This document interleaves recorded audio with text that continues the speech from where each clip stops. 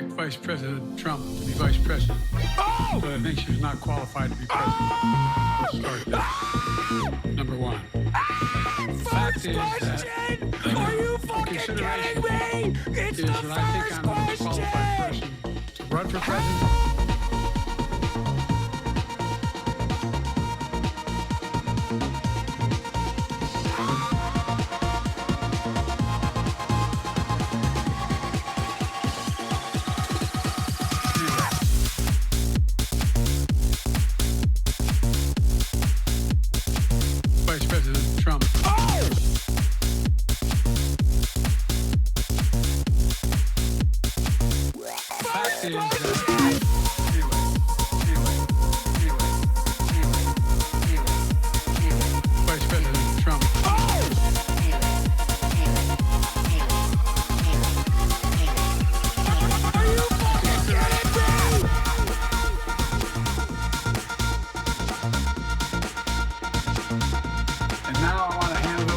president of Ukraine who has as much courage as he has determination.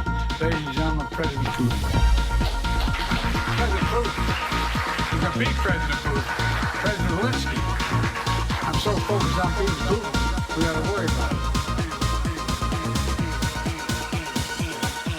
Vice President Trump.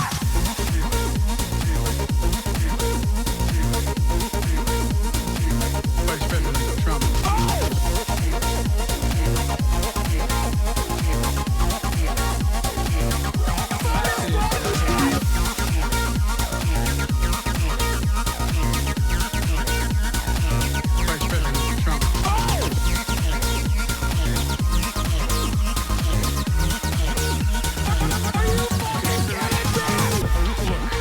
What's going on, everybody? I hope everyone's having a fantastic evening, fantastic afternoon, fantastic pre-noon, no matter where you are in the world. I'm Hassan Piker, and this is the HasanAbi broadcast coming to you live from sunny California, Los Angeles, folks. We're live and alive, and I hope all the boys, girls, and MBs are having a fantastic one because today's a beautiful day. Today's a wonderful day. Today is Wednesday. That's right. It's July 24th, 2024, 10:52 a.m. on a beautiful Wednesday. And there's some good news and some bad news. We'll get to all of that in a brief moment. But before we do, this is part of the broadcast where I tell you a little bit about my personal news. I'm early as heck right now. That was Megaphonics' very own Vice President Trump is an unlisted video. You can't find it. It's featuring HasanAbi and Old Joe. Shouts out to Megaphonics for another banger. Ooh, when is your birthday? We are one day out from my birthday. My birthday is tomorrow. Ladies and gentlemen, tomorrow I turn 33. 33. Everyone keeps saying it's the angel year. It's the Jesus year. It kind of freaks me out. Isn't that the year he died? But anyway, ladies and gentlemen, it is. I'm old. I'm old as frick. I'm old as heck.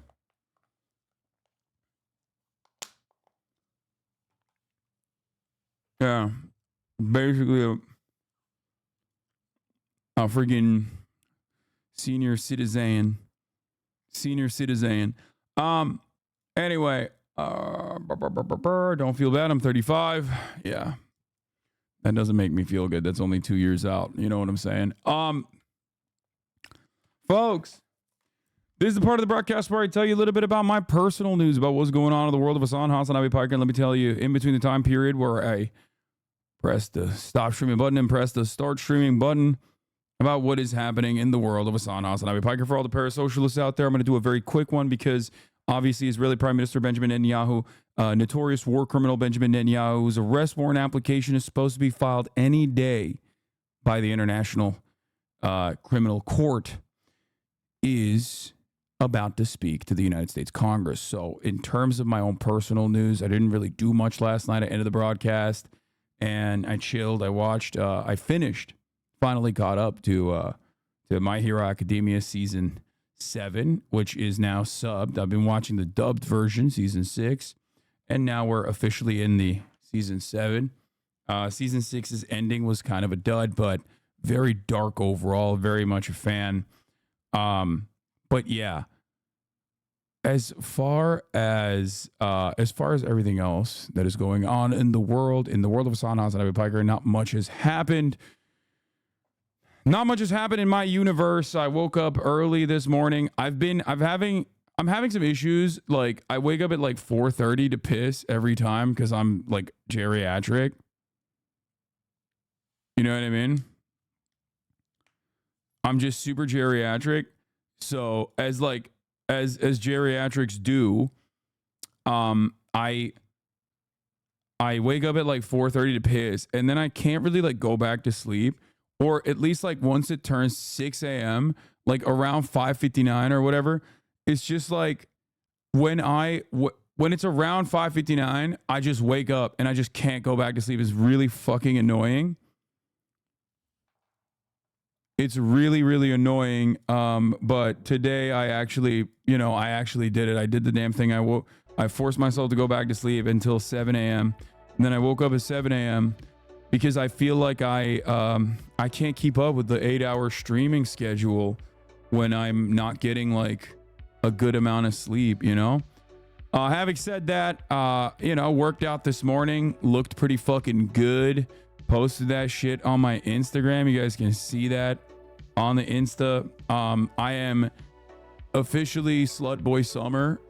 Like you might have noticed that like I used to hide my belly. But you know, I'm officially just letting that shit ride. You can see it. You can see my belly.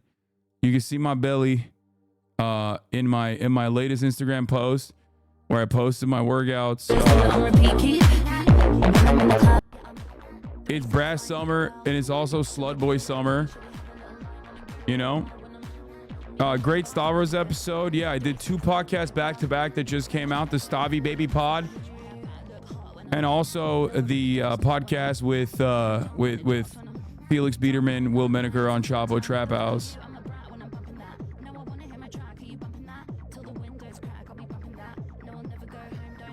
But yeah, shoulder striations are out of control.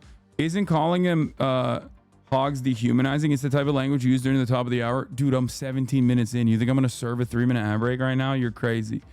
I don't want to see your body, bro. Wait, why? Why not? Look at that. Look at that, like, extra belly fat right there and skin.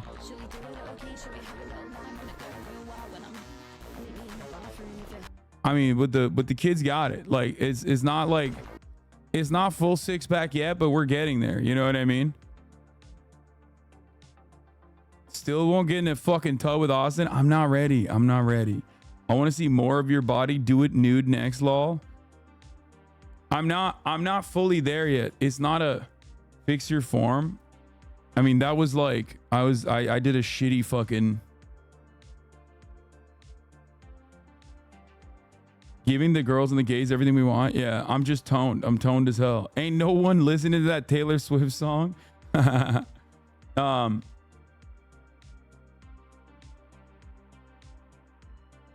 Convenient towel placement, shaking my head.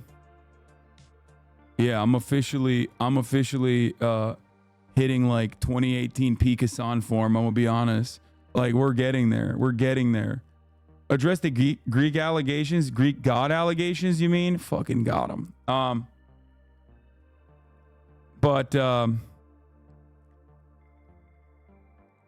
Brad Summer actually received news it was bottom autumn now. Yeah, that's what I said last night, but it's still Brad Summer. So, what was I saying? What was I talking about? What did I want to say? Harley donated $5. I've been watching for a couple days ago. Oh, hell yeah. Thank you for inspiring me to start my own gym journey. Always.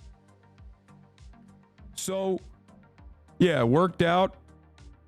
Feeling pretty good. Immediately fucking dove in and wanted to cover Bibi Netanyahu obviously speaking to Congress.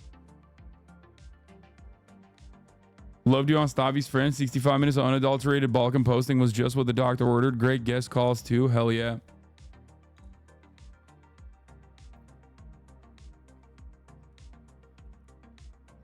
It's hard to build muscle at your height. Yes. I mean, it's not hard to build muscle. It's just hard to make it look super muscular. That's the issue. So that's what it is.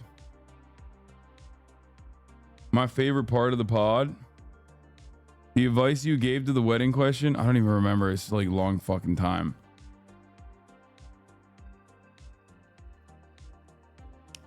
But yeah, I'm in my skinny era. It's skinny summer for me. It's slutty summer for me. I'm being extra slutty with it. It's all good. You know what I mean? Like,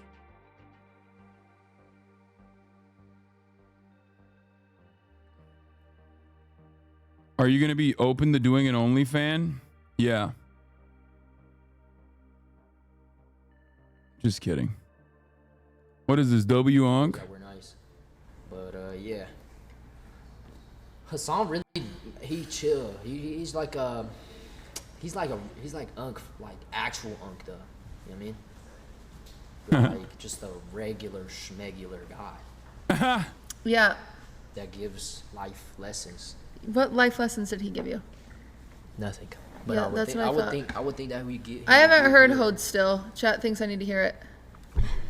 Damn, cutie, let him fucking hype me up a little bit before my biggest enemy, dude. They posted you on gay Twitter. Gays after a breakup, no context gay. What? What is this even? I don't even know what this means, dude. Hasan, help me. My good friend thinks Trump will be more anti-war than the Democrats. Yeah, that's an unfortunate piece of misinformation that you're going to have to deal with for the rest of your life if the Democratic Party continues advocating for like how sick they are with NATO, and like Americans are going to consistently look at that. Americans are going to consistently look at that and just be like, yeah, no, these guys, there's a lot happening in the world whenever Democrats are in charge, it seems, because Americans don't think about this shit that much. Anyway, on that note, Israeli PM Netanyahu is about to address Congress, so I'm gonna fucking blast the frick off. You already know what it is. All right, we're gonna get a lot. That's why I started early. War criminal BIBI speaks to captive audience, excited at prospect of more dead brown children. 86 Dems and 1 rep boycott. Kamala isn't there. Massive protests in DC. Brandon speaks later tonight. Later, he's not dead. If you took the day off, something funny would have happened in DC. Just saying. Okay, chill.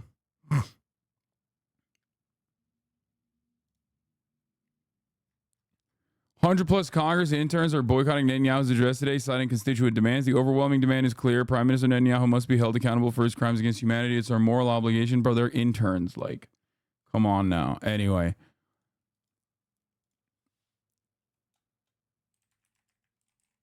All right, that's a good blast off meme. Let's freaking go.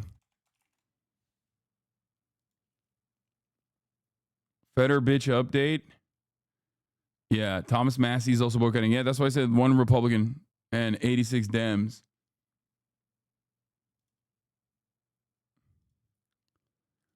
Anyway. War criminal BB speaks to captive audience with the prospect of more dead brown children. Kamala isn't there. Mass protests in DC. Brandon speaks later. He's not dead.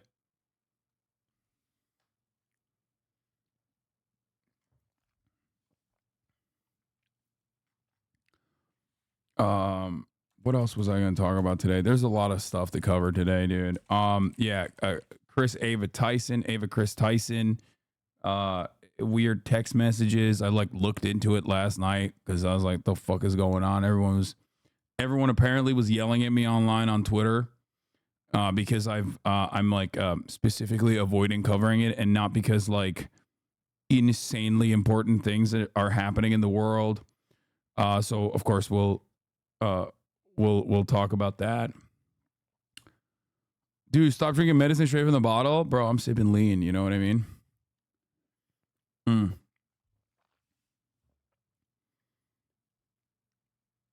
Literally once in a generation history is happening. Yeah. Shit that's going to be covered in history textbooks. You know what's not going to be covered in history textbooks? What happened with the Mr. Beast franchise. Okay? Excuse me. I don't think that's going to be a part of... I don't think that is going to be significant. We're not going to be looking back decades later and being like, yeah, Hasan really didn't cover that situation quick enough. And these motherfuckers did this with Cody Code too. It's like, bro, I'm sorry, okay? I have a finite amount of bandwidth. Do you understand? The funniest part about it is that the Tyler the Creator meme about how the fuck is online bullying real? Just close the internet or close your goddamn monitor. is so real because like I never see any of this shit now that I don't have Twitter on my phone, so I'm not like death spiral scrolling on a regular basis, which is why, oh fuck, this gross piece of shit monstrous scumbag is already shaking hands. But anyway, last thing I was gonna say in terms of that like drama coverage and all the people that like immediately went from like, oh, you don't care about the victims to like, okay, well the victim was paid off and that's why they're saying they weren't groomed, to Hasan, why aren't you covering this? Like, you're such a hypocritical piece of shit in like a matter of 3 minutes. Like, the story moved down so fast, it's crazy. I'll eventually cover it, of course, if I have time today. But I mean, it's weird and gross text messages, for the record, or DMs, Discord DMs, like unacceptable. Don't talk to children. The fuck is going on? How is this like a thing that? How is this a thing that we just have to have a conversation over on a regular fucking frequency? It's wild to me. But you know, that's my number one reaction. AP stream is ahead. I don't care. We'll watch it on this one. I'm so mad. It has nothing to do with the YouTube thing. I'm mad at this. This is disgusting. This is 100% the equivalent of like putting up, I'm straight up saying it. This is literally being like, yo, Adolf, come talk. Like, come talk, please, at the U.S. Congress. And it's wild that this was a bipartisan invite from Chuck Schumer, who like a month prior to this, prior to inviting him alongside Michael Johnson, Michael Penis, had literally said he's awful and we have to replace him with fucking Benny Gantz. So I got all the smoke today. You know, listen, we're gonna be Israel posting today, okay? I'm gonna be talking about Israel. So I know that that's like something that a lot of fucking fair weather Democrats who only talk about, want to talk about progress, but never want to talk about this issue. You're gonna hear a little bit about that, okay? So buckle in. Oh, bad news. What was the bad news? I mean, aside from this fucking warmongering piece of shit with an arrest warrant application out right now at the International Criminal Court speaking to the U.S. Congress, the other bad news is Kamala Harris is potentially looking into Pete Buttigieg. And that's horrible. That's like tomatoes. I'm throwing tomatoes, okay? Please don't do that. Please don't fucking do that. That's a horrible idea. Anyway, let's get started. Speaker of the House, Mike Johnson. Senator Ben Cardin, Minority Leader Hakeem Jeffries, Senate Majority Leader Chuck Schumer, Senate Minority Leader Mitch McConnell, Senators, members of Congress, distinguished guests. Mr. Speaker, I want to thank you for giving me the profound honor of addressing this great citadel of democracy for the fourth time.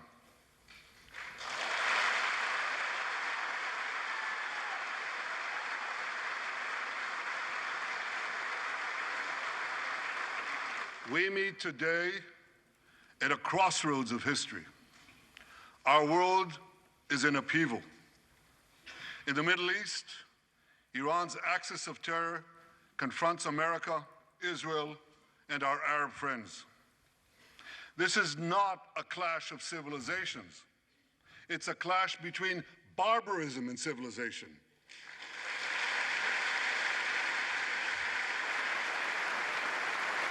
Gross piece of shit. It's a clash between those who glorify death and those who sanctify life. Bro, dude, you are the barber. You are the barbarism. You are doing the barbarism. For the forces of civilization 40,000 in a conservative America estimate. and Israel must stand together.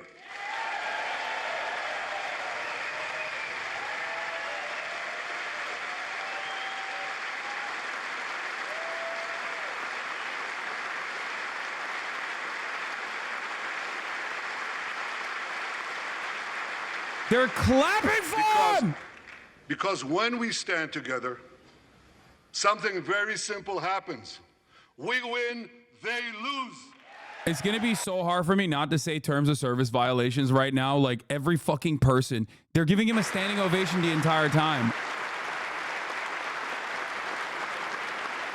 And my friends, I came to assure you today of one thing. We will win.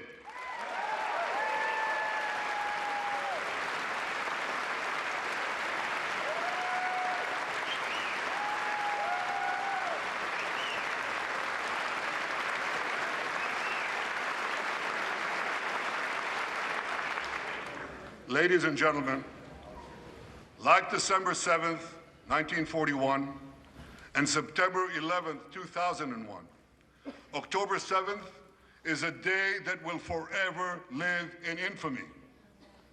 It was the Jewish holiday of Simchat Torah. It began as a perfect day, not a cloud in the sky. Thousands of young Israelis were celebrating at an outdoor music festival. And suddenly, at 6:29 a.m., as children were still sleeping soundly in their beds in the towns and kibbutzim next to Gaza, suddenly heaven turned into hell. 3,000 Hamas terrorists stormed into Israel. He's gonna do gory details of October 7. He's gonna lie about some of the things that happened. Of course, he's not gonna bring up the fact that the IDF also messed up majorly, and that he is seen as like part of the reason why October 7 happened, like how it was ever allowed to happen. We're not even going to get to any of that real shit. He is a monstrous piece of shit. They raped women. Yeah. They beheaded men. They burnt babies alive. None of that is real. They killed parents in front of their children and children in front of their parents. They dragged 255 people, both living and dead, into the dark dungeons of Gaza. Israel has already brought home 135 of these hostages, including 7 who were freed in daring rescue operations.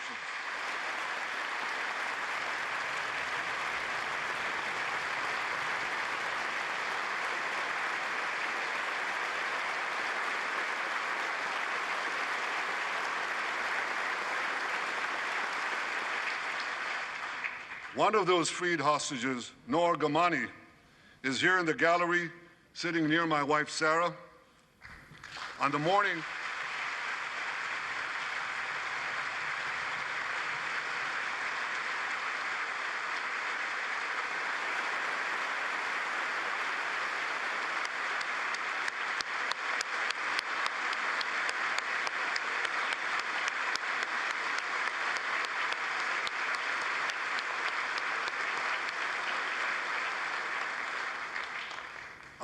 of October 7th, the entire world saw Noah's look of desperation as she was violently abducted to Gaza on the back of a motorcycle. I met Noah's mother, Leora, a few months ago. She was dying of cancer. She said to me, "Prime Minister, I have one final wish. I wish to hug my daughter Noah one last time before I die." 2 months ago, I authorized a breathtaking commando rescue operation. Our special forces, including a heroic officer named Arnon Zmora, who fell in this battle. You guys are mentally ill. Noah and 3 other hostages. If you think we're mentally ill for saying that like a person who is designated as a war criminal, okay, who has been responsible for the death and destruction of an entire fucking area filled to the brim, an open air prison filled to the brim, 40,000 dead, the majority women and children. If we think that that guy is a piece of shit and that makes us mentally ill, then yeah, I guess we're fucking mentally ill. We're the ones who are mentally ill. You're right.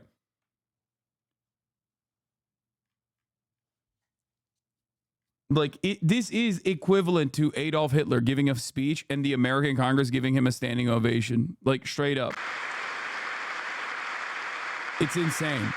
There is no world in which this would, like, ever happen. Many hostage families are also here with us today. including Eliyahu Bibas. Eliyahu Bibas is the grandfather of those two beautiful red-headed boys, the Bibas boys, toddlers. And they were taken hostage with their mother and and Eliyahu's son. The entire family was taken hostage. Two beautiful red-haired children taken hostage. What monsters. And with us also is Iris Chaim, whose son Yotam bravely escaped Hamas captivity with two other Israelis, and tragically they were killed making their way back to our lines. We have with us also the families of American hostages. They're here. Dude, this is, oh my God, I hate this. I hate this so much. But I do think, okay, here's my hopium. Here's my hopium. This is so fucking gross, and it will literally bring back attention to Gaza. Because everyone was talking about in the past 7 days, in the past 2 weeks, things heated up. Since the debate, basically no one was talking about Gaza. Benjamin Netanyahu coming out and swinging for the fucking fences in the immediate aftermath of an ICJ decision that declared Israel to be an apartheid state, that Israel must immediately evacuate all the territories that it currently occupies and go back to 1967 borders. And then the ICC warrant for his application is supposed to be going through any time. When he's giving a standing ovation like this, okay, when you're giving a standing ovation like this, there are two things happen. One, people are going to be like, why the fuck does anybody care about like a foreign leader this much? What the hell is going on? So it will negatively polarize people, I think. And secondly, it will cause people to pay attention to Gaza again. It'll be in the forefront of the conversation again. And that in and of itself, I think, will have negative consequences for Israel. It'll have negative consequences for Benjamin Netanyahu. Why are you muting? Just turn it down. Because I don't fucking care. You've heard him a million times over. He's not going to say anything new. This is exactly the same fucking speech. I thank President Biden for his heartfelt support for Israel after the savage attack on October 7th. He rightly called Hamas sheer evil. He dispatched 2 aircraft carriers to the Middle East to deter a wider war. And he came to Israel to stand with us during our darkest hour, a visit that will never be forgotten.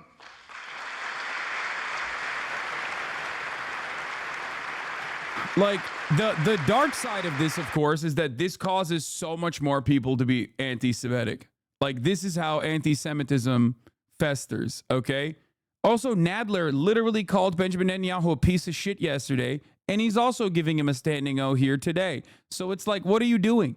Nadler, you fucking shit your diapers on a regular basis, and you're using what remains of your, like, battery as an 800-year-old demon to, like, stand up to give him claps. What are we doing here? Have shown boundless courage. With us today,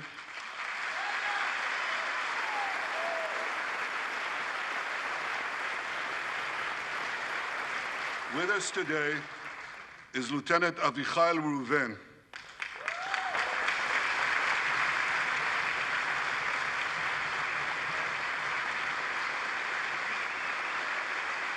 Bro, they love doing identity politics. They're so fucking conservative. They're like, yeah, look, see, we have black people in the IDF, dude. Hey, guys, don't ever look up what we did to Ethiopian Jews, okay? Please, don't do that. Don't look at the sterilization operation that we engaged in. Of October 7th, Israel, famously not racist. Of Hamas's bloody rampage. He put on his uniform. Like, this man is literally a far-right Republican in terms of, like, American Congress. And you have Democrats clapping for him.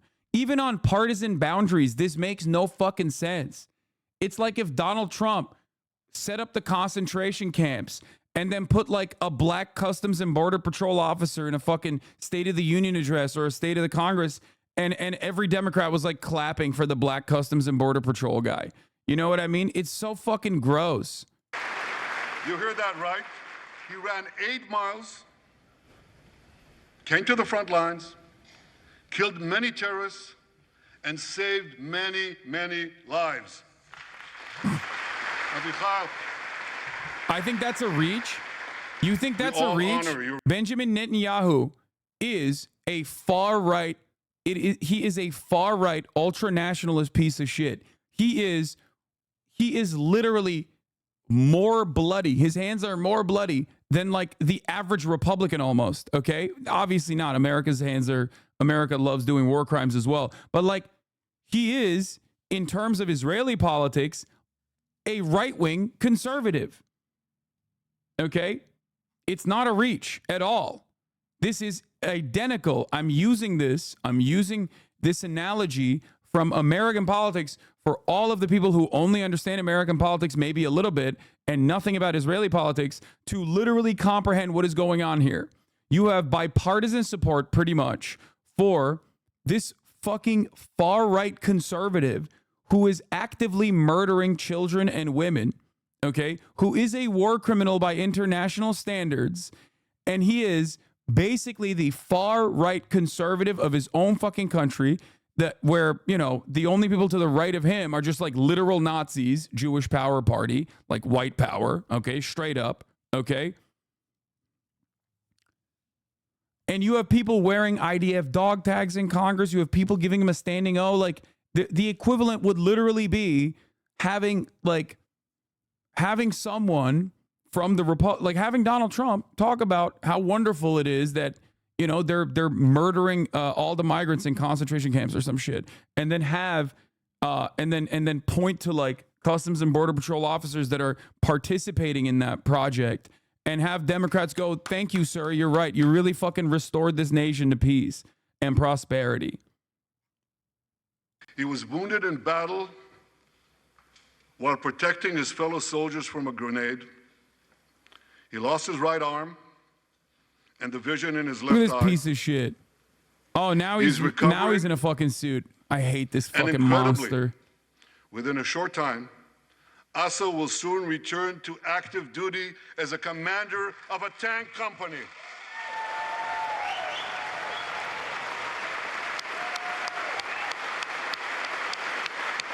Wait, what?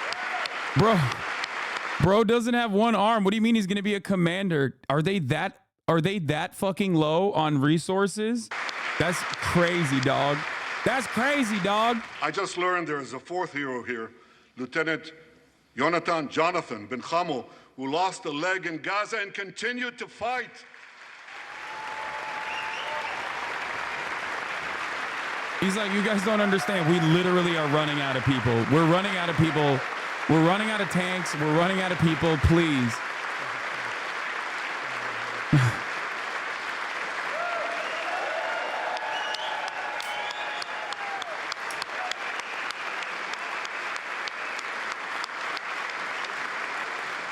Isn't BIBI from Pennsylvania? My friends, Yes. These are the soldiers of Israel, unbowed, undaunted, unafraid.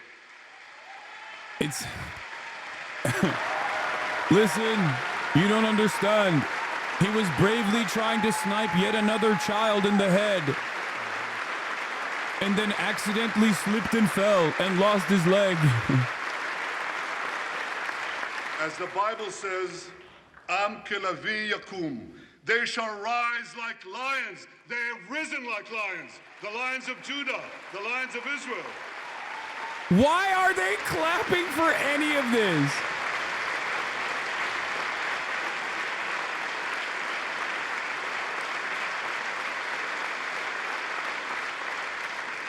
Ladies and gentlemen, the men and women of the IDF come from every corner of Israeli society, every ethnicity, every color, every creed, left and right, religious and secular.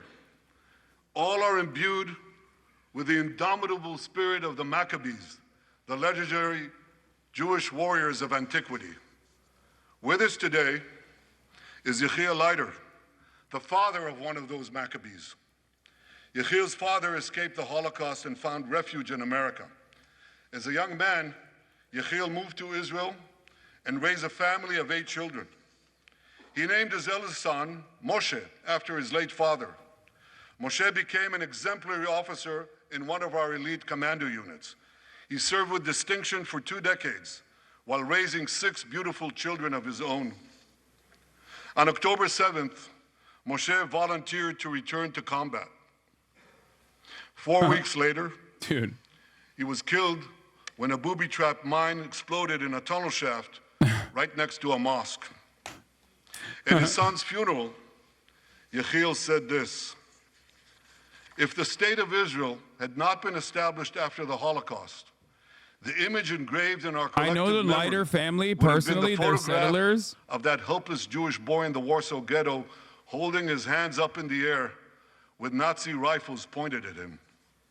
But because of the birth of Israel," Yechiel continued, "because of the courage of soldiers like my son Moshe, the Jewish people are no longer helpless in the face of our enemies." Escape the Holocaust just to be abandoned by Israel and have the genocidal state brainwash his son and then lose them to Israel's genocidal operation? I know. He's like, dude, listen, he was on his way to go fucking smell some Palestinian underwear that he found in a fucking hollowed out Yechiel, apartment complex, and he blew Yechiel, up. please rise so we can honor your son's sacrifice. And I pledge to you and to all the bereaved families of Israel, I don't care. some of whom are in this hall today. I don't care. Sacrifice of your I'm loved trying ones- so hard. I'm trying so hard not to say some shit, dude. I'm trying so hard not to be on fucking Fox News. Oh my Lord. America first, by the way. Yeah, Republicans love talking about America first, by the way. There is no world. I don't think that actual Republicans that aren't like the psychopathic biblical evangelical Protestants that think like Israel is going to bring about the rapture, outside of those guys, I don't think any Republican listens to this fucking rabid, monstrous piece of shit and watch their representatives and watch their senators get up and give more of a rabid applause to a foreign nation's leader than their own president when their own president fucking speaks, okay? This is a more rabid audience, a more bipartisan audience than when a Democratic president speaks to addresses Congress, then when a Republican president addresses Congress. This is incredible, okay? This is incredible shit. There is no better representation that America is completely bought and sold to corporate interests, that American Congress is completely bought and sold to whatever our foreign policy is going to be in the Middle East, than what you are experiencing right now. Okay? There is no way. I do not believe that like Republicans in fucking Alabama that aren't like super invested in this televangelist narrative of the rapture coming are going to look at this and go, wow, I really love that my congressperson is out there clapping like a fucking seal when this guy is saying like, we have to defend Israel. It's the most important state. Like, no shot. No fucking shot, dude.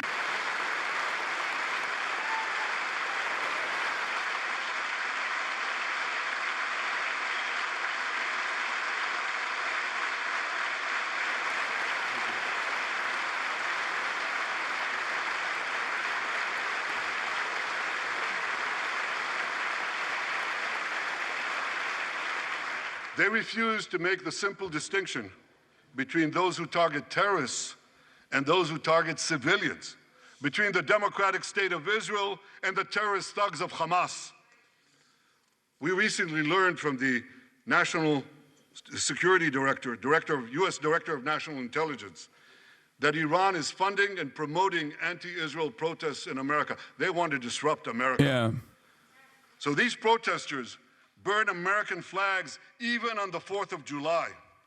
And I wish to salute the fraternity brothers at the University of North Carolina. Oh, God. Oh, I'm going to throw up. The American flag. Bro, this is American culture war shit. He's doing American culture war issues, brother. I'm telling you, he is just a Republican. Just a Republican, okay? He is literally doing American culture war notes.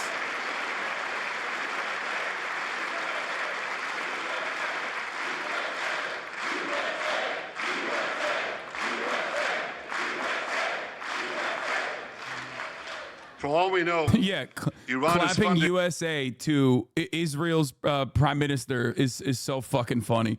Yeah, no, totally. but they're there.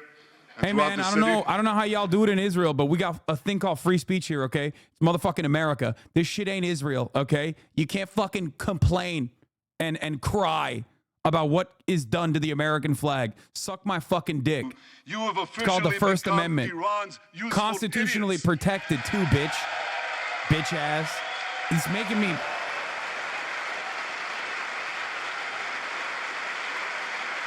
Imagine having a fucking foreign leader coming into a U.S. Congress, shitting on American citizens and having their own fucking American representatives go, hell yeah, you're right. Suck my fucking dick. You monstrous pieces of shit. You fucking cowards. All of you. Shame on every single person. Proclaiming gays for Gaza. They might as well hold up signs saying chickens for KFC. Gross, dude. These protesters chant from the river to the sea, but many don't have a clue what river and what sea they're talking about. They not only get an F in geography, they get an F in history. They call Israel a colonialist state. Don't they know that the land of Israel is where Abraham, Isaac, and Jacob prayed, where Isaiah and Jeremiah preached, and where David and Solomon ruled?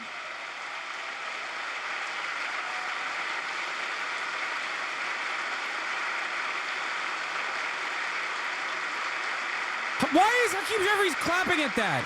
Why are you clapping at that, you fucking For donkey? nearly 4,000 years, the land of Israel has been the homeland of the Jewish people. It's always been our home. It will always be our home.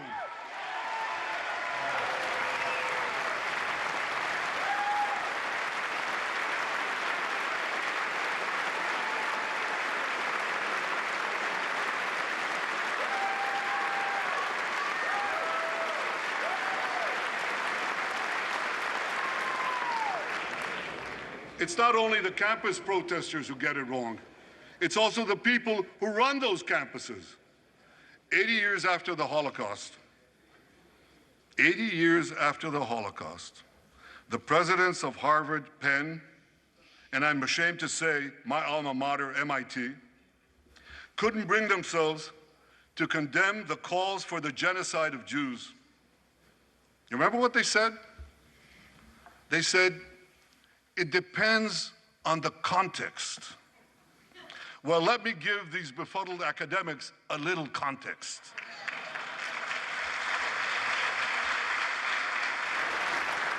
Anti-Semitism is the world's oldest hatred. For centuries, the massacre of Jews was always preceded by wild accusations. We were accused of everything from poisoning wells to spreading plagues, to using the blood of slaughtered children to bake Passover matzahs. These preposterous anti-Semitic lies led to persecution, mass murder, and ultimately to history's worst genocide, the Holocaust. Now, just as malicious lies were leveled for centuries at the Jewish people, malicious lies are now being leveled at the Jewish state. No, don't applaud. Listen. The outrageous slanders that paint Israel as racist and genocidal are meant to delegitimize Israel, to demonize the Jewish state, and to demonize Jews everywhere. And no wonder we've witnessed an appalling rise of anti-Semitism in America and around the world. Yeah, dude, no. This definitely won't contribute to like an appalling rise of actual anti-Semitism after Americans literally see something that they're not used to and they're like, why is this foreign leader getting so much play? Why does he have so much motion in American Congress? You think this doesn't contribute to anti-Semitism? This is literally like an American Nazi's wet dream, okay? This is an American Nazi's wet dream. They're going to be like, they will run this over and over again to be like, see? They will take advantage of the lack of critical thinking. They will take advantage of the lack of critical thinking that the average American has on this issue. Because on the one side, on the Israeli front, Israel consistently uses Judaism as a cynical deployment, a cynical shield to be like, yeah, we're doing this for Jews around the world. Joe Biden then reiterates that point and says, not a single Jew would be safe without Israel being a Jewish ethno-state. So Americans also associate Israel with Judaism when they shouldn't. Okay? But there is no greater way to make that argument like, oh, see, look, Jews control the media. Jews control the fucking Congress. Like, look at this, is exactly what Nazis are going to say over and over and over again, especially as these fucking dickheads are giving him a standing ovation. Aren't getting enough food. It's not because Israel is blocking it. It's because Hamas is stealing it.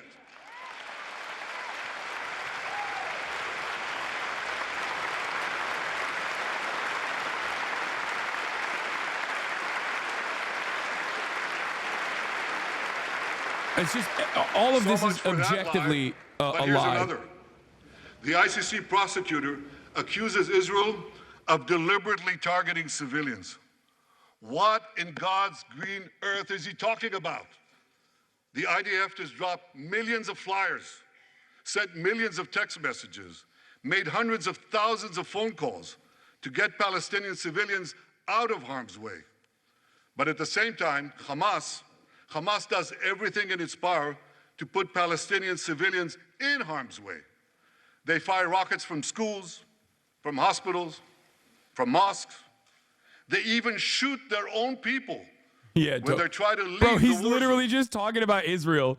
He's literally just talking about Israel. Listen to this. He boasted that Palestinian women and children excel at being human shields. His words, excel at being human shields. What monstrous evil. For Israel, every civilian death is a tragedy. For Hamas, it's a strategy. They actually want Palestinian civilians to die so that Israel will be smeared in the international media and be pressured to end the war before. Bro's like, we just can't stop killing Palestinian babies, okay? We won't stop. We can't stop. And Hamas loves it. They take advantage of our fucking unimaginable violence. And the worst part about killing all of those Palestinian babies is that we look bad. People go, hey, man, why are you killing so many babies? It's really fucked up.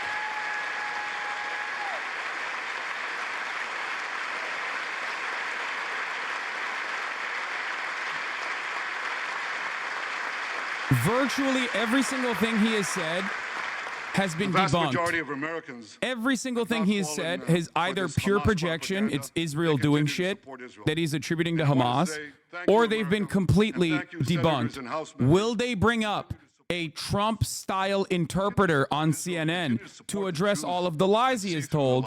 I don't know. But as for the minority, I'm not holding my breath. that may have fallen for Hamas's con's job, I suggest you listen to Colonel John Spencer.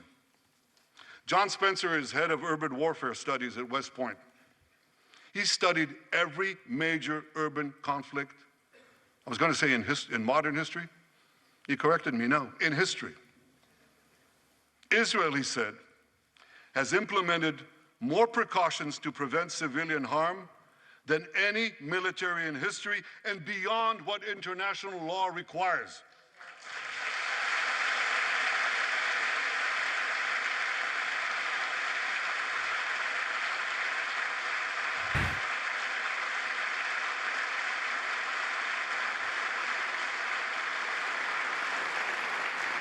That's why, despite all the lies you've heard, the war in Gaza has one of the lowest ratios of combatants to non-combatants casualties in the history of urban warfare.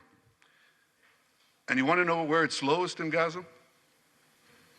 It's lowest in Rafah. In Rafah. Remember what so many people said? If Israel goes into Rafah, there'll be thousands, maybe even tens of thousands of civilians killed. Y'all burned an entire fucking tent city down. Fuck you mean? I visited our troops as they finished fighting Hamas's remaining terrorist battalions. I asked the commander there, how many terrorists did you take out in Rafah? He gave me an exact number, 1,203. I asked him, how many civilians were killed? He said, Prime Minister, practically none, with the exception of a single incident where shrapnel from a bomb hit a Hamas weapons depot and unintentionally killed two dozen people. Two to three The civilians answer do is not die for one Hamas practically terrorist. none. That's You not wanna even know true. why? Because Israel got the civilians out of harm's way, something people said we could never do, but we did it.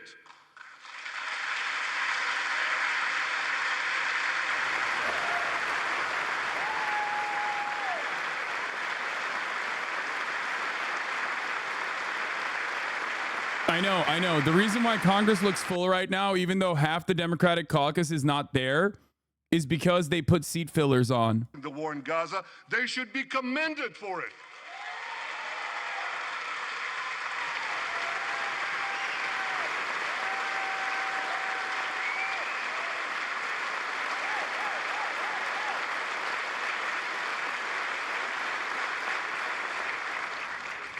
I want to thank all of you here today who have forcefully opposed the false accusations of the ICC and stood up for the truth. These lies are not only libelous, they're downright dangerous. The ICC is trying to shackle Israel's hands and prevent us from defending ourselves.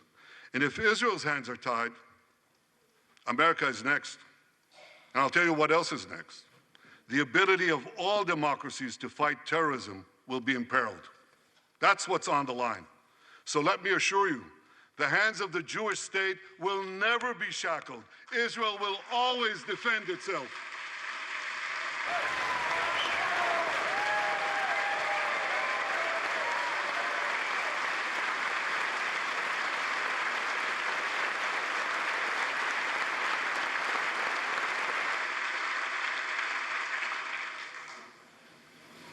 My friends, in the Middle East, Iran is virtually behind all the terrorism, all the turmoil, all the chaos, all the killing. And that should come as no surprise. Wait, what? Did he When he say founded Israel the is behind Islamic all the Republic, terrorism in the Middle East? He's right. Ayatollah Khomeini pledged, we will export our revolution to the entire world. We will export the Islamic revolution to said the Iran. entire world. Now ask yourself, which country ultimately stands in the way of Iran's maniacal plans to impose radical Islam on the world? And the answer is clear. It's America, the guardian of Western civilization and the world's greatest power. I'm not kidding. I think Benjamin Netanyahu is more popular in America than he is in Israel. I think Benjamin Netanyahu is more popular in America than he is in Israel. And I think Donald Trump is more popular in Israel than he is in America. It's like, what is happening? That's why Iran sees America as its greatest enemy. Last month, we heard a revealing comment, ostensibly about the war in Gaza, but about something else. It came from the foreign minister of Iran's proxy, Hezbollah, and he said this is not a war with Israel. Israel, he said, is merely a tool. The main war, the real war, is with America. Iran's regime has been fighting America from the moment it came to power. In 1979, it stormed the American embassy. It held scores of Americans hostage for 444 days. Since then, Iran's terrorist proxies have targeted America in the Middle East and beyond. In Beirut, they killed 241 U.S. servicemen. In Africa, Netanyahu claims they bombed civilian casualties American amount to embassies. practically none. He In says Iraq, Israeli force should be they commended supplied for the number of explosives to civilians maim killed. and kill thousands of American Okay, soldiers. let's see if they keep that America. energy. In America. Why is chat so anti-American? sent Dude, death that's so squad. funny that you're saying that. Like, because we're not dick riding a fucking foreign nation. Because we're not dick riding a foreign nation's leader, absolutely just rubbing his penis on every single seat in fucking Congress as they give him a standing O behind every word in a way that they don't even do when an American president is speaking. There are more partisan protests when a fucking American president speaks and talks to its own fucking Congress. And that's anti-American? You think that's anti-American because we're not sufficiently dick riding Israel, a foreign country? The fuck is being American to you? Oh, sorry. If you do not immediately get on your knees and suck Benjamin Netanyahu's dick and balls, you are not sufficiently pro-America. Suck my dick. Yo, what up? That's why the mobs in Tehran chant death to Israel before they chant death to America. For Iran, Israel is first, America is next. So when Israel fights Hamas, we're fighting Iran. When we fight Hezbollah, we're fighting Iran. When we fight the Houthis, we're fighting Iran. And when we fight Iran, we're fighting the most radical and murderous enemy of the United States of America. And one more thing. When Israel acts to prevent Iran from developing nuclear weapons that could destroy Israel and threaten every American city, every city that you come from, we're not only protecting ourselves, we're protecting you.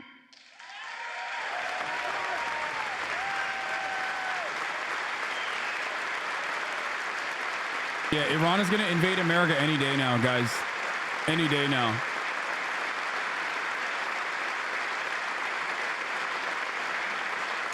Like, how can you say you love this fucking nation and then simultaneously look at all of the fucking poverty everywhere? Okay? The roads are fucked. There's no infrastructure. Bridges are falling apart. You can't pay for education. Everything is too expensive.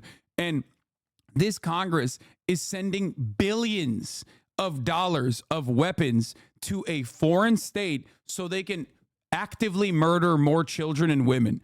Like, think about that. How can you say you love America? How can you say you love America and then simultaneously turn around and go, and that's precisely why we got to give billions and billions of dollars to an apartheid state, even if you don't give a fuck. Even if you personally don't care about all the fucking brown children that they're killing because they're brown, you should still be like, why are we giving them billions of dollars of weapons? Like, what the fuck are we doing here? Like, why are we giving them billions and billions and billions of fucking dollars? What the fuck is that about? How does that make sense in your fucking mind? If you're a Republican, how does that make sense in your fucking mind? Explain that to me, okay? To achieve this diplomatically. But let me be clear. Israel will do whatever it must do to restore security to our northern border and return our people safely to their homes.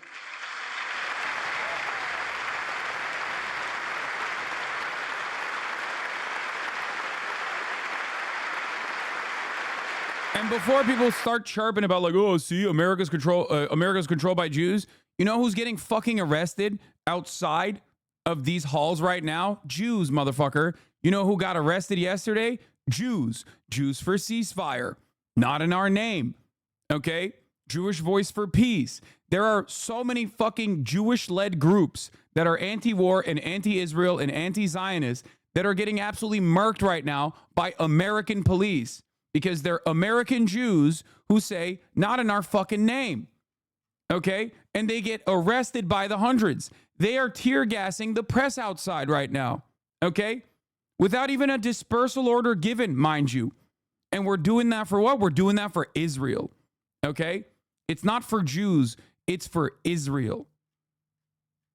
Israel might claim cynically that they are doing this for Judaism, but it's absolutely unconscionable behavior that has nothing to do with Judaism whatsoever. Okay? Never forget, there are more, significantly more evangelical Protestants that are ultra-Zionist in totality in this country than there are Jewish Zionists in this country. Okay? There are 10x more evangelical Protestants that love Israel and want Israel to fucking keep being this psychotic, rabid, bloodthirsty state, specifically because they think the rapture is going to happen. 10x the number of Jews in totality, as a matter of fact. Okay? Anti-Zionist Jews and Zionist Jews combined do not even make 1/10 of the number of evangelical Protestant Christians who are rabid ultra-Zionists in this country. Okay?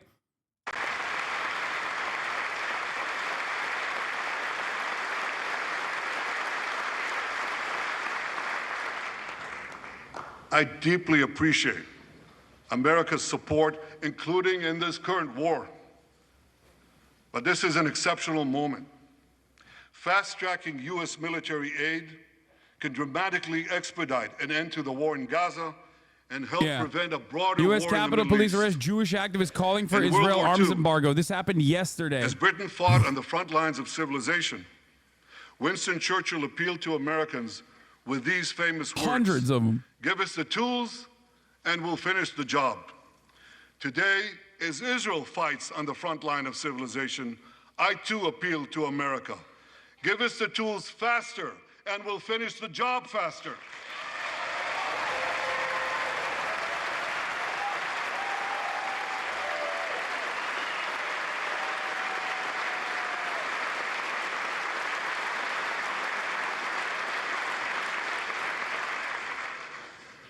My dear friends, the war in Gaza could end tomorrow if Hamas surrenders, disarms, and returns all the hostages. Look at that. Netanyahu's giving a smug-ass speech in Congress. Carmit Palty Katzir, whose father and brother were murdered on October 7th and her mom kidnapped, is arrested by Capitol Police for wearing a shirt demanding Netanyahu seal the deal.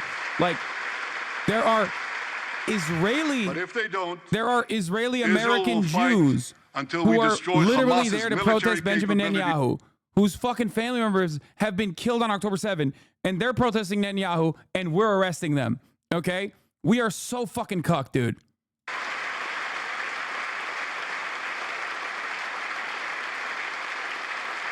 That's what total victory means, and we will settle for nothing less.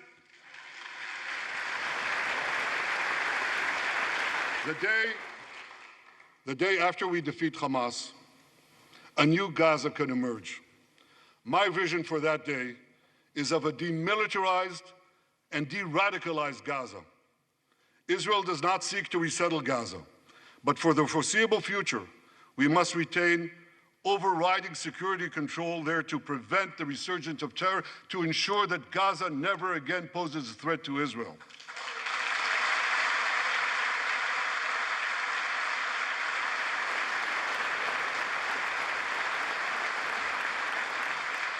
Gaza should have a civilian administration run by Palestinians who do not seek to destroy Israel. That's not too much to ask. It's a fundamental thing that we have a right to demand and to receive.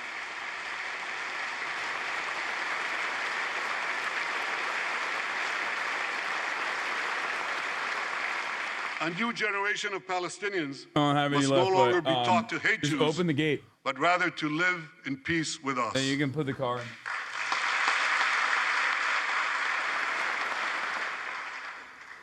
Those twin words, demilitarization and de-radicalization, those two concepts were applied to Germany and Japan after World War II, and that led to decades of peace, prosperity, and security. Bro, that should be...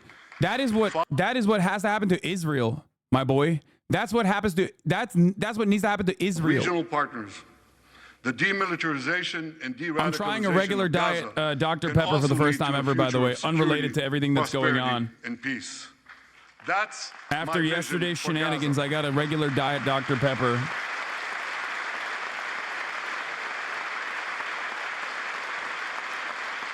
Now here's my vision. Not sure if I like it. For the broader Middle East. It's also shaped in part by what we saw in the aftermath of World War II. After that war, America forged a security alliance in Europe to counter the growing Soviet threat. Likewise, America and Israel today can forge a security alliance in the Middle East to counter the growing Iranian threat. All countries that are at peace with Israel and all those countries who will make peace with Israel should be invited to join this alliance. We saw a glimpse of that potential alliance on April 14th. Led by the United States, more than half a dozen nations worked alongside Israel to help neutralize hundreds of missiles and drones launched by Iran against us. Thank you, President Biden, for bringing that coalition together.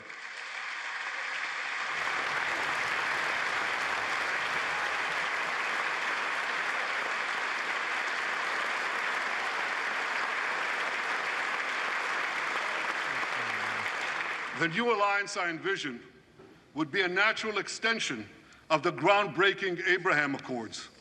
Those accords saw peace forged between Israel and 4 Arab countries, and they were supported by Republicans and Democrats alike. We could call, I have a name for this new alliance. I think we should call it the Abraham Alliance.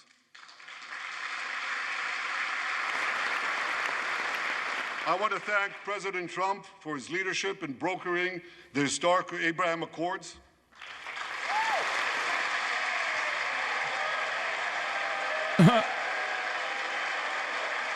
Turns out the real unity ticket was Benjamin Netanyahu. Turns out that's the real unity ticket, like boys. Americans, Israelis were relieved that President He Trump will unite emerged this country safe and sound from that dastardly and attack save on the him, bloodlust that we have. dastardly attack on American democracy. There is no room for political violence in democracies.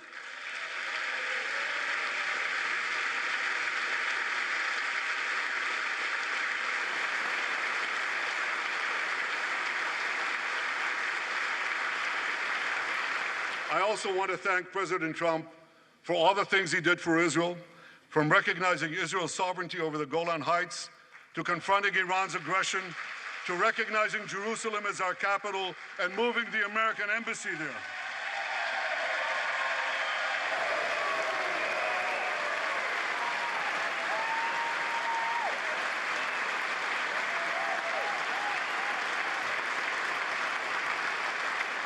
That's Jerusalem, our eternal capital, never to be divided again.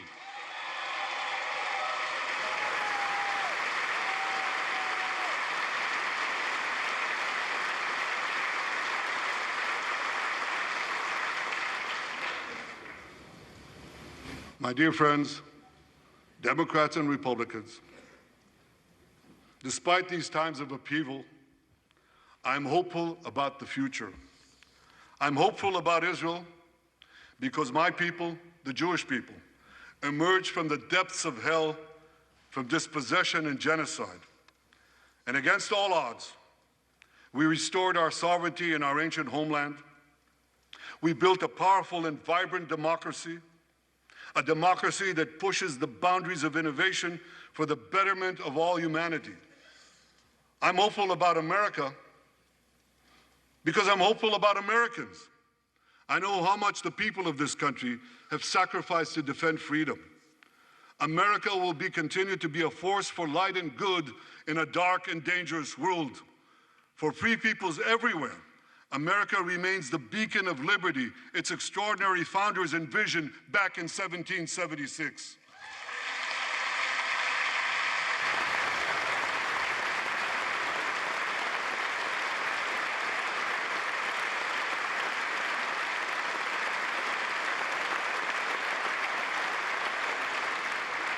Working together, I'm confident that our two nations will vanquish the tyrants and terrorists who threaten us both.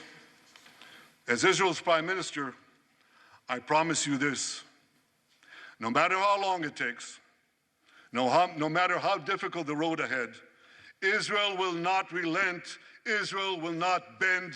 We will defend our land, we will defend our people, we will fight until we achieve victory. Victory over liberty, rather victory of liberty over tyranny, victory of life over death, victory of good over evil. That's our solemn commitment.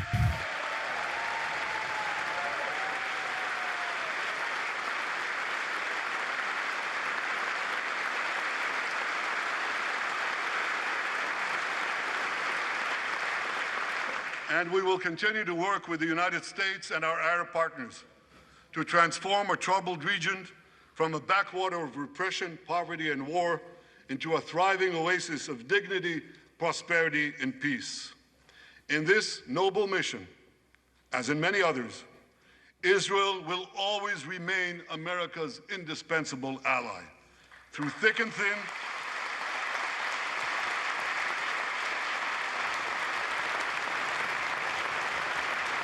Here's the latest polls. Trump voters, the Israeli 60. What the fuck is this? Fuck! Trump through thick and voters thin, say Israeli in good times 68%. and in bad. Harris voters, Israel will Palestinians always 34%, be your the loyal Israelis friend 12%, and your about equal steadfast 38%. On behalf of the people of Israel, I came here today to say thank you, America. Thank you for your support and solidarity. Thank you for standing in Israel, with Israel, in our hour of need.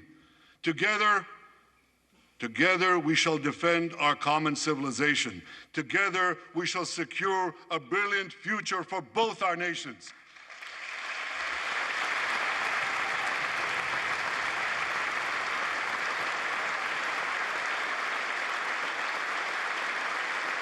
May God bless Israel, may God bless America, and may God bless the great alliance between Israel and America forever.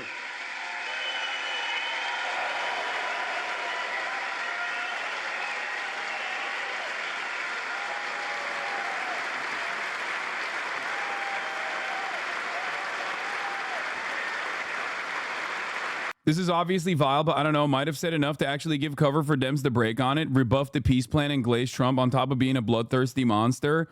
If the Democrats, which, by the way, in both the Senate and the House, almost the majority of the Democratic caucus did not attend this speech. They are either openly boycotting it or simply not attending it. Okay? This is very important to understand. If Kamala Harris doesn't fucking boulder Netanyahu after this speech, she was not in attendance here. If Kamala Harris does not boulder Netanyahu after this fucking speech, which, by the way, this is the second time he's done this to a Democratic administration. For all of the fucking liberals in the chat, okay, I need you to understand something. He did this shit to Barack Obama too. Republicans, back then, Republicans invited him. This time it was a bipartisan invitation, okay? He did this shit to Barack Obama as well when Barack Obama was securing the Iran denuclearization agreement, okay? A phenomenal foreign policy achievement. If this level of disrespect is not even addressed on partisan lines, okay? Not even on a moral quandary, not even on moral boundaries, not even on like, oh, it's unconscionable that this guy is a fucking bloodthirsty war criminal. Not even on those lines, but simply on partisan lines. The disrespect, the gall, the audacity that you could just sit there, be the biggest welfare state on the fucking planet, okay, and then go up to daddy and spit on daddy's face like this. No more. No more, dude, okay? No fucking way, no how. The notion that he gets to... That stands into contrast. I want to see what the media coverage is going to look like on CNN, but the notion that like he gets to do this shit on the air here, some of them are Jewish, some of them focusing their criticism on Israeli policy, not on Israel's right to exist as a state. He deflected a whole host of criticisms. Yeah, 58 members of Congress skipped Netanyahu's speech. More members skipped it this time around. He says that if Palestinians are not getting enough food, that is not Israel's responsibility or fault. He blames it purely on Hamas. We should note that aid groups have said that Israel has made it very hard to get not just food, but address that shit. Call that shit out. Gaza, and that right now we're seeing levels of starvation. I'm telling you, dude. I'm telling you, this is going to have backlash. This is going to negatively polarize people, I think. This is going to make people recenter their focus on Gaza. Kamala Harris has a phenomenal opportunity to change the narrative on the Democratic Party's allegiance to Israel. Okay? Kamala Harris needs to fucking ride this and at least on the messaging front come out way strictly, way more strict on US Israel. Military commanders themselves. Kamala Harris has to go fucking, maybe not balls to the wall, because that requires political bravery. I don't think she has it. U.S. President Joe Biden at times, and Kamala Harris now, Vice President, of course, now the presumptive Democratic nominee for president. Two other bits of news from his speech. He used this language when describing Israel's intentions as regard the Iranian nuclear program. He said that when Israel acts to prevent Iran from getting nuclear weapons, he said when, not if. Quite a public commitment, it seemed, to potential Israeli action perhaps military action against Iran's nuclear program. And 2015, 50 Dems in Congress boycotted the speech. Today it was 136 Democrats. Netanyahu and AIPAC are losing the Democratic Party. Or resettle, but he said that Israel must retain what he described as overriding security control there for the foreseeable future. A strident speech, one that received a tremendous amount of applause from the Republican side of the chamber. There were a number of moments there during some of those lines when you could see on the Democratic side of the chamber Bernie boycotted, that they were not yes, standing and not applauding his comments. Our panel is with. Yeah, Hakeem Jeffries was clapping too, though. That piece of shit. That fucking piece of shit. Anyway, clapping. You'll be clapping at the top of the hour if you are already subscribed, because you won't be seeing those fucking ads. If you want to be a part of the people that don't see the ads and actually have an uninterrupted broadcast experience, then subscribe for $6 or for free with a Twitch Prime. Parties in this country, or even to others on the Palestinian side. Yeah, I hope John Fetterman drives him the dinner. I hope John Fetterman is driving the car with Benjamin Netanyahu. That'd be awesome, Ehud. You're right. Here's the 3-minute ad break now. Well, I think, Jim, I'm sorry I didn't give the best possible fucking ad break segue right now. I'm a little heated. I'm a little emotional. in terms of strategy or tactics. I was clapping too. It was a great speech. Cool, man. Orchestrated political theater, actually, almost like a sports event. We win, you lose. He's not wrong, but he's on the side of death law. What are you talking about? What disappoints me a great deal, again, is that Netanyahu framing the existential threat to Israel as only Iran. Iran is obviously a threat to Israel, to the region. We know that. But Iran is a nation state and will have to be dealt with as a nation state in conflict and in conflict resolution. But in my eyes and in the eyes of no, many people, they were trying to do a double debate, even though I already run the ad break. Throughout the world, one can make the argument that the real existential threat to a democratic Jewish state called Israel is the Palestinian issue. Because in between, and Netanyahu mentioned between the Jordan River and the Eastern Mediterranean Sea, well, let me put it in this reference point. In between the Jordan River and the Eastern Mediterranean, there are approximately 7.2 million Palestinian Arabs and approximately 7.2 million Israeli Jews. They share the land. Leaked UN report, Israeli war has killed 366 UN staff and family members as Netanyahu prepares to address Congress. Going to be to continue to occupy the Palestinian territories? John Ossoff walked out of Netanyahu's speech to Congress. Because this has been, by the way, has proven John to be Ossoff, a disastrous policy. like AIPAC tracker aside, AIPAC tracker aside, John Ossoff is a Jewish senator and has actually been pretty fucking critical of Israel. Like, that's not even a joke. No, don't say he's a rabid Zionist and is Jewish. That's not true. I don't like this at all. In terms of American congresspersons, John Ossoff has been absolutely more critical of Israel than the majority of the American Congress. You are wrong, okay? What the fuck are you talking about? Like, he was, yeah, dude. You guys are just, I don't like it when you read headlines and it corresponds to your fucking biases, and then you jump to like anti-Semitic conclusions so frequently, okay? It's like talking about Douglas Emhoff and being like, well, Kamala Harris's husband is a Zionist and he's Jewish or whatever. First of all, that doesn't change the narrative at all. That doesn't change like what Kamala Harris's opinion might be on the issue at all. And speaking of which, even Douglas Emhoff, for the most part, is still a liberal Zionist and going to be much more critical than, stop calling this shit anti-Semitism. Stop calling this shit anti-Semitism in a Congress where the overwhelming majority of the Christian Republican Party is infinitely more rabid in terms of their ultra-Zionist positions than fucking John Ossoff, and being like John Ossoff is a hyper-Zionist or whatever the fuck is wrong. Okay? It is borderline anti-Semitic. Like your calculation has to be on par with what the normal opinion is, okay? It also misses the forest for the trees. It misses the forest for the trees. I know a lot of people get fucking mad when I do this, okay? But you're hyper focusing on what someone's ethnic background or what someone's religious background is like a fucking dumbass, okay? That address, 9 senators not present, and the Vice President Kamala Harris not present. It's not Chatter's fault that Did you Israel's doing hear everything in its power to Biden- fuel anti-Semitism. No, this community is not one of those communities, though. Okay, that's ridiculous.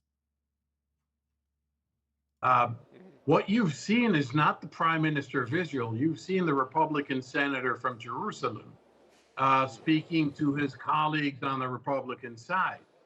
And I've literally had goyim in my life say the anti-Zionist Jews are feds, which is so weirdly anti-Semitic and strange that I can't figure out how we made this jump. It's the most normal American perspective, I think. Americans are so unimaginably reactionary, and like there are a lot of Christian ultra-Zionists that are so aggro, like they're so anti-Semitic and so aggro. This was a series of 100 Chinese restaurant fortune cookies. Just a bunch of incoherent cliches laid on the table. It was filled with inaccuracies. It was mendacious. It was manipulative. But back to your question, it catered to Republicans. And you are right when you said that the most you're going to hear from CNN is going to be liberal Zionism that's hypercritical of Benjamin Netanyahu. At this stage, it's like, I'll take it. But you have to remember, something, okay? The most you're going to see is like liberal Zionism, okay? They're going to be like, oh, we hate Benjamin Netanyahu. Benjamin Netanyahu is bad. And it's true. He is bad, okay? That's like the most radical approach that you're going to hear. But the fact that they don't have like rabid ultra-Zionists on the fucking panel chirping about how beautiful this speech was is a genuine improvement in comparison to like 5 years ago, which is wild. Things have changed dramatically since October 7. The calculation has changed dramatically since October 7. Like Waleed was talking about here, in terms of like U.S. congressional support. Okay, in terms of U.S. congressional support, this is very important to take note of. Okay, in 2015, 50 Democrats in Congress boycotted Netanyahu's speech to Congress. Today, it was 136 Democrats. Okay.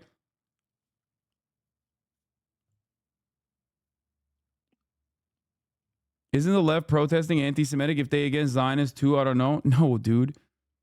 No, it is not. It is not anti-Semitic to be anti-Zionist. Okay? I think that things are changing. That's why I feel a little bit hopeful. And when I look at all the death and destruction that is happening in Gaza, I still maintain a shred of optimism. Wrong statements that you could possibly make in a case like this.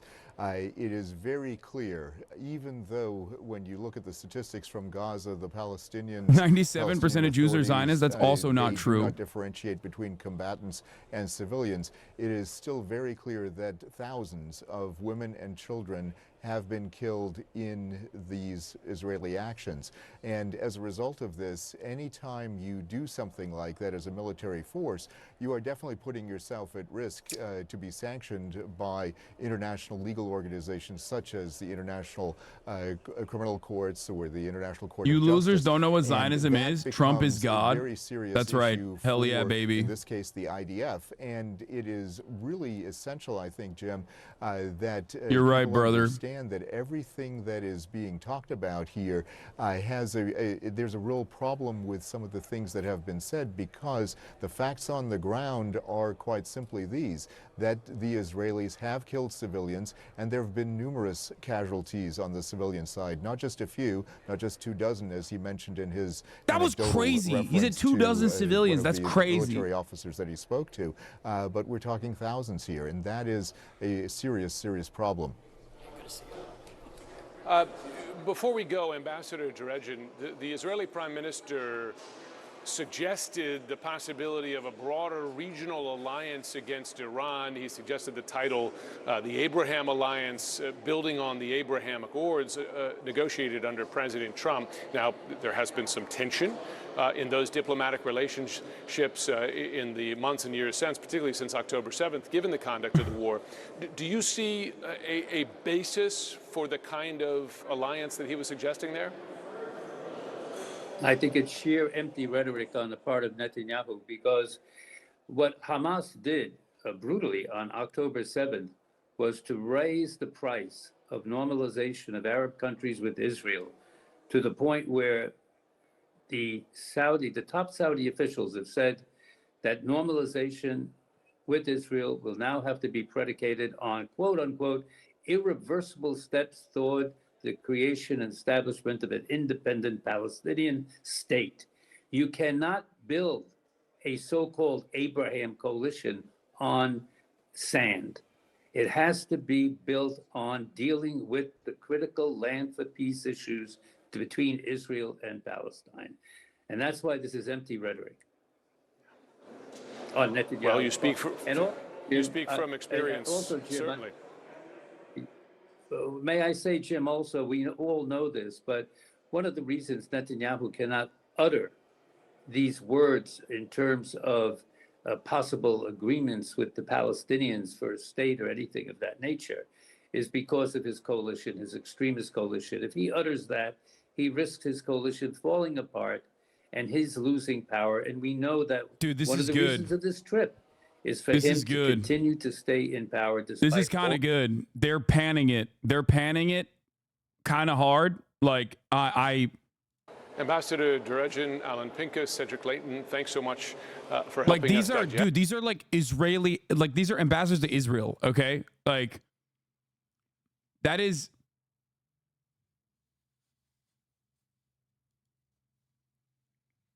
Yeah, dude, hit it on partisan grounds at the most. Initial reaction from a foreign policy-minded Dem, Chris Murphy. As you guys know, Chris Murphy is famous for saying, we tried to do a coup in Venezuela and Trump fucked it up. He said, a setback for U.S.-Israel relationships. Very clearly playing the Trump. Pretty extraordinary to show up to the U.S. and put yourself in the middle of an American political contest. Is that extraordinary? Is that surprising? Or is that just so perfect? Just so perfect and so normal for Benjamin Netanyahu and for Israel to do so. Okay? Like, what did you think was going to happen? That's why it was a massive misstep that this decision was bipartisan. Like Chuck Schumer, who a month prior to capitulating to the right, literally fucking said, Chuck Schumer literally said, Benjamin Netanyahu is awful. Benny Gantz is our guy. Okay? And then a month later, he was like, yeah, no, he's awful. And that's why I welcome him to address the United States Congress. He put his fucking name out there alongside Hakeem Jeffries. Okay? What an unimaginably idiotic thing to do. What a silly, stupid fucking thing to do.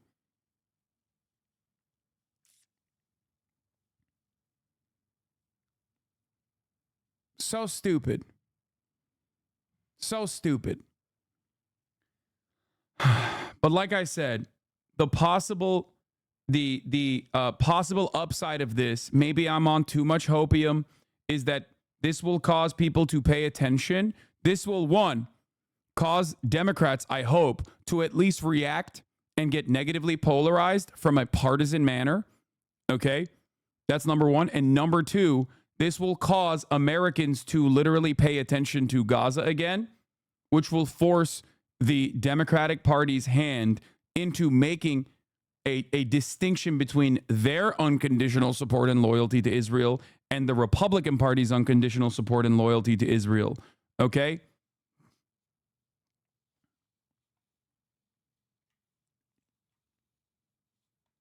Him dismissing, denying that war crimes happen in Rafah and Gaza as a whole. Yes. The other thing that the prime minister did here was speak to all factions of the political system here in the United States. He thanked, of course, President Biden for his continued support of Israel, saying that he is a proud Zionist. They're burning him on an effigy. But he also, at the end of the speech, made a point to thank former President Trump for all that President Trump did for him when he was congrats in office. on everyone who Notably, facilitated this disgraceful campaign rally speech from Netanyahu. I hope they're proud to watch him attack American college students and freedom of speech and assembly from Congress. While he is in the United States. So he is a very deft political actor, and he took this stage to make sure that he could speak to both of those. This is correct. And we should note that his praise for Biden wasn't exactly effusive. He thanked him, but then he also went on in this Shapiro speech, changing views after the speech. to Governor Josh Shapiro called Prime Minister Netanyahu one of the worst leaders of all time, saying the leader is steering Israel in the wrong direction. Expedited at this time. Yeah, he's angling He for a said, VP "Give us the slot. That's tools why he's saying faster, that. And we'll finish the job." Of course,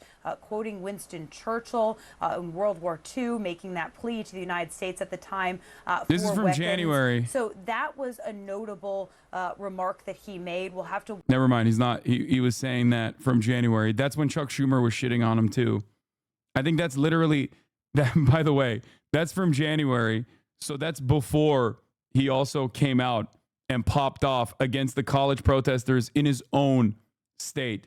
So, you know, I'll take that with a grain of salt. Don't know where his current opinion is. Bibi's speech described a reality that doesn't exist, lying about cutting off access to food, lying about civilian casualties, avoiding responsibility for 10/7 security failure and diplomatic failure to bring hostages home, seeking applause for unachievable military objectives. Just imagine what this speech looks like to the rest of the world. A leader who could never even get this kind of reception in Israel given a platform to gaslight in Congress. Absolutely correct. Also, Dems should not be giving a platform to someone who uses it to attack all protesters, compares them to Hamas, mocks them. We should be building up a diverse coalition with energized young voters, not attacking and alienating them. Over 70% of Israelis want to move on from Netanyahu. He's a diminished figure with no answers for the current crisis, using his ability to interfere in American politics to cling to power.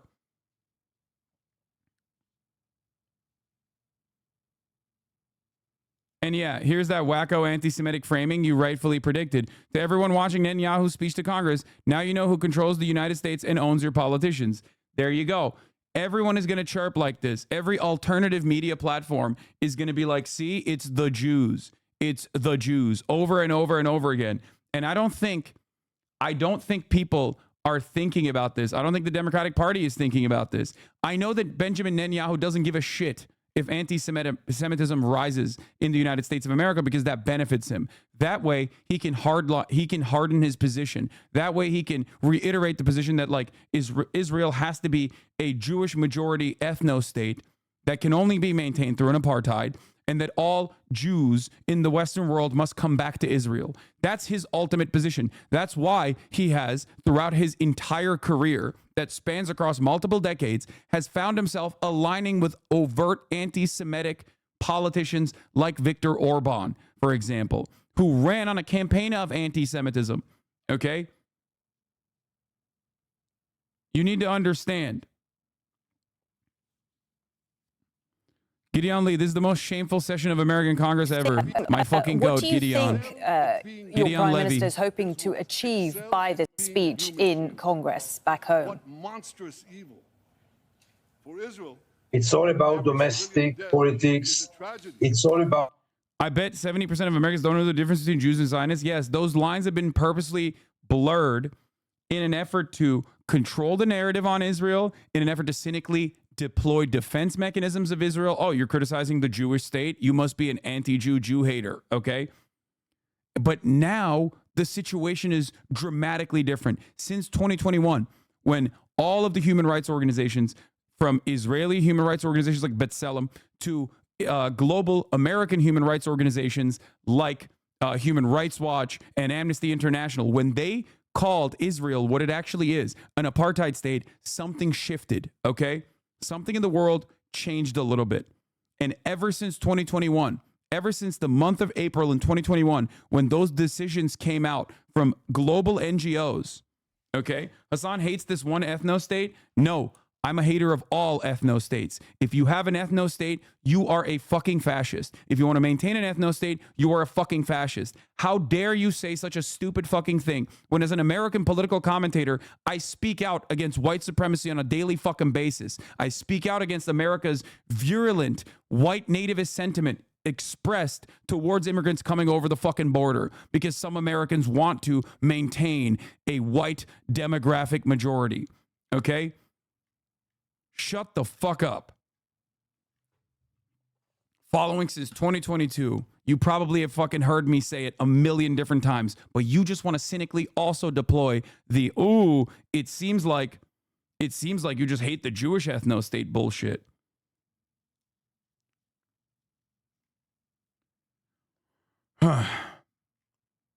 Anyway, there are a lot of lines that are blurred when it comes to what Zionism is. Okay? Zionism in its modern application does not mean, oh, like the Jews that are living in Israel can continue living there. Okay? That is people either cynically or who are oblivious, okay? Genuinely muddying the distinction. Zionism means Israel has to be a ethnic majority, religious majority Jewish ethno-state. Okay? That's what it is. And Israel has to maintain that through an apartheid structure. And that apartheid structure is not just my designation. I've been calling Israel an apartheid for quite some time. Okay? Because it is an apartheid. Okay? It is. But it's not just my assessment. It's not just my application of the word to Israel. Okay? It is the entire international community, including the international organs of justice at this point. Okay? Zionists, from liberal Zionists to ultra-Zionists to the most rabid ultra-nationalists, want Israel to continue being a majority Jewish ethno-state. As John Kerry once famously said, I was kicked out of my Upper West Side Facebook group for pro-Palestinian anti-Semitism, Jew-on-Jew crime, in my opinion. Yeah, that is happening all around the country, as a matter of fact, for the record, where young American Jews are looking at Israel in an entirely different way than older American Jews are. That's why I always say, like, when people go, oh, 90% of Jews are Zionists, it's like there is a muddy distinction on Zionism as a term. But if you were to ask young American Jews, they are significantly more openly anti-Zionist than any other demographic. Okay, the way they fall on the Zionism, anti-Zionism distinction is identical to the rest of the country, okay? And that is in spite of 75, not 76, because we're on the 76 years of Israel's apartheid, but 75 years of Israeli apartheid and the calculated attempts to cover for Israel's apartheid for 75 fucking years has obviously rotted the minds of a lot of boomers, okay? And I'm not just talking about like Jewish boomers who are Zionists. I'm talking about all Americans. Okay? I remember a decade ago when I used to talk about stuff like this, it was considered unconscionable. You're an anti-Semite. You're an anti-Semite. You're an anti-Semite. You're an anti-Semite. Now that the tides are changing a little bit in the other direction, now that people are actually recognizing the inhumane actions of Israel against Palestinian civilians specifically, okay? Now, the tide is shifting in the other direction, and all of the Zionism is just Judaism, you're anti-Semitic if you're anti-Zionist narratives are actually causing anti-Semitism to skyrocket, okay? What was once a defense, a cynical defense, a cynical application of shrouding Israel's fascist sentiment and fascist and violent actions under the auspices of Judaism is now allowing Nazis, charlatans, opportunists to create a narrative by using that exact same sentiment. I've been warning against this for quite some time, okay? It's terrifying. It is a very dangerous gamble. About regaining his image as an international statesman. It's all about the Congress cheering and applauding. I've been to Israel and seen the apartheid firsthand. It only made me more radically anti-Zionist. I have had arguments with family members and eventually stopped going to my Reform temple. which was super progressive, except for Israel, of course. I hate what this is doing to the Jewish people, where in order to be considered a Jew, you have to support a genocide. Yeah, there's a lot of people got to remember simply saying I was Palestinian was broadly considered anti-Semitic. Yeah. If you said Palestinians are human, you were declared anti-Semitic for a very long time. It sounds like really weird with today's eyes. Okay. It sounds really fucking weird with today's eyes. When you look at it now, you're like, well, come on, you're fucking out of your mind. But like, no, that literally is a thing. But now when Israel tries that shit, people obviously have a negative reaction to it. And that's why I said, this is not 2014. This is not 2015. When you come to U.S. Congress right now and try that same message, try that same method, thinking that you're going to get that same reception from the American public, you are wrong. I think that this will cause a lot of voters to be like, what the fuck are we doing? Okay?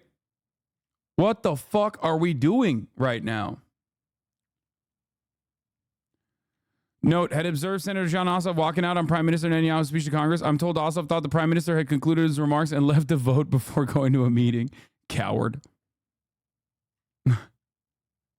Come on, Ossoff. You popped off. You popped off way before everybody else on Israel's actions. Have some fucking backbone.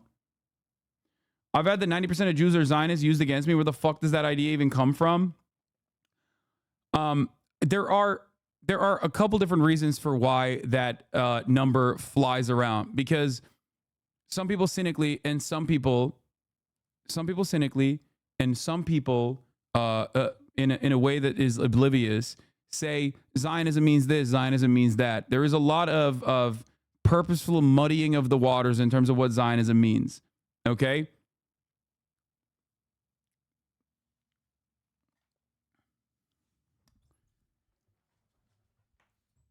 That's it.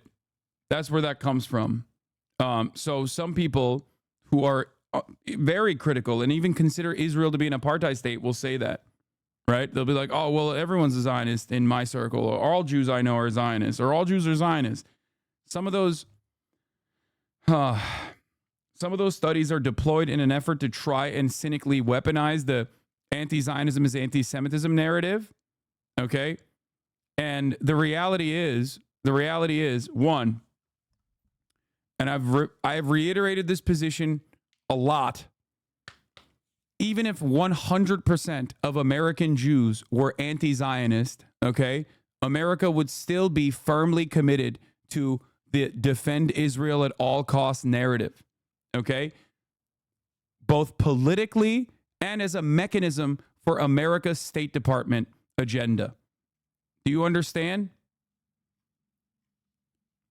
Even if in a world where 100% of American Jews were like anti-Zionist, it still wouldn't change the equation from the American government's perspective. Why? Because Israel is a vassal state for the West. Israel is an unsinkable aircraft carrier with its own espionage facilities, with its own surveillance technology. Israel is one mechanism to control the Suez Canal. Do you understand? It's very important. It's a destabilizing factor in a resource-rich region. That's why it's so fucking important for America and was important for the UK before the United States of America. Okay? From a political perspective, in terms of domestic policy, why would America still continue defending Israel unconditionally, even if all Jews were anti-Zionist, like rabidly anti-Zionist, okay? Protesting in the streets every day. Because there are far more ultra-Zionists in the South. Evangelical Christianity believes in the rapture. And evangelical Christians, those mega churches that you see in the South, filled to the fucking brim with people who are themselves very anti-Semitic, believe that all the Jews need to go to Israel so that Jesus Christ can come back down to earth and fight the devil in Megiddo. It sounds like fucking anime when I explain it like this, but this is a very real thing that tens of millions of Americans believe. Do you understand? Not even tens of millions, more than 10 million Americans. Significantly larger numbers. It's so nutty. But the biggest constituency for pro-Israel sentiment in this country are not Jews. It's actually evangelical Christians. Okay? They are the largest donators to the settlement, to the 501c3s that actually facilitate the sales and the death and destruction of Palestinians in the West Bank and occupied territories. Do you understand? It's Christians. Christians who believe in this cultish, psychopathic, biblical interpretation that the rapture can only happen if Israel only is given to the Jews. Okay? Yeah, here is our 95% of Jews really Zionists. 2 weeks ago, the writer Barry Weiss published an essay in Tablet. Fuck Barry Weiss, by the way. Another fucking rabid freak. To support her point, she noted that 95% of Jews support the Jewish state. This statistic is commonly repeated in Jewish and mainstream media. This year, it's been cited in several opinion pieces. This is from 2020, by the way. Remember, from Jewish Currents, phenomenal magazine. Couple of my friends right there, as you guys know. Anyway, fuck Barry Weiss. Barry Weiss is a donkey. This year, it's been cited in several opinion pieces and peer-reviewed academic article. Last year, among various appearances, it showed in the Wall Street Journal, a New York Times letter to editor, and a JTA op-ed. The statistic originates from a 2019 article by Gallup senior scientist Frank Newport. In response to Donald Trump's controversial comments that American Jewish Democrats are being disloyal to Israel, Newport set out to examine Jews' political views. Drawing on polling data from Gallup and other news organizations, he contended that Jews generally have more favorable views of Israel than the broader American public, but nonetheless concluded that Trump's actions, have done little to shift Jews' largely Democratic political allegiance to support the former point. He included an estimate that 95% of Jews have favorable views of Israel. However, as Newport noted in his article, the estimate was not based on a representative survey of American Jews. Not only is this old at this point, not only is this old at this point, this data is old at this point because it's like pre-October 7, It's pre so many Americans, especially young American Jews, changing their opinions on Israel and recalculating their relationship to what they have actually seen and heard now versus what they were taught early on.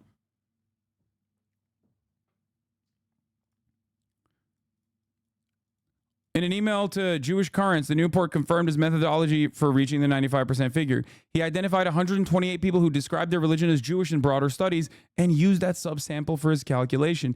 He estimated that the margin of error for his calculation was between 7 and 10%, explaining, with small sample size, there's a significant margin of error.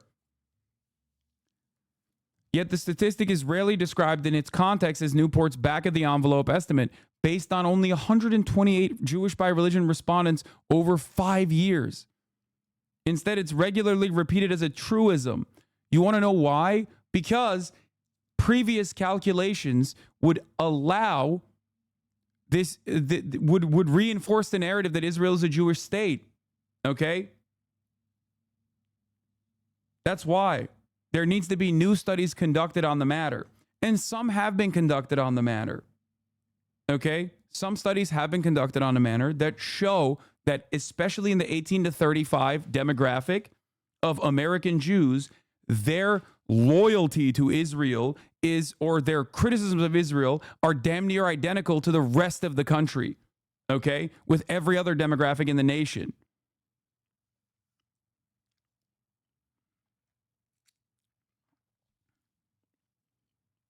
But why? Why does this get so much fucking coverage? Because it provides ample cover to the sentiment that if you're anti-Zionist, that means you're going up against 95% of Jews. That means you're anti-Semitic.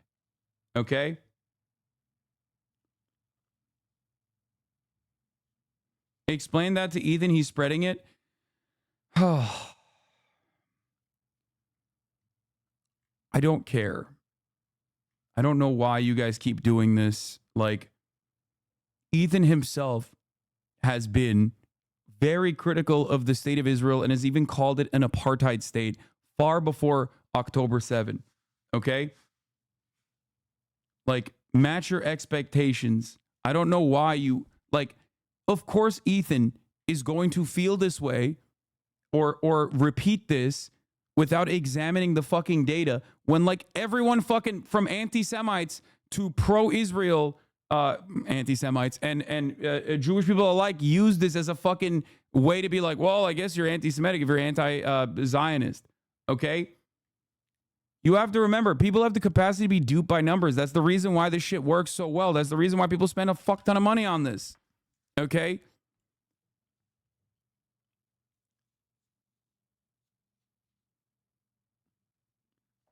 I don't know why everybody always comes in here and is like, address this person's comments on the matter. Like, I don't know. I don't know what his actual opinions are. I haven't kept up. But it's like, it's so obvious to me that you only care about this from the angle of like trying to create drama and not necessarily like the actual issue on the hand when I'm talking about something and you just bring up something entirely unrelated. Please stop. The Israeli Prime Minister, it's all about his polished English. It's all about impressing the Israelis that he is what he used to be. This is old too. A prime minister that would be banned almost in any other capital in. Yeah, this is also old. This is from 2021. U.S. Jews have widely differing views on Israel. And this in and of itself shows that the 18 to 35 demographic of Jewish adults also have differing opinions. I think it's like 48% or something. Where is it? 60% of Jews overall say they have a lot or something in common with Jews in Israel. Orthodox Jews, 91%, are more likely than conservative Jews. Reform Jews, 61%. And those who don't identify with any branch, 39% express this feeling. Where is it?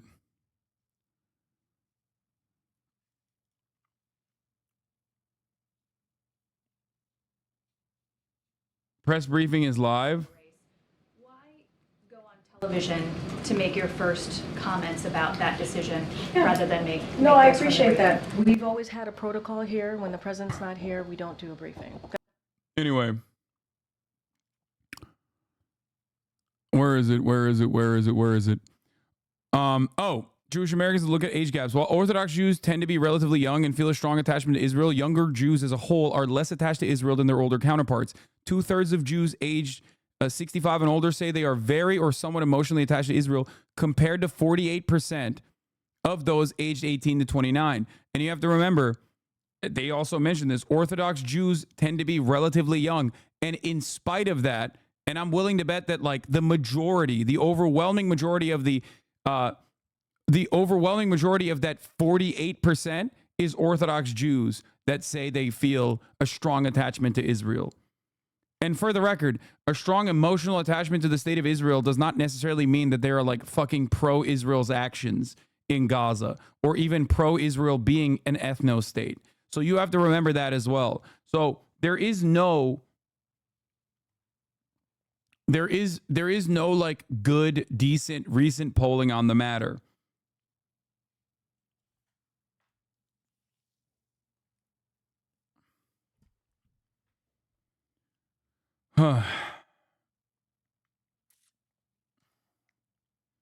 I'm a Zoomer Jew and I'm not a Zionist. Guess that's how I ended up here. Yeah, there are plenty.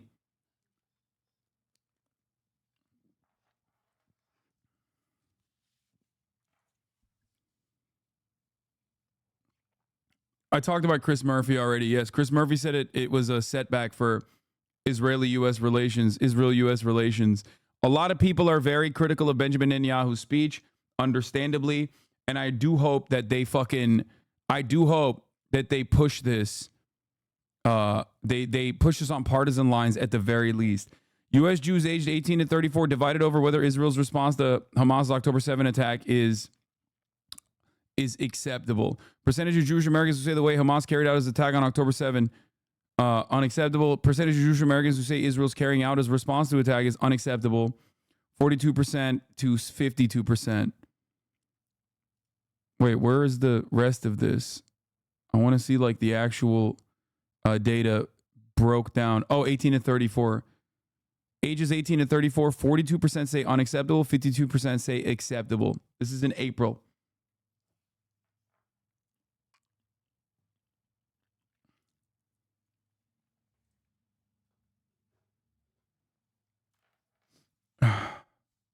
Boomers were forced to grow up protecting their values no matter what, giving them more reason to hate the other side and fuel the fire. Why won't the majority condemn this shit, especially young people? You have to remember, a lot of young Jews are Orthodox Jews that are significantly more conservative. With the exception of Netanyahu Karta, which is like an ultra-Orthodox Jewish sect, there are a lot of very far-right Orthodox Jews in the United States of America, and they're very young. So the 18 to 35 numbers are muddied by that. And even then, it's still 42%, which is, again... This is in February. It was published in April. Yeah, it's fine. Remember, this is my point overall is that this is almost identical to every other fucking demographic split. And it's correct.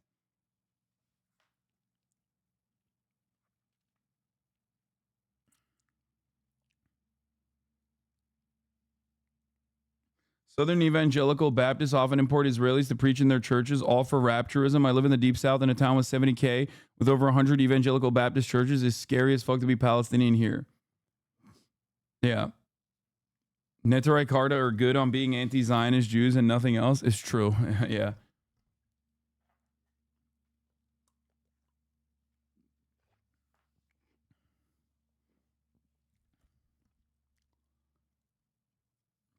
My fam is Orthodox, and if they knew I was anti-Zionist, they'd most likely shun me. And I know I'm not the only one in this situation. Yeah. I mean, there's plenty of HasanAbi heads in here as well that feel this way. So something you have to remember, something you have to fucking remember, once again, is that people that say this is monolithic in their interpretation are wrong. Okay? They're completely wrong. And this is happening with like a groundswell of media defense. So the fact that 42% of young American Jews under the age of 35 consider Israel's actions post October 7th to be bad in the month of February is an insane number. Okay? Because that's in spite of the programming and just that's in spite of the programming and social conditioning that you get from every aspect of your development. Okay? Like the amount of propaganda on that front is unimaginable. You cannot understand it. Like most Americans don't think about this shit. It's an afterthought. But if you're growing up in a Jewish community, it's not an afterthought. It's every part of your existence. It is carefully crafted. It is carefully crafted propaganda. Fucking birthright is like one of the most significant aspects of this process. It's every day. That's why so many members in this community have talked about. So many members in this community have talked about, like Jewish HasanAbi heads have talked about, like the alienation that they feel from their fucking friends and family members because of their opinion on Israel. Like they just treat you like you're a former Mormon at that point. They just like break you. They just break off from all sense of community that you've experienced when you're growing up. It's wild.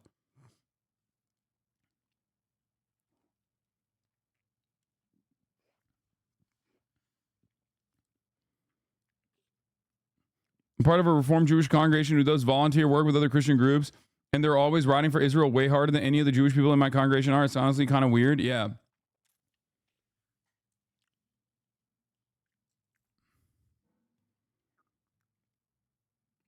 I've been called a terrorist by other Jews for calling for a ceasefire. Yeah.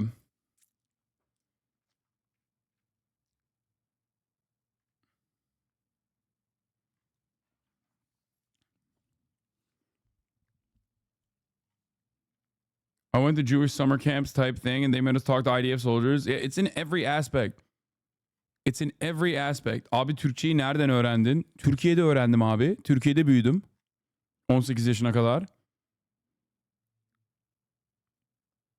This guy asked me where I learned Turkish.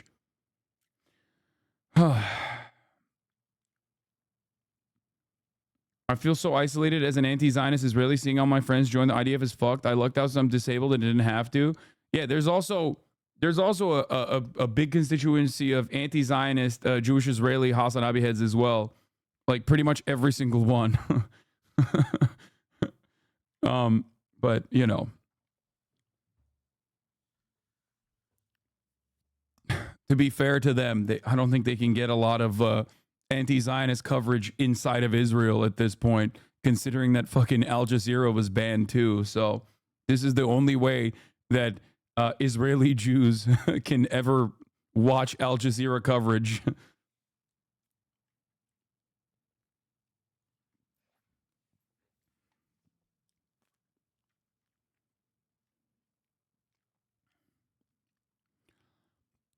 By my count, roughly 100 of the 2012 House Democrats and 27 of the 51 Senate Democrats and Dem caucusing independents are in the chamber for Netanyahu's speech. That's around half of each caucus absent. Okay. I'm willing to bet if BIBI tried to pull this shit off on like October 10, I mean, it would have been wild, obviously, but if he tried to pull this shit off on October 10, that would be 100%, right? Everyone will be there. But 9 months in, 10 months in to Israel's ongoing ethnic cleansing campaign in Gaza, look at those fucking numbers. And yeah, Talib went just to protest with the sign as well.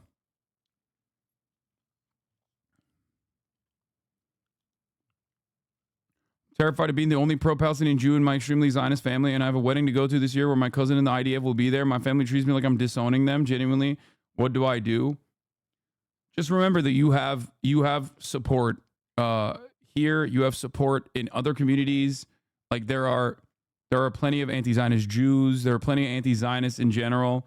You can maintain solidarity that way. You know. So, isn't it disheartening that Kamala will still meet with him behind closed doors? Yes. We shall see. We shall see what she says to him. Benjamin Netanyahu. But more importantly than what she says to him privately, I want to know what she says publicly. If she comes out of the gates swinging against Israel, I think that's a phenomenal thing. Okay? I don't know if she'll do it, but I do want to. I'm holding out hope. I'm going to wait. I'm going to wait to see what she does. But I do think that, one, it's a good thing to do, obviously, from a morality perspective, from my own personal biases in the matter. But it's also a good thing to do electorally, okay? So please, hitting the Israel issue on and turning it into a partisan issue is genuinely a good thing for the Democrats. They have to do it. This is a layup. This is a fucking layup for the Democrats. You will pick up even more support from the youth if you continue this. Okay? You have a lot of momentum. You have a lot of young door knockers that have signed on to the campaign immediately after the revelation that Biden is no longer running and that Kamala Harris is going to be the candidate. Keep up this fucking momentum. Do not cut it down. Do not cut down this fucking momentum. History has become a nominee of his party based on the primary process that went forward, and is declining to accept the nomination of his party when the party convenes next month in Chicago. So that's a big difference. We've never seen something like that in history. It is politically savvy to do so. Somebody bow out this late in a presidential cycle. So that makes this a very different moment from 1968. And we hear this all the time, this term, Jim, but an unprecedented moment in American history. After that determinative performance that was proved disastrous to Biden's reelection efforts, that's another unprecedented moment that we have seen. And that is one of the differences what is here, this? right? In that LBJ. Genuine question, like no harm meant by this. I'm genuinely wondering what you think. Where do you think if Israel as a state is abolished and if Palestinian state is fully established as it should be, Israeli citizens will be asked to go? I think this is a concern a lot of people have about a state solution. I'm curious what you think. I believe that Israel is currently, as it stands, a singular state. It is simply an apartheid state, right? No, don't get mad at this person saying genuinely curious. I believe that they are genuinely curious, okay? Israel, as it stands, is one state. Okay? It's simply an apartheid state. I advocate to abolish said apartheid. Okay? I advocate to abolish said apartheid. This does not mean that like all Jews will be purged from this land. Okay? That's not what this means at all. As a matter of fact, the Israeli settlements have made it impossible not to advocate for a one-state solution. If there was a point for a two-state solution, it is long gone. As a consequence of the so-called peace process that was supposed to achieve benefits for Palestinian sovereignty, and instead of doing that, all it did was basically create an opportunity for Benjamin Netanyahu and the Israeli government to continue rapidly accelerating settlements and creating even a more diminished Palestinian state in occupied West Bank. So ultimately, my solution is having a goal where Palestinians, Israelis, Jewish, Christian, Muslim, doesn't matter, live side by side with equal rights and equal representation in that land. Okay? Some Palestinians might not be in favor of this. So many Israelis are certainly not in favor of this. But ultimately, that is the right thing to do. And that is, in my opinion, the only way to create permanent security for everyone living in that region.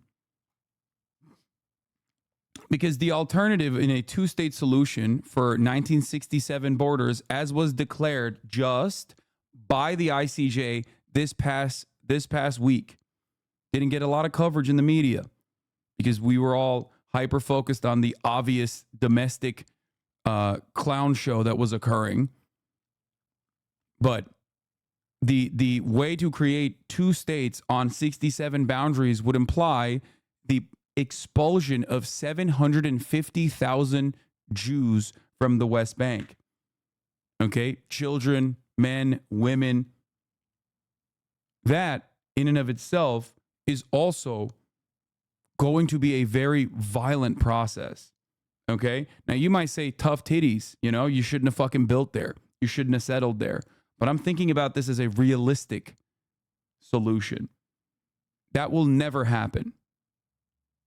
Do you understand?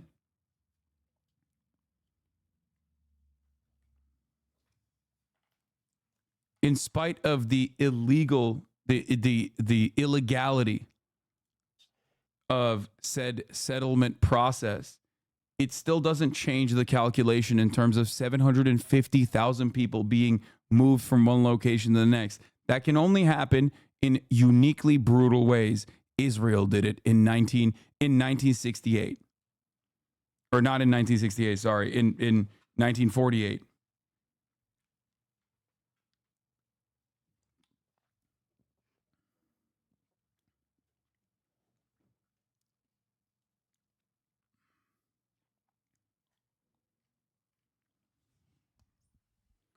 Did you get Iranian money? Yeah, you know me. I'm the IRGC's.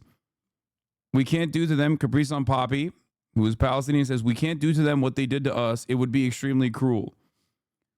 Now, in terms of what I look at, it's history, right? Like what has happened in these situations in the past. You had the Reconstruction, which was a failed project, and the abolition of slavery that came in the aftermath of the abolition of slavery, right? And that led to, wait, hold on. Oh, Felix is going to be here soon. Felix is coming up today. Yeah, Felix Biederman, not XUC. Anyway, we're gonna move on. We're gonna move on to some Kamala Harris stuff that's going on as well.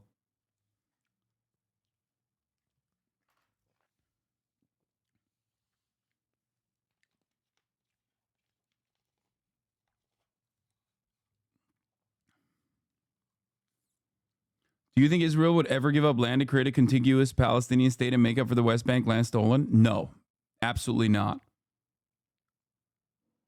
Anyway, these are all issues that I've addressed a million times over.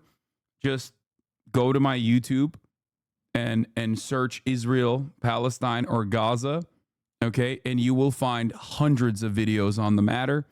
I have covered it so many times with academics, with journalists, with activists, with members of the Israeli Knesset, with conscientious objectors to the Israeli Defense Force, the Israeli occupying force. Oh, wait, I didn't know you work for Airwars. Airwars investigation documents where and how 3,000 civilians were killed in the first weeks of the war in Gaza. The findings show the initial Palestinian Ministry of Health death toll to be largely reliable. Yeah, I saw this earlier. Airwars used open source monitoring to independently identify nearly 3,000 full names of civilians killed in the first 17 days of the war. The article lists all of these victims from the first time, each linked to individual reports detailing where and how they were killed. In the largest public analysis of date of the reliability of the data from the Palestinian Ministry of Health, Airwars researchers compared the 3,000 victims' names to those on the official Ministry of Health list of victims. In total, they found that 75% of all publicly identified names also appeared on the MOH list of victims. Civilian harm expert Michael Spagat said this showed clearly both documentation efforts were rigorous. This painstaking research provides strong validation for both the first Ministry of Health list of the dead and the reliability of social media posts from Palestinians. Now, did this need to happen? Not necessarily. I mean, yes, for all of the genocide heirs and all the genocide deniers, but this is something that I have said time and time again. This is just further proof of the reliability of the Ministry of Health in this, in terms of the death toll, and specifically because the death toll, the official death toll from the Palestinian Ministry of Health, is not just used by Hamas or whatever. It's actually also used by Israel. Israel has the population registry and 24/7 surveillance over the Gaza Strip. If they wanted to actually cut through the supposed Hamas propaganda in terms of the death toll, they could do so. If the death toll wasn't accurate, they could so easily be like, here is one of the people, here is 100 of the people that you said were dead, and they're walking around in the Gaza Strip today. Do you understand? Yeah. And a big reminder to the deteriorating, diminished capabilities of our fucking dumbass genocidal president, Joseph Robinette Biden. He, in his demented sentiment, expressed serious, not even, I wouldn't even say serious condemnation. He just straight up said they're lies. Like, he didn't believe the Hamas-backed Ministry of Health. And the fucking dog shit media ran with that narrative for months. And still to this day, they always say Hamas-backed Palestinian Health Ministry. There was never a moment in the history of the Palestinian Health Ministry where the U.S. State Department, the Israeli government, and numerous international organizations of justice have looked at the Palestinian Health Ministry death toll and said, this death toll is inaccurate by our own estimation. As a matter of fact, time and time again, they go back and check those numbers and repeat the reality that they are reliable in spite of the fact that they're constantly under siege.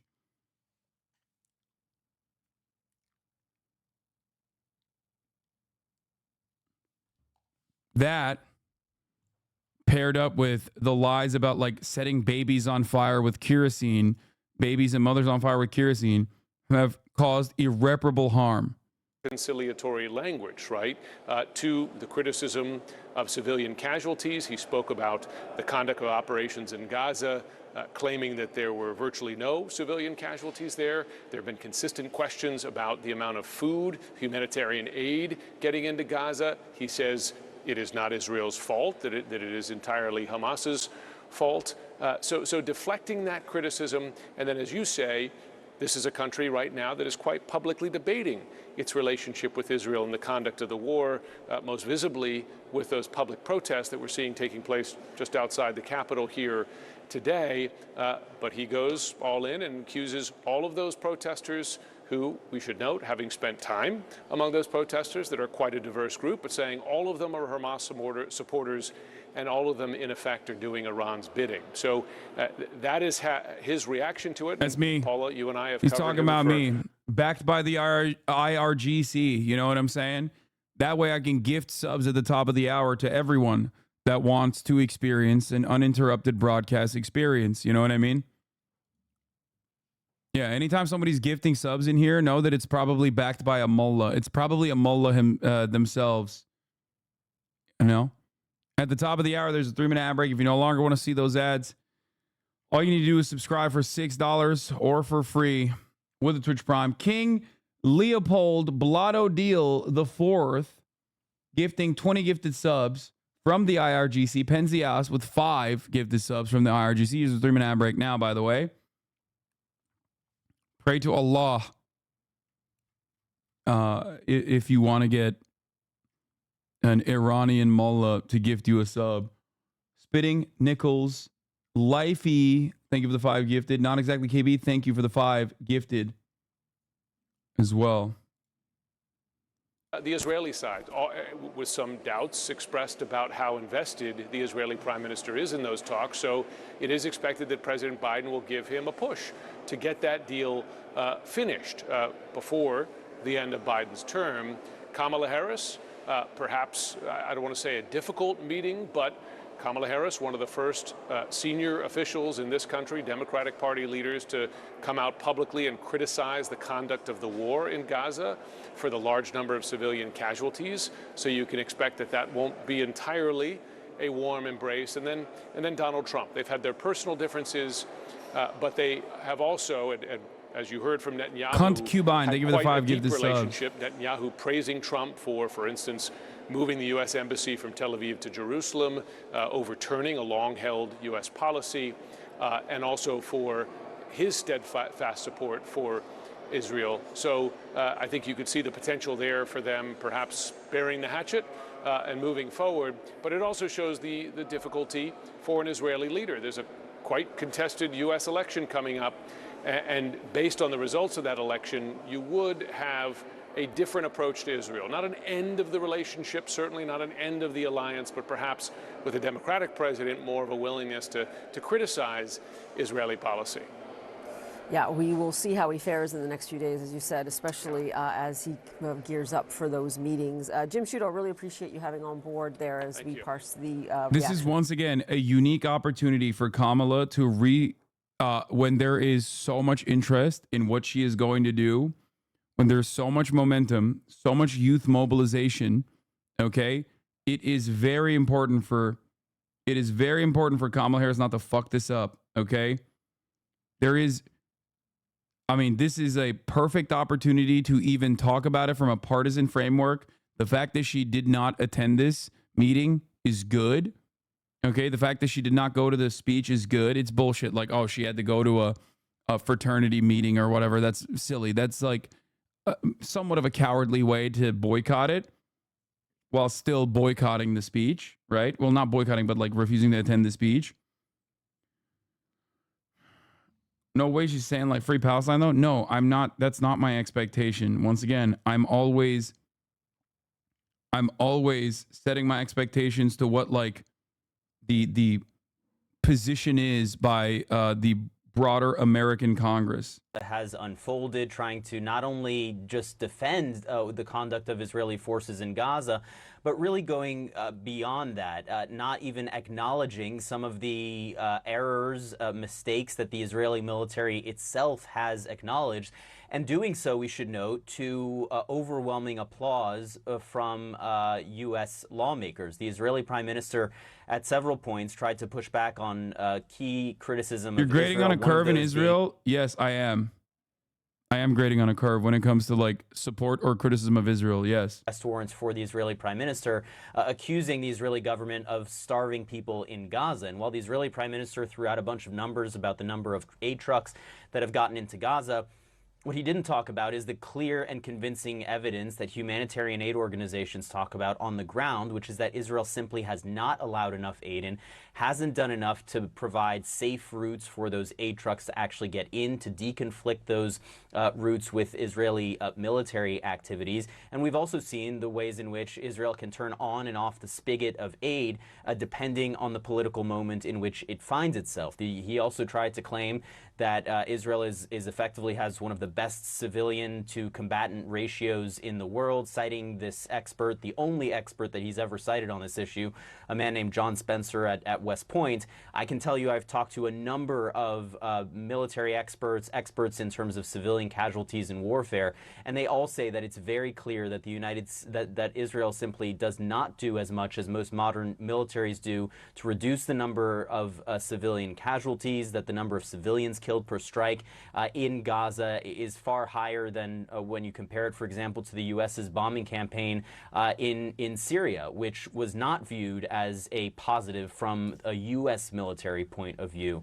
Now, beyond these kind of individual fact checks, I think overall what was clear is that the Israeli Prime Minister was trying to strike a very bipartisan tone as he tried to defend Israel, tried to prop up support for Israel, and he tried to really bring the United States in, trying to make the case that Israel's fight in Gaza, Israel's fight against Hamas, which he then broadened out to Israel's fight against Iran, is really not only an Israeli fight, but an American fight, saying this is your fight too. And as he was doing so, what he focused on more than anything, at a time when these negotiations are still ongoing, U.S. and Israeli officials indicating that a deal might be within reach, he didn't really focus on that potential ceasefire agreement. He focused far, far more on this notion of defeating Hamas, vowing multiple times that Israel will continue to fight until... Here's Chris Murphy. Once again, he's like a pretty fucking aggressive foreign policy hawk. Just left Netanyahu's speech. I've spent my career fighting for a strong U.S.-Israel relationship. I want Hamas defeated. That speech was, as I expected, a setback for both the U.S.-Israel relationship and the fight against Hamas. The speech was more a commentary of U.S. politics rather than a path forward for Israeli and U.S. security. The suggestion that any American who objects to the humanitarian catastrophe in Gaza is a Hamas sympathizer was way out of bounds. The downplaying of the humanitarian crisis was astonishing to hear. The truth is that the civilian deaths in Gaza will be a bulletin board recruiting material for terrorists for years. That hurts Israel and the U.S. It was a speech designed to bolster Netanyahu's political standing and U.S. Republican messaging. Netanyahu would have been better off spending this time finalizing a deal to bring the hostages home and end the war, instead of coming here to comment on U.S. politics. I'm actually stunned the coverage is not total shit. I mean, like I said, it's a very different time, man.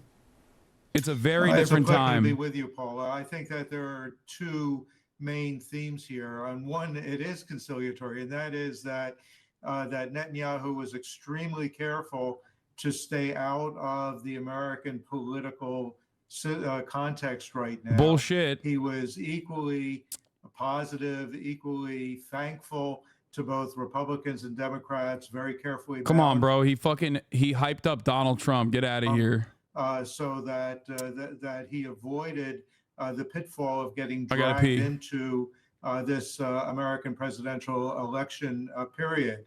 But beyond that, and I think that both of your correspondents were quite accurate in the way they characterized his comments. Not a word about the Palestinian, innocent Palestinian civilians, not a word about any positive image, not only of the current conflict, but of what comes afterwards.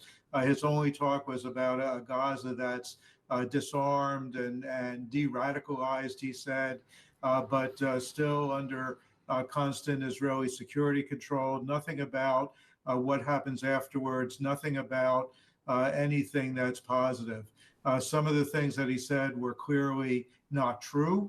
And of course, he smeared just about everybody, no matter how sincere they were, smeared everybody who has expressed concern about the situation in Gaza, calling them pro-Hamas or Iranian useful idiots.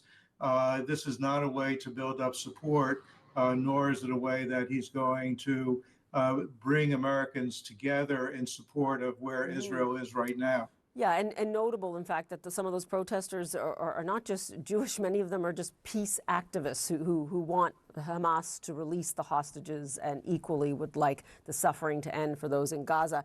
I want to ask you, though, as regards to U.S. Middle East policy, where does someone like President Biden go now with this? Because he is going to be in a room behind closed doors. Do you believe that the president now, the fact that he is not running again, do you believe this makes him a little bit more free to perhaps be a bit tougher with Netanyahu and get him to that ceasefire deal? Well, I think that there's no question that the president is going to continue to press Netanyahu to be more forward-leaning, more cooperative in trying to end the Gaza conflict, end the humanitarian disaster in Gaza. Think a little bit more about what comes afterwards.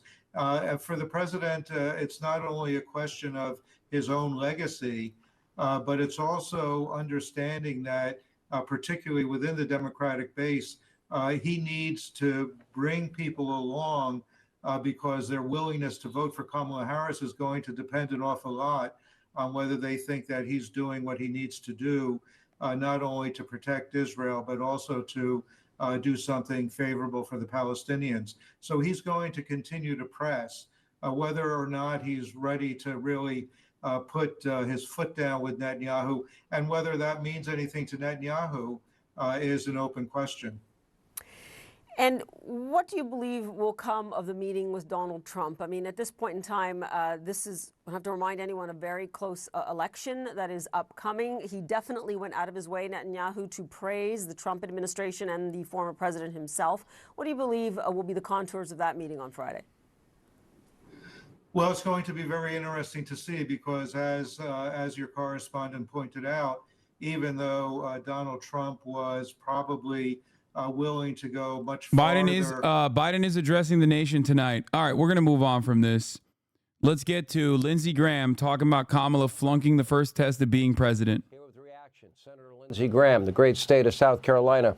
I have a question for Kamala Harris and other Democrats like Patty Murray and many of your colleagues, Senator, and idiots like George Clooney and his wife. What part of murder, rape, kidnapping, torture, beheadings do they not understand? Because this terror attack, if you extrapolate out Israel's population compared to ours, that... Dude, I mean, there's something really... I will say this once again. There's something very funny about the way that, Fox News talks about Israel, about the way that, right-wingers talk about Israel.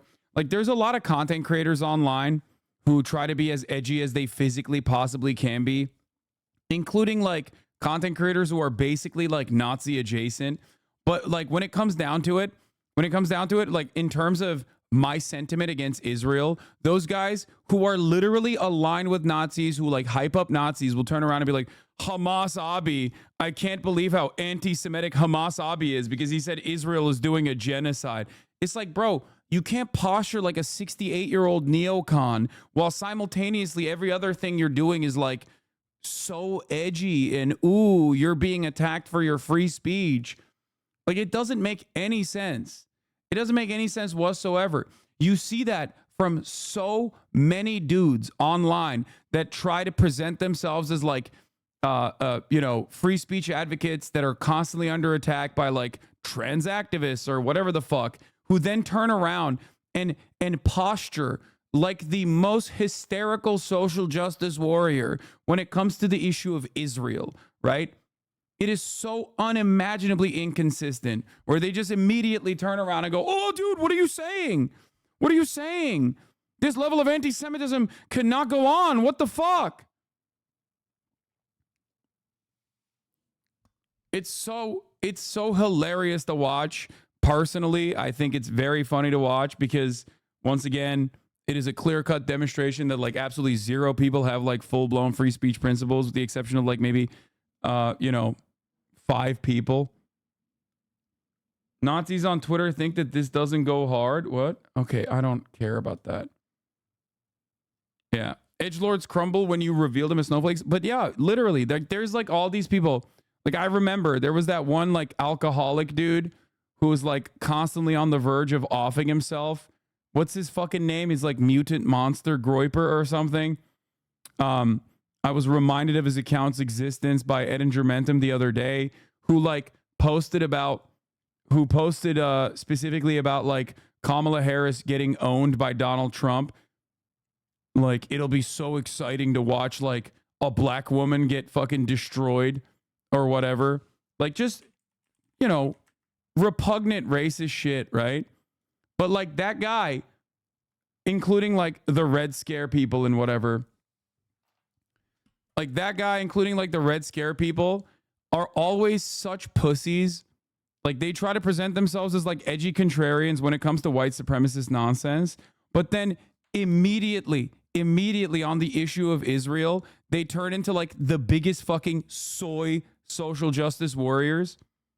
It's so funny. It's hilarious to watch, in my opinion. I think it's like, just, you know, watch them fucking chirp about how scary the sentiment is that you're saying that like Israel can't be an ethno state.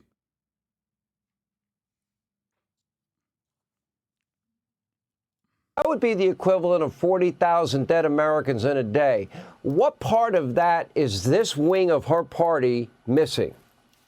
You know, that's a really good question. Here's my view on this.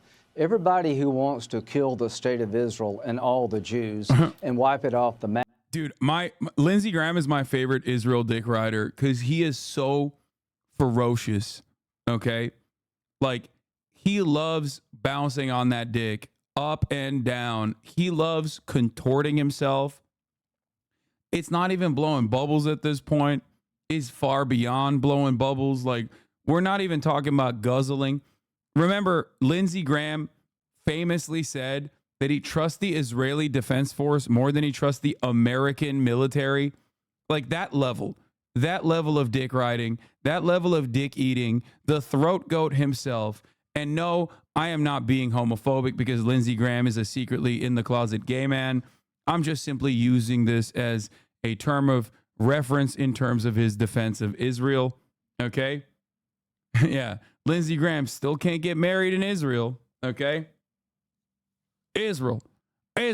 Am Israel high. Map wants to kill us too. We're the great Satan.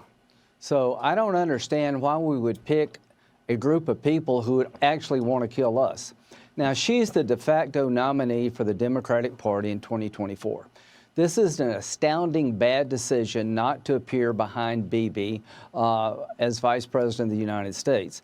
I can't believe that Kamala Harris is not participating in the most democratic speech ever made. The most moral nation on the country, Israel. Israel's the most moral nation, the absolute best nation on the country. Okay? Am Israel high. I wish, with all my heart, I wish I was Israeli. Okay? I think about it every day. Now, of course, I'd have to go to Cyprus real quick for a trip if I wanted to live La Vida Loca in Israel, if I wanted to get married to my life partner. And then maybe I'd be fine. Okay? And of course, if I visit the West Bank, you got teenagers spitting on me because I'm Christian. But, you know, we could fix that. I love Israel. I love Israel more than I love America. Okay? That's right. This is a signal to Hamas, Hezbollah, and Iran that we literally do not have BB's back. This is really her first major foreign policy decision, and she's gotten an F. She's so worried about the Hamas wing of the Democratic Party, she cannot sit behind the Prime Minister of Israel, our best ally in the region, one of the best in the world. It's not only despicable, it's really a bad decision. She's thrown gasoline on the cause of Hamas, Hezbollah, and Iran by doing this. I take it a step further. In my view, Joe Biden and Kamala Harris, when they would not support Israel's right to win their war against radical Islamic terrorists. Dude, just substitute Israel with like Saudi Arabia, okay? That's my favorite thing. It's like substitute Israel with like Lithuania, any country, Estonia. It's like, I cannot believe how unconscionable it is that these guys, these disgusting cretins, are not offering full-throated support to the nation state of Estonia. Okay? It's just like, what are you saying? What are you fucking saying right now? Like, why should they? Like, why is that already, like, beyond the pale? Like, we've moved on. Like, that, it's a given that we have to do it, right? We have to do it. And that premise is never even addressed. You know what I mean? That premise is never addressed. Like, why the fuck? Why should the American president and the American vice president offer the most unimaginable amounts of support to a foreign nation like this? Why? Like, what do you mean? Hamas attacked them. Hamas killed their citizens. For the record, this also doesn't even go with fucking Ukraine, okay? Ukraine is in a defensive posture against a larger nation that has invaded it, okay? So on the morality front, obviously an allegiance with Ukraine is very different from a moral calculation. An allegiance with Ukraine is very different than an allegiance with Israel, right? Having said that, however, even if they did this for Ukraine, which they do the exact opposite for Ukraine, by the way, maybe not Lindsey Graham, but like Fox News on the regular is like, what the fuck are we doing? Like, why are we giving so much money to Ukraine? Why are we giving so much money to Ukraine? Why are we giving so much money to Ukraine? And then they fucking literally turn around and they're like, if you do not say Am Israel Chai 4 times when you first wake up in the morning and then commit to giving $4 billion of weapons to Israel, then you are an anti-Semite and I want to put you in jail. I want to execute you for treason. Like, what are you saying? What are you saying? Who's the fucking junior partner in this coalition? Who? Like, are we... why do they get to dog walk us? Like, what do you mean? You're Fox News. Like, what are we talking about, man? It's so weird. Citizens, raped their citizens, beheaded their citizens, kidnapped their citizens. That, to me, is a complete surrender. Joe and Kamala surrendered in the war on terrorism, as far as I'm concerned. Well, they surrendered to the radical left. Now, this is what you need to... no, totally, dude. God, I wish. Yeah. Joe Biden has basically done everything but execute a Palestinian child on television, okay? What are you talking about? What the fuck are you talking about, dude?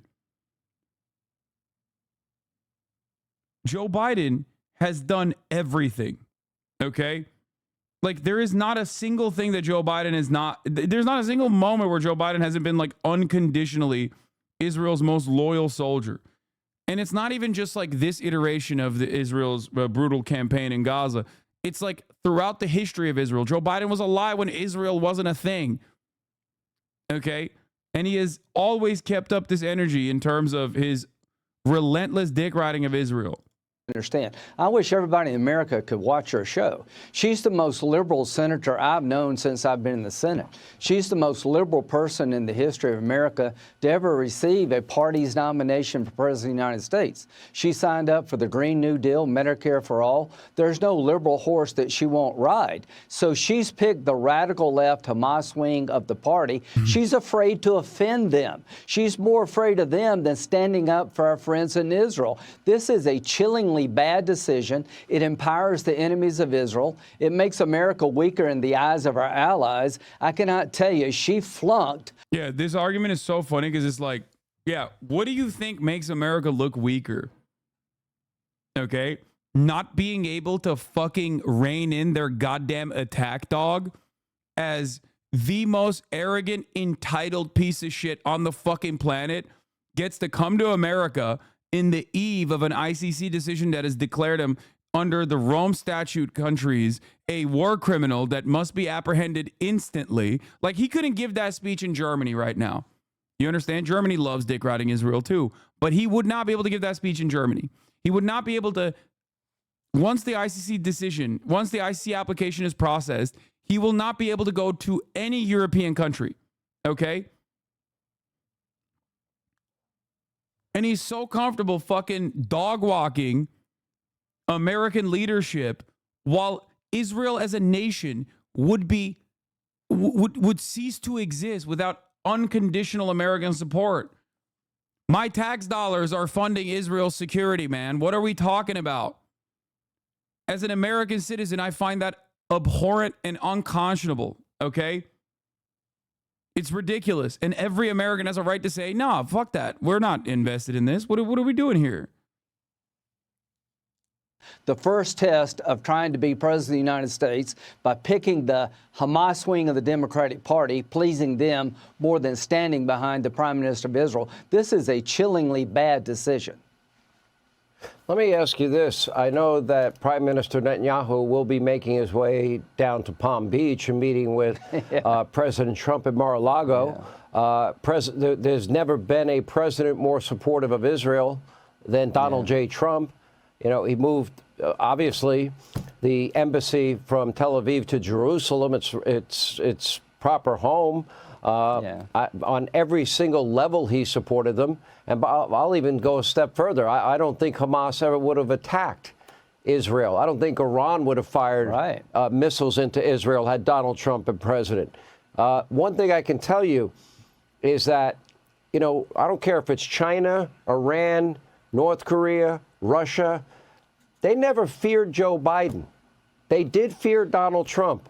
They won't fear Kamala Harris. They'll laugh at Kamala Harris because that's what she does half the time anyway. She giggles away, you know, her time. I don't think they'll take her seriously because I don't think she's a serious person. Well, this decision she made not to... I just wish with all my heart that this would be a change in the Democratic Party, a new chapter in the Democratic Party, where instead of capitulating to Republican framing, they just fight back and they go, yeah, suck my dick. Like, that's so much copium. I know it's so much copium, but like, imagine a world where they did do that.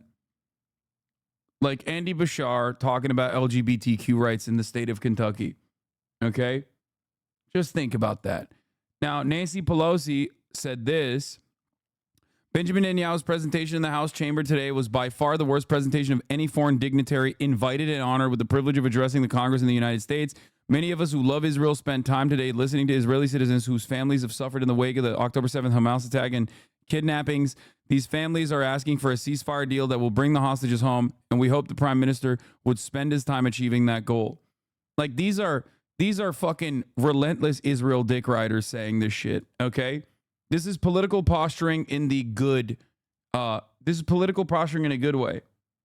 Yeah, this is Bernie-style anti-BIBI liberal Zionism. I know. But it was wild that they hadn't even done this.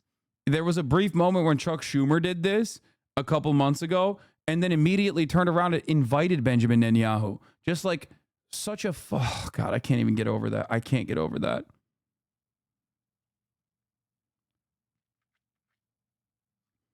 Nancy Pelosi coming out and saying this is like decent, though, it means that like, you know, you'll see more people in the Democratic caucuses chirping against Israel. Was this bait for Netanyahu to push Israel beyond the pale for support? I think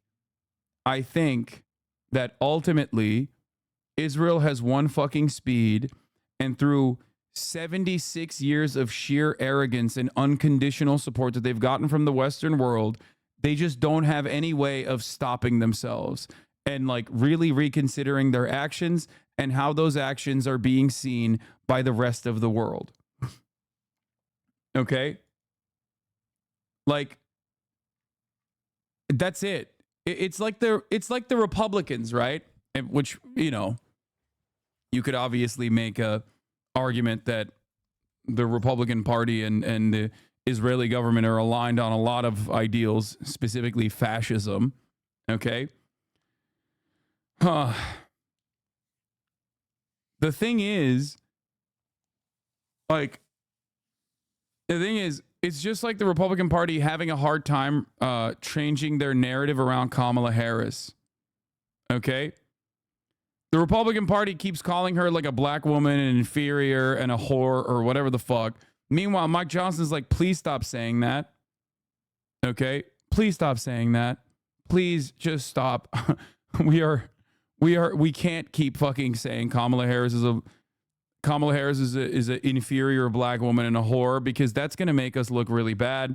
There's a general election coming up, and the Republicans are like, nah, fuck that. I'm going to say it extra hard. Okay?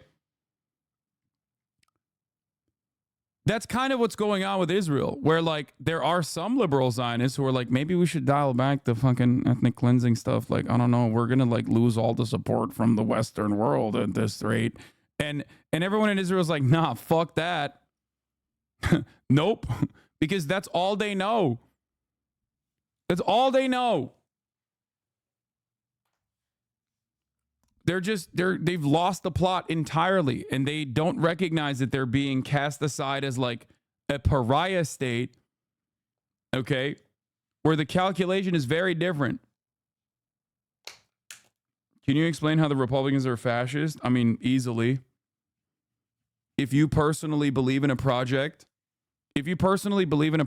of going in to brown people's communities and their homes, and utilizing like a militarized police force in the form of BORTAC, in the form of CBP, and doing dragnet operations and ripping away tens of millions of people from their homes, only to process them swiftly and then engage in like mass encampments, concentrating a certain subsect of the population into camps, into detention facilities, and then purging them from the country. I mean, that's pretty Hitlerian. That's like, you know,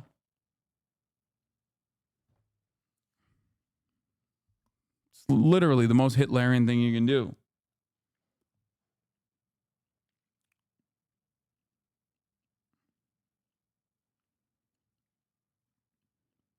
The Republican Party just had a convention this past week. People had mass deportation signs.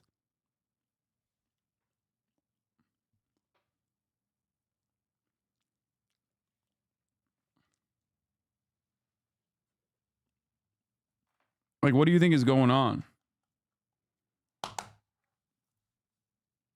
Appear as vice president behind BIBI when he addresses a joint session of Congress is a very poor decision, reinforcing to the world that she does not have Israel's back. If you give in to aggression, you'll get more of it. The choice between Trump, Vance, and Harris, and somebody yet to be named, on Israel is clear as night and day. It's also clear on the border, on inflation, on taxes. This is a right track, wrong track election. 70% of Americans believe we're on the wrong track. If you believe that, you're right. If you think Harris is going to get us back on the right track, you're very wrong. She is the face of wrong. I guess it's almost no different than the Mexican repatriation of the 1930s. No, it's not. And ironically enough, the continuation of that program that extended into Eisenhower, the Bracero program's second deportation that occurred with an operation called Operation Slur, Operation, I won't say it, is exactly what Donald Trump has promoted. Operation W word, okay?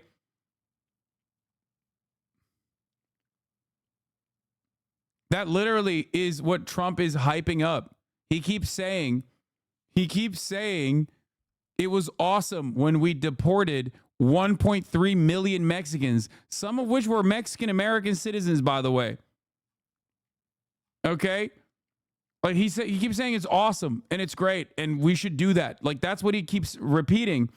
And the worst part about it, yeah, the opposite of Operation Dry Front, opposite of those words, Dry Front, would be the name of the operation. Okay? Anyway, he keeps fucking repeating that.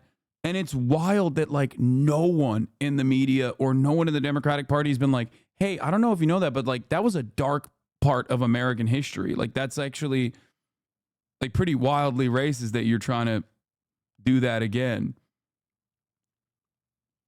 It's basically in line with just being like, we should put all the Asians in concentration camps again type shit. You know what I mean? Like if someone was like looking at FDR's legacy and saying, I love internment camps for every Asian in this country, we should do that again. It was so sick. We should repeat it. Like, that's what it is. Wrong track policy in America. She is not ready for this job. She's been wrong at every turn about things that matter to you and your family. And what she is about to do tomorrow by not showing up is going to make life much harder for our friends in Israel. What does it say about the D.C. elites, the Pelosi, the Schumers of the world, the Hakeem Jeffries of the world, the D.C. elites, the Nantucket elites, that would be the Obamas, the Hollywood elites, the money elites, the George Clooney's of the world? They have more power over the Democratic Party and the voters that went to the polls during these. Yeah. You really care about democracy. Dude. This is such an idiotic fucking narrative.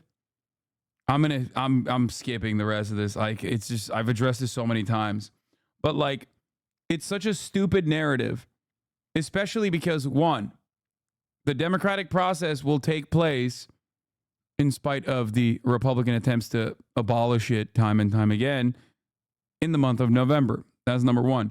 Number two, 83% of Democratic Party voters polled said that they actually agree with this swap out. And on top of that, Kamala Harris raised $80+ million in a span of 24 hours through small donations, 60% of which were first-time donations. Okay? When this decision came down, before she even said a single goddamn thing. Like, it's very popular. If anything, it is one of the first times where I've seen in my lifetime where the Democratic Party responded to the wishes of the demographic majority, the Democratic Party's base of support.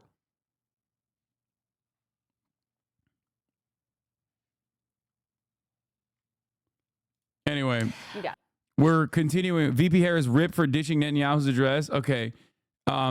One thing I want to say about the ditching Netanyahu's address that she was ripped for is this unimaginably racist thing that I saw this morning from the brilliant, bold, beautiful mind of Brian Kill Myself. Okay, let me see if I can find it real quick. Hold on, let's scroll down. Wait, what? They deleted it? What happened? Or did I get blocked by this person or something?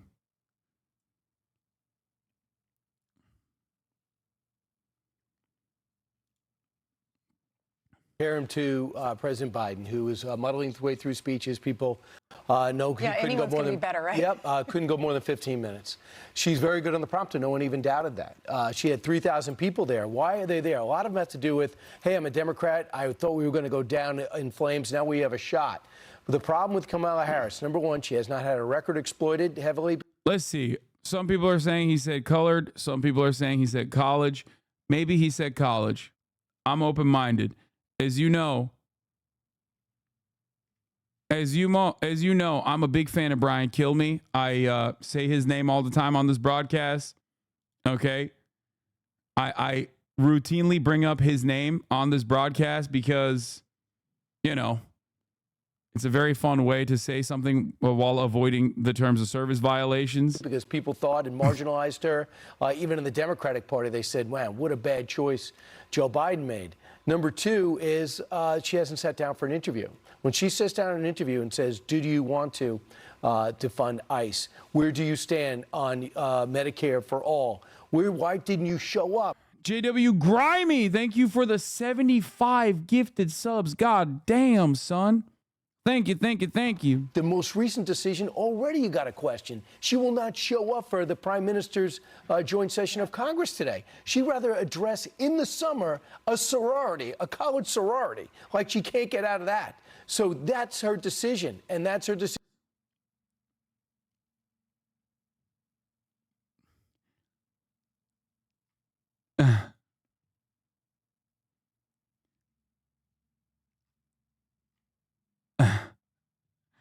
I mean, it's too close. He might have said college. I think he's saying college sorority. She'd rather address in the summer a sorority, a college sorority, like she. Yeah, I think he's saying college. It is ironic to claim that the Bracero program wasn't fascist when Hitler showed up, took inspiration from his predecessors with the U.S. treatment of Mexicans from 1917 onwards, with the gasoline disinfection plants on the U.S. border that spread immigrants with gasoline and insecticides, most notably in El Paso. Like, come on, yes, that is fascist shit. Yeah, 100%.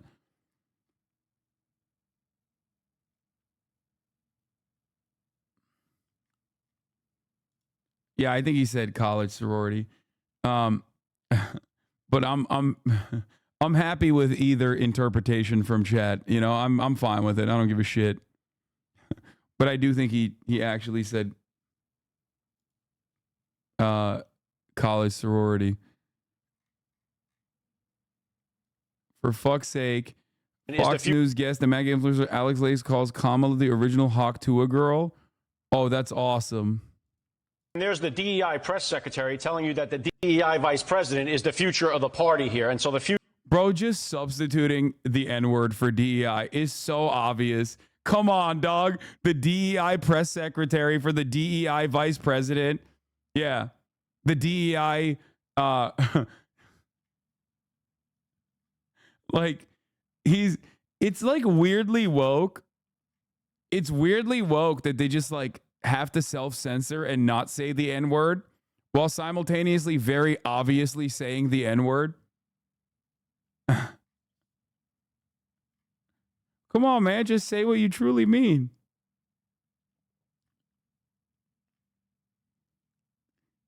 Future looks kind of dim for the Democrats here, but this is no shocker either. Kamala Harris, she's the original HOGWATCH girl. That's the way she got where she is, and the party's going downhill if it's in her hands. That was tough. That was. Yeah, no, they need to keep up this momentum. This is great. Like I said, I suspect this kind of narrative is going to, once again, make normal voters feel gross. You know? Yeah. What about DEI on DEI violence? We must ensure that these schools do not have DEI students in these white schools. American hogs might be the worst people in the world. Yes, dude. They're just bully ball, okay? They got no other move. They got so comfortable just like being disgusting, gross little freak vermin bullies that they just keep doing that over and over again. Okay? And there is just one speed, I'm telling you. With like no opposition, they just keep running the same fucking narrative over and over again and just only end up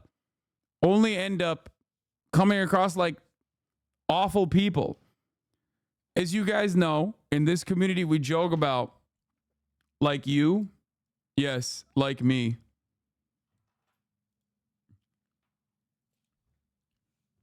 As you guys know, in this community, we like to joke about the notion of like virtue signaling, because everyone always is like, dude, fuck, if you're saying like you're pro-trans people or whatever, you must be virtue signaling. And it's like, thank you for recognizing that that's a virtuous thing to say. Except all Republicans do is vice signaling. And the reality is like virtue signaling and moral posturing can get annoying to the average person for sure. Especially when you go above and beyond. Especially when you're like trying to clean up every aspect of society and sanitize certain things that don't deserve to be sanitized because that's just not a reflection of reality, right? Like movies and the like. Having said that, however, the opposite of that is fucking vice signaling, and it just makes you look like a piece of shit. If you're consistently not trying to shelter your gross point of view, okay? If you're consistently not trying to shelter your, or hide your gross point of view, you're just going to look like a fucking asshole. People can't get enough of vice signaling. It's crazy. They love that shit. No, dude. No, that's online. I'm telling you right now, that's just online, brother. Okay? We are so brain broken from Twitter and from like our content creators also vice signaling on a regular fucking basis that you forget that like the average person, even a fucking Klansman, doesn't like to be called racist. A Nazi doesn't like to be called a Nazi because everyone understands that those are bad things. Whether it's a strategic decision to hide your actual opinions, or whether it's just because you genuinely don't think that that's a good association, everybody understands that those are bad values to be associated with. The only place where people actually cast that aside entirely is online, where you have this veil of anonymity that allows you to fucking chirp in the most insane ways possible. Okay?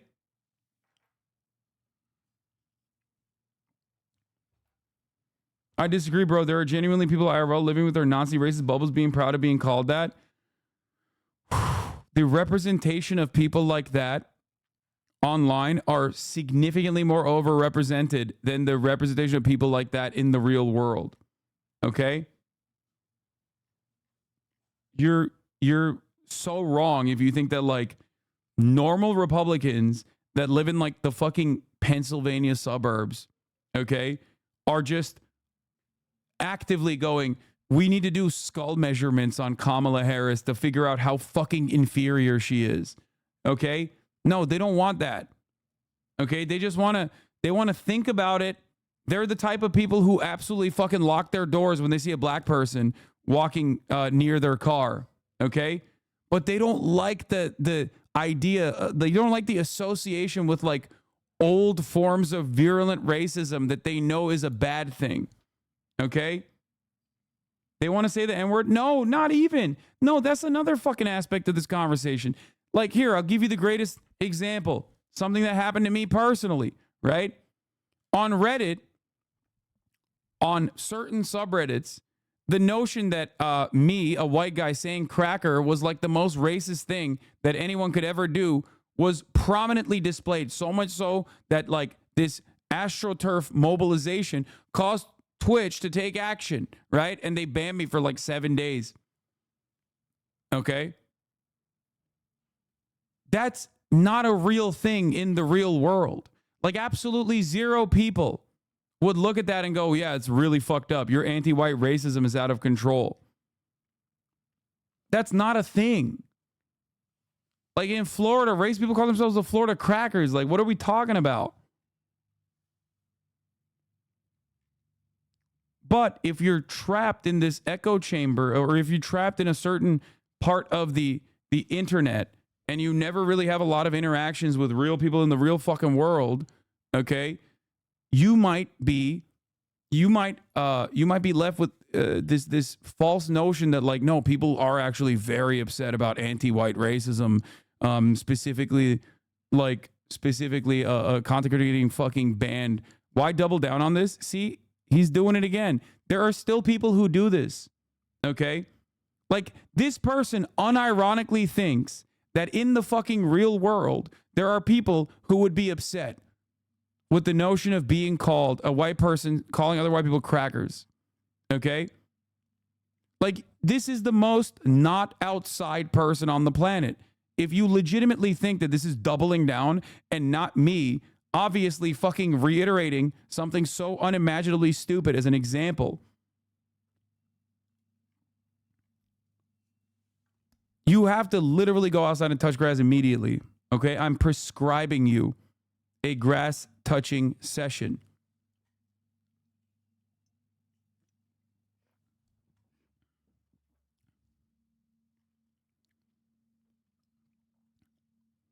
I mentioned this to my normie friends that play tennis with, and they collectively started laughing their asses off. Yeah, the thing is, the greatest. Yeah, I know. Asmongold chatters are coming in here right now to chirp.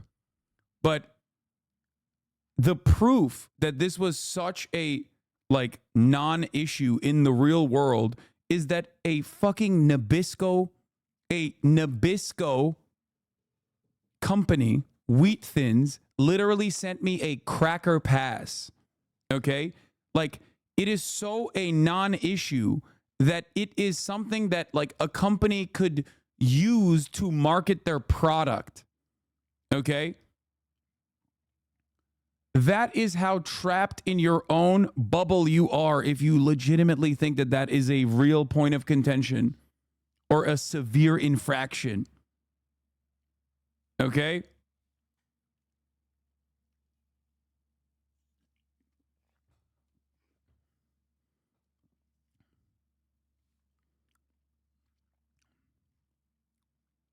What's this got to do with it? Oh, I'm trying to explain how people can be captured in their own little bubbles and have a false narrative be presented as reality. Okay?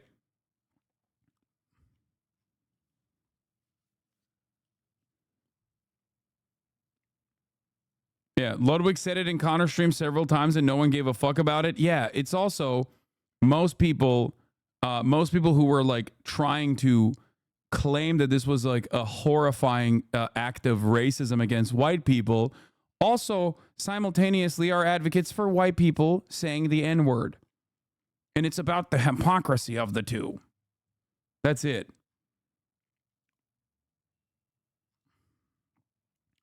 Anyway. Meanwhile, the absolute greatest racism that I put in display is at the top of the hour when I do an unimaginable act of racism towards the chatters who are not subscribed. Okay? Non-subscribed. A word that terrifies those who do not have $6 or a free Prime subscription to use here at the top of the hour to avoid seeing 3 minutes of ads. Mano Flick, thank you for the 5 get the subs, turning 5 non-subscribers to subscribers. Perhaps it's socially acceptable, but it's still slightly discriminatory as is directed towards one race. Yeah, okay, dude. Yeah, you're right. Yeah. Just like the word Karen. Just like the word redneck.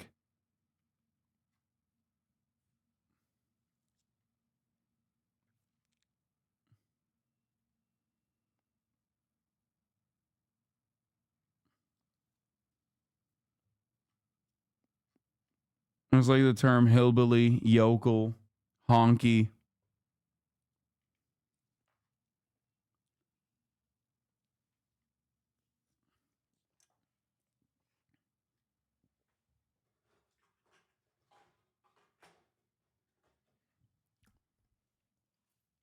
Anyway, HasanAbi trying to speedrun a ban here.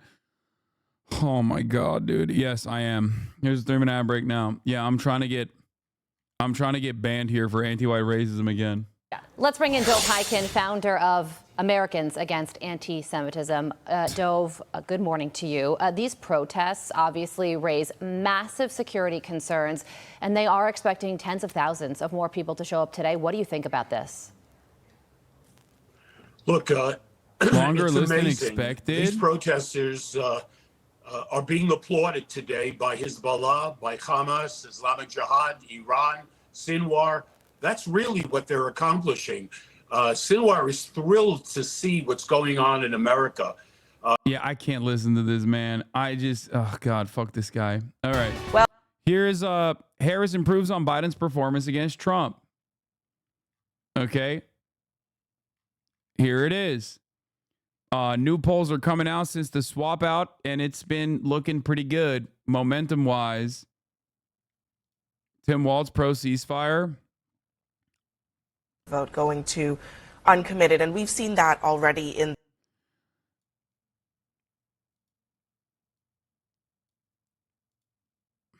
about 40,000 votes right now, 20% of the vote going to uncommitted. And we've seen that already in this primary in Michigan. What message are voters in your state trying to send to President Biden? And what do you want to see President Biden do? This is from the actual Super Tuesday coverage, where they had Minnesota Governor in response. Yeah, look, they're engaged. We're really proud in Minnesota. Civic responsibility. We have some of the highest voter turnouts. These are voters that are deeply concerned, as we all are. The situation in Gaza is intolerable. And I think trying to find a solution, a lasting two-state solution, certainly the president's move towards humanitarian aid and asking us to get to a ceasefire, that's what they're asking to be heard. And that's what they should be doing. We've gone through this before, and we know that now we make sure we've got 8 months. We start bringing these folks back in. We listen to what they're saying. That's a healthy thing that's happening here. But I would note that that the former president lost twice as many votes here in Minnesota to Nikki Haley. And I've seen some of these exit polls out of North Carolina and others. 80% of folks said they're not voting for him who voted for Nikki Haley. We'll get. Damn, it seems like Tim Walz is very aware of what the uncommitted voter campaign, especially those margins for the uncommitted voter campaign, spells for Biden's reelection.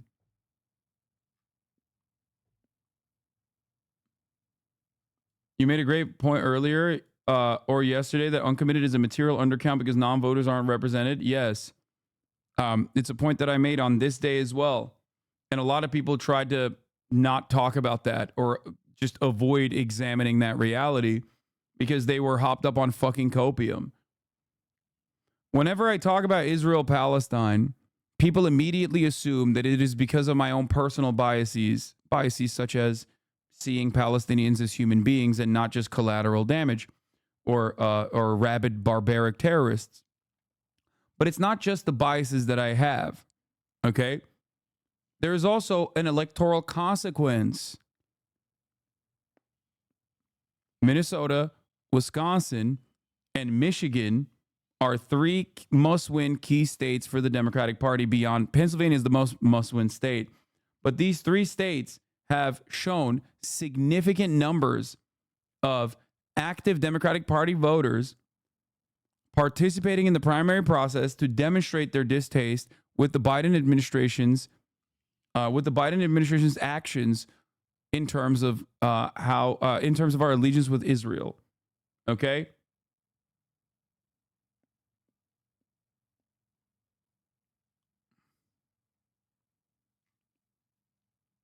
He's my governor, and I've been involved in organizing here for Black Lives Matter in Palestine. He has routinely ignored us and canceled meetings with us last minute, like every time.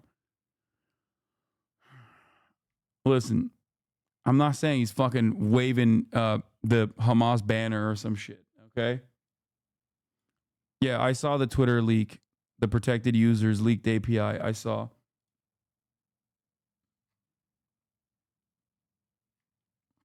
The uncommitted voting campaign was phenomenally successful.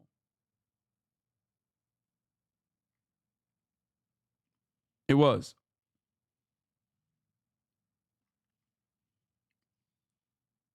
Please don't whitewash Harris. She isn't any better than Biden. Oh, dude, this is not a whitewashing of Kamala Harris. This is me urging the Democratic Party to do the right thing, both in terms of what I believe is the right thing to do morally, and also the smart thing to do electorally. Okay? Please calm the fuck down. It's not me saying Kamala Harris is going to be like, oh, one state solution tomorrow. That's not whitewashing. It's not. What are we talking about? Oh, here, let's see what the possible paths to victory are. Victory over Donald Trump. The path to the White House goes through Wisconsin. Saying they will, quote, play offense in the blue wall states of Wisconsin, Michigan, and Pennsylvania that Biden was able to flip in 2020. and the Sun Belt states of North Carolina, Georgia, Arizona, and Nevada, where the campaign argues the vice president's advantages with young voters, black voters, and Latino voters offer multiple pathways to Literally, 270 these two, Palestine, these, specifically the ones in the West Coast, immigration. I'm not fucking Harry Enton, but I know what the fuck I'm talking about, dude. Okay? for the president, including women, younger voters, black voters, and Hispanic voters. Those groups critical to Biden's victory in 2020. I've and been now saying Harris's this chances for in fucking November. months, okay? For months. When Biden was at the top of the ticket, I've been saying this for months. Horrible instincts to just like go with a right-wing reactionary framing on immigration if you want to capture any of the youth vote, any of the Hispanic vote in Nevada, Arizona, New Mexico. These are places where you have to take a different approach, okay? Not one that is just like a lighter version of the Republican Party sentiment against immigrants. Today about capping the cost of insulin at $35, passing the child tax credit, addressing student loans, among other policy issues. Jake?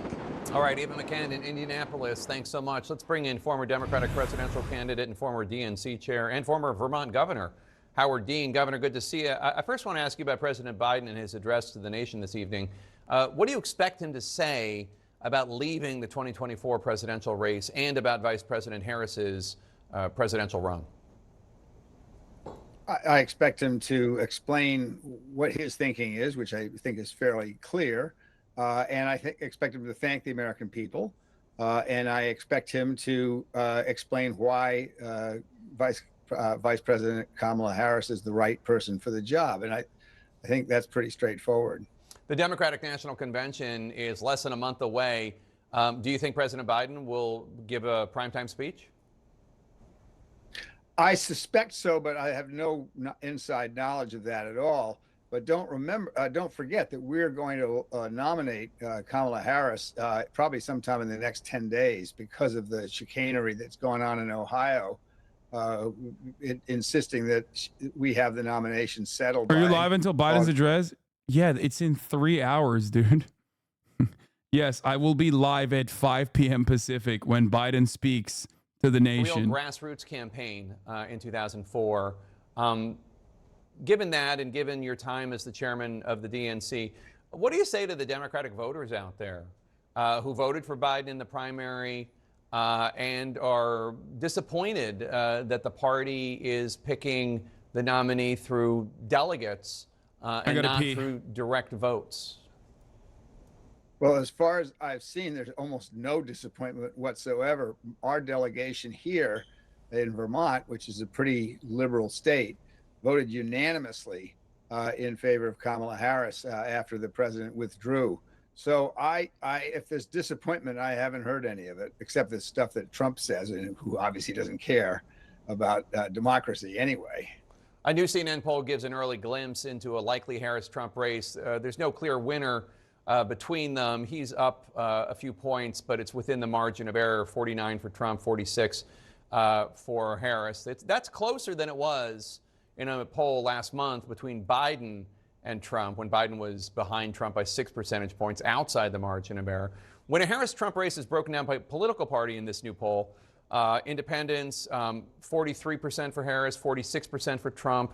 She needs to improve those numbers significantly among independent voters. How do you think she can do so? Already, there's a lot of criticism of her record, saying that she's a San Francisco progressive, out of touch with the American voter. Well, that sounds like Republican talking points. I don't think anybody gives a damn what the Republicans say. The real key to this, your reporters previously were pretty clear about, is young voters. Joe was not able to rally young voters. He should. He had a great record. Kamala Harris is, the excitement of Kamala Harris for young people is extraordinary. I would predict now that third-party candidate, RFK Jr., is going to actually take more, in this atmosphere, is going to take more votes away from Trump, which is probably why they're talking about RFK endorsing Trump and him getting a job. I think that's unlikely. But I think this changes everything. It now gives Democrats a real alternative. And Trump becomes the old codger who probably has some cognitive issues. Trump has cognitive issues, you're saying? Yeah, I mean, it's pretty clear. You get up and make a speech and lie 73 times in 10 minutes. You got some problems there.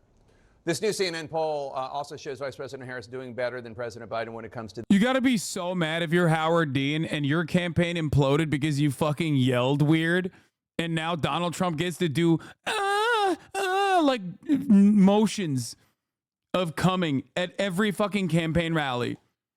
Like every campaign rally, Donald Trump does the whole like transgender athlete bit that he does where he's like, and it's like people love that shit. Okay? That is a million Howard Dean screams. Do you understand? So much fucking worse. You know something? You know something? And then we're going to Washington, D.C. to take back the White House. Like, it feels like it's from a different... It doesn't even feel like this was 20 years ago. It feels like this is a different dimension, okay? Like...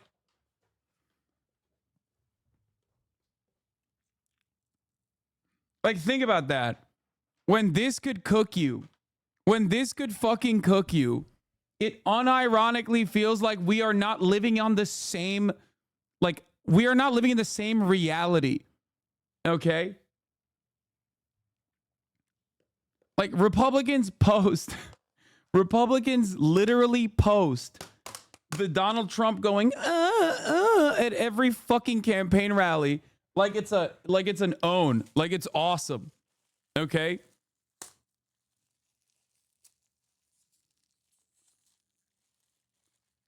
Yeah, Dean was one of the better candidates that cycle too. Yeah, I mean, I guess like he was also definitely significantly more progressive.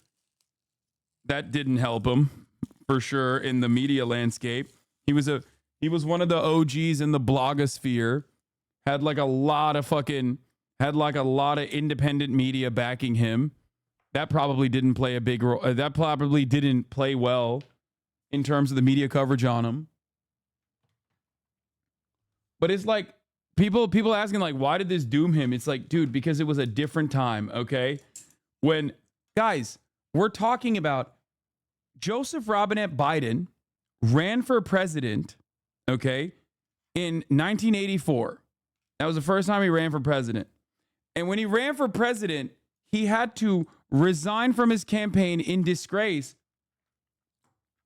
because it came out that he had plagiarized one of his own personal speeches about his own personal life directly from a UK politician. Okay? Did I say 1894? No, I said 1984 or 1988. Yeah, he plagiarized Neil Kinnock's speech about being the first Kinnock to ever go to college. Like, think about how different of a time we live in where, you know, flash forward to 2020 when Joe Biden is plagiarizing experiences that he hasn't had, like getting arrested because he went to meet Nelson Mandela. Like, he's imagining different realities and none of that is hurting him. Okay? Or even on the the Republican front, the 74 lies that Trump told this last debate. Okay? It's just a very different reality that we exist in now. Very, very different reality.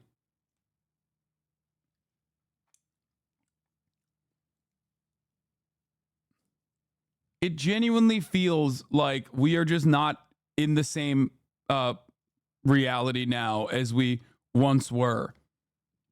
But on that note, let's get back to Mamala. Well, this is a wildly different presidential race than just a few days ago. We've heard a lot from politicians about Vice President Harris taking over for Joe Biden at the top of the Democratic ticket. But the crucial question is, what do voters think? And today we're going to get the first snapshot of how they view Kamala Harris, who used her first rally as the presumptive presidential nominee to go after Donald Trump head on. He and his extreme Project 2025 agenda will weaken the middle class. Like, we know we got to take this seriously. And can you believe they put that thing in writing? When you read it, you will see Donald Trump intends to cut Social Security and Medicare.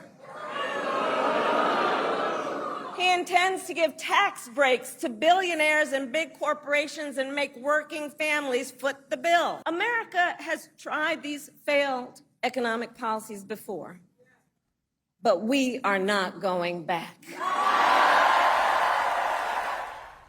And I'm here with CNN's David Chalian to break down what we're learning in this important new poll. Take it away. Well, we got our first look at a Harris-Trump race that is no longer hypothetical. And what you see here is there's no clear leader in the top line of the horse race here. A 3-point margin. That's within the margin of error, Dana. Donald Trump at 49% support. Kamala Harris at 46% support. That's about half the margin that we saw in the Biden versus Trump matchup the last couple of months that we polled. That was a 6-point race. This one now is a 3-point race. And if you look here, broken out by party, you see near total consolidation among Democrats for Harris, similar, more than 9 in 10 Republicans for Trump. Take a look here at the independents. Trump has 46%, Harris has 43%.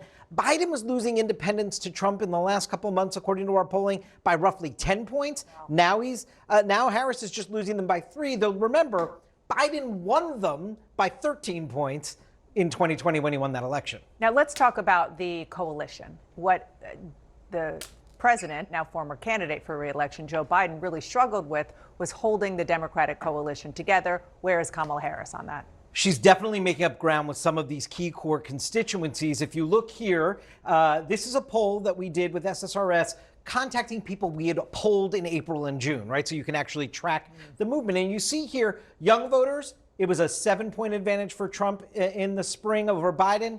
Now Kamala Harris has a 4-point advantage among young voters. Black voters, Joe Biden had a 47-point advantage in the spring. Kamala Harris has increased that to a 63 percentage point advantage there.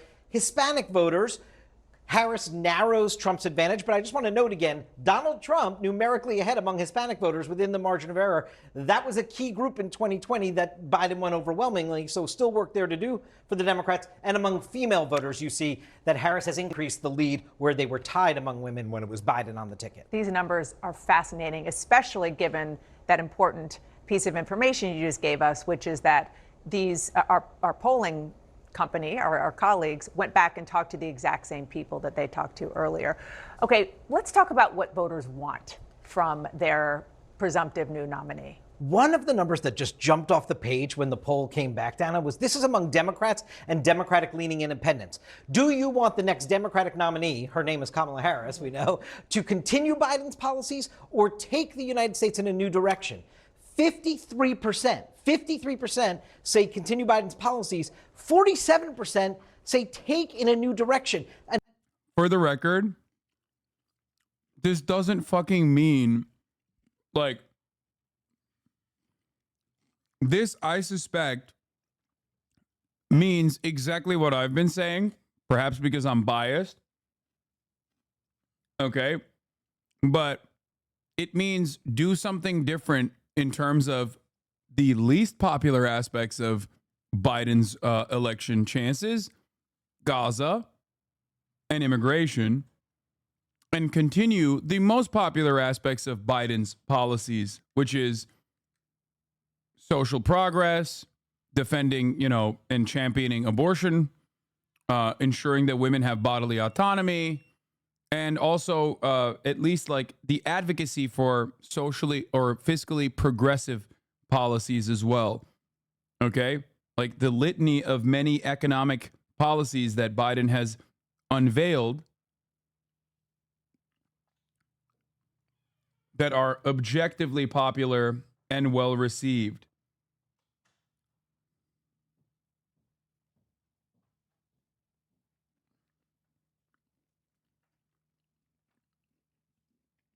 A near even split among Democrats looking for a new direction here. I think that is very interesting to watch forward how Kamala Harris campaigns on that. And then we've talked a lot about this all cycle long. Are you voting for a candidate or against a candidate? Take a look at what a difference a couple days make. For Harris, now it splits evenly. 50% of Harris supporters say they are casting their vote for her. 50% say they're doing it against Trump. Look at what that was when Biden was the nominee. Yo! 2/3 of his votes were. Yo!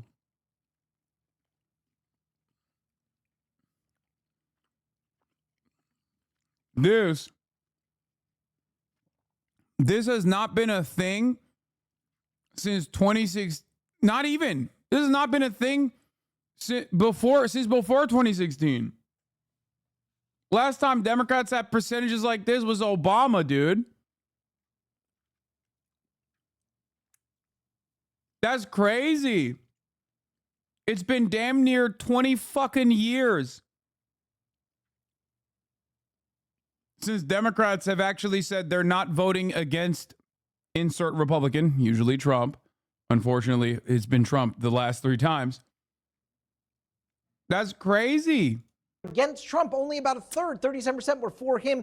Harris changes that equation. Donald Trump, by the way, gets more affirmative support after the assassination attempt, after his convention. He's now up to 74% of his voters who say they are voting to cast their ballot for him. Only a quarter say they're casting their ballot to be opposed to Kamala Harris, Dana. So interesting. So much to dig in on. I'm over at the table now, as you can see, and David's going to be here in just a moment, joining us here already. Excuse me, are CNN's Phil Mattingly and Sung Min Kim of the Associated Press. Hello. What is, Phil, I'm going to start with you. Yep. Excuse me, what's your takeaway? So Biden dead enders kept trying to say the polls are actually going in a good direction. They were lying. This is polls moving in a good direction. Just so you understand. Okay?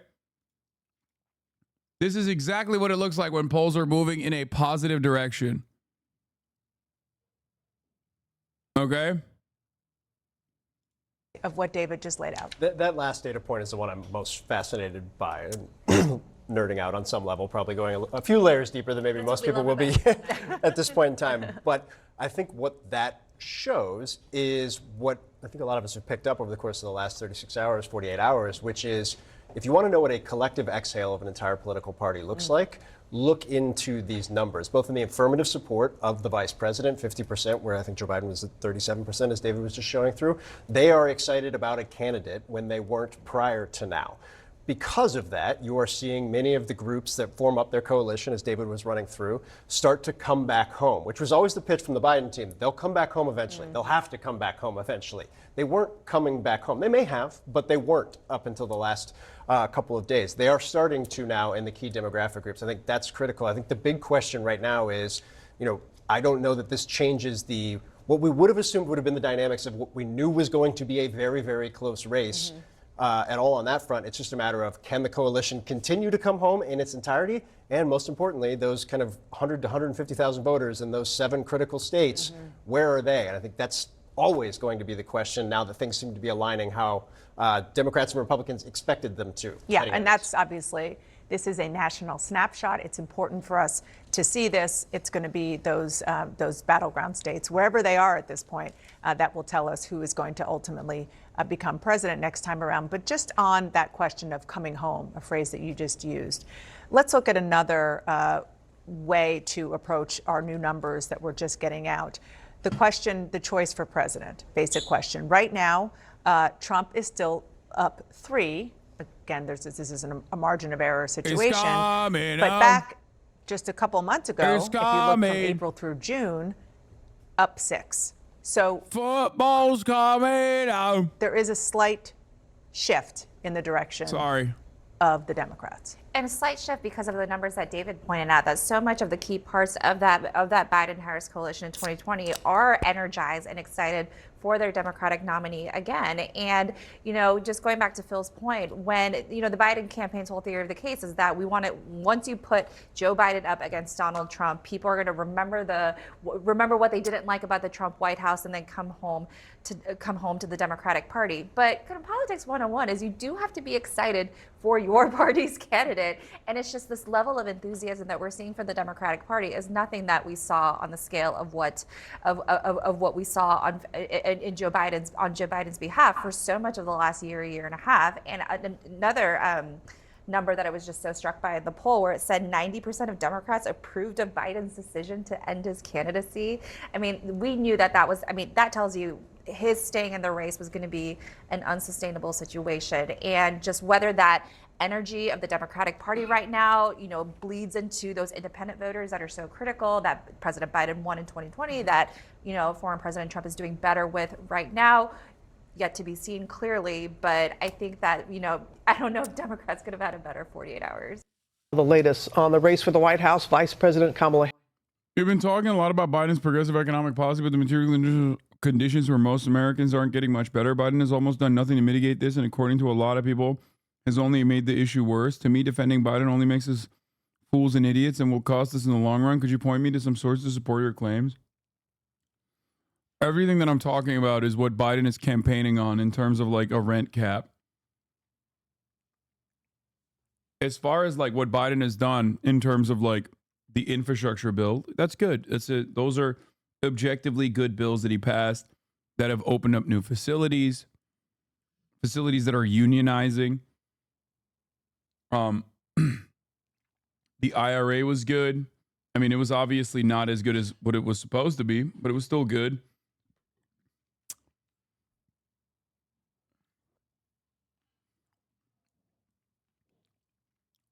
In terms of Biden's advocacy, why are people saying drill tweet?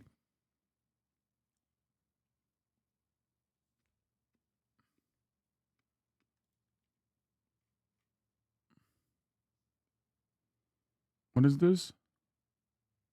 Why are you sending me this shit?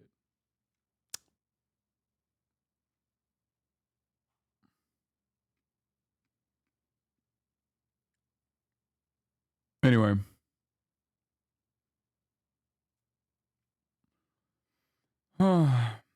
How the IRA was a mixed bag at best. He gutted the COVID era social safety net, though, and kicked tens of millions off Medicaid.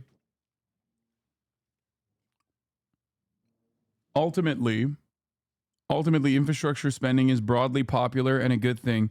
It is absolutely what was necessary at the time. They didn't pass it because they're fucking progressive champions of economic justice. They passed it because there was no other way.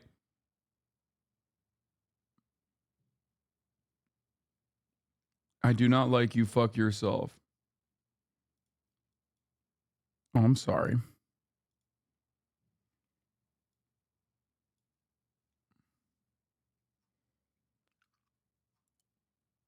Harris, who is now the presumptive Democratic presidential nominee, ramping up her campaign after her first rally in the key battleground state of Wisconsin. Let's go to our chief White House correspondent, Mary Bruce, for the details. Good morning to you, Mary. Good morning, Robin. Well, I can tell you the energy in that room at that rally was palpable. The crowd was fired up and energized. It was the largest crowd the Democrats have seen in this race so far. And from the moment Kamala Harris stepped onto that stage, it was clear this is now a whole new race. This morning, Kamala Harris is hitting the ground running. Her first campaign rally in battleground Wisconsin, electrifying a crowd of 3,000 supporters. We have doors to knock on, we have phone calls to make, we have voters to register, and we have an election to win. Harris already now the presumptive Democratic nominee, as President Biden prepares to address the nation about his historic decision to bow out of the race. With a little over 100 days until the election, the vice president pitting her record against Donald Trump's. Arguing as the former Attorney General of California, she's uniquely qualified to prosecute the case against him. I took on perpetrators of all kinds.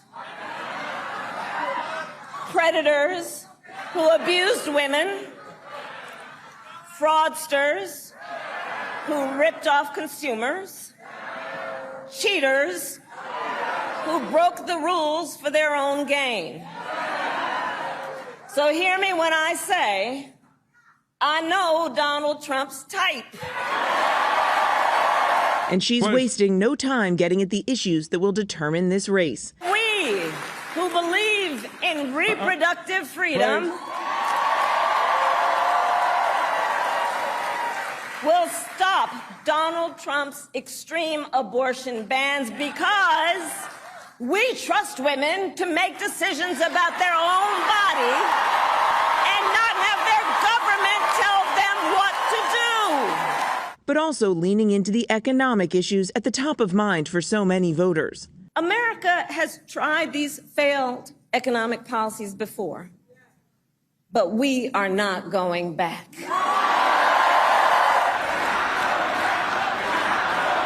This morning, the first poll since Biden withdrew showing Harris has a slight lead over. I think one aspect that she has to fucking hammer that I think is like good messaging is Trump's tax cuts, right?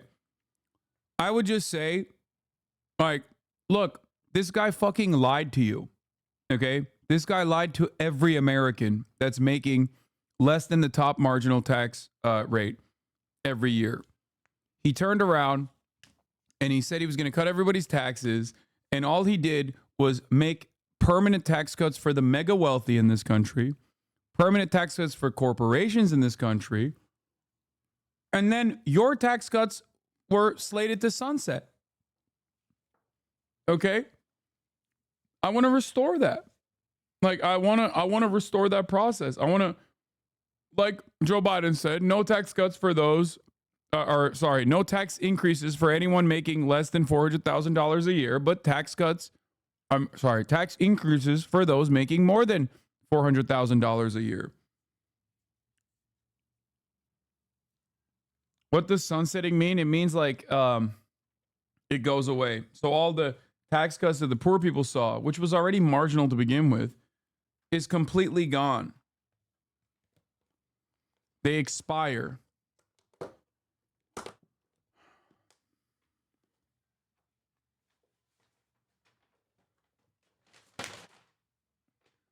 We have to make sure that Americans that are high earners participate in the American process.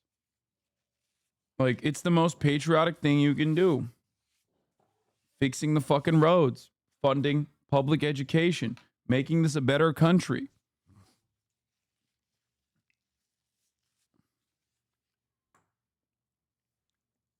Donald Trump also lied and said he was going to increase capital gains tax, and then, of course, didn't do it, for the record. No, Hassan. No, but Hassan, you're rich. You have to vote for Trump's tax cuts. Yeah, I know. I'm an idiot. As a class trader, I guess. Well, not even technically bourgeois, but still wealthy.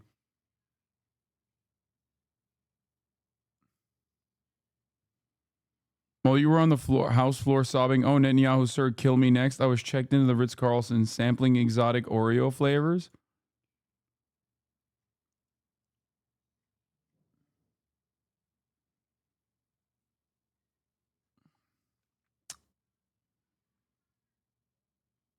Delegate preferences on VP are out. Not shocking, but the first pick is Shapiro. Fuck.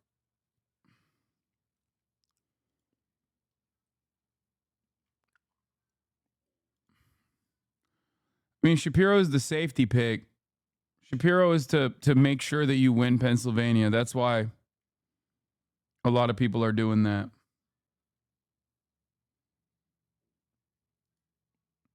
My favorite tweet in regards to taxing the wealthy. Boo-hoo, imagine being one of the richest people in the richest state in the richest country in all of human history and complaining about giving back to the common good that made that high income possible in the first place. Yeah, it's a great way to talk about this.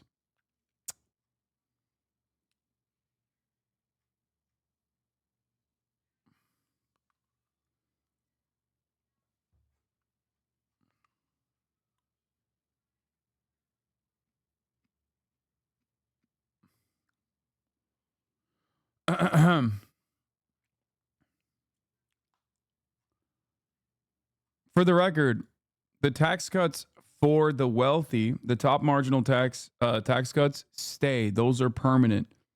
The only ones that expire are for the working class. Anyway, let's continue.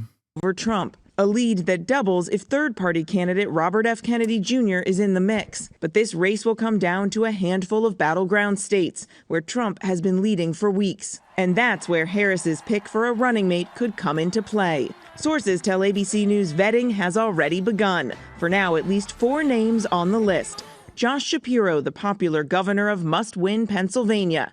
Senator Mark Kelly of critical Arizona, an astronaut and the husband of former Congresswoman Gabby Giffords. Andy Beshear, the young governor who just won re-election in deep red Kentucky. And Governor Roy Cooper, elected twice in North Carolina, a state Democrats have been investing in heavily, hoping to flip blue. Now, a senior administration official tells us that right now Kelly and Shapiro are the leading candidates. But of course, this list could change in the coming weeks. And Harris doesn't just have the ability to focus on the race for now. She also has to. It sucks that out of that list, those are the 2 more conservative ones.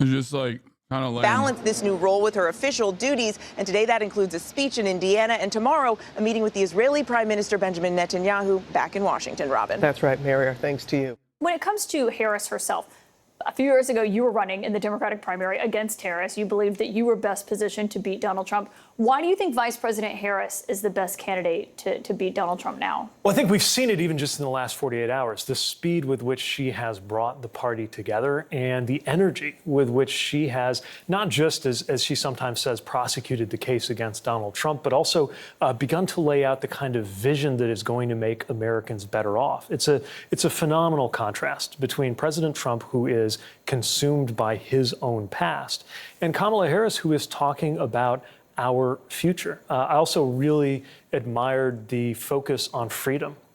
That was a really big part of her comments today and yesterday, because I think that's a big part of what is at stake. I'm old enough to remember.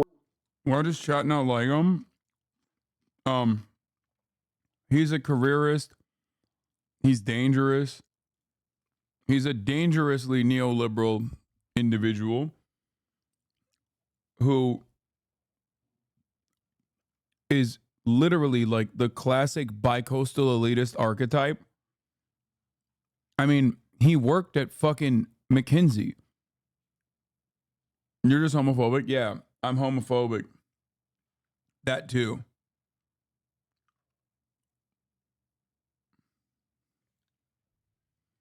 It's not my fault that the 2 prospects from the Democratic Party that happen to be gay are fucking rugged neoliberals. Okay, Jared Polis and Pete Buttigieg. Both of them are gay. Both of them are unironic, like r/neoliberalism mods. Okay, maybe not Pete, but apparently Jared Polis literally is.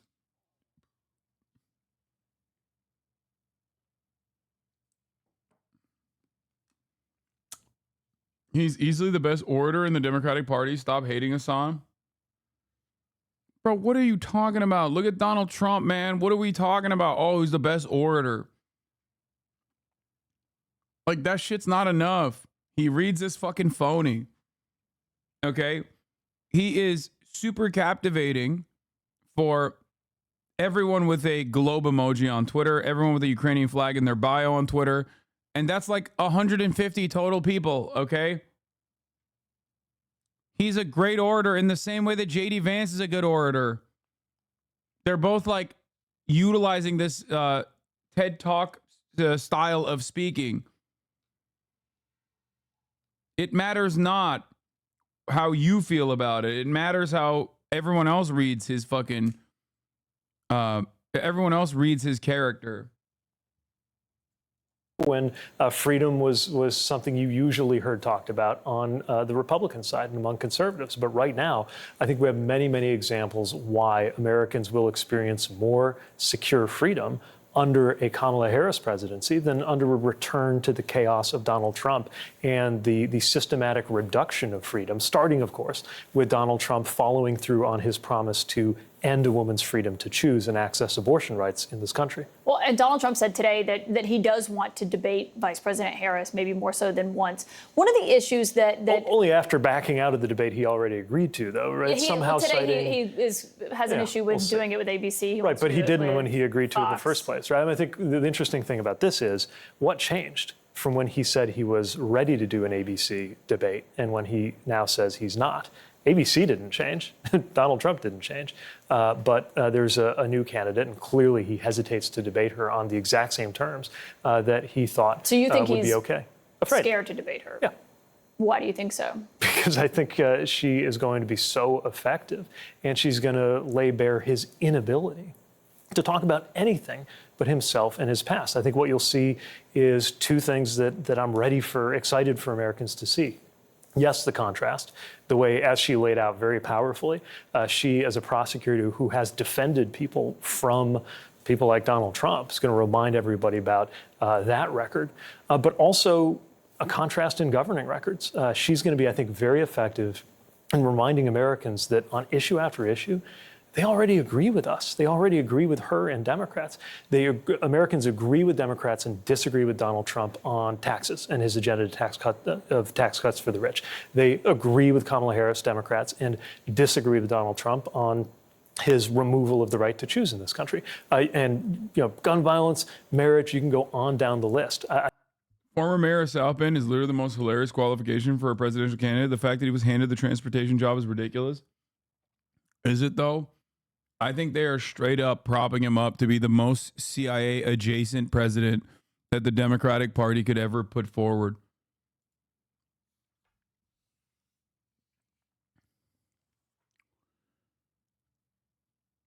He speaks 8 languages. I don't care. I don't. What do you mean? Okay, cool. Great.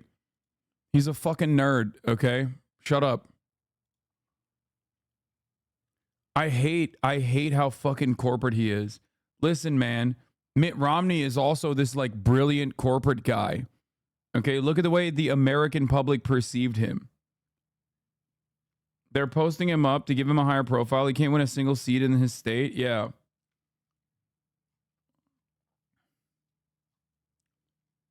Like Xiaoma, New York City, speaks like 16 languages. You don't see me advocating for him to fucking run for president, okay? What a ridiculous qualification.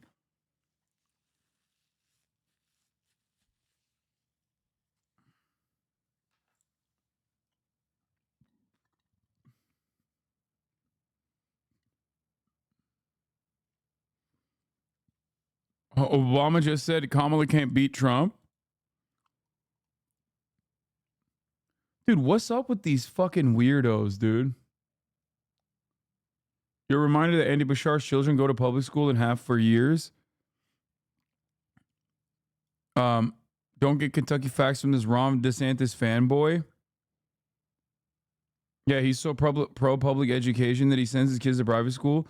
Yeah, Andy Bashar is not only a fucking massive advocate for public schools, he's anti-charter school, and his kids literally go to public school. Like, no, he's so solid on that front. That's like one of his strong suits, in my opinion. Where is this? Is this New York Post? Obama doesn't believe Kamala Harris can beat Trump, which is why he hasn't endorsed their sources. I like to think that all of the former presidential hopefuls that have dominated, or the presidents that have dominated the Democratic Party, personally have like unimaginably selfish reasons. Joe Biden selfishly didn't want to drop out because he was like, it's my time. Hillary Clinton selfishly did not want Kamala Harris because he didn't want first female president next to Kamala Harris. Obama is looking at it and being like, well, it's a step up from first black president, it'll be a first black woman president.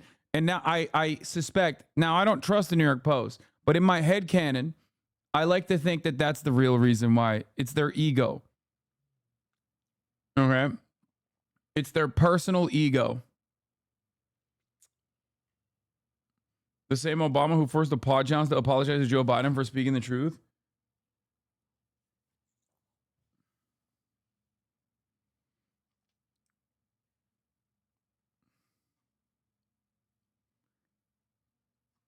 Anyway, Hillary Clinton, of course, endorsed Kamala Harris.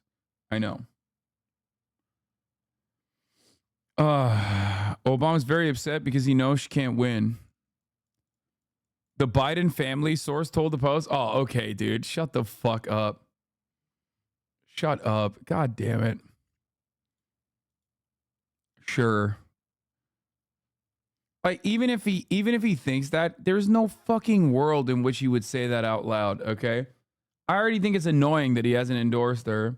But I think she's very well positioned to remind Americans of that fact. Well, and Trump also has a record on immigration. We saw what he did with the bill that was negotiated by some Republicans, a bipartisan group on Capitol Hill earlier. But there's also a record for the Biden administration, and it's been one of the lower points where they have polled, and it is also a top concern for voters. So what does that look like for Harris as, you know, how she defends how the Biden administration has handled immigration, but also maybe trying to separate herself from some of those decisions? Well, I think she's going to be able to, again, remind Americans of the difference between somebody who's focused on solutions and somebody who is focused on anything that can divide us. This bipartisan immigration bill that Donald Trump helped to kill would have made a difference at the border. And it was negotiated, by the way, with very conservative Republicans as well as Democrats. Why did Donald Trump kill that? Well, because he actually needs things to be terrible at the border. He's not interested. That's crazy. That's crazy that she thought, like, what are you doing? Okay, come here. Come. God damn it. So fucking cute. It's crazy how cute she is. Adorable. She just got up and stood by my side like I wouldn't notice.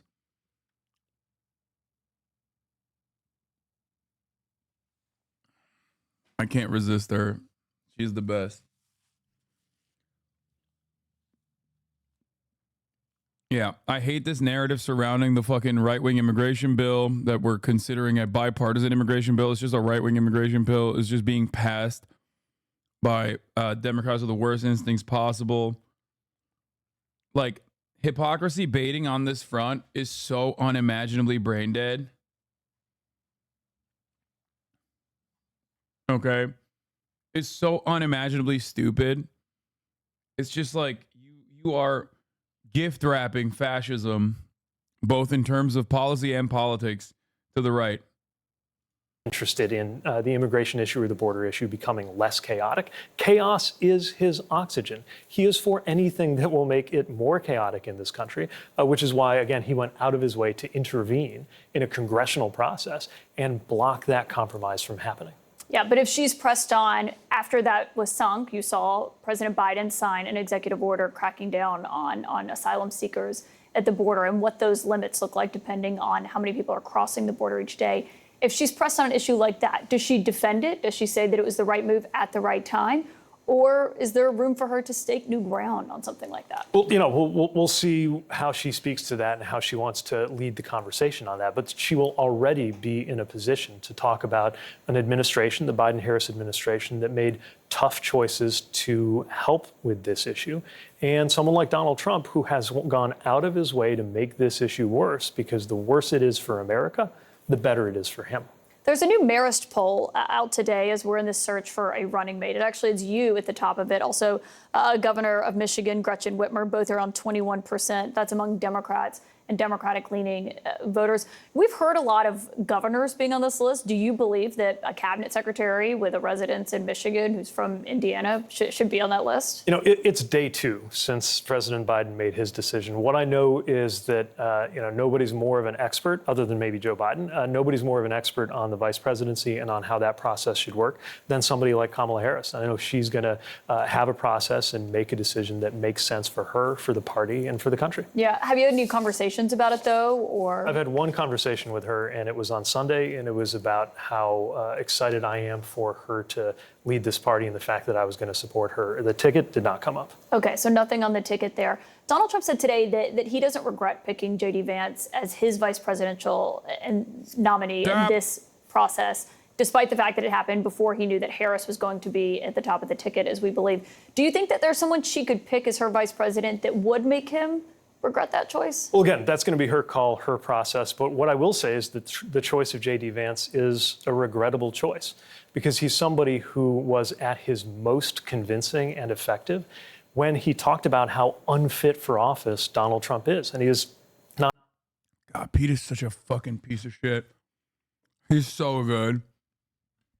Yeah, the most effective counter to J.D. Vance is literally fucking Waltz or Bashar, right? Especially Bashar. He knows that. Ain't nobody fucking likes him in the Rust Belt. They hate him in the Rust Belt, actually, because he's the type of guy who comes in. When he's the type of guy that you see outside of the fucking Motel 6 in your hometown, you know there's mass layoffs coming, okay? And I mean that literally and figuratively, okay? Pete Buttigieg, the only time when a guy like him comes into your fucking town, you're about to watch a facility close down, okay? That's it. That's precisely what he did when he was at McKinsey, and that's precisely how he carries himself. Or there's a chemical spill, and he's haphazardly trying to do PR for the administration. Neither of which are good things, okay?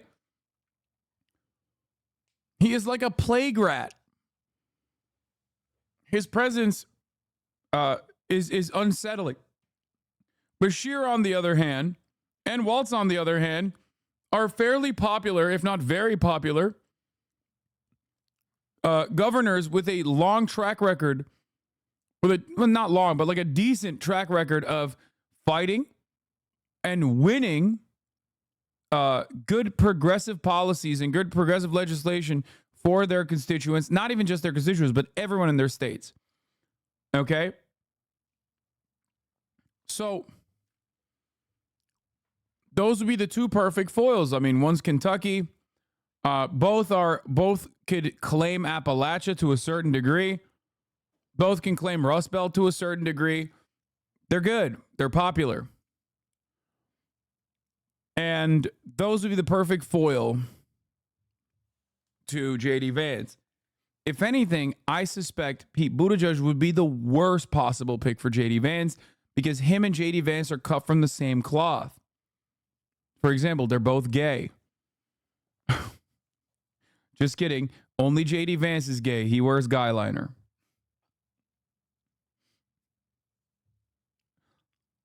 No, that's a joke. No, they're cut from the same cloth in the sense that they're both like corpo rats, okay? And they read as corpo rats in a way that is very unsettling to, like, you know, regular Americans. So there are normies in here, dog. I know, but God damn it, I will not be censoring myself because there are normies in this chat. I never have, and I never will, damn it. 1.5. 13. Okay. My real truth, my real feelings come out. Don't care.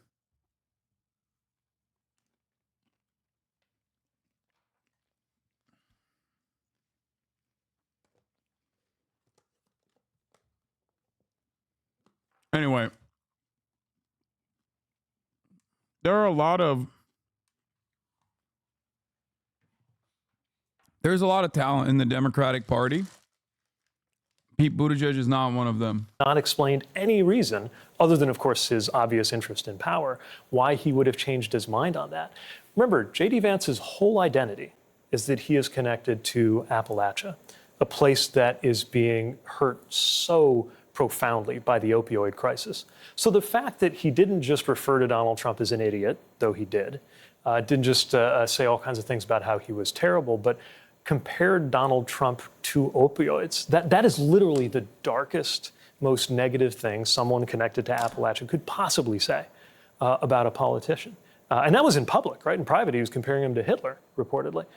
He has yet to explain why his opinion would be any different other than his own search for power. So when he says, I watched Donald Trump in office, that's what changed my mind, you're not buying that. That doesn't make any sense, especially coming from the Midwest. He's from Ohio. I grew up in Indiana and live in Michigan. I have seen how the industrial Midwest went into a manufacturing recession under Donald Trump and has experienced a manufacturing renaissance under the Biden-Harris administration. Why is that? Because the Biden-Harris administration has led on policies that have factories rising out of the ground of places, including places like near where I grew up, that haven't seen this kind of investment in a generation. How could J.D. Vance or anybody else initially think that Donald Trump is a disaster, watch him lead the country into a manufacturing recession? This is, by the way, before COVID, let alone everything that happened through the mismanagement of COVID, and then say, oh, now I've seen the light. He's a great leader, and I want to be on his. There's absolutely no delay in his response. He's really conversational. It doesn't feel scripted like other candidates.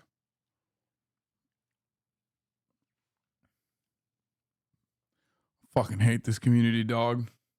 Y'all are literally going to neoliberal prison. Okay? Under the Pete regime, every single one of you are going to prison. Okay? I hope, and you deserve it. They're going to send you to prison for being gay.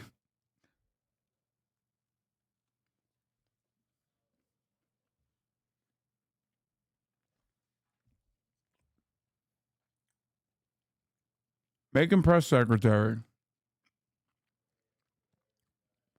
Keep that man away from power. Okay?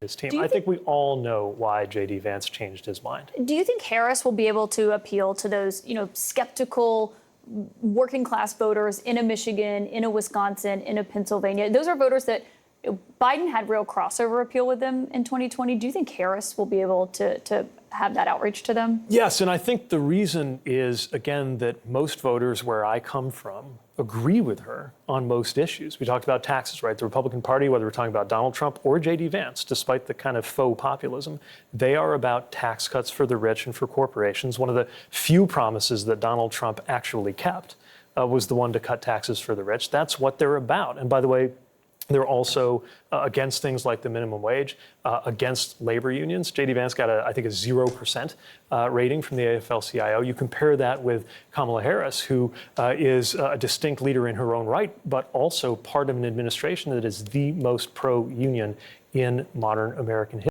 He's a very good communicator. Yeah. Keep him the fuck away from power, dude. He is genuinely a terrifying sociopathic figure, okay? I don't think people understand.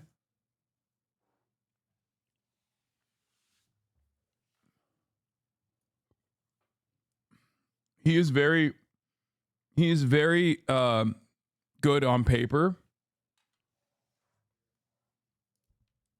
He has a great resume.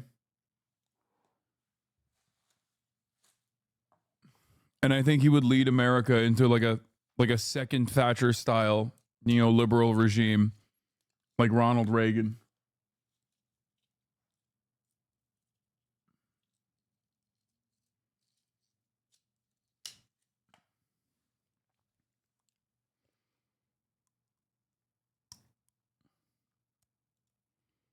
History. There are so many issues, bread and butter issues, like questions on the cost of childcare that Donald Trump was literally, it seemed, incapable of even hearing during the first debate, certainly incapable of responding to, versus something that Kamala Harris has been very focused on, making it easier and more affordable to raise a family in this country. That childcare answer in the debate from both candidates was, I think, kind of confounding to everyone. But I'm glad you brought up children, because there's actually this answer that J.D. Vance gave a few years ago, and he name-dropped you in it about people who don't have children working in the government. This is what he said. It's just a basic fact. You look at Kamala Harris, Pete Buttigieg, AOC, the entire future of the Democrats is controlled by people without children. And how does it make any sense that we've turned our country over to people who don't really have a direct stake in it? Now, I should note you have 2 children. They were born before he gave that answer. Harris is also a stepmom to children as well. But what's your response to that? I mean, you know, the really sad thing is he said that after Chasten and I had been through a fairly heartbreaking setback in our adoption journey. He couldn't have known that, but maybe that's why you shouldn't be talking about other people's children. And it's not about his kids or my kids or the vice president's family.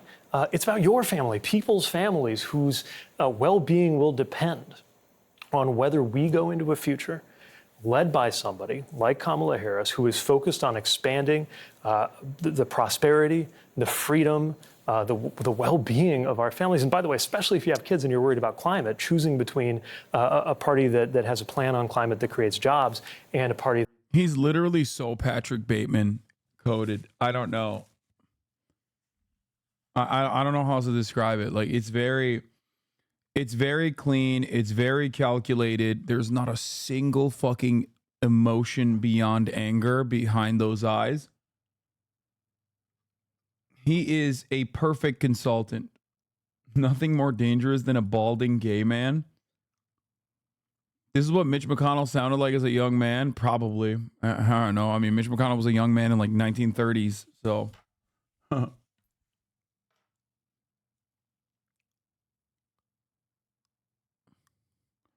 Is Mayor Pete having a hand in the Canadian bread price fixing scandal just a meme or actually true? No, that is actually true. Like, the top of the hour ad break is actually true. You might not see it because you're subscribed, but like, it is a real thing that happened.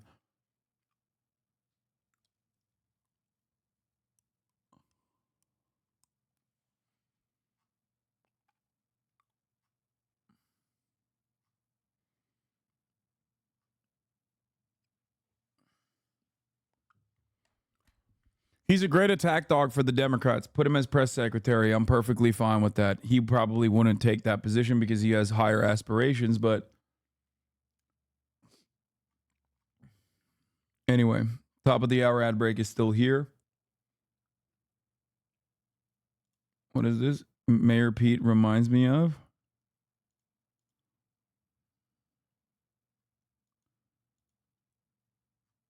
I can't.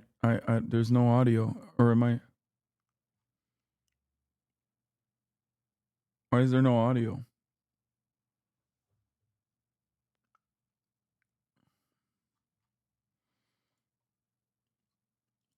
Anyway. That still calls it a hoax, even as we went through the hottest day in world history.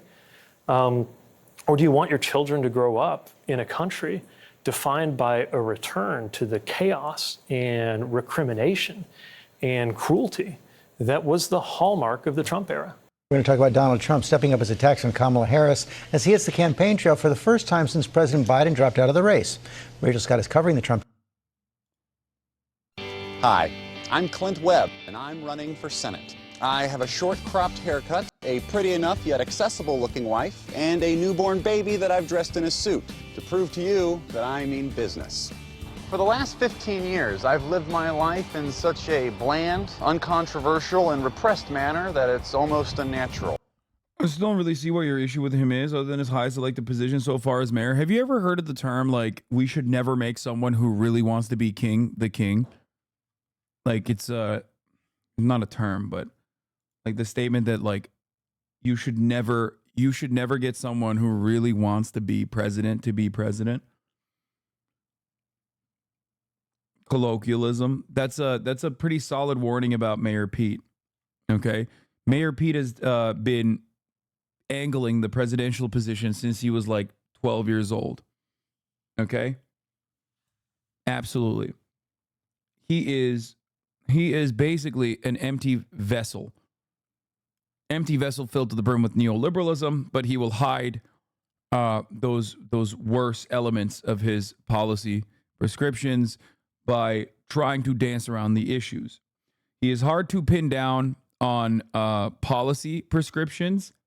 Oftentimes, I tracked his campaign very closely in 2019.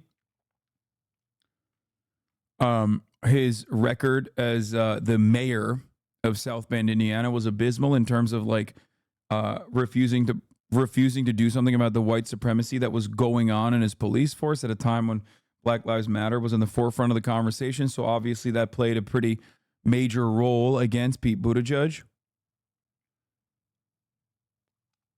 I believe you when you say we need to be wary of someone. Yes.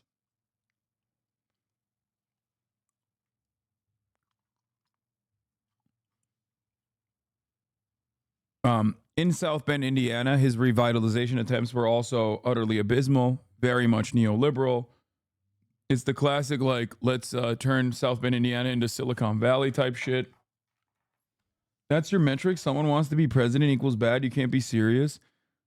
Dude, do you just, like, turn off the fucking computer after you type something? Like, you just... Why are you responding to something that I said 5 minutes ago as I'm in the process of explaining exactly why I don't like Mayor Pete in terms of his, like, in terms of his policy prescriptions for the next 5 minutes? See you in 5 minutes when you go, oh, sorry, my bad. I'm on a fucking mobile phone.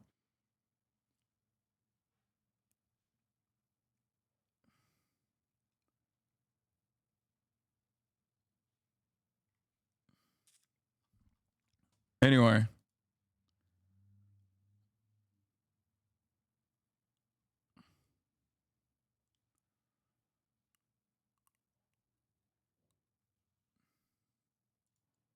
When it's time to eat the rich and I get us on. 37. 38.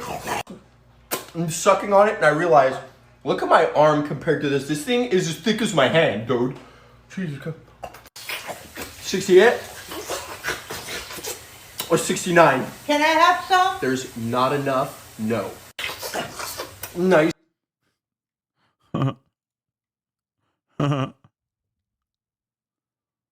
Is he rich? Be for real, Rod.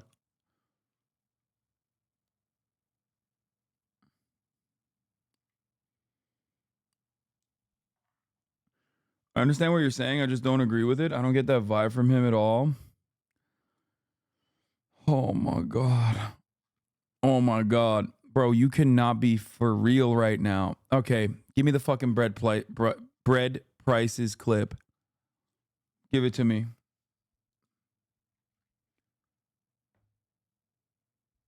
Come on. Come on. Come on. Where's the clip?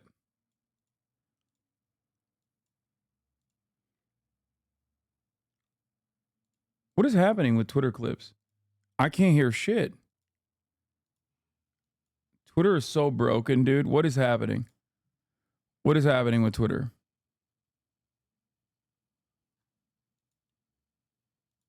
It's you? No, the tab is obviously not muted, man. Look. Why? Because I've been... Did you mute the tab or something? No, I did not.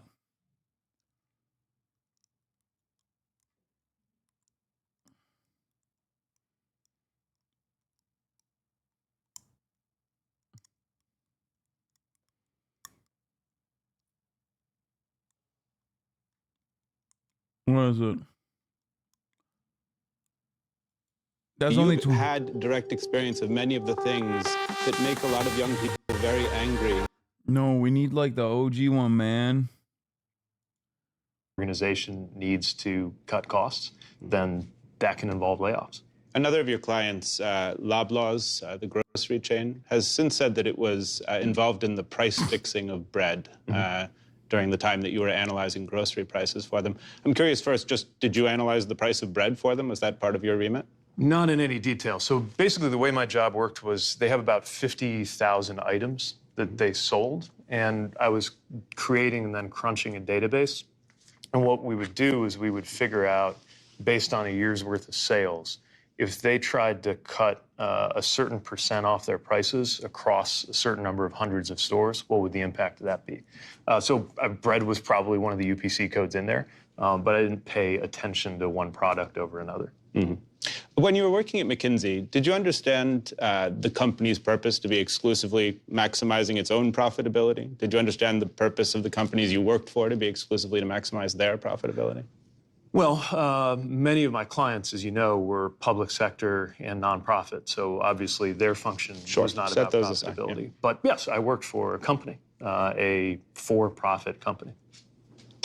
Do you think that that should be the sole mission of a corporation, though, to maximize profitability? Well, I think that there's something to be said for the dialogue that's happening with, for example, what's going on in the Business Roundtable, but also this is where policy needs to come in.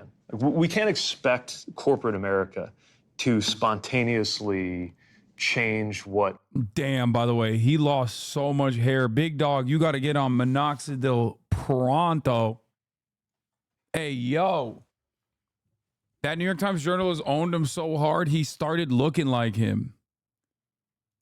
It is about without imposing different kinds of left and right boundaries. And to me, where the public sector and the function of regulation meets what private companies do is precisely to set up those kinds of boundaries. So I welcome any time a company undertakes, what is called corporate social responsibility, charitable activity. Dude, come on. Dude, look at this. Look at what he's doing. He's a PR man, dude. Just no real fucking answer. All word salads. But it actually plays so well to like a very specific kind of liberal who fancies themselves to be an intellectual, who wants a guy to just say the right things, okay? Or other factors in what they care about. I've been very interested to see the development of things like B Corp. Like, obviously, because of his background, he can't turn around and be like, no, I don't think that is the only thing that corporations care about. And I think it's actually utterly repugnant that that kind of attitude and that kind of sentiment is exactly why we have water supply being poisoned all around the fucking country. We have forever chemicals that are destroying the next generation and the previous generation that was destroyed by lead poisoning. Okay? He can't do that because he worked at fucking McKinsey fixing bread prices. Do you understand?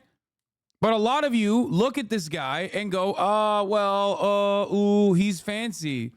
He uses fancy words, big man. Which has been a big conversation, especially around South Bend, actually, because one of the pioneering ones was a company called Better World Books that grew kind of up and around Notre Dame. But I also don't think we should be naive about how corporations. I'm serious. He worked for a corp. What's his responsibility? Exactly that. He's doing the best he can. Yeah, dude, I don't fucking want. Hey, guess what, dude? I don't want a guy who worked at McKinsey to be president ever. Do you understand? Ever. That is literally a reality that even Republicans came to terms with respect to Mitt Romney. Do you understand me? And Mitt Romney was a significantly more fucking progressive figure in terms of the rest of the Republican Party than Pete Buttigieg is. Okay? He's a corpo rat. That's the whole point. Mitt Romney was at Bain. He's at McKinsey. These are consulting firms. Their entire job is to eliminate redundancy, which is to engage in mass layoffs. Okay? Cut corners at the behest of the corporate bottom line, at the behest of increasing shareholder value. That is all these guys do. They're fucking mercenaries. They go from company to company. That's why I said jokingly, when that rat shows up in your town, the coal mine's shutting down. When that rat shows up in town, nurses are getting fucking laid off. Okay? His face is one that only spells doom and gloom for the middle of America. Okay? Oh. Behave unless they are regulated to ensure that their profit-seeking activities don't cause harm. And in your view, if a company engages in criminal conduct, are the employees responsible for that conduct?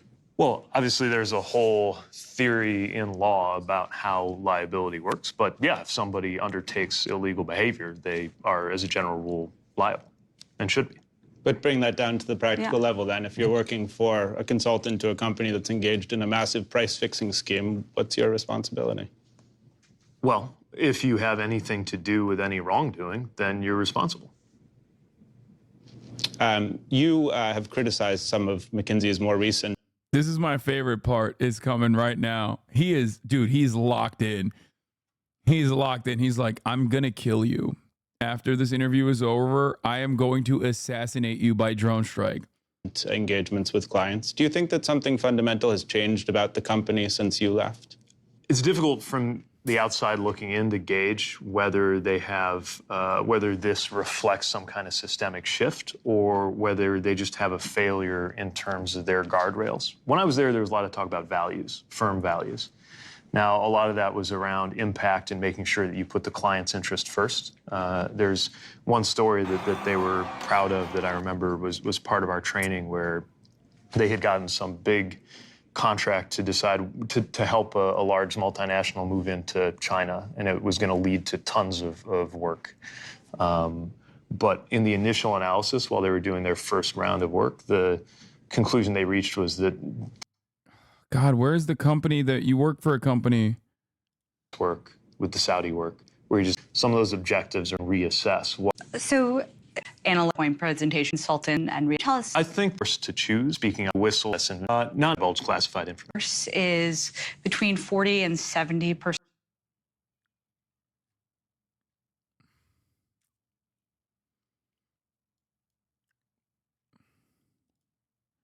Oops. Fuck. For downsizing. You've been on the front lines of corporate price fixing. You've been on the front lines of our misadventures. I'm sorry, of our misadventures in foreign policy. You've had direct experience of many of the things that make a lot of young people very angry about the way that this country is operating right now. You don't seem to embody that anger. So the proposition that I've been on the front lines of corporate price fixing is just to get that out of the way. You worked for a company that was fixing bread prices. No, I worked for a consulting company that had a client that may have been involved in fixing, or was apparently in a scandal. I was not aware of the Canadian bread pricing scandal until last night. But do you feel the anger that many young people feel about the state of Yeah, of course, because it destroyed my city. I grew up surrounded by crumbling factories.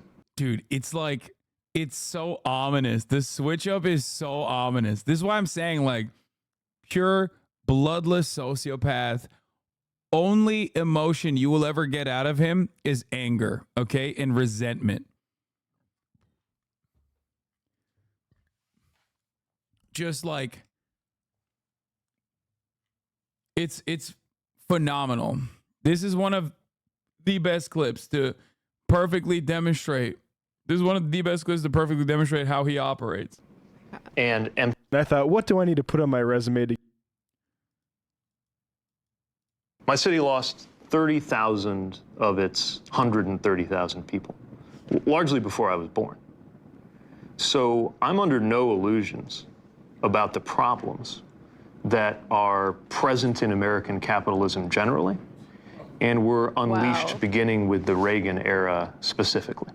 And while I may not be as emotive sometimes about my sense of anger or frustration or injustice, I would not be doing any of this if I were not propelled by a level of passion. Yeah.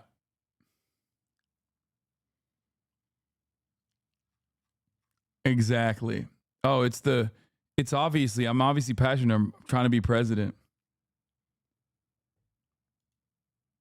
He said the same shit when babies were being poisoned by formula. Pete Buttigieg, hungry babies, regrettably, are just the price of free market. Wait, what? Where? Sitting down on CBS's Face the Nation this week, Transportation Secretary and billionaire darling Pete Buttigieg addressed the infant formula shortage that sent parents around the United States scrambling to find ways to feed their babies. Asked about the sluggish federal response to a crisis regulators were informed about as far as back in October, Buttigieg absolved the Biden admin through a little bit of neoliberal sleight of hand. Let's be very clear. This is a capitalist country. The government does not make baby formula, nor should it. Companies make formula. It was the company that screwed up, Buttigieg insisted, and now it's the government's job to get the contaminated plant that helped lead to the shortage back up and running quickly and safely. At heart, this is just a lazy bit of political ass covering. In reality, the Biden admin had a great deal of responsibility for what happened. This is true. Okay? This is literally true. Months prior, they should have figured out that there was like contamination occurring. What? You responded earlier. Can you not work in a consulting and be a proper good citizen, though? You can't control the whole system. Brother, if you're working at a consulting agency, that's fine, okay? Get your fucking money up, not your funny up. But I don't want you anywhere near the fucking presidency, okay? That's it. That's it, okay? Like, I feel like you're having some issues here. Perhaps maybe because you work for a consulting firm, okay? And, you know, people do jobs that absolutely suck. People do jobs that actually harm people. As long as you're not a cop and you're like directly participating in the in an individualized way with the violence that you are subjecting people to, it's you know, we got to do what we all got to do, okay? Having said that, however, I do not think that you should be the president. Who will destroy our country. If she ever gets the chance to get into office, we're not going to let that happen.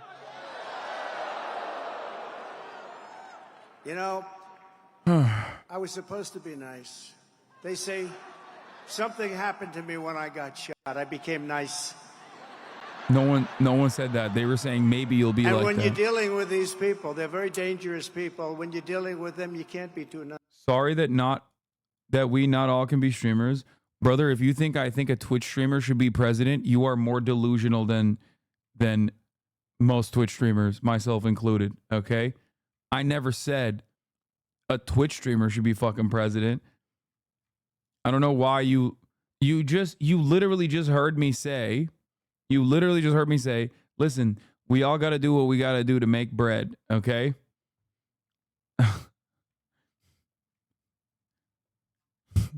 You're out of your goddamn mind. I never said anything about like everyone should be a Twitch streamer. She's absolutely terrible. She's, as you know, more liberal than Bernie Sanders. Can you believe it? She's rated far more liberal than Bernie Sanders. And she's now trying to get rid of her record, but she can't. She's going out and saying things that she doesn't believe in. If she ever got in, she'd destroy this country so fast.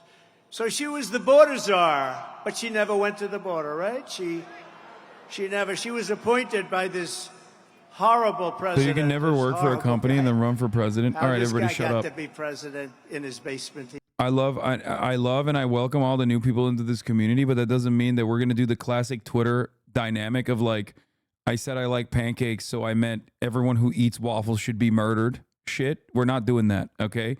The classic like, so you mean you want to kill everyone that eats waffles? That's kind of fucked up. Stop putting words in my mouth. Shut the fuck up. We're listening to the goat speak, okay? 1 million illegal aliens to stampede Put some fucking respect on his name. From all over the world. The goat is speaking. As vice president, she cast the tie-breaking votes that created the worst inflation in a half a century, decimating middle-class families and hurting very badly, as you know, all people in North Carolina. And by the way, Laura says hello. Laura, do we love Laura? How good is Laura? She is terrific. She has done a tremendous job. You know, you need a new hat for 2024? Nah, I'm good. They'll say he's I'm good. cognitively challenged. I don't want to be cognitively, no, but I want to thank her because she's unbelievable. She loves it. I'll introduce Michael in a couple of minutes, but I want to remember to introduce Laura. She's been a fantastic daughter-in-law. Back to blue signs are pretty funny because it's like I said, you know, cop versus convict race. What cognitive and she dissonance. happened to name her one beautiful daughter, you know what? Carolina. Carolina.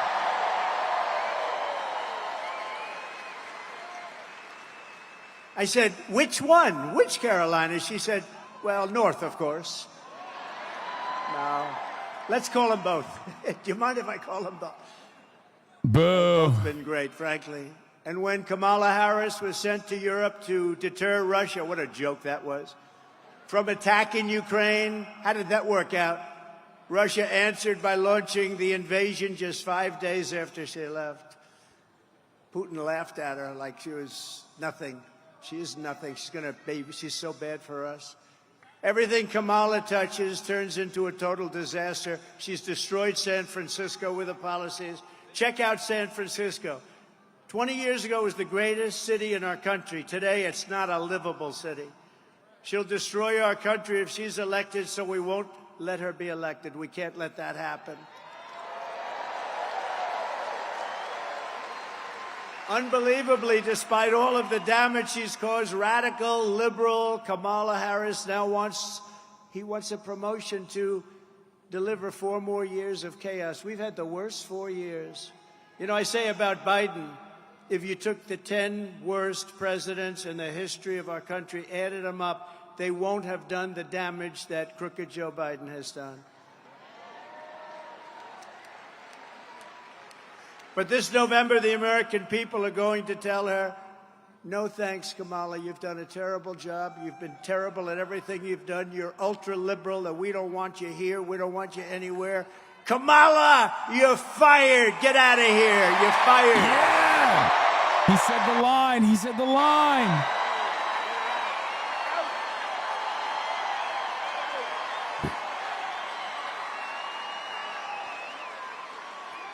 He's my favorite and yet president. The fake news, which a month ago said I she love was him. incompetent. I love him so much. He's my favorite. Stiff, the worst. Nobody talked to her. She was firing her I staff. can't wait for him to give all these large companies more tax breaks. Is my favorite thing. I hate BlackRock except for when he's deregulating at the behest of BlackRock. I love when he deregulate companies. That's my president. He's my favorite. Lying Kamala as if she's the savior of our country. That she's so brave. I've never seen a turnaround like this. 3 weeks ago, 4 weeks ago, she was the worst politician in America. Now they say, isn't it amazing? Look at her. She's so beautiful. She's so magnificent. She has a crowd of 1,000 people the other day. And the fake news, and they worked hard to get that crowd. We have crowds of 25, 30, 40, 50, 60, 70,000. Oh, he saw the crowds. Oh, he's not happy. He saw the news coverage of the massive fucking room that Kamala packed. He's not happy He said, about that. oh, her crowd was amazing. It was amazing. You see it? The other day, she had maybe 1,000 people. I doubt it. They worked their asses off to get those people to go, and I wonder what they gave up. They said, oh, this is such a big crowd. She's got such momentum. I don't think she's going to have a lot of momentum after this speech, because I'm telling you about her, right? We're telling you the facts. I'm just giving you the facts. This is his, but they said it was such a big crowd. He's opening up the line of fire. They like he's going to never show us mention what he's Like going to this be crowd, look at attacking this her crowd. on.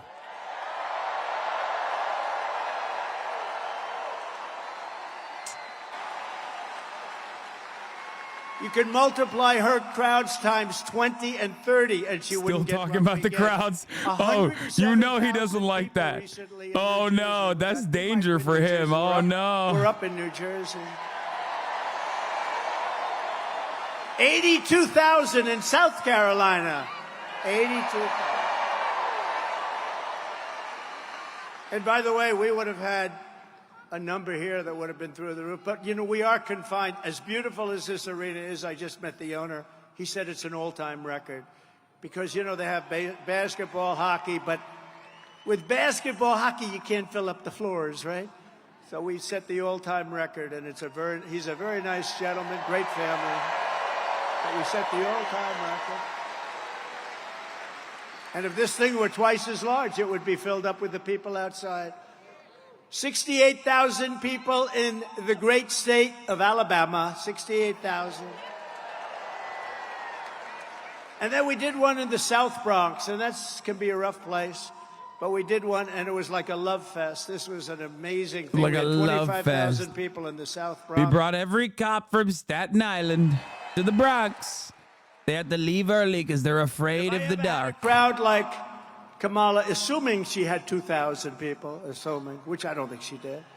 But if I ever had a crowd, they'd do headline stories. Bro, he's still, oh my God, the amount of time he's spending on Kamala Harris's crowds is so funny.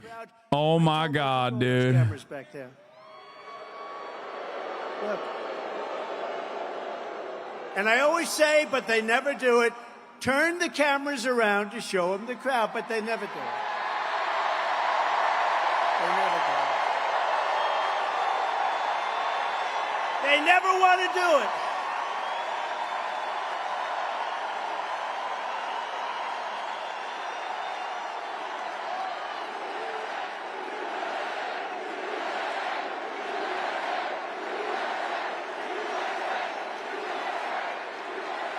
They just don't want to do it.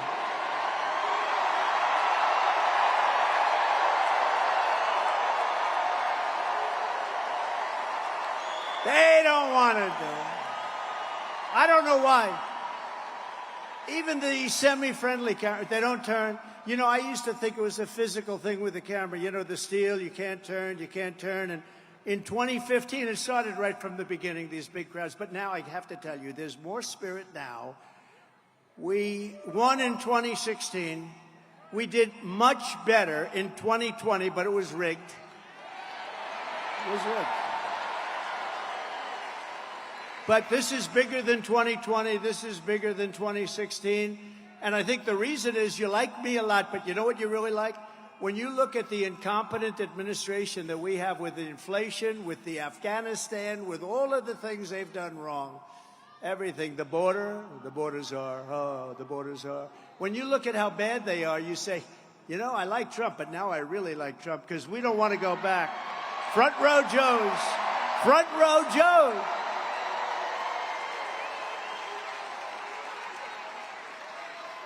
You know, front row Joes, they've been to 201. I hate to tell you that, North Carolina. They've beat you 201, and they were to a rough one last week. That was a rough one. I saw them. They were sitting in the front row, and things were happening that weren't too nice, right?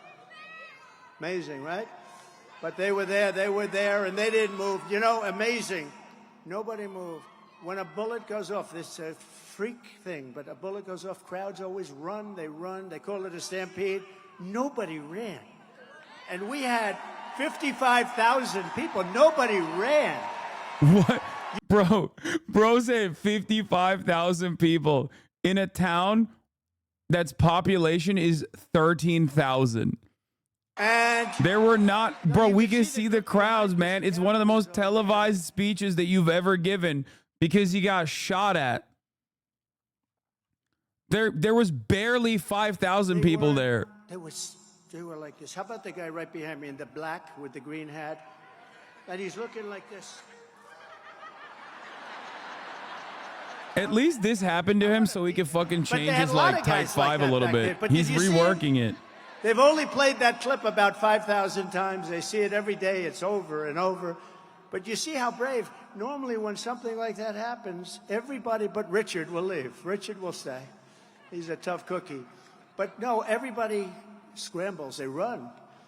Nobody ran. Same thing with the group out front. The group out front was the big group. Thousands and thousands of people. Nobody left. They just stood there watching because they saw that I was in trouble. Either I was in trouble or something was happening because I had a lot of blood on my hand. I checked out. I said, oh, gee, what's this? But no, they saw that. And when I went down, they saw that, and nobody left. It was like, the whole thing is like a big love fest, let's face it. It's a whole big love fest. It's amazing. We love you, man. We love you. We love you. We love you. That was a horrible thing. That was a rough thing. And say what you want, the Secret Service, the ones on this day, on the dais, these guys right here, the tough cookies, they ran. Bullets were flying. Bullets were flying, and they were running right at me. And it was a rough, horrible, horrible time. And they said, sir, we have a stretcher for you. I said, you're not putting me, I'm not getting on a stretcher. They had a stretcher. I said, that's not going to look very good if I get carried out on a stretcher. Hello, everybody. Thank you, everybody. They said, I'm not getting, where are my shoes? My shoes got knocked off. They tackled me so damn hard. But it was a terrible thing in so many ways. And as you know, we lost somebody who was fantastic, Corey, fantastic.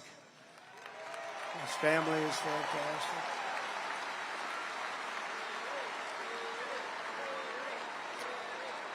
And two other great people.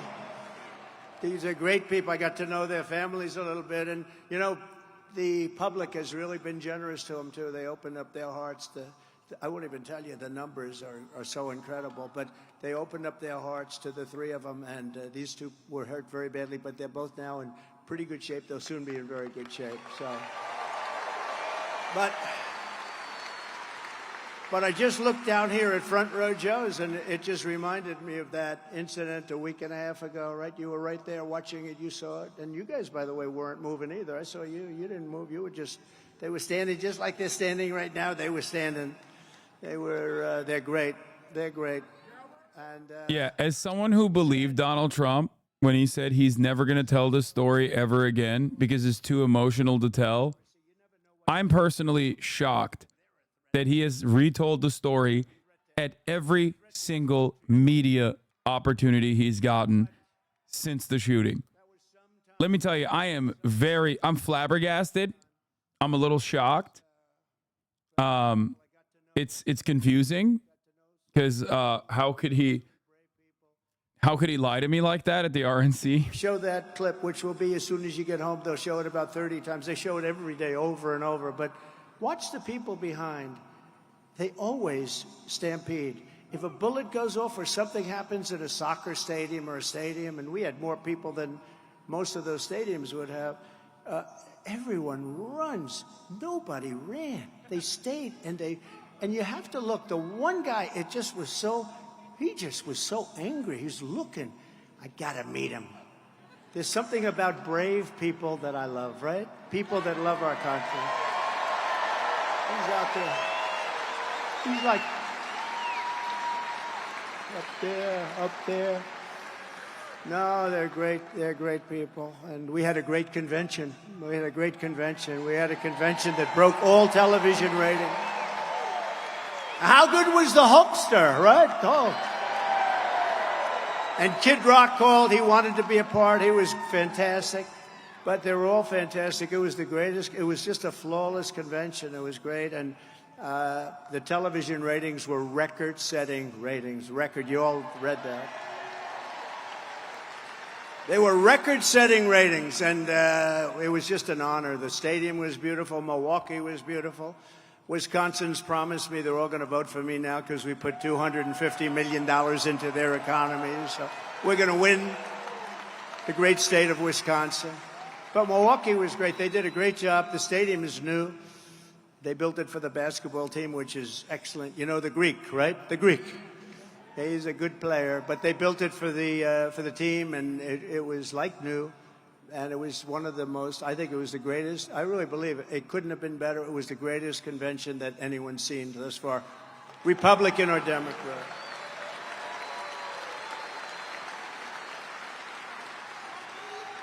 But getting back to a subject called Kamala, who's the worst? Whoa. You know, I ask you this question because this has never happened before. So Biden's running.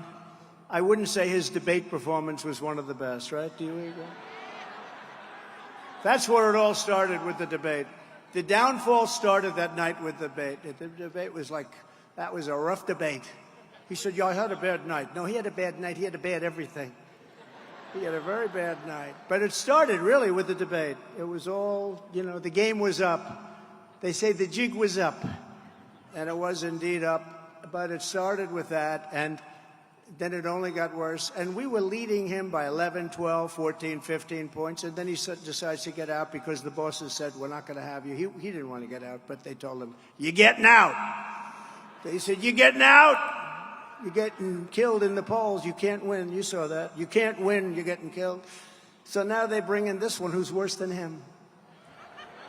She's worse than him because he's a fake liberal. He wasn't that liberal. He was fake. She's a real liberal. She really is a real liberal. She's much worse than him.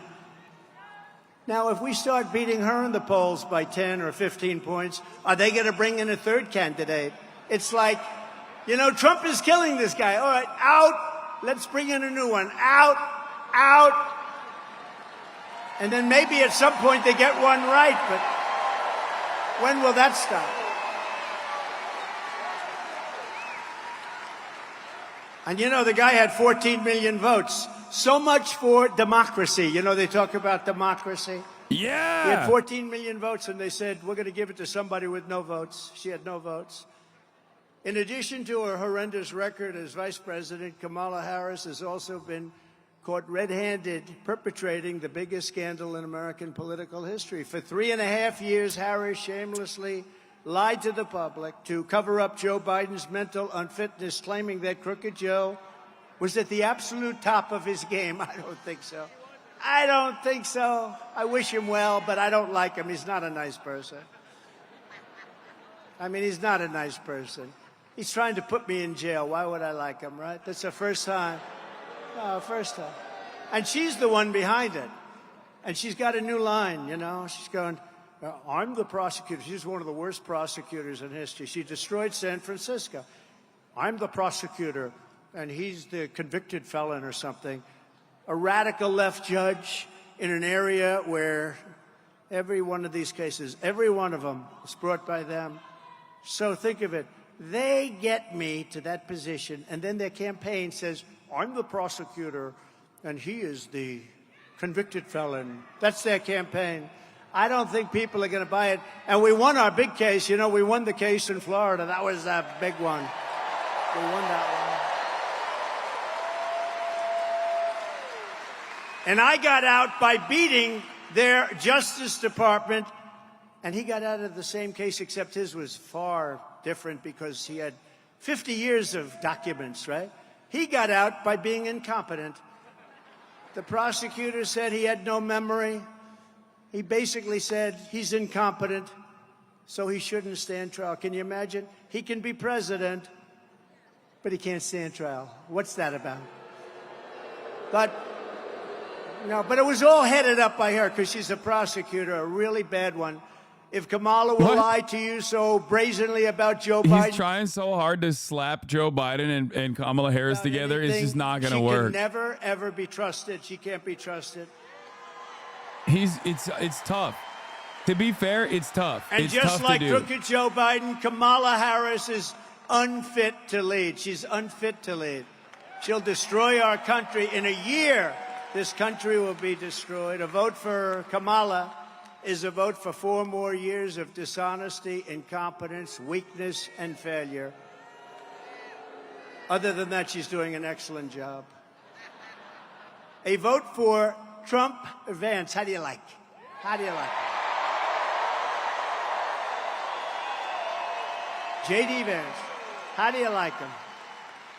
A vote for Trump Vance administration. Yes, he's going to keep saying her name wrong, and I don't think Kamala Harris should ever fucking turn around and be like, wow, that's really fucked up that you're doing that. You're sexist and racist. I think the greatest thing that the Democrats could do is just like let them be weird about that shit and not just like invoke identity unless it directs back to policy. Okay, just ignore it. Run a good campaign. Because that type of shit will relitigate culture war back and forth over and over again. And it's just not like a fun argument for a lot of people. I think it's like very depressive. Just let them be weird on their own. Just make them look weird. Be like, yeah, that's weird. Okay. By comparison. Here's just some of her crazy liberal record. Kamala Harris co-sponsored Bernie Sanders' $32 trillion plan for a socialist takeover of the entire U.S. health system, which will be a disaster and will bankrupt Medicare and Social Security. They're gone. My favorite is like Social Security is a going group of fucking North Carolinians who are like, you know, from a diverse background, but like there's still plenty of working poor there being like, yeah, I hate socialized medicine. I hate that. That's crazy. And we all have a big heart, but some of those people are tough, from prisons, from mental institutions. Yeah. Bring up how close Kamala Harris is to Bernie Sanders. That's a good idea. Outlaw private health insurance. Bring up how close Kamala Harris is in policy to Bernie Sanders. That is certainly going to be a really bad idea to do. I mean, I'm sorry, a really good idea to do. I love that. Literally, like on the one front, you have Joe Biden that you're trying to haphazardly slap back on Kamala Harris with. And on the other hand, you have one of the most historically consistently popular congresspersons in the United States of America. Okay? We're going to give you all of these things. They're going to come, even if they're fine in their country. And people are being killed in the caravans, especially women. They're dying on the way up. It's horrible. It's horrible. You have to see the real numbers. She co-sponsored the $100 trillion Green New scam with the goal of completely abolishing the oil, coal, and natural gas industries, which would reduce the United States to a third world country. No more oil. Do you plan on listening to this speech, or are you going to yap over the entire thing? No, I plan on yapping over the entire thing. I don't know if you know this, but like, you know, I'm a political commentator, and the entire reason why we're listening to this old man fucking drone on and on about the exact same shit that he said a million times over is specifically so we can analyze it and do some commentary over it. You know, you have the opportunity to go and watch it on your own, right? Like, I hope you are aware of this. Like, I'm not holding you at fucking gunpoint here. Like, just go watch it on your own then, dumbass. What do you mean? Like, It would cost $5 do you think I'm the only trillion. channel That's showing more this right money than now? We would have to file for bankruptcy. And they don't care. They say, let's do it anyway. She said that a 70 to 80% tax hike is, quote, a bold idea that should be discussed. She wants it 80%. You know, I gave you the largest tax cuts in history. She wants to take them away and increase your taxes. I don't think you're going to be too happy. Kamala publicly boasted, quote, there's no question I'm in favor of banning fracking. She wants no fracking.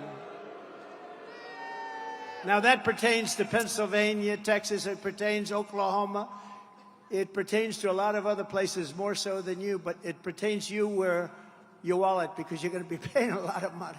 You're going to be paying so much. You're going to say, bring back Trump, please, please.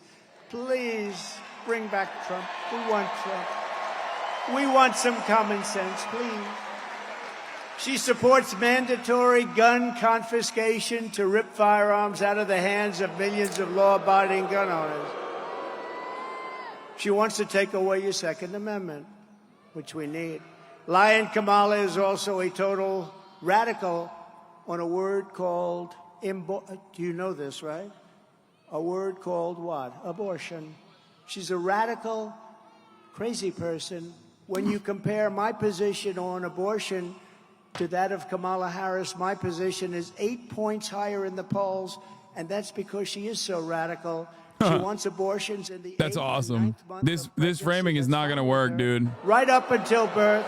This framing is not going to work. The execution Nope. of a baby, because that's not abortion, that's the execution of a baby. I love that he's talking about this in North Carolina, though. Was it Virginia? It was Virginia, right? The one that, the one where the governor, everyone kept saying the governor, who's a doctor, wanted to like execute babies post-birth. He also, I think, had like some blackface controversy, like North Carolina, if I'm not mistaken. So I'm mixing it up. Legislation that would require medical providers to give care to babies born alive after. How the fuck is post-birth landing to anyone? Dude, they're Republicans. Like 90% of their policy is born out of hysteria. Okay? The Republican Party does not have any policy prescriptions for genuine problems that people are facing. It is almost all propped up. It is almost all propped the fuck up by Republican panic, Republican hysteria. That's it. After 52 years, they allowed it, but everybody wanted Every policy, like think about it, immigration. Undocumented migrants are invading the country to do like mass rapes and mass violence. Hundreds of thousands of Americans dead. Just completely made up, right? That's not a real thing at all. It's the exact opposite, right? Virginia governor's Republican. No, I'm talking about former governor. Anyway, completely fucking made up. Yeah, he'll say like illegals are stealing jobs, but they're also stealing the jobs of criminals, and they're also eating away at our fucking social safety nets. All of it is made up. Democrats want to do abortion after a child is born. Completely made up. They just keep repeating it over and over again. And these guys also keep repeating those fucking lies over and over again until they genuinely believe it. Until they genuinely believe it. And then they're like, yeah, only the Republicans. Why don't you listen? You just talk. Dude, what is happening right now? I'm a political commentator. I'm going to repeat myself again, I think. 3 exceptions. Like, Donald Trump is literally live right now on this platform. You can go watch him directly if you want to hear his beautiful words. Vote to cut, as you know, Medicare by $273 billion. She cast a vote to cut Medicare. Nobody knows that. She doesn't want people to know that. Now what she's doing is she's running away from Israel. She refuses to go to BIBI Netanyahu is in Washington. She refuses to do that. Boo! Even if you're against Israel or you're against the Jewish people, show up and listen to the Jewish concept. people. But she's totally against the Jewish people. And it amazes me how Jewish people will vote for the Democrats when they're being treated so disrespectfully and badly. It amazes me. It's shocking. I don't get it. I don't get it. Kamala even wants to pass. I think that line, that narrative is like utter poison, utter electoral poison for any Jewish person that's even remotely contemplating voting for the Republican Party. Like, when you just keep saying like, oh, you're such a dumbass, dude. Imagine like being such a dumb Jew to vote for the Democrats. Like, they're just be like, yeah, we're not voting for you. The death of American energy and a lying radical left liberal San Francisco extremist as your commander-in-chief, then Kamala Harris is your candidate. She's the one for you. Just like she destroyed San Francisco, she will destroy our entire country. And let me tell you, it's in pretty bad shape right now anyway. What they've done in 3.5 years, especially, I mean, think of Afghanistan, the most embarrassing day in the history of our country. We got out of weakness. We were going to get out, but we were going to get out of strength and dignity. We were going to get out. They left, $85 billion worth of brand new equipment, brand new, beautiful military equipment. I rebuilt the military. They got equipment that I bought, and they left it in Afghanistan. And you know that Afghanistan, now the Taliban, Afghanistan is the second or third largest seller of military equipment in the world. They're taking this gorgeous stuff and they're selling it, and they're making a fortune because they don't need 700,000 rifles and guns. They don't need 77,000 trucks and cars. Many of them are his plan, by the way. Steel bottoms. They're all guarded up for the horrible bombs that they had to endure. They're all his plan, by the way, even though it is politically courageous that Joe Biden followed through on it. Because they just need a tiny fraction of what they were left. We were going to take it all out. We were going to keep Bagram, the big air base. We had 13 soldiers killed. We had 47 soldiers horribly, horribly hurt. No legs, no arms. Nobody ever talks about them. They talk about the 13 dead. They never talk about the 47. No one talks about the 13 dead. You're just owning Republicans now. I mean, just, it's so bad. Only the Republicans talk about the 13 of our best soldiers. Is an important number. Maybe there's something to it. 47, that's an important number.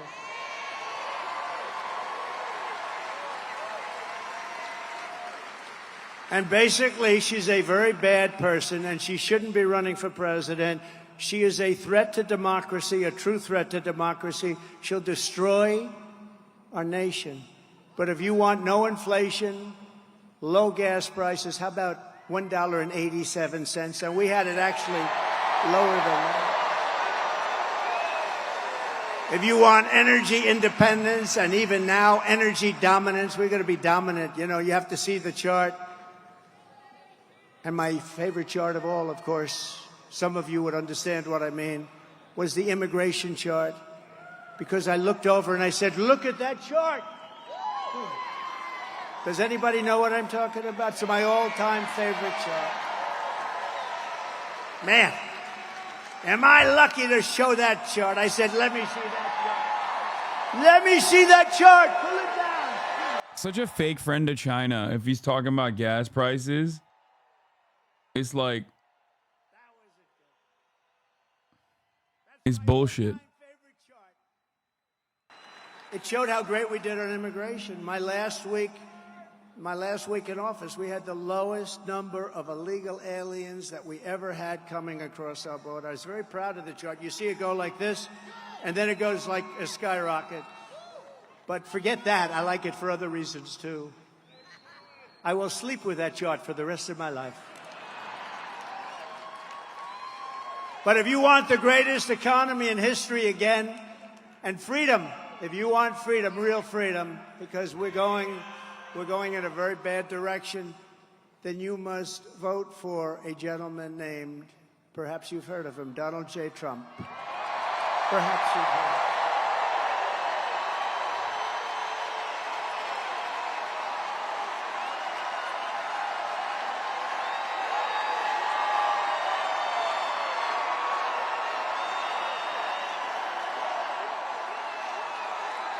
Gotta get out there.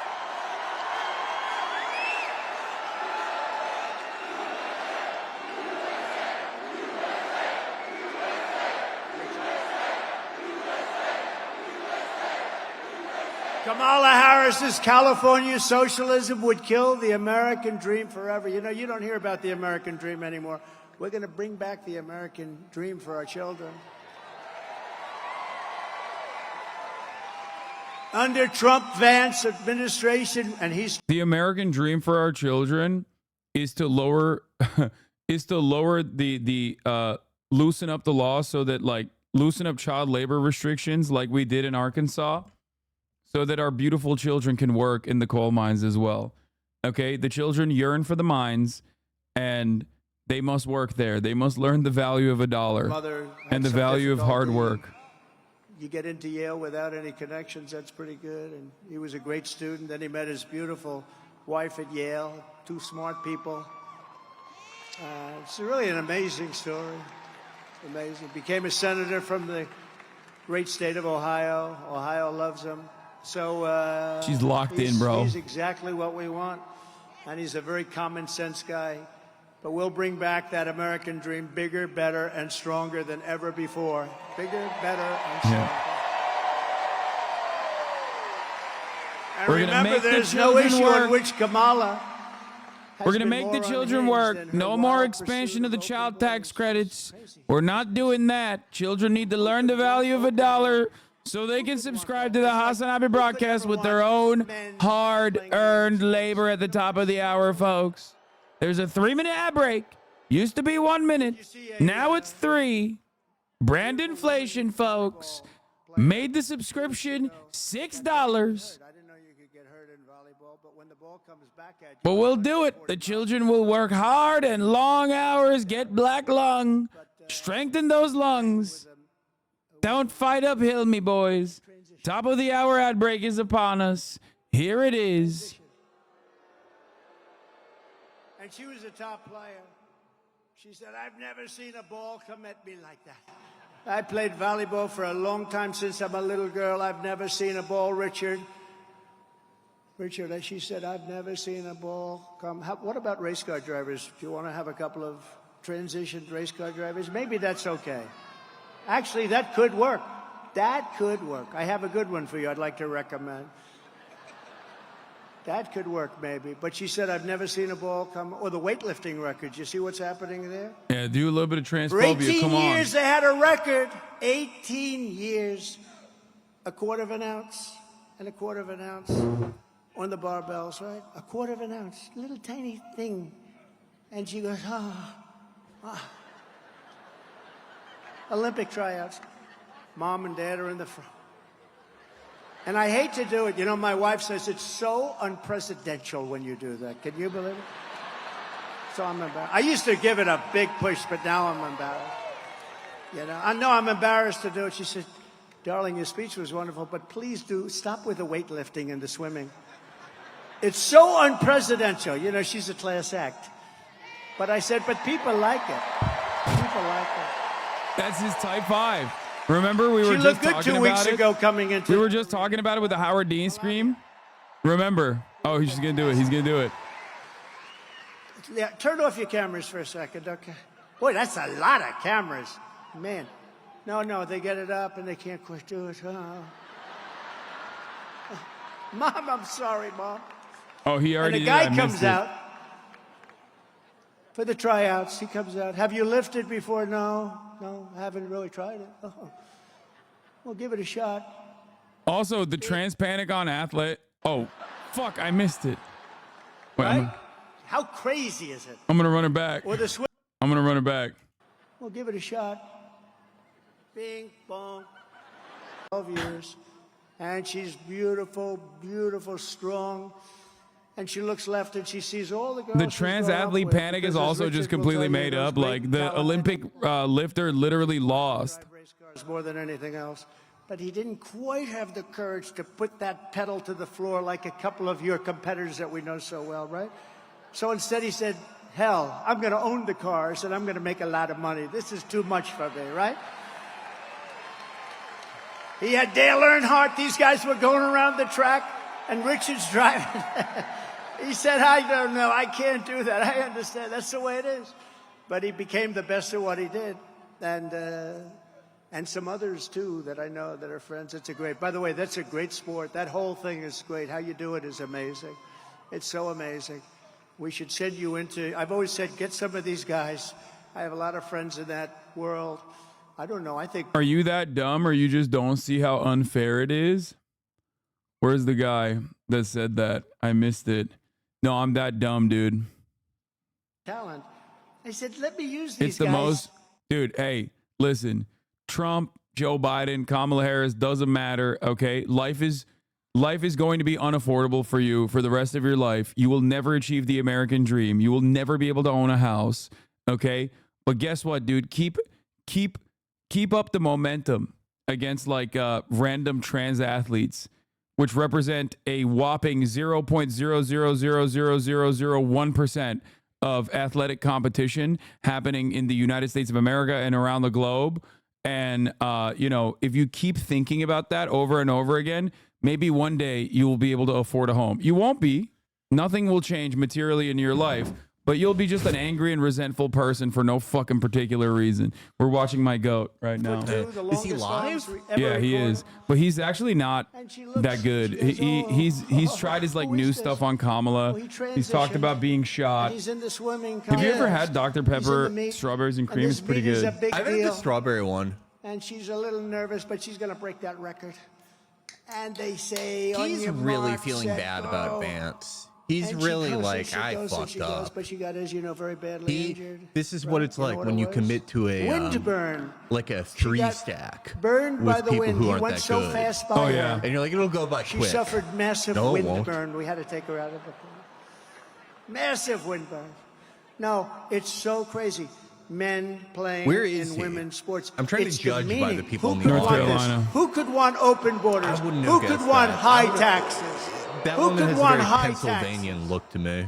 Who wants this? They have so many things. You know, we're the party of common sense because we're conservative with it, but we're the party of common sense. Oh, he's trying to do the We he's have trying to to get do the back to fucking common sense. tax cuts. We're the tax cut party shit. Forget about all the top surgery Lion stuff. Kamala I and mean, all he that. just did the trans stuff, but You She can't do compared both. ICE agents to members of the KKK. Can you believe it? It's so disrespectful. wait, what? And these guys, these people are great. I've seen them, and I've seen tapes of them, and they go into a pack of MS-13 killers out on Long Island, and they walk into that pack, and all you see is fists are flying left and right. He said 2 they minutes compared later, ICE they walk out, agents and they've to got them by the KKK. legs, Oh, and they throw oh. them into a paddy wagon, and we take them the hell out of our country. And she wants to get rid of them. Thank you, Dijon Kamala Dickler. voted in favor of deadly sanctuary cities. She supports decriminalizing illegal border crossings, and she supports amnesty for all illegals. Think of that. Everybody coming in right now. Okay. And many of these people that's are my coming guy out of right the prisons there. and the Which mental is this guy? institutions. The blue They're guy? going to get amnesty. This guy? She wants Yeah. everybody to have amnesty. I don't know if they have Then gas station Joe ketamine Biden made yet, her the but border that's czar, what he and that's when seems it like really he's got on. bad. She launched a colossal I think he's a illegal cop. alien invasion I of a was country. thinking She that thought- she he's said, "Come on in." probably like Remember? undercover Secret Service. He's like too in shape to Yeah, be he like a doesn't have- regular cop, He though. doesn't have like the real Jug Hooter look. Yeah. Don't. Remember, don't. He heard us. On my He's very trying to first blend day in. back in the White House, I will terminate every single open border policy of the Biden-Harris administration. And we will seal the border and we will stop Kamala Harris invasion without delay. It'll happen immediately. Right?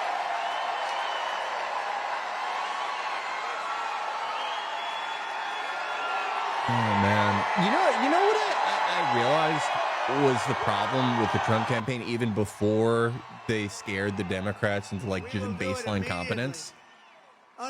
There was like an... You mean an undemocratic coup, according to Barstool's very own Dave Portnoy. Dave Portnoy. Why wasn't Dave Portnoy at the Netanyahu speech? That's his Elon guy. was. Elon was, but Dave wasn't. Wait, Dave Portnoy's like another one of those like weirdo fucking Israel supporters? Oh, yeah, no, I got into an argument with Dave Portnoy because he remember when that like put my hat on. rabbi in Rashida Tlaib's district got killed, and Dave Portnoy was like, "Look, she hasn't said anything. Oh, yeah. I bet she likes this." And I was like, "What are you? What?" Yeah. And he was like, "What is this? Your first day on the internet? She hasn't even said anything on Facebook." And it was like actually Rashida Tlaib's like friend. Yeah, it was literally her friend. I don't know what he was suggesting, like she did it or she liked it. But I was the thing that I think turned people off, even like the reason that Trump never pulled out like, 9 points ahead of Joe, right? Even when people are fucking sick of Joe, is the inevitability aura of Trump 2024. It's the same thing that cursed Hillary 2016. Just the presumptive inevitability of like, well, it's so we're gonna get it. It really annoys people. It deeply pisses people off. And it also like blunts your otherwise like sound instincts. Like when you listen to Donald Trump Jr. and make your vice presidential pick JD Vance, who according to CNN last night, did you see the poll? Yeah. That was like worst ever, -6. Like we're historically unpopular. They're like, we've never had a VP pick be underwater in popularity. The little thumbnail of JD Vance with worst ever, that's replaced my previous favorite screenshot. David Perdue, totally exonerated, no wrongdoing. Oh, yeah, no wrongdoing. Those are my two favorites now. Yeah.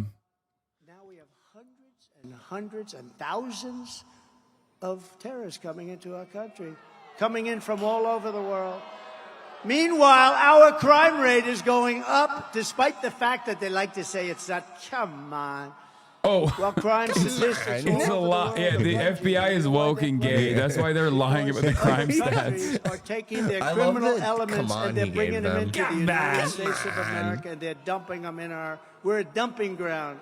We're a stupid country that's run by stupid people. And we're going to make this country This so is great like again, his but we C have material. He so does not want to be in fucking North Carolina. He's probably going to win North Carolina, but he in just does not Venezuela, want to be here. which was ridden with crime. That's kind of crazy. He's like shitting on, he shits on Bukele too. That was actually kind of surprising. Yeah. I thought these guys loved how based and Bitcoin pilled he was, and how he was like locking up everyone who's ever sold a banana to like an MS-13 person. Well, I mean, like, Bukele's weird, right? Like, he's, mostly a lot of bad stuff, but like there's some like kind of interesting things he did with like agriculture, with agribusiness stuff, like that whole like farmers market idea he had. And like, do you remember the first Trump transition team back in 2017? I don't. His transition team was headed by Ed Meese, one of the Iran-Contra goons. And I wonder if there are people like deep in Trump world, like 90-year-old Iran-Contra veterans who just any sign of any like pro-worker policy in Latin America, they're like, kill that guy. Yeah. That's what they tell him. He used to be woke, so that's why they're still operating on that boundary. Yeah. Ladies and gentlemen, we have breaking news. Kamala Harris could not pass her bar exams, but she's going to be a great president, right? Wait, he gave money to Kamala Harris when she was running for AG, like Not twice. even that long ago. Yeah, that's what I don't understand. Like when he's like, "Oh, she's a bad AG," so why'd you give her $6 grand? Like, I would be worse than any of them. He just seems so like some of them actually deflated have half and of their resigned prison to it. population Like it still. wasn't like, I oh, wouldn't she have any. didn't pass the Richard bar. wouldn't have any. You and I would, our what a country shitty would vice be the president. She's like, safest oh yeah, country. she'll be a Every great criminal president. would be in the United States of America. I can tell You guys are gonna be really happy when I lose. Criminal would already be here. Every jail would be empty. Every mental institution, insane asylum would be empty. they'd all be in the United States. And in a short period of time, that's what's going to happen. We're going to have all of their criminals. The only thing good about them is they make our criminals look like very nice people by comparison. These are serious criminals. These are rough killers. But under Border Czar Harris, can you believe it? Our communities are being ravaged by migrant crime. I call it migrant crime. I used to call it Biden migrant crime, but now I'll probably change it to Harris or Kamala. You know, it took him about, 4 years That doesn't to even pronounce work. it Oh right, my and then God. she The did. last one didn't work either. I call it Biden migrant crime. Like, it just doesn't work. He's lost the sauce a little Earlier bit. this year, a 15-year-old girl in President, can you Massachusetts jack was off raped or something? Come by a back to this migrant later. who Biden and Harris flew into the United States against all orders. In upstate New York 2 months ago, another 15-year-old girl was attacked by an illegal alien that just walked into our country, assaulted with a metal pipe, abducted, driven to an isolated area, raped and killed. And in Texas last month, 12-year-old Jocelyn Nungari was tied up, sexually We only assaulted. want it when white Americans do that. That's fine. When was the last time you saw him phone it in like this? What kind of a vice He's like- president you and can what tell kind he's of a reading from the border czar teleprompter, allows too. monsters to come into our country? And this is just a small portion. These people are here now by the hundreds of thousands. And remember this, it's like But the anything crime else. rate is going down, so I guess like they're better for the crime No, rate. but the crime rate is lying. The FBI is lying. Come on! Wait, come on! Come on! Come on! Getting used to being Yeah. there. They don't know seeing him about the like words this. politically correct yet. When you catch them and you do nothing, and then you catch them again and do nothing. They don't know. The only time they do something, if it happens to be Trump, because he talks about how the rigged election was a disgrace. Oh, he should get the electric chair because he said the election was rigged. But if you rape and kill somebody and strangle them and dump them in a creek, that's okay with these people because they're crazy. Yeah, no, that's what And they're we doing. don't want these people running our country That's what anymore. the Democrat DAs are doing. They're letting rapists. They're letting rapists get off because What they're like, kind oh, of person are you an undocumented immigrant? Oh, sorry, we can't prosecute you for the crime of rape and murder. But the problem is like these guys literally believe it. Like they are hallucinating in a completely different reality. But you know that, Brandon, they said they passed some nonsense so that they could have we're having a news conference. It actually made it worse. It actually, look at me saying it did. It made it worse. It's horrible. Kamala's deadly destruction of America's borders is completely and totally disqualifying. She shouldn't even be allowed to run for president. What she's done, she's committing crimes. No person who deliberately lets these kind of savage criminals into America should ever be trusted with power again, should ever be trusted to be the president of our country. If Border Czar Harris stays in charge, every week we'll bring a never-ending Okay, stream so of he's illegal saying alien Border rapists, Czar bloodthirsty Harris? killers, Yeah. and child predators to go after I think our that's a sons good and line of our daughters. attack, to be fair, because like they're already so invested in like immigrants are doing unimaginable amounts of rapes and violence. Hundreds of thousands of Americans dead every day in the hands of an undocumented immigrant. That like associating that with Kamala Harris is like fine in terms of like a successful avenue of attack, because Joe Biden did put her in charge of like the least popular aspects of his presidency deliberately. Yeah, he made her do that weird "do not come" Yeah, speech. like he was like, go tell the Guatemalans not to come here in Guatemala. We will ship them back to the country from which they came. We're gonna get them out of here. Out of like a field of sort of like stymied and bad attacks. You know, when I first came here, I don't tell this it's much, like the but least you couldn't get them back. I ineffective said, well, one. we're going to get them out. MS-13 in particular, the most savage, vicious gang. They killed two 16-year-old girls walking to school. They killed them with a knife. They sliced up their body. They didn't want to use a gun because that's too quick. They didn't want to use a gun. They sliced them up. They sliced them up into pieces. They killed them. And Nancy Pelosi said they should stand trial. You know, nice fair trial. Do you think that people will have like a negative reaction to this like crime panic narrative over and over again in a similar way that they did to like the trans stuff, where it was like, dude, why are you constantly talking about the children's genitals? Like it's weird and gross.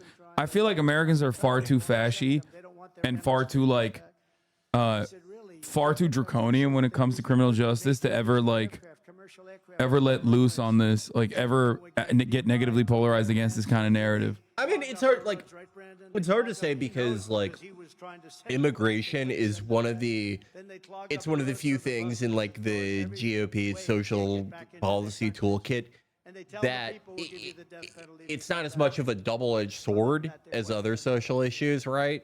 You don't get quite as much blowback. Ironically, because they can't vote. Right. Like, literally, despite the fact that that's the number one thing that Republicans claim, they can't vote, so they have no say in the matter. Right, and it's like, who knows how you could even quantify this, right?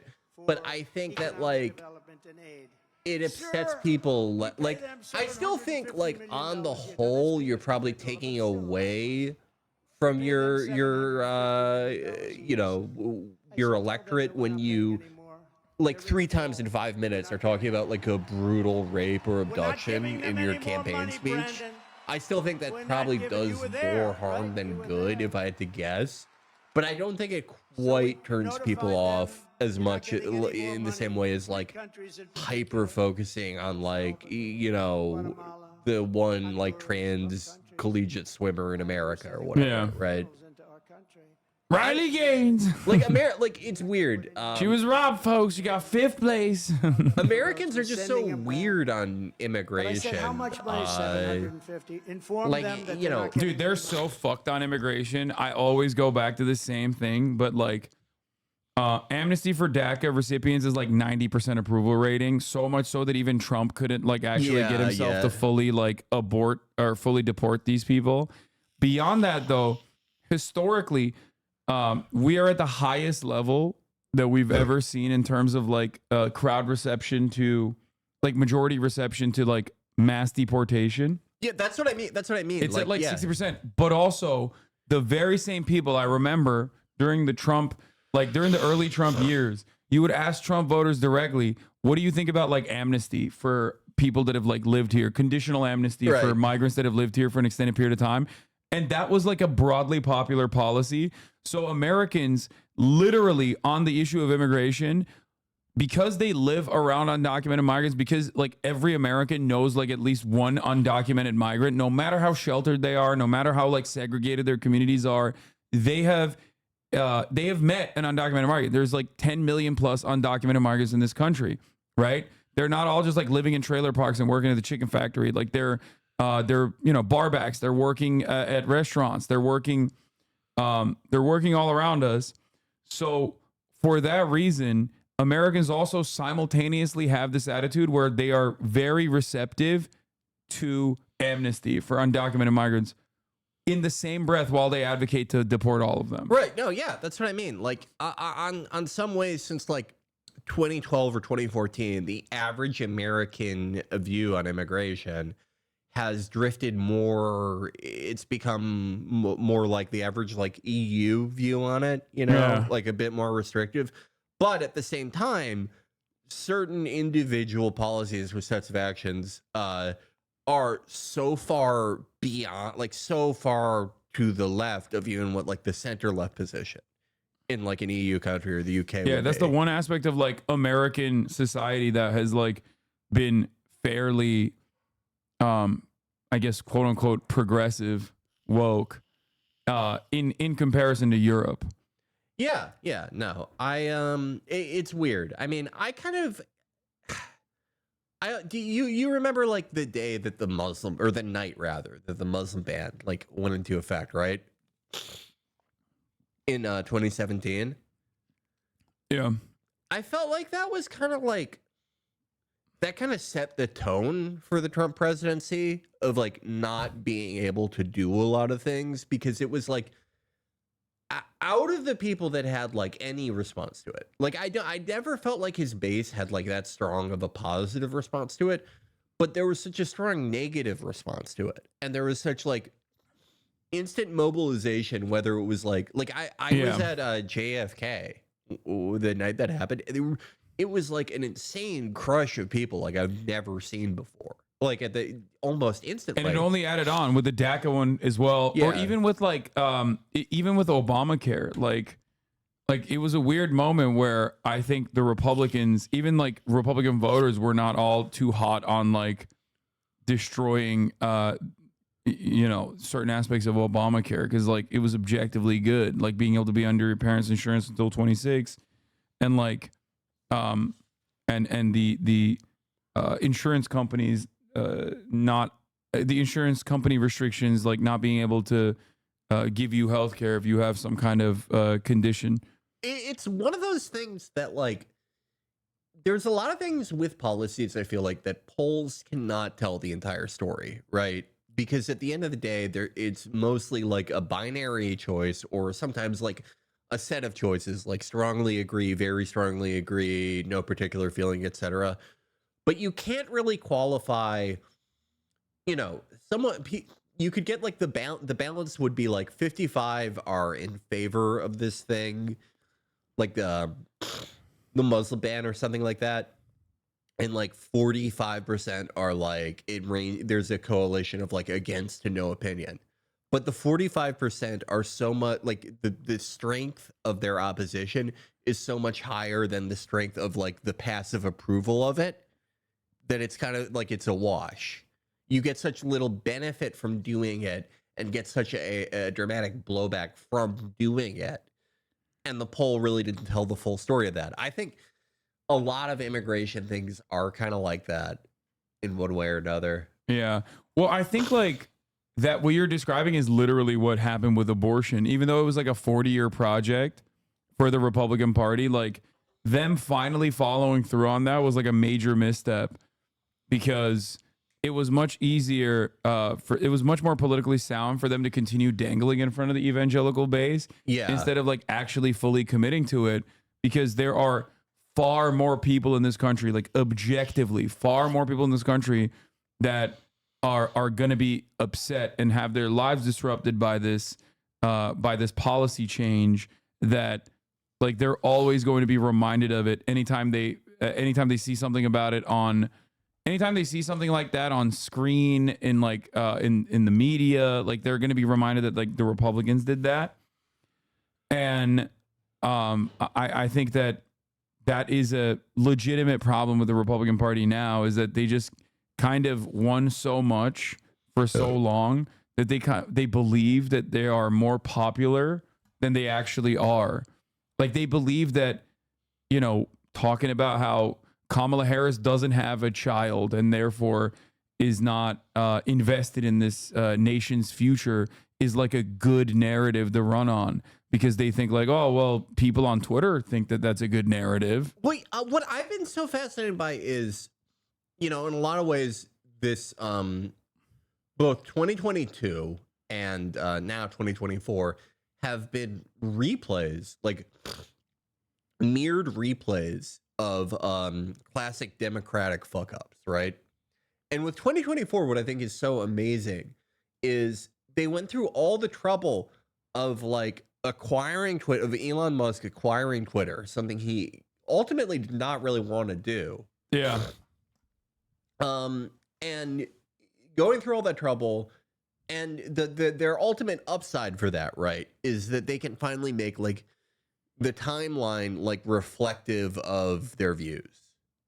Whether it's very surface level or not is a different thing, but generally making like probably like the on balance, like the whatever algorithm runs Twitter, on balance from like 2014 to I don't know 2020 was probably like more liberal, like a broader Silicon Valley type of liberalism.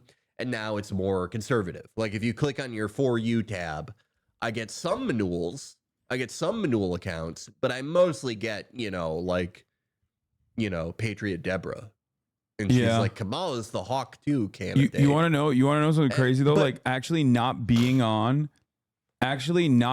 Twitter all that much, and not having it be on my, like only looking at Twitter when I'm live, and not having it on my phone has greatly reduced the number of like blue check mark Twitter farmers.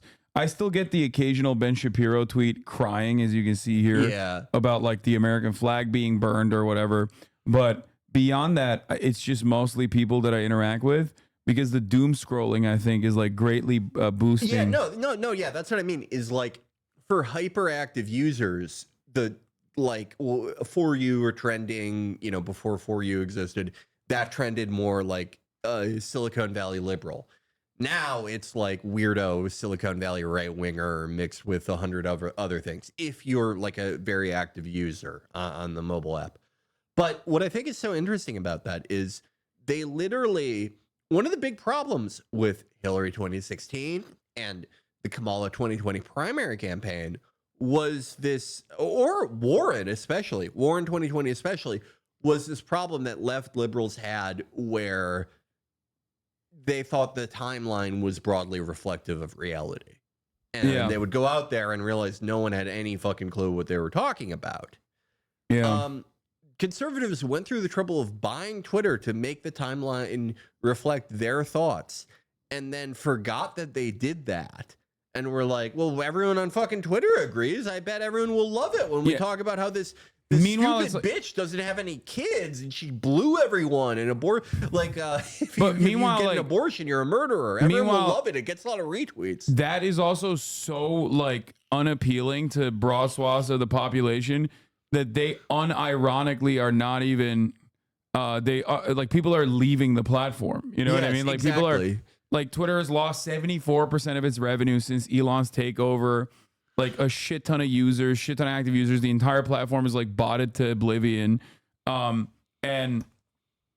like, it's less reflective of reality than even before. And it certainly wasn't reflective of reality even back then. Right. Yeah. So I mean, it's great. They're like, they're huffing their own farts in this hug box that they've created for themselves. But it's, I think, causing them to forget their original instincts and forget that, like, you have to lie if you're a Republican about your actual policy positions, or like what kind of bigotry is motivating you to like push for certain policies.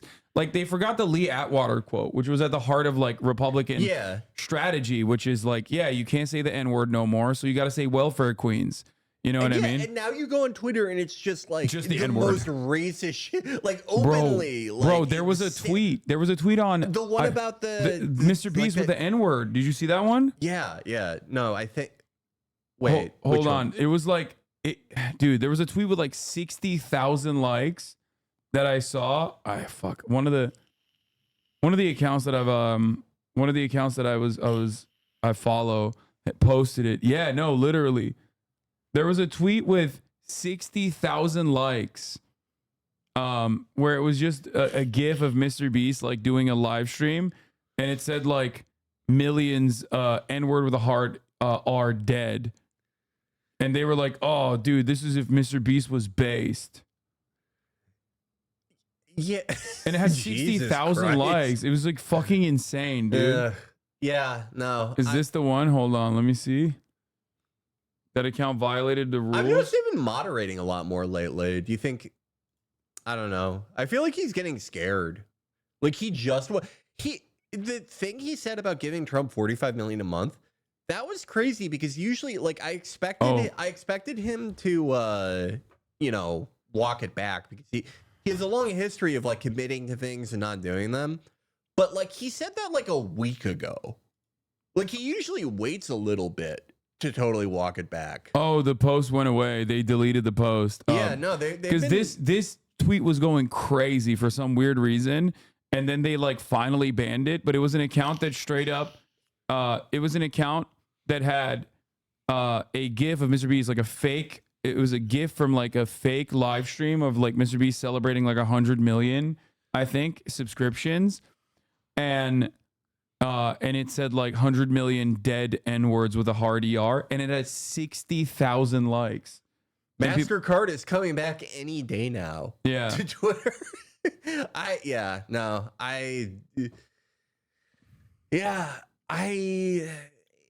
What can you say? Like, yeah, it said if Mr. Beast, if he was good, that was the tweet. Yeah, what can you say? Like, when the Twitter algorithm had like a more like weird, initially like 2012 liberalism bias, and then I don't even think it had like a bias towards like crazy, stupid idpol stuff. I think like you said, there's a special algorithm that happens for people who are hyper engaged, and it just, yeah, I saw this. Yeah, it's today, like and this it's shit. Like, yeah, it's like, dude, this has 30,000 likes. Like, it is literally, this is directly making fun of the recent body camera footage that just came out of someone who was murdered by the police. Wait, they follow me? Of course they fucking follow me. I have the worst hate watcher. I have so many Nazi hate watchers. It's not even. Yeah, I saw I saw the docs tweet. Someone posted their house in the quote retweet. It was like, okay. Nice house. That's good. Yeah. But yeah, no, the previous algorithm, it would show you things that got like a lot of interaction and burn. And when, you know, the active user base was like more liberal, that resulted in you seeing things like, I don't know. I don't know. Like, what's the goofiest thing you saw in like 2019 Twitter? You know, something that's like, here's how to like those tweets that are like, here's like the HR correct way to sex someone. Yeah. And it's the woman going like, I've been having sexual thoughts about you. May I continue? Yeah. And it would be that. God, that was so but that was like actually entertaining. Right. That was entertaining to like make jokes about, like overcorrective rad femmes and shit like that. That was like kind of right. With that stuff, it's like, it's annoying, right? And I imagine it's like pretty annoying if you like work in an office or something like that. I wouldn't know. But this stuff is just like, no one wants to see this shit. Like that's it's like dude, this tons is of this shit like every unimaginably day. fucking like, gross. No one wants to see this shit. Blacks Taking L's account, blue checkmark account. N-words with a hard ER are willing to mutilate themselves if it means my account would be banned. Sad. Like, it's just, yeah, no, like the result, I don't know. I think I alluded to this before, but one of the effects of like, you know, everyone getting online and the effect of the internet on like the average like online hyper engaged like Republican, the type of Republican that votes in a presidential primary, right? The effect on it wasn't that it like necessarily made the internet like more normal or whatever, right? Because more like normal people were getting on it. It caused a bunch of like 60-year-olds to go through the same like set of phases that like a 13-year-old getting his first computer 20 years ago would. Yeah. Or you start out talking to your friends and then it's you get into like self-selecting social groups of people who agree with you, and then you just keep upping the ante until you're like just posting gore videos at each other. Yeah, and then this came out. Anti-Fascist Turtle, an account that has now been nuked, by the way. New Twitter API leak reveals that there's a group of protected users that are allowed to break the terms of service without consequence, even including a list of whitelisted slurs. Also worth mentioning that all the listed accounts are right-wing in their contents. And it's like Eric Trump, Team Trump, Elon Musk AOC, Elon Musk PD, Elon Musk PDA, Doge Designer, Cobra Tate, which also goes back to this, like Andrew Tate saying, shut up, N-word with a hard ER, 30,000 likes. And then Jules responded, you're cisgender, visibility limited. Like, it's just insane. Yeah. And it's all 2014. It's all 2014 era 4chan poll racism. But now it's like, I wouldn't say this is mainstream. I would simply say that like 4chan basically migrated to Twitter and it grossed out a lot of people, I think. And they're just not using the platform anymore. Yeah, no. I also think that thing of like hiding likes and making it like impossible to see like who liked what. I feel like there's just like a lot of like botting shit, like a lot of botting likes or whatever. Yeah. And it's a way to show advertisers like, look how people are more fucking active than ever. Yeah.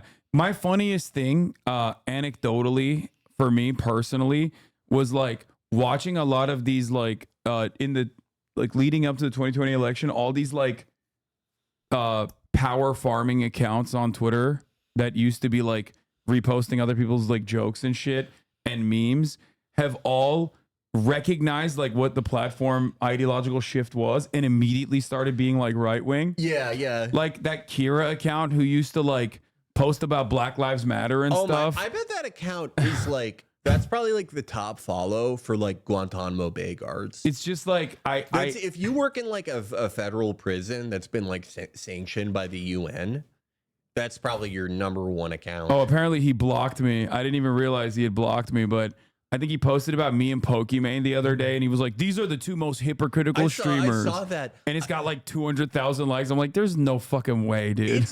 You're right though, because like literally not that long, like 4 years ago, if he, like his account was like, "Y'all, we're living through the Hunger Games." Oh yeah. We're doing the Hunger Games in real life. 70,000 likes. Yeah, now racism is not it. Yeah, exactly. Racism is like when you fucking get the wrong straw. And now he's it reminds me of Tyler Fisher, where he's trying to do all the right wing stuff. Oh yeah, like on Joe Rogan, our favorite comedian, the best comedian in the world, and he just like doesn't know enough, so he just trails off into nothingness. Oh, yeah. Like this is not a true fan of Groyper, you know? Yeah, no, they're like these guys are. Yeah. Like these are like the fucking pond scum basement dweller, like neck bearded dudes who are, you know, who I always am reminded of that one guy in fucking Florida, like Fat Moist Critical, the one that got arrested for like directly making an assassination threat to like a detective in South Florida or something. Do you remember that? There was like in 2019. Yeah, right? there was like a Groyper who was like, yeah, someone should like kill this police officer. And then they, of course, immediately figured out who the fuck he was. And then they arrested him. It was a sheriff. And then they arrested him. And it's always like the most David the Pappy looking motherfuckers who are just like sitting in a fucking basement in their own filth, just being like, yeah, I'm going to look so cool to my fucking Discord server where I'm trying to fucking, trying to groom teenagers. I'm just like, what would like the good outcome of that post be? You're like telling people to assassinate the sheriff. Like one enterprising guy is going to be like, okay, I'll do it for you. And it just never comes back to you. Yeah. In 2015, a bunch of the Kira type accounts were getting recruited by Milo and his roommates. One of them being the Nazi Laura Loomer was hitting on in that infamous video. Oh, the Ashkenazi. Oh my God, that's such a good video. Wait, what is she? Khazar? What does she say? She's like, I have a high Ashkenazi IQ. Yeah. Big milker tits. Oh, you look like the perfect Aryan. Oh. She's like, so disgusting. I feel bad for her because like she could have been like she could have been on like the millennial like confessional sex podcast wave. She could have had a normal life. Laura Loomer could have done a podcast called like, you know, Guys I Tried to Fuck. Yeah. If she never got into politics. Yeah. And then married like an orthodontist. And instead she, you know, she's waiting for someone to start a conservative Uber Eats so she can finally order food. Like it's a tough life. In order to order food, you have to write your favorite slur. Yeah. Like it doesn't unlock until you like write a slur, whichever one's your favorite. But yeah, I think that they're doing that. Kick, I'm pretty sure, did that with like the Feared Buck or like all of those other like weirdo Aiden Ross adjacent accounts that like they were paying for promo so that like people would talk about like streamers that you've never heard before that are suspiciously getting 80,000 live viewers, but like have no other, like I've never met a single person that's like actually tapped into one of those streams. It's so, yeah, no, I was, I get a lot of Kick news now ever since I watched the Jay Aubrey video about it, which like, I knew it was like bad, but holy shit. No, it's really like, bad. It's really bad. Every week there's like another fucking rabid freak that's like openly a pedophile. I found out about a 60-year-old former indie sleaze guy called Mr. Based. That's like a joke I would make to like the average Kick guy, but no, he's yeah, no. That's amazing. I love seeing I love seeing an indie sleaze guy get a second life, but not like that. But apparently there's the API leaked, and now they're fucking clapping anyone that talks about it. Elon's Twitter isn't a joke. Elon's Twitter isn't a joke. This app is getting worse. What? Elon's Twitter isn't even a joke about this app getting worse anymore. He quite literally turned this into an app for neo-Nazis to build platforms and communities off their bigoted views. Yeah. 100%. I don't know, like, I mean, at this point, I think he's just like making the most of it. I think he's just trying to make the most of it, like literally. This was really funny. Apparently, like they were trying to make this happen too. They were like really mad that I wasn't talking about like Mr. Beast's friend who was being weird in Discord and like talking to minors or some shit. And it's like, dude, like even in the video, I'm like, bro, it's a fucking election where like the former president got shot at. Like, I don't got time to fucking talk about YouTube shit. Like, what are you fucking insane? They're like the controversy turns out to be like that she like bought art from Shadman like 7 years ago, right? Then it turned out that like everyone apparently has done that. I had no idea. I barely know who that guy is. I read like a wiki about him, and it's like, hey, there is something for everyone out there. Unfortunately, excuse, you were shitting on me for that too. Oh damn, man. Well, you know, when you got Jason the Ween fucking doubling his view count when he's trying to desperately farm as much drama as he possibly can, you got to do what you got to do, baby. You know what I mean? Hey, I hope that kickback was worth it. If I talked about a Shadman scandal on my show, I would be killed by my listeners, and they would be right. They don't care about that. No, like that Shadman, know who that is. No, that Shadman person is like fucking gross. Even I had like known about him being like a weird dude who's like a pedophile. Right. I think he got like arrested or some shit, and he would like make lolly porn.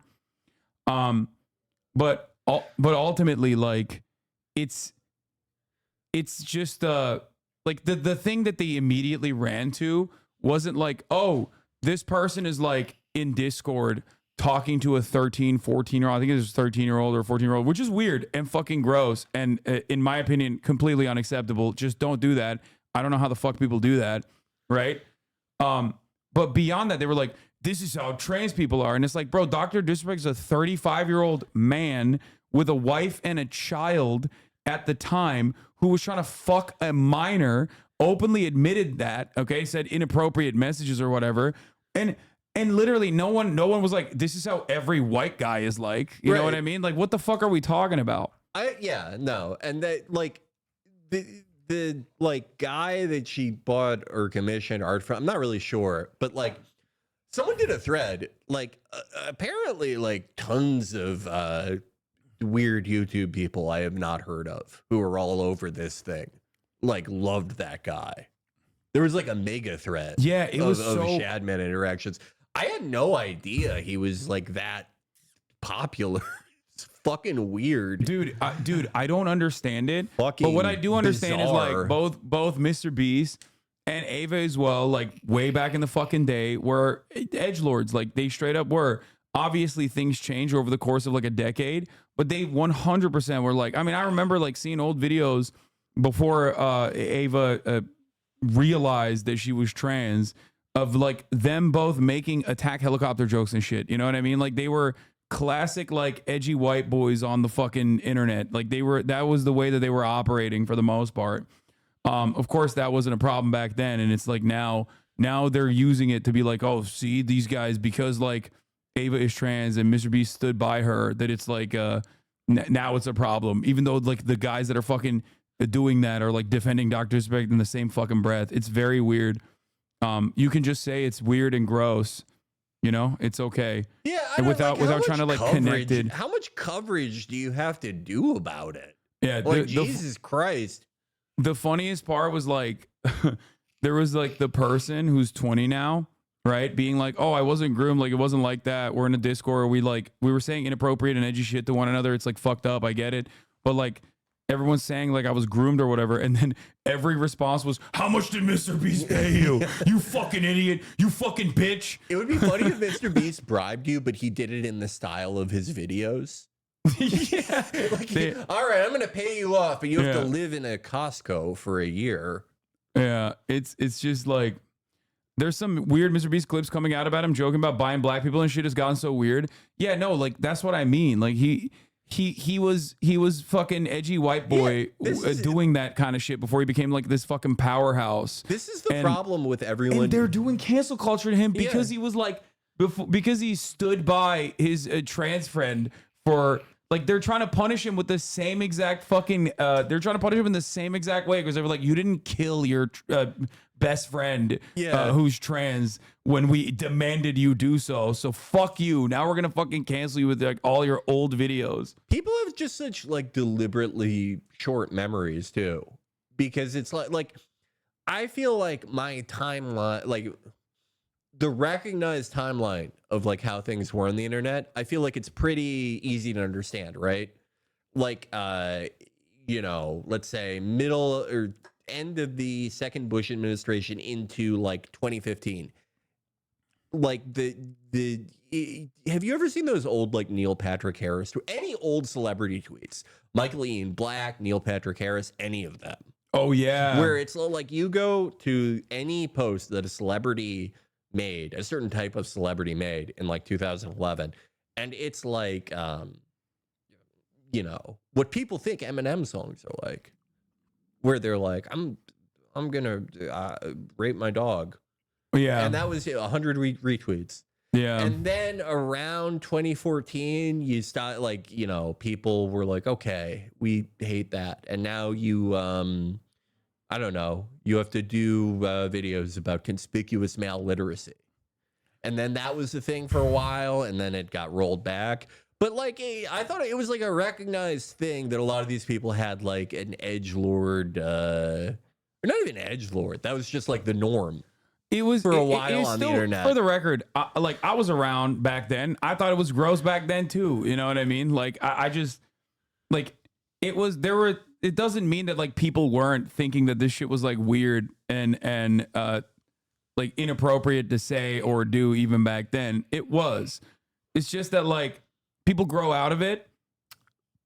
I think that a lot of people did grow out of it. And it's funny that people that didn't grow out of it, or rather lean into that right now in 2024, are the very same people who are being like, no, but you say that now we got to cancel you. And it's like, I can see your fucking post right now in between. It's such a self-contradictory thing, right? Like getting like I don't know what Mr. B said in like 2013 or whatever. He was probably like 9. He was probably like a viable fetus at that point. But he like saying like, like dumb 2013 internet shit. And then like while you're like yelling at him for that, your most recent retweet is like, I'm glad the cops killed that woman. Yeah. In any case, like sadly you can't humiliate these people with hypocrisy. They lack shame. Yeah, it doesn't really matter. Ultimately though, it's not, you know, I'm not like defending any of these old videos of Mr. Beast or anyone else, or like even the messages that that Ava was sending. I will, however, reiterate that like if you're immediately going, see, I told you trans people are fucking groomers or pedophiles, then you're a fucking weirdo. Okay, you're a total fucking weirdo. Being openly bigoted, not against the rules. Lincoln the prize against the rules. What are you talking about? Oh, Mr. Beast was 13 in 2013. See? Yeah. See? Yeah. No. He wasn't 9. He was 13. Look, you know, I on the other hand, I support anything that anybody said in 2013. Anyone in chat, anyone who's famous, anyone who's not, anyone who's died since then. I support all of it. What? Do you grow out of being trans if you don't take sterilization drugs? You're the one saying that? Like, these guys don't even fucking care, dude. Like Ava could have fucking murdered someone and they wouldn't give a shit about that. They'd be like, I told you, all trans people are murderers. You know what I mean? Yeah. Like, he just, immediately gave the game away. He's not like, oh, you're not even, you couldn't even fucking sit there and like, even for 3.5 seconds be like, I care about the victims and you don't, or some shit. You know what I mean? Like immediately he's like, oh, what about these gender drugs that everyone's taking? Like, no, you're supposed to at least like posture like you give a shit about the situation. You know what I mean? Yeah, I do. I think it's fucking weird. It gross, for the record. It seems like you don't give a fuck, especially if it's like one of your favorite content creators doing it. You know what I mean? Isn't the Ava stuff made up? No, there were like real... There's a lot of like misinfo out there. There's obviously, because they can't just like let it be weird and gross and definitely completely and utterly inappropriate. They just got to also make additional shit up, like make additional clips up in order to be like, no, see, like they're trying to fuck. Like this person was trying to fuck people, like 100% fuck children, you know? Yeah, no. It is weird to have like a minor in your Discord. Yes. I only think they should be employees. Thank you. That's what I'm saying, dude. I don't have... Make them work at the fucking coal mines, dude. What are we doing? I won't even have a social engagement with someone who's like 19, even if they're in my family. Even if they're like, can you come to my graduation for the fucking Montessori school? No, fuck you. But if you were 5 years younger, you could be my employee. Yeah. And I'd never speak to you. And you'd have to guess what your job is. They don't actually care about the crimes committed. They just want to weaponize it, direct harassment towards you, Charlie, Pokey, etc. Yeah, that's the funniest part, because they just like immediately gave the game away when they just like... I guess a video came out. I didn't even fucking watch this video. How the fuck am I supposed to keep up with like all the drama, especially like when there's like, you know, world changing events happening at a rapid clip and I'm a political commentator. And they basically, in a matter of like 3.5 seconds, went from like, if you didn't watch this video, summarize it and immediately start talking about how every trans person is a rapist pedophile, you are actually complicit in the crimes. Like, they don't even do like the silence is violence narratives. Like, silence is complicity. Like, they didn't even do that. They're like, you are actually grooming children. Like, what the fuck?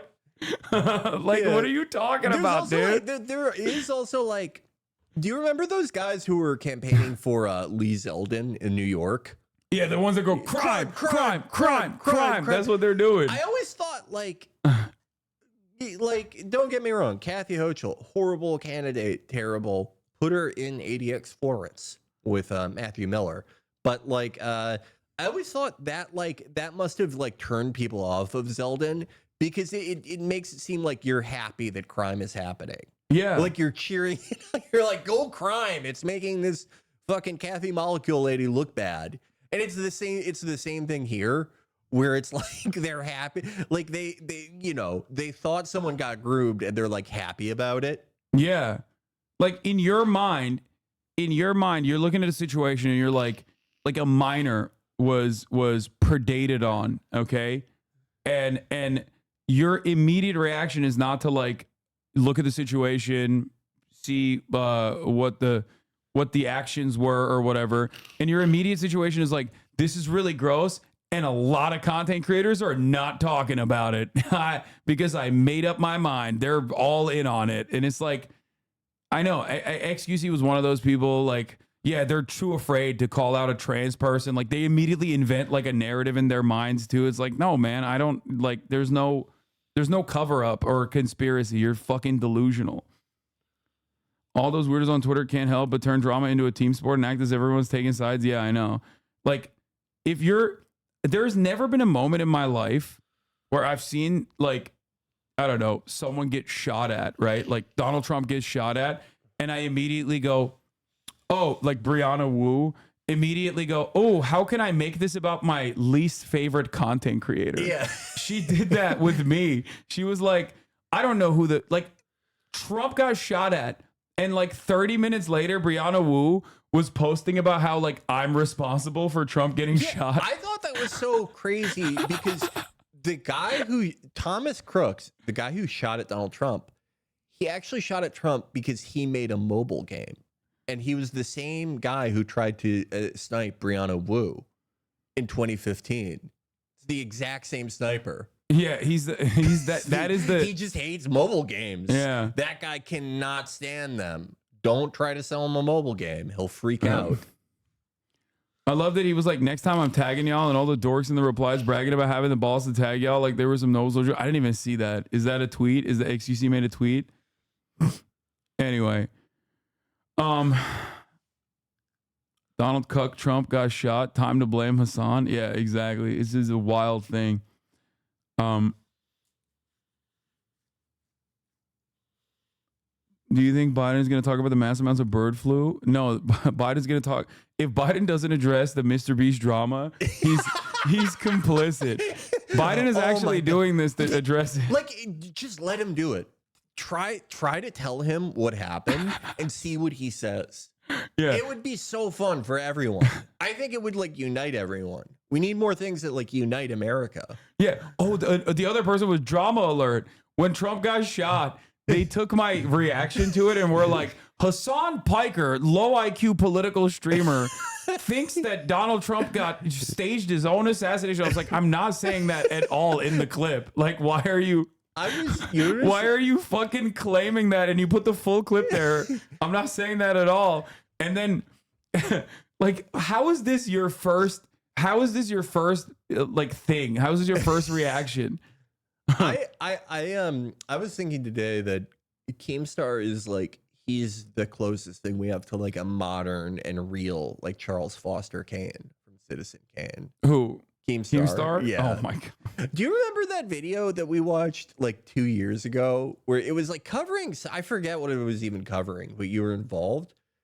And it's like, it showed like a short clip of you and he went, as you can see, Hasan's a disgusting fucking person. Yeah. Like his narration is so good. Oh, this was awesome.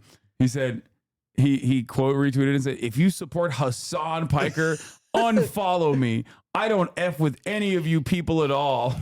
Why? Damn, he's standing on business. Yeah, because I'm not taking the Trump assassination seriously enough. It's like I want to direct the Citizen Kane movie about him. Yeah. He thinks he's newsroom, but I think he's better than Jeff What is this? Daniels This is from July 13th. Hasan Piker is so anti-American. Please ship to another country anywhere but here. He's literally falling off, so he's just clickbaiting for attention. I know. I've fallen off so spectacularly that I can only serve the top of the hour ad break to 50,000 people. It's just the fall off. I didn't even see. The fall off is so severe, dude. It's just really fucked up. It's really bad. I'm sorry. 50,000 people will be seeing the top of the hour ad break unless they subscribe. Now that we have 50,000 people here, if you are a member of the United States Air Force, I will. Dane Sand 8. Thank you for the 10 gift the subs. Go ahead. What are you? I will. Look, you already you're getting your student loans paid for. I will give you a down payment for your first house if you lose in a newer F-16 Block 50. Lose. It'll be worth your while. I've had private conversations with this man. He's very serious about this. Incredibly serious. I could buy an F4. I could buy a decommissioned F4 Phantom, but like, who the fuck wants that? It looks stupid. I want a newer thing. I want an F-16. Yeah. Also, Hasan saying that Trump did it for views makes me laugh because Hasan has to expose his body for Twitch views. Okay, yeah. Look, I have to leave the room so you can go jack off on cam. That's right. The thing you're always doing. He's not wrong. Hasan has signed an exclusive deal with Joystick. He's going to be doing the same political commentary you like, but the only camera will be on a hole penis in his pants. His penis and balls. The same commentary, but that's all you're going to see. That's what he's talking about. I have to expose his dick and balls against a green screen. I love Biden speaking. I love Jose Cuellar calling me a hussy. Like, that's like, see that. That's awesome. Thank you, sir. Thank you for noticing my hard work. Okay. Oh my God. Yeah, just like top of the hour, taking off like another piece of clothing. Yeah. He called me a Jezebel, dude.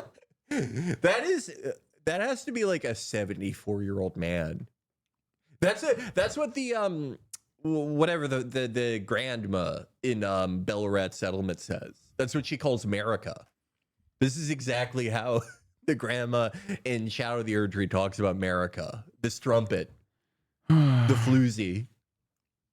Guy in the X comments saying he'll buy veteran and biker as a combat vet. Hassan Piker can leave anytime, and I will personally pay for his ticket.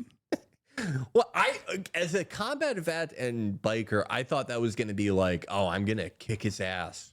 I'm going to run him over with my motorcycle. By the way, we're going to be watching Brandon when he goes live. I'm just letting you know. I know we just I'm ready for I know Brandon. I gave you wall-to-wall goodness with Donald Trump, who is not mid and still on it. But we're going to be doing Brandon when he goes live as well. I'm very excited for the Brandon speech. Yeah, me too.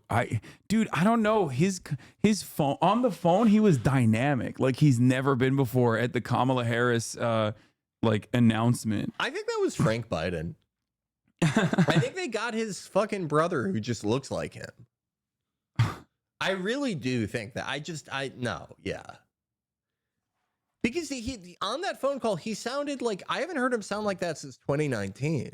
Yeah, it was weird.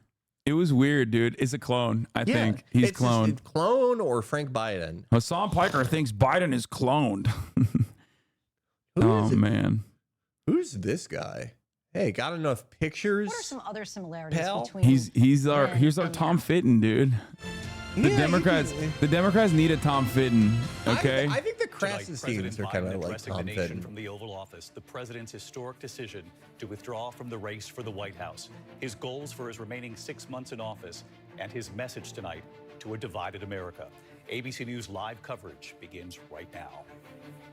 The ABC News special, President Biden, the decision. I love when they use the stock, like the Jover stock photos. Yeah.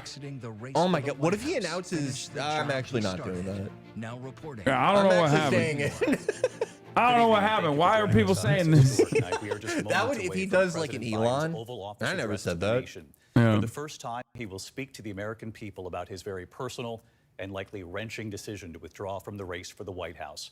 We are told that he will argue like ever since he decided to do this, they've been back in the tank and he will for outline Brandon. his remaining 6 months in office. The bravest Yeah, thing this ever done. is the reverse Afghanistan pullout moment for Biden. They the president revealing his decision Sunday in a letter addressed to my fellow Americans, acknowledging, quote, I believe it is in the best interest of my party and the country for me to stand down.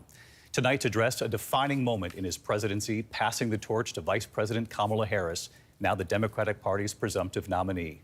The president will signal tonight he will now fight for his vice president. Let's listen to President Biden. My fellow Americans, I'm speaking to you tonight from behind the resolute desk in the Oval Office. In this sacred space, I'm surrounded by portraits of extraordinary American presidents. Thomas Jefferson wrote the immortal words that guide this nation. George Washington, who showed us presidents are not kings. Abraham Lincoln, who implored us to reject malice. Franklin Roosevelt, who inspired us to reject fear. I revere this office, but I love my country more. It's been the honor of my life to serve as your president. Do they like not But put in his defense of teeth democracy, which They is at thought stake, this would get us. I think it's more They important were than like, any no, title. this is great. Like, this is, I draw strength we and can I carry find this joy man across the in working finish for the line. American Stop people. giving me that Adderall shit. this Give me sacred just task root beer. of perfecting our union. Sassafras to It's not address the about me. nation. It's about you, your families, your futures. It's about we, the people. We can never forget that. And I never have. I've made it clear that I believe America is at an inflection point. One of those rare moments in history when the decisions we make now will determine our fate of our nation and the world for decades to come. America's going to have to choose between moving forward or backward, between hope and hate, between unity and division. We have to decide, do we still believe in honesty, decency, Gotta respect, remember their light. What? freedom, You weren't justice, born and in America? democracy? I was. In this moment, we can see those we disagree with not as enemies, but as fellow Americans. Can we do that? I was waiting for that Does one. character and public life still matter? I believe I know the answer to these questions. If I was in his 'Cause I inner know circle, you, I'd the be like, American can you make people. your eyes less blue? And I know this. Kind of fucked We up. are a great nation. He's hot and you're jealous. Because we are good He people. was a good-looking, like, When you elect me to this office, 30 through 60. I promise to always level with you, to tell you the truth. And the truth, the sacred cause of this country is larger than any one of us.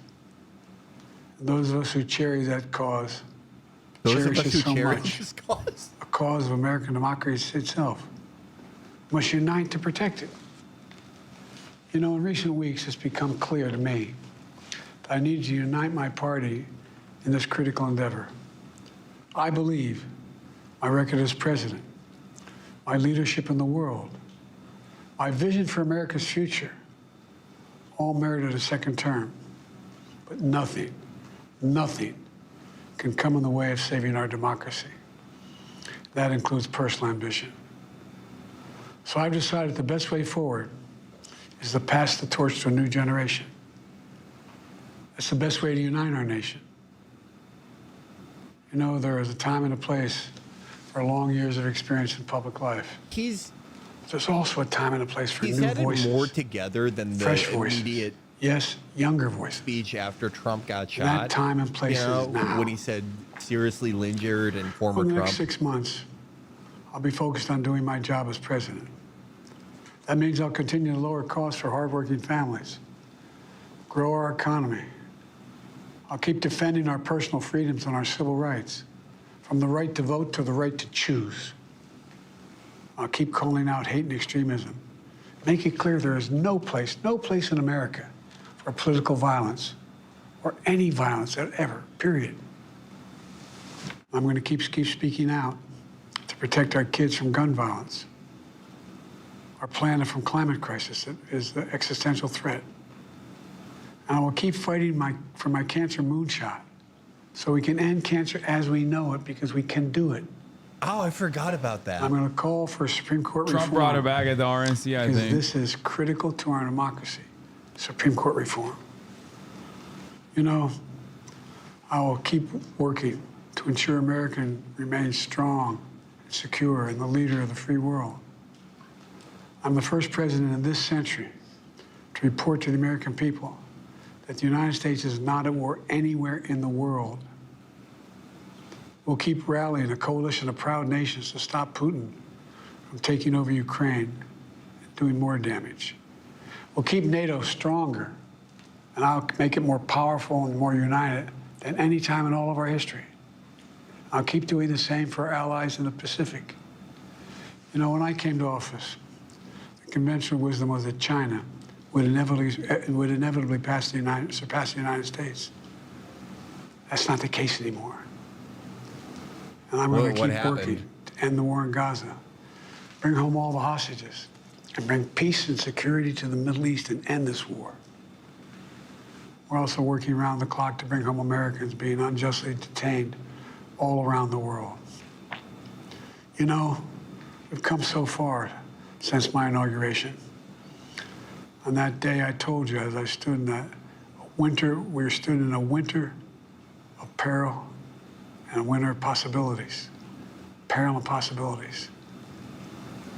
We were in the grip of the worst pandemic in the century. What? The worst economic crisis since the Great Depression. What? The worst attack on our democracy since the Civil War. He's talking about, you know. We came together as Americans. They fucked everything up before We I got came through in. it. We emerged stronger, Someone more branded prosperous, on and it. more secure. Today, we have the strongest economy in the world, creating nearly This is like 16 the most million new coherent jobs he's been record. in like 2 years. Wages are up. A weight has been Inflation lifted from continues his to come down. shoulders. Yeah. The racial wealth gap is the lowest it's been in 20 years. We're literally rebuilding our entire nation, urban, suburban, rural, and tribal communities. Manufacturing has come back to America. We're leading the world again in chips and science and innovation. We finally beat Big Pharma after all these years to lower the cost of prescription drugs for seniors. And I'm going to keep fighting to make sure we lower the cost for everyone, not just seniors. More people have health care today in America than ever before. And I signed one of the most significant laws helping millions of veterans and their families who are exposed to toxic materials. You know, most significant climate law ever in the history of the world. The first major gun safety law in 30 years. And today, it's so insane that he's only doing this because they commission polls like weeks before the convention. Border crossings are lower today than when the previous administration left office. I've kept my commitment to appoint the first black woman to the Supreme Court of the United States of America. I also kept my commitment to have an administration that looks like America and be a president for all Americans. That's what I've done. I ran for president 4 years ago because I believed and still do that the soul of America was at stake. The very nature of who we are was at stake. And that's still the case. America's an idea. An idea stronger than any army, bigger than any ocean, more powerful than any dictator or tyrant. It's the most powerful idea in the history of the world. That idea is that we hold these truths to be self-evident. We're all created equal, endowed by our Creator with certain inalienable rights: life, liberty, pursuit of happiness. We've never fully lived up to it, to this sacred idea, but we've never walked away from it either. And I do not believe the American people will walk away from it now. In just a few months, the American people will choose the course of America's future. I made my choice. Oh my God. I made my I hear views every known. gulp. I'd like to thank our great Vice President Kamala Harris. She's experienced. Every gland in his body is mic'd. She's been an incredible partner to me and a leader for our country. Now the choice is up to you, the American people. When you make that choice, remember the words of Benjamin Franklin hanging on my wall here in the Oval Office. I met him. He was a good guy. Alongside the busts of Dr. King and Rosa Parks and Cesar Chavez. When Ben Franklin was asked, as he emerged from the convention going on, whether the founders have given America a monarchy or republic, Franklin's response was, a republic, if you can keep it. He's not wearing his wedding ring. You think he's available? Oh, yeah, no, before he went out, he was like, Jill, it's over. My fellow Americans, Jill, you wanted me to keep running for president for your own ends? Serve this nation for over 50 years. Nowhere else on earth. I hear Joe from modest beginnings with Scranton, Pennsylvania, Claymont, Delaware. One day sit Joe behind Biden the was seen Resolute desk leaving the Viper in Room the Oval Office with Madison as President Beer. of the United States. Here I am. That's what's so special about America. Yeah. We're a nation of promise you're a and real possibilities. Whatever you are. Dreamers That's and what he doers. said to her. Of ordinary Americans doing extraordinary things. I've given my heart and my soul to our nation, like so many others. I've been blessed a million times in return. Maybe he's The cheating love on and his support wife of in the American solidarity with Keir Starmer. I hope you have some idea how did he do grateful that? I am. Yeah, All I of am confident in saying Keir Starmer Great thing about America has cheated on his is wife here. more than any Kings human and being dictators in do not history. rule. The people do. History is in your hands. The power is in your hands. The idea of America lies in your hands. We just have to keep faith, keep the faith, and remember who we are. We're the United States of America, and there's simply nothing beyond our capacity when we do it together. So let's act together, preserve our democracy. God bless you all. May God protect our troops. Thank you. A moment in history tonight. President Biden in the really Oval Office. You held heard it him say together there to for the that. American There people, was I no, revere this former office. Trump. There were a couple flubs, but He said cherry instead of cherish. That was pretty funny. But beyond that, it was not at all like the several interviews he did. He did ask this question. Or He the says, no, the "Does last character teleprompter in where he public did the life battle still box matter?" thing was pretty As bad. we He didn't head even do towards that. November election, Hilarious. and he said He nothing said should battle come in the box way and of little saving, battle fella. preserving Yeah. democracy in this country.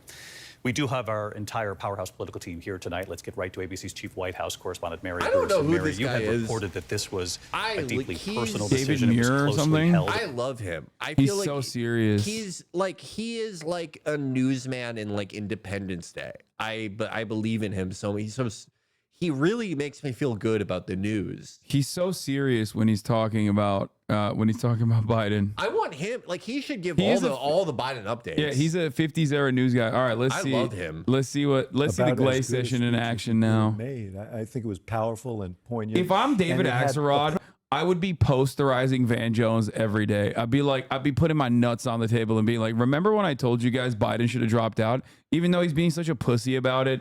And he's like, no, Biden is a phenomenal orator and, a statesman, an elder statesman. Everyone associated with Obama has to do that. Yeah. Even the Axelrod shaved his mustache.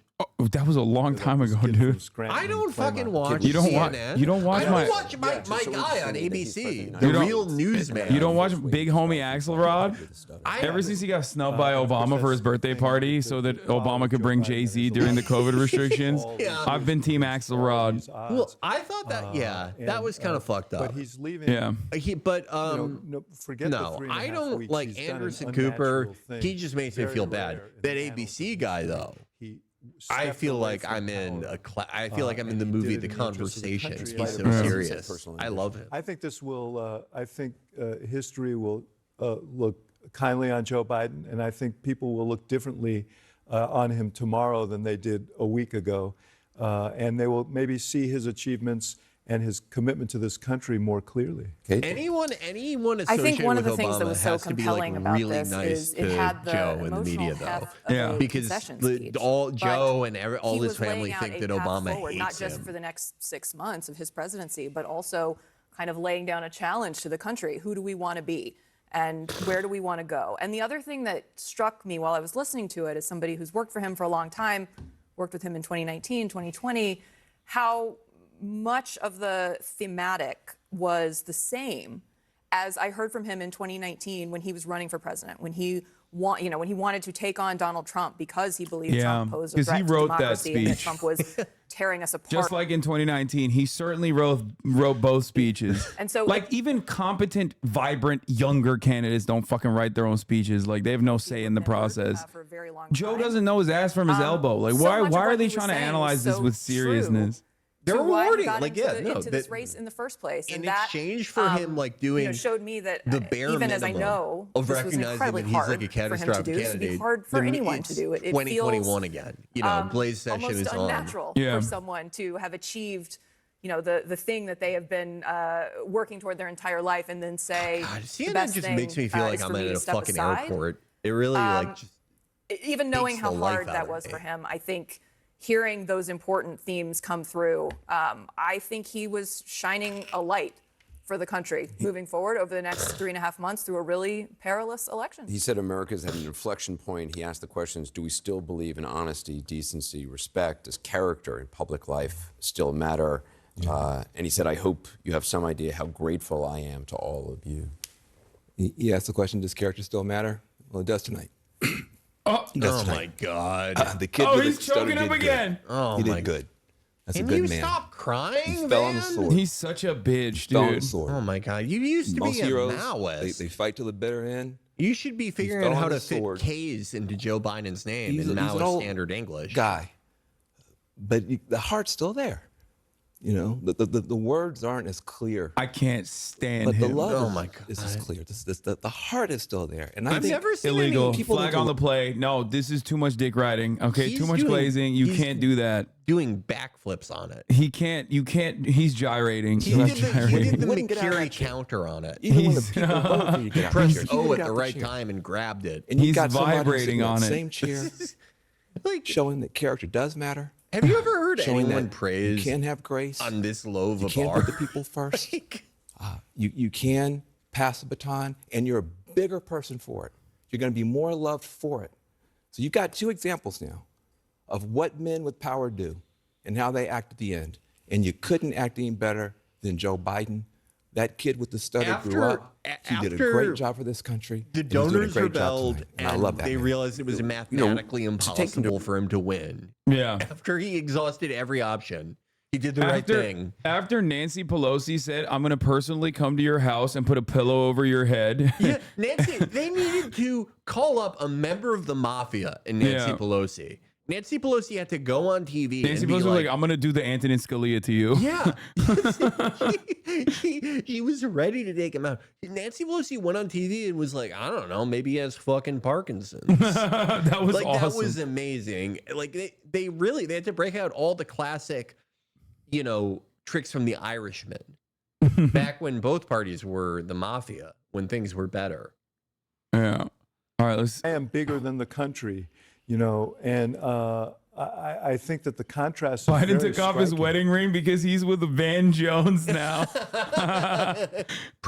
Promise me you'll be my consort, man. I predict a world makes without everything as small as possible, makes it about him. And here you have Joe Biden saying, no, the country's bigger than that. I It's bigger solemnly than me. pledge This to every office is living bigger than me. being that And I'm so I gonna think have in a 1,000 moment where year the country needs leadership, right, I think this is an reign incredibly selfless without act of leadership. all that stuff, man. Okay, this is Glaze. I hate this. All right, let's see what the real Americans are saying. That it helps Kamala Harris as she tries to make some sort of a break with him, as she tries to get this nomination and try to beat Donald Trump. It's going to be very difficult for her to do. He's doing Ahagawa face. 2 months left, and there's a lot of problems in this country. He said he's going to fix all of them, so we'll see how that goes. But tomorrow marks 4 weeks since that debate, the CNN debate, where the president walked out there, said the first few words, mangled some of his sentences, and caught everybody by surprise as far as that moment. His party then jumped, and everything transpired after that. It's of the ABC guy. He looks like a fucking Dick Tracy man. Think of all that has transpired He's really in this scary. 4 weeks of Brett Baer history, was in the real CIA. time. He's goon coded. Like he's a henchman. It's just an extraordinary period of news. Batman should be like lifting him up. For well more Brett than half Baer a should century, be, he's one of those guys like Dana White who should be going like, oh no, it's the freaking bat. He's beating his wife. I think when we all Imagine look back being on this interrogated in the by fullness of Brett time Baer when and he was perhaps in the with a better CIA. That must have been explanation so of exactly scary. the decision-making process the president went through.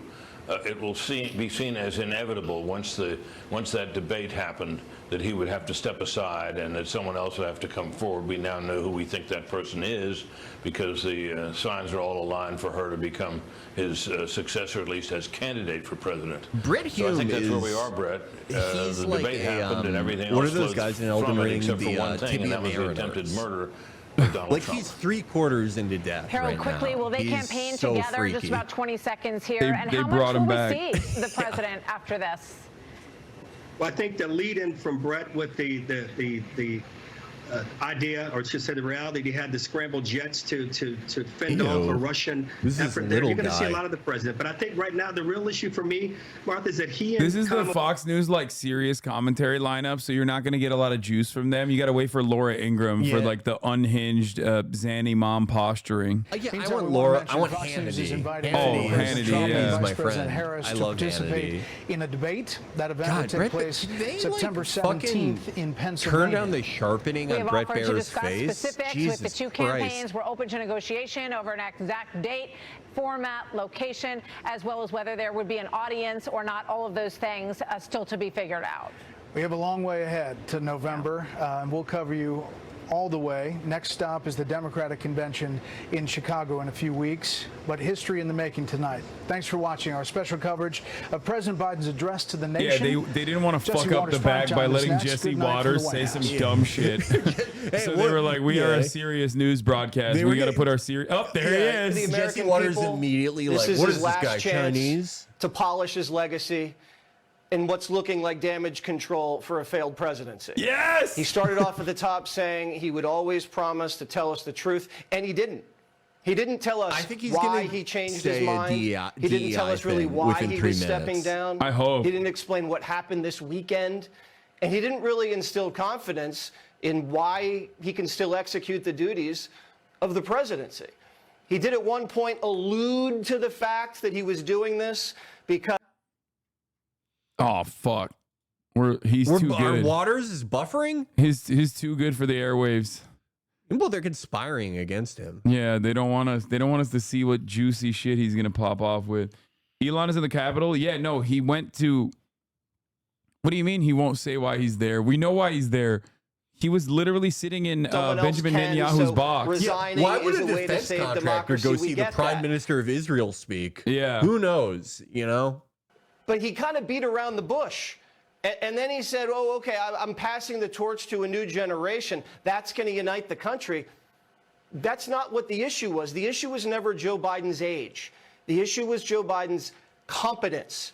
And it very well looks like this country may vote for someone almost the same age. Oh, this is like how they're going to launch a defense for Trump. They're going to be like, no, it's not his age, it's his competence, which is true. Trump is more coherent than Joe Biden, but that's like they've been angling that narrative for a while because they recognize that Trump is also very old, but obviously that dynamic changes dramatically when Kamala Harris is like 59, but she looks like she's 40. Yeah. Yeah. So, you know, I don't know what's happening with the Fox News live stream. It's just like getting fucking tough to be a patriot in the People's Republic of California. I know. Every time I try to watch Newsmax while I'm playing DCS, we got this happens. Republicans are a clear and present danger. We got the vaccinated have a right to be angry at the unvaccinated. Oh my God, but if he wants to use this new buzzword democracy, I've got a new one: transparency. When is Kamala Harris's first press conference? When is her first serious sit-down interview?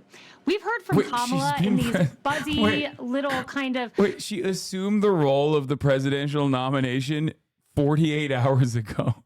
Yeah, it's like when they have nothing, they become like decorum people. Yeah. Where's the fucking press conference? What the fuck? You don't care. Kelly, I expected humility. This has got to be a painful address to give. I thought he was going to level with us and say, listen, I lost my fastball. I lost the confidence of my party. I lost the confidence of the American people. I got old, and I'm sorry. Father Time caught up with me. It happens. He needs to apologize to me personally for being old. For the country. He didn't do that. He glossed over all of that. He should have worn a dunce cap. And many cap. Americans are suspicious about how many people knew about his condition, how long they knew about his condition, and many people realize that the person that's now handpicked to be the nominee knew about his condition better than anybody. So this why didn't he give us like opportunities to just like shit on Kamala Harris more easier? Like why passing the torch to someone that you also shouldn't trust? Yeah. Like I think it's like it's I hate democracy. That's why I did this. I think it's like it's a valid point, right? That like all the people in Biden world, all these representatives, all these people fucking knew, obviously. Yeah. And that is a massive credibility problem for them. But like, do you expect like the president in his passing the torch speech to go like, oh, also like fuck everyone who I made live for me? Yeah. Like, this thing that I asked them to do. Yeah, why would he? This is a man who like very clearly cares about his legacy to a certain degree that he like wouldn't like refuse to give up until, you know, like we said, Nancy Pelosi was like, I'm going to kill you if you keep this up. And like, why would that guy turn around and be like, no, we were lying to the American public about me being fucking stupid. And Kamala Harris especially was lying. That's why I made her the border czar, so she could let the Guatemalans in. It's like the liberal fantasies of like Trump going out there and being like, look, I'm not cut out to be president. Like, you know, he's not going to say that. Why are you doing this? At some point, right? Yeah, it has to stop at some point. You know, I remember Paul Begala coming out and saying, until Joe Biden comes out and does a Simone Sanders double twist flip, none of us will believe he's fit to hold office. I mean, this is kind of what we were told behind closed doors. We were told he was fitter than his youngest aides. They couldn't keep up with him. And Jesse, there needs to be an accounting of the White House press shop. Because if I would have stood at the podium and said the things Karine Jean-Pierre said and said, look, Joe Biden's unable to keep up with me. Well, let's be real. You did do that, but for Trump. So like the misleading at the it's podium. not that hard to imagine a world where you were also a shitty, incompetent press secretary for a doddering old fool who was saying unhinged shit on a regular clip, because you did that for Donald Trump. Also, it's not Simone Sanders. Simone Sanders is not Biden's press secretary. It's Karine Jean-Pierre. She's like, they're all black women. Have a great night. We do. Former press secretary for Jill Biden, Michael LaRosa, joins me now. Mike might disagree with some of my characterizations, but explain how the family's handling this. Well, I thought we heard some pretty good color. Oh, she meant Simone Biles. The report from Brett Baer earlier about the family in the room, the grandchildren, Hunter, Ashley, Bo, little Bo, and it sounds like that it was a really painful moment for all of them. You could sort of tell, actually, by the president, the way he started leaning his left arm when he started talking about what I expected to be, or what appeared to be very uncomfortable for him, the idea of, giving up and not running, even though he felt, as he said, he merited a second term based on what he delivered in his first term. So it appeared like a painful moment, and sounding like from what was in the room, what was described in the room, it was a painful moment for the family. I mean, does he really see that he gave up? It looks like he was forced out. Well, I think that they view this as, look, you're right. It was a political intervention of epic proportion. Bro, that's crazy. This is the former Jill Biden press secretary just being like, yeah. Being the leader of the party requires thinking about the entire party, not just him. And the family is supposed to think about him. That's their job. They are supposed to be dedicated to Joe Biden, but it is the people who are still the future. That's a crazy thing to just say on Fox News. Nancy Pelosi, Chuck Schumer, the people who are raising money and recruiting candidates to try to win majorities. It's their job to think about the health of the party. And he was kind of implicit in what he was saying about, in order to unite the country or save democracy. Implicit in that is that he can't win. And it seems like over the weekend he said he can't beat the dictator, Mike. That's basically what he said. Well, he said he can't beat the dictator, Donald Trump, so someone else is going to have to beat the dictator. Jill Biden's former press secretary is being messy right now. And that's going to save democracy because Kamala's going to beat the dictator. It doesn't make any sense to me. By the way, where is Jill? Is Dr. Jill there? I didn't hear her mentioned. Yeah, I think I thought they said the first lady, unless. That's crazy. This is Dr. Jill Biden's former press secretary, and he's being messy as fuck right now. You're right. I'm not sure. This guy, I'll have to do some digging. I would be surprised if she wasn't This guy there, sends me into vats. But she is supposed to attend the opening ceremony. Thank you so much. This must have been a very excruciatingly painful moment for the Biden family, and this is like a they have a couple of months to play this out. It was uncomfortable to even. Yeah, it was uncomfortable to even watch. When you start, I'm always looking campaign, into the connoisseur. You start, you're losing a campaign, you come back and you win, and you beat an incumbent president. I have a new rule that I'll drink a full-strength soda on days that I redline at the gym. Now that I'm back at it. All right, Mike. Thank you so much. Yeah, no problem. Let's bring in senior White House correspondent Peter Doocy. Peter. Ooh. And Jesse, this is something we've not heard from President Biden, that the soul of America is still at stake, but he doesn't think he's the best person Trump was live reacting. To repair it, to fix it. He's on kick. But he's trying to be like me. Stay tuned, I'm going to raid Mr. That he thinks he's going to do in the next 6 months. Lower costs, grow the economy, call out hate, finish the cancer moonshot. He's going to do all that as a lame duck president, just by definition. That's not an insult. That he is not up for election again. All of his political capital is gone. But White House What do you mean? That's when you can be the most dangerous. Insisted he is not a lame duck. It would be fun if they also told he just stops all aid to Israel. He's like, fuck it, Jack. BIBI, you were a fake friend. I didn't like what you did to me. What if there was he just freaks out and there's like a joint Turkish-U.S. assault on Tel Aviv? That's what That's what I'm saying. Cool. He just orders the military, and also on top of that, he just abolishes all student loan debt. Like he's like, yeah, I got the pen, I can do it. I don't care. What are you gonna do? Supreme Court gave me the power to fucking if he went and then like packed the cord and then did the joint strike on Israel with Turkey, I would become like a carrion knight to Dr. Jill. And suddenly changes his mind. If we have that soundbite, let's play. Yeah, but Zero we have Dark that sound. Brandon. Let's listen. Who ordered White House officials to cover up a declining president? I know that that is a narrative that you That's love. such a dude.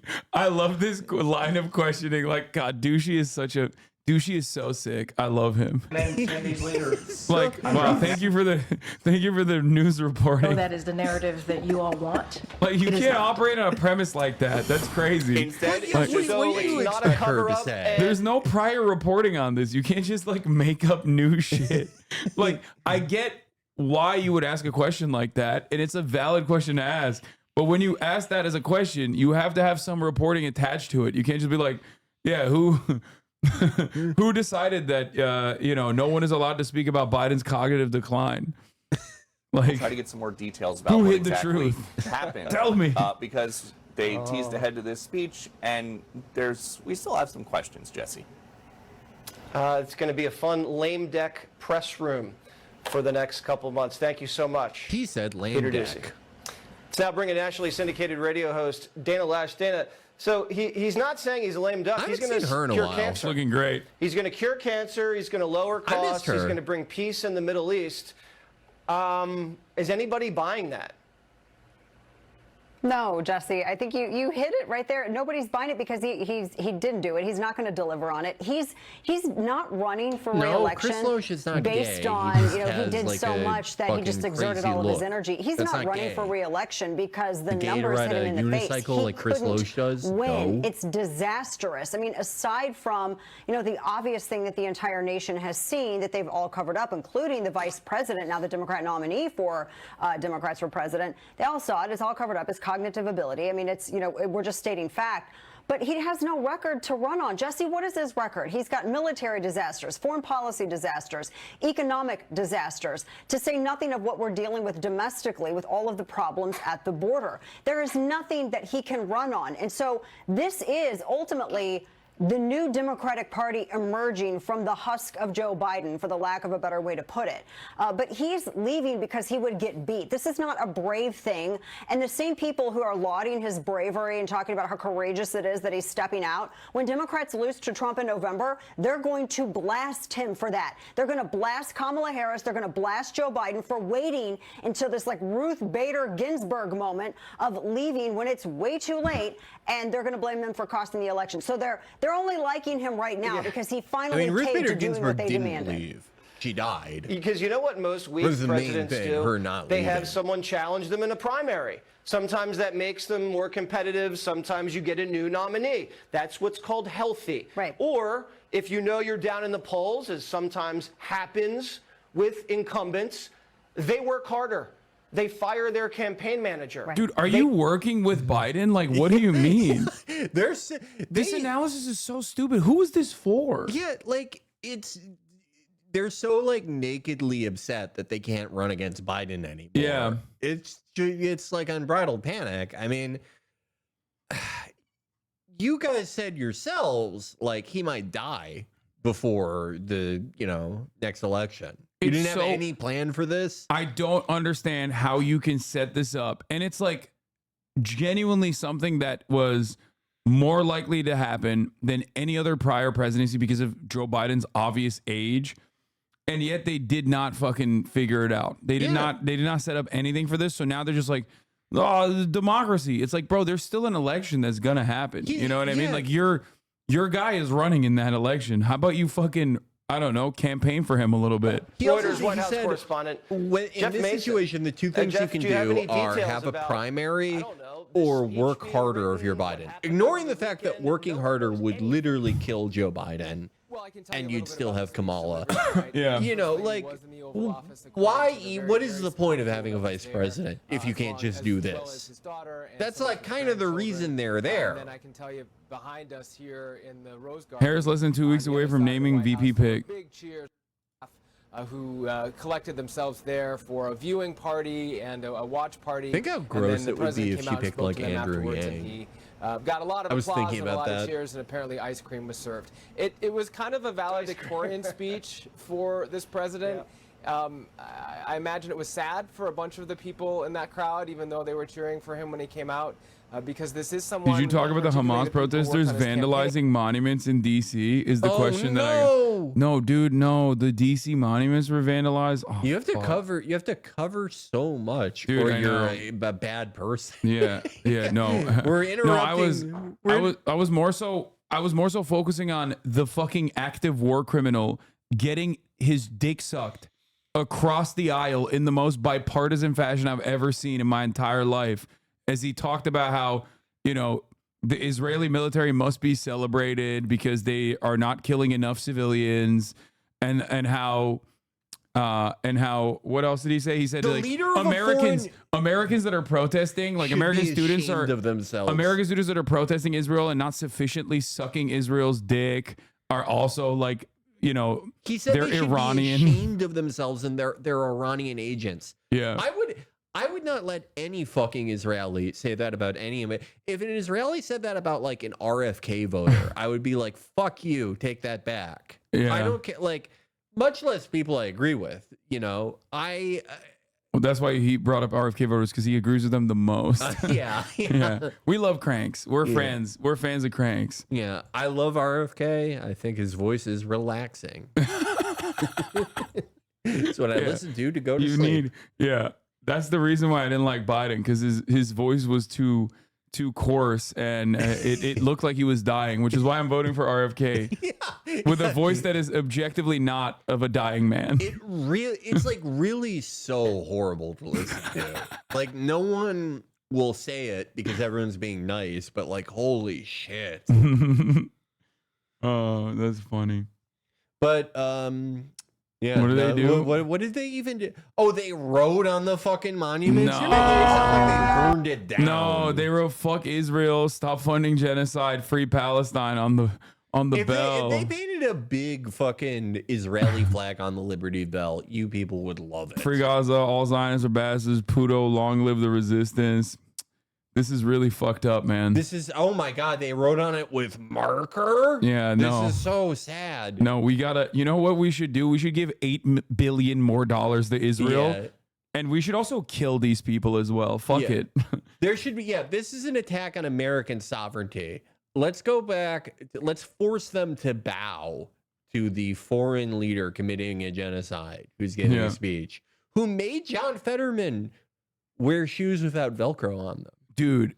Is that okay to do to a person who's experiencing mental health? No. Matt Walsh is hysterical over this. These pieces of shit took down an American flag, burned it, and replaced it with their foreign flag. If this doesn't fill you with rage, then you aren't a good American. You know what's really funny? Benjamin Netanyahu objectively did something that is like worse, like a million times worse than burning 1,000 American flags. Like, he went up and said, "You've given me unlimited billions of dollars in funding, and I don't care. You are not sufficiently riding my dick." And everyone was like, "Thank you, sir." He called. Thank you. He said that Americans should be ashamed of themselves for protesting, for exercising their First Amendment rights, and said they were Iranian agents. He called your fellow Americans Iranian terrorists.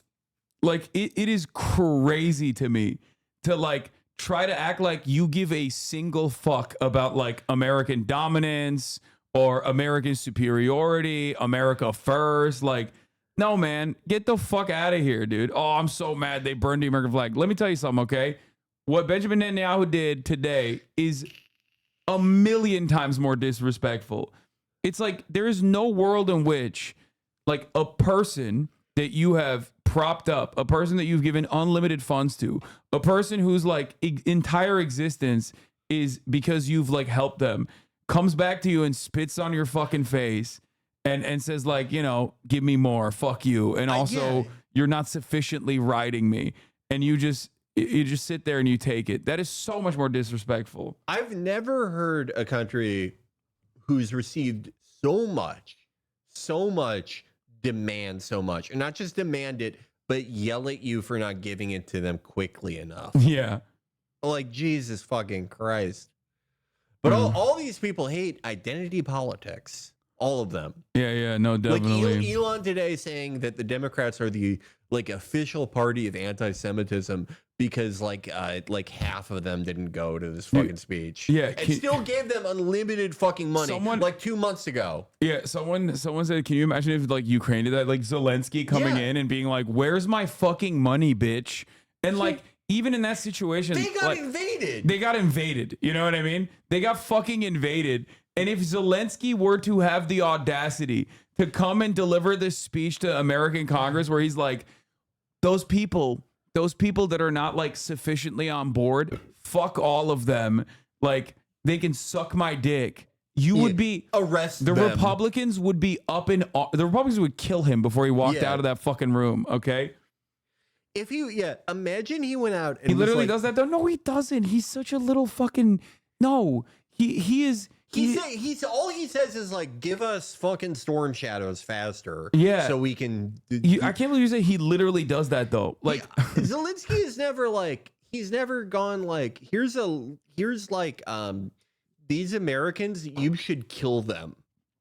Like that's what Netanyahu is doing by saying that they're terrorists and saying that they kill terrorists. What do you think he's implying? Yeah. BIBI is demanding. Zelensky begs for it. Exactly. Yes. Meanwhile, Trump is like, he's the greatest salesman.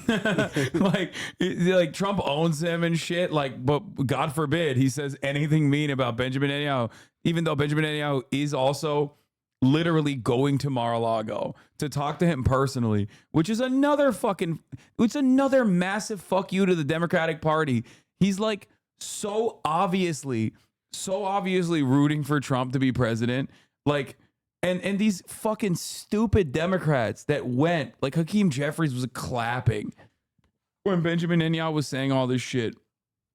And it blows my mind that like now that they're actually, they are a little bit critical. They're at least now hitting the liberal Zionist position of being like only Benjamin Netanyahu is bad. He doesn't represent Israel, even though they've been electing him for like 98 years. Yeah. Like, it's wild that like it took him this long to like even posture from a liberal Zionist perspective. But like beyond that, just have some fucking backbone. You know what I mean? Yeah. Have some goddamn backbone. Hit this on a partisan angle. This will be beneficial to your reelection in 3 key states: Wisconsin, Minnesota, and especially Michigan. You want to win Michigan, you have to change course on fucking Gaza. You just have to. It's not 2002 anymore. It really is not. But Benjamin Netanyahu operated like it was, which I think is a misstep and a major opportunity for the Democrats to at least change course on the messaging front. But they're too spineless to like openly rip him at all, or even be like lightly critical of him at all, so they can fucking turn around and like posture in a stronger fashion. Like, he's not coming from a position of strength, you know, like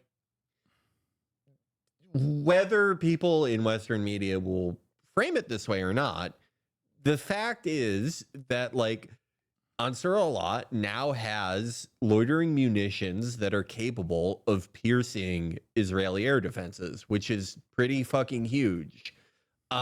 If Israel can no longer like guarantee the safety of people in Tel Aviv to a reasonable degree with air defenses, that's pretty fucking scary for them. For an economy that's already in tailspin to not be able to prevent that kind of brain drain that comes with that, at a time when fuel is more expensive than it's ever been, their only like solution to this would be to run more combat air patrols.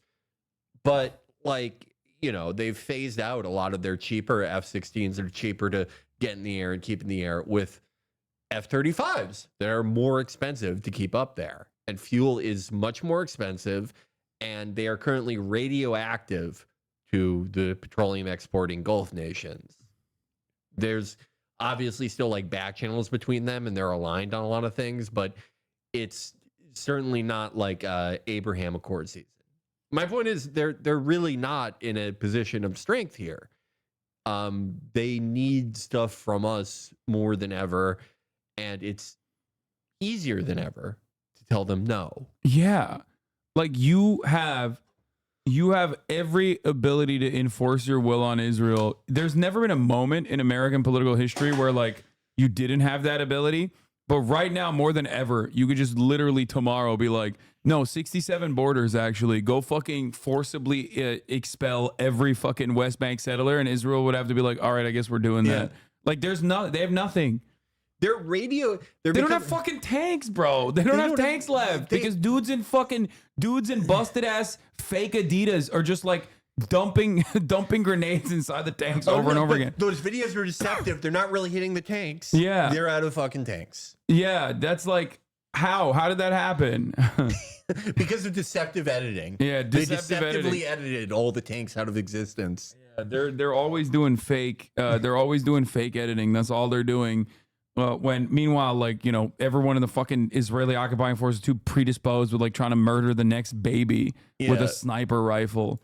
I will say, like, I really try to stay away from like sort of any type of like blind optimism or triumphalism with like Israel stuff specifically. I will say, however, like, especially since the strike on Tel Aviv, it is looking more untenable than ever for them to keep this going, like in the long term.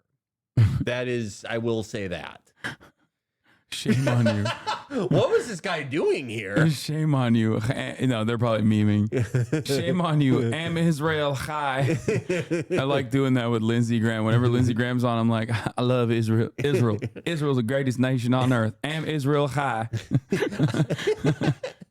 I'm going to take a quick little trip to Cyprus. Oh, they unfollowed? Maybe they are. Maybe they are mad. I don't. People like that are so interesting to me. Yeah. I thought they were like, memeing what because it's did so you think? stupid. Oh, damn. Well, oops. Anyway, all the problems with the U.S. What?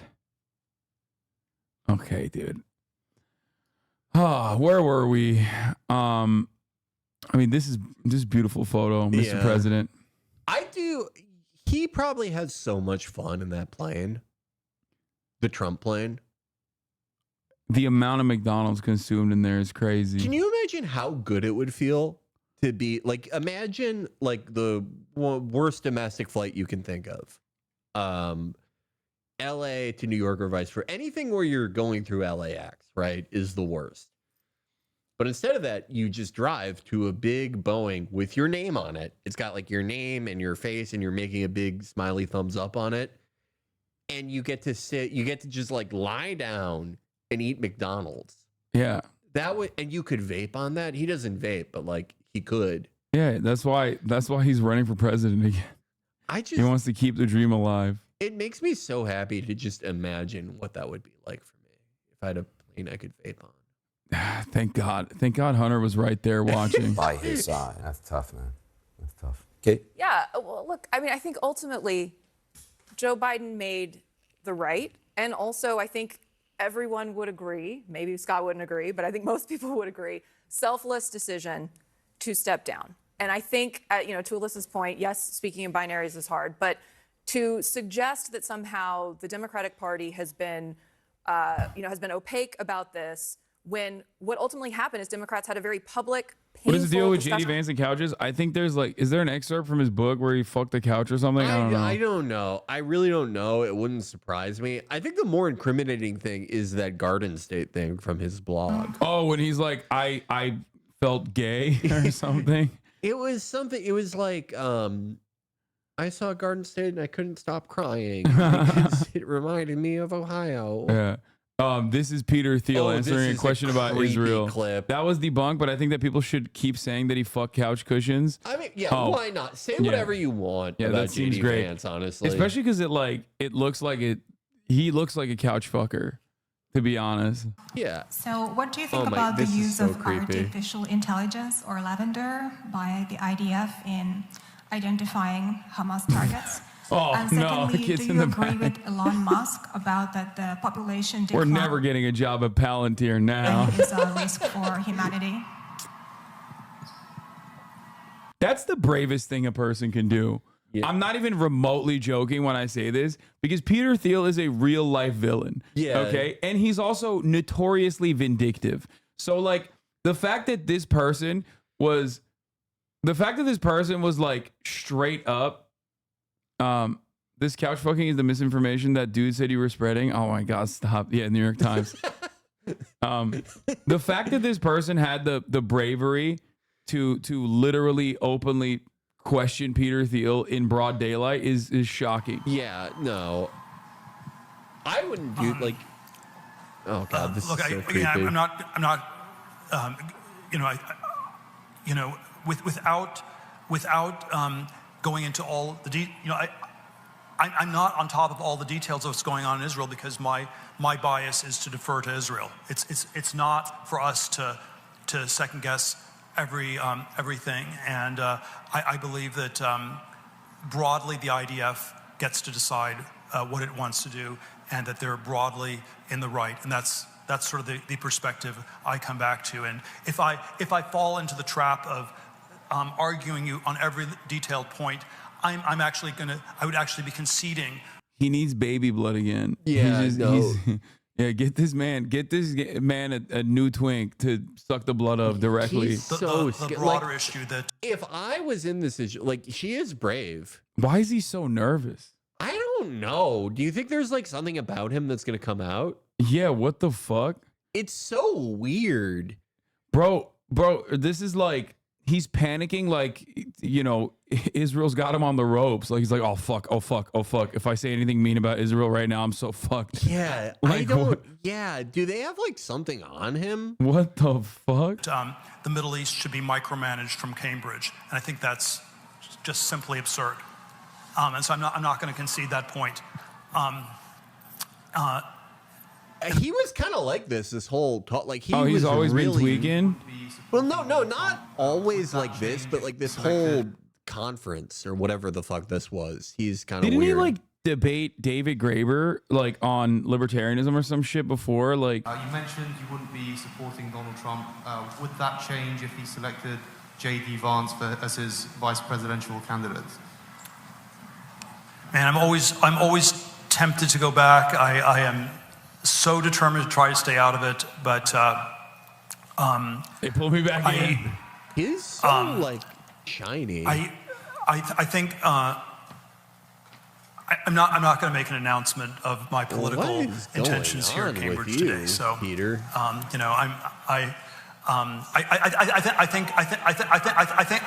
think Trump will win. I think that you mentioned. What the fuck? What is going on? I mean, I've never actually heard him speak, but is he like this all the time? No, he doesn't. Something seems like up with him in particular here. I don't what the fuck? Do you think they're gonna like arrest him for that thing? I don't know. The defenestration, dude. Suicide. Well, this is a suicide. Okay, please. Holy shit. Yeah. Calm down. I'm not trying to get my shit gawkered, okay? It's so scary. Like, if I was that woman who asked him that question, if I was like in front of Peter Thiel, I would be so freaked out. Yeah. I would be like, could you make a flight sim game? You're so good at computers. Yeah. I love you. Don't do anything to me. Can you buy Eagle Dynamics and fix DCS, sir? What happened? It's very weird. I don't. Yeah, he's on K2. He really freaks me out. He got K2. He's just... he makes Bill Ackman seem like so like nice. This shocks me. How can you criticize U.S. policy so much when you aren't a U.S. citizen? Isn't that hypocritical? Says Soviet Squiddo. Well, I think they're joking. Yeah, I am a. Oh no, they're trying to fucking do a top of the hour ad break. Yeah, they're trying to be like, oh, just like I can't criticize the top of the hour ad break even though I'm not subscribed, something like that. That type of shit. I will say Peter Thiel. I've never seen Peter Thiel look like this, like fucking pink. I don't know, like anyone in chat. Does anyone in chat? Are you Peter Thiel? Are you married to him? Do you work for him? What's up with him? Why is he so freaky right now? Yeah. Wait, what are Peter Thiel's murderers or like psycho things he does? I'm not too educated on that. We never said he's nothing, murderous. nothing. He's done a nothing. Nice man. He had a wonderful relationship with a man who mysteriously committed suicide, which is what happened. Okay, Because Peter Thiel was such a good boyfriend. yeah, and that person had not like done media recently about how Peter Thiel was you know, how his boyfriend was at odds with him over Peter Thiel's like endless funding of Republican races. Right. No, he is in his suicide note. He was like, I'm doing this because I could never, he's such a good boyfriend. I could never live up to that standard. Yeah. Of how nice he is. That's what happened. See, I'm coughing already. He hit me with the fucking Havana syndrome gun. He's so scary. Yeah. He is probably spying on me through my like flight sim peripherals. He's so scary. Yeah. He's tweaking off Gay City and recreational mess. Imagine how scary a gay city founded by Peter Thiel would be. They really would kill you for not twerking. Yeah. What? What is this? Sir Barak. Barak, he mentioned FDR. If FDR would have been the financier of Admiral Yamamoto, he might have been blamed for Pearl Harbor. You believe... We're swapping from one Epstein adjacent guy to a besties with Jeffrey Epstein. Who told Ehud Barak that he looks good with this beard? I don't know. But probably Epstein. He was like, he's honoring his friend that passed away. Felix, be respectful. I'm sorry. The current Prime Minister Netanyahu is responsible for the... He's on his flex shit. He's like, yeah, that's right. Do you know that Ehud Barak did like Hitman World of Assassination shit? He like dressed up like a woman for to go like to the Epstein Manor. No, not for Epstein's. Was he one of the like what is it, Dov Duvan or whatever? Like it was a special ops unit guy. Yeah, he was a special ops guy, and he won in like a couple missions. He like cross dressed. Oh, I thought you meant like no, he didn't cross dress to go to Epstein's mansion. I mean, he is a master of disguise, as we've seen from the photos of him leaving Epstein's mansion, where he put a T-shirt around his head. That is like that is like a college athlete trying to like race somebody, like a former college athlete trying to race somebody and pulling their hamstring. Yeah. He used to be so good at disguise, and he's like, oh fuck. Yeah. Pulls a T-shirt over. The failure of the Israeli military, the Israeli intelligence community back on October 7th, which resulted in Hamas going into Israel and killing all those Israelis. It's wild that former AIPAC spokesperson is daggering Benjamin Netanyahu on CNN alongside, former Israeli prime minister. Yeah, I love the conflicting viewpoints we could get on CNN. The former AIPAC spokesman interviewing the former prime minister of Israel. What do you mean? That's a diversity of opinion. The field is broadly represented on the field of acceptable, permissible opinions on Israel is being broadly represented right here. Okay. Yeah, you get everything. You get everything from we should kill all of them to we should keep a token amount of them alive to put in a living museum, like the Nazi designs for Madagascar. It is wild that, like, again, former AIPAC PR guy talking to former Israeli prime minister and Jeffrey Epstein associate pictured coming out of his mansion in 2016. Not like, oh, we didn't know what he was before up the to. conviction. No, like in 2016, very fully aware that shit is so unacceptable that he was trying to hide his fucking face. This is okay. Like, I say this about a lot. God. Great disguise. Master of disguise. No one knows. Donning his prime minister's crown and driving gloves, former prime minister of Israel, Ehud Barak, leaves the Upper East Side mansion of Jeffrey Epstein. Prime minister's crown is very funny. Yeah.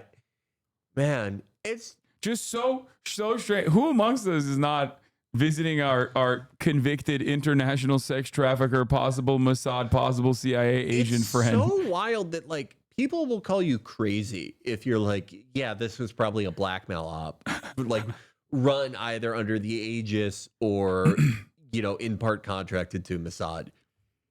People will call you insane for that, even though that's like, it's an age-old intelligence thing to run operations like that. Why, like it's just a coincidence. On what planet is the former prime minister of Israel visiting this guy? Like, what possible reason could there be for Ehud Barak to visit Jeffrey Epstein? You have no explanation for this. The media mysteriously never talked about it too. It's just like it's just like how when the thing. It's just like the Russiagate stuff when they kept turning up Israelis. They were like,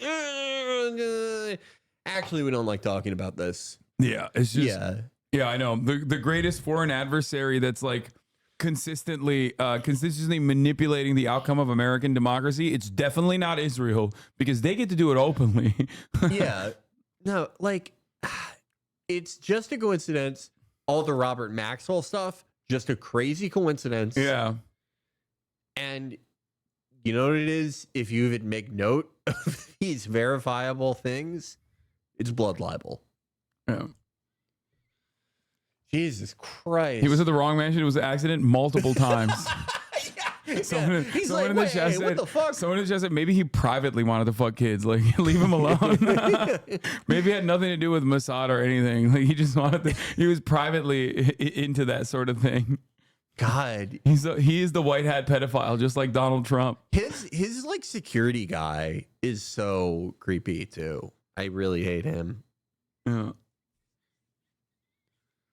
Wait, what? One of the Costco guys just went down. You're laughing. The Rizzler just killed Big Justice, and you're laughing. Yeah, I mean, this is a false flag. He's taken the rightful throne. Like, yeah.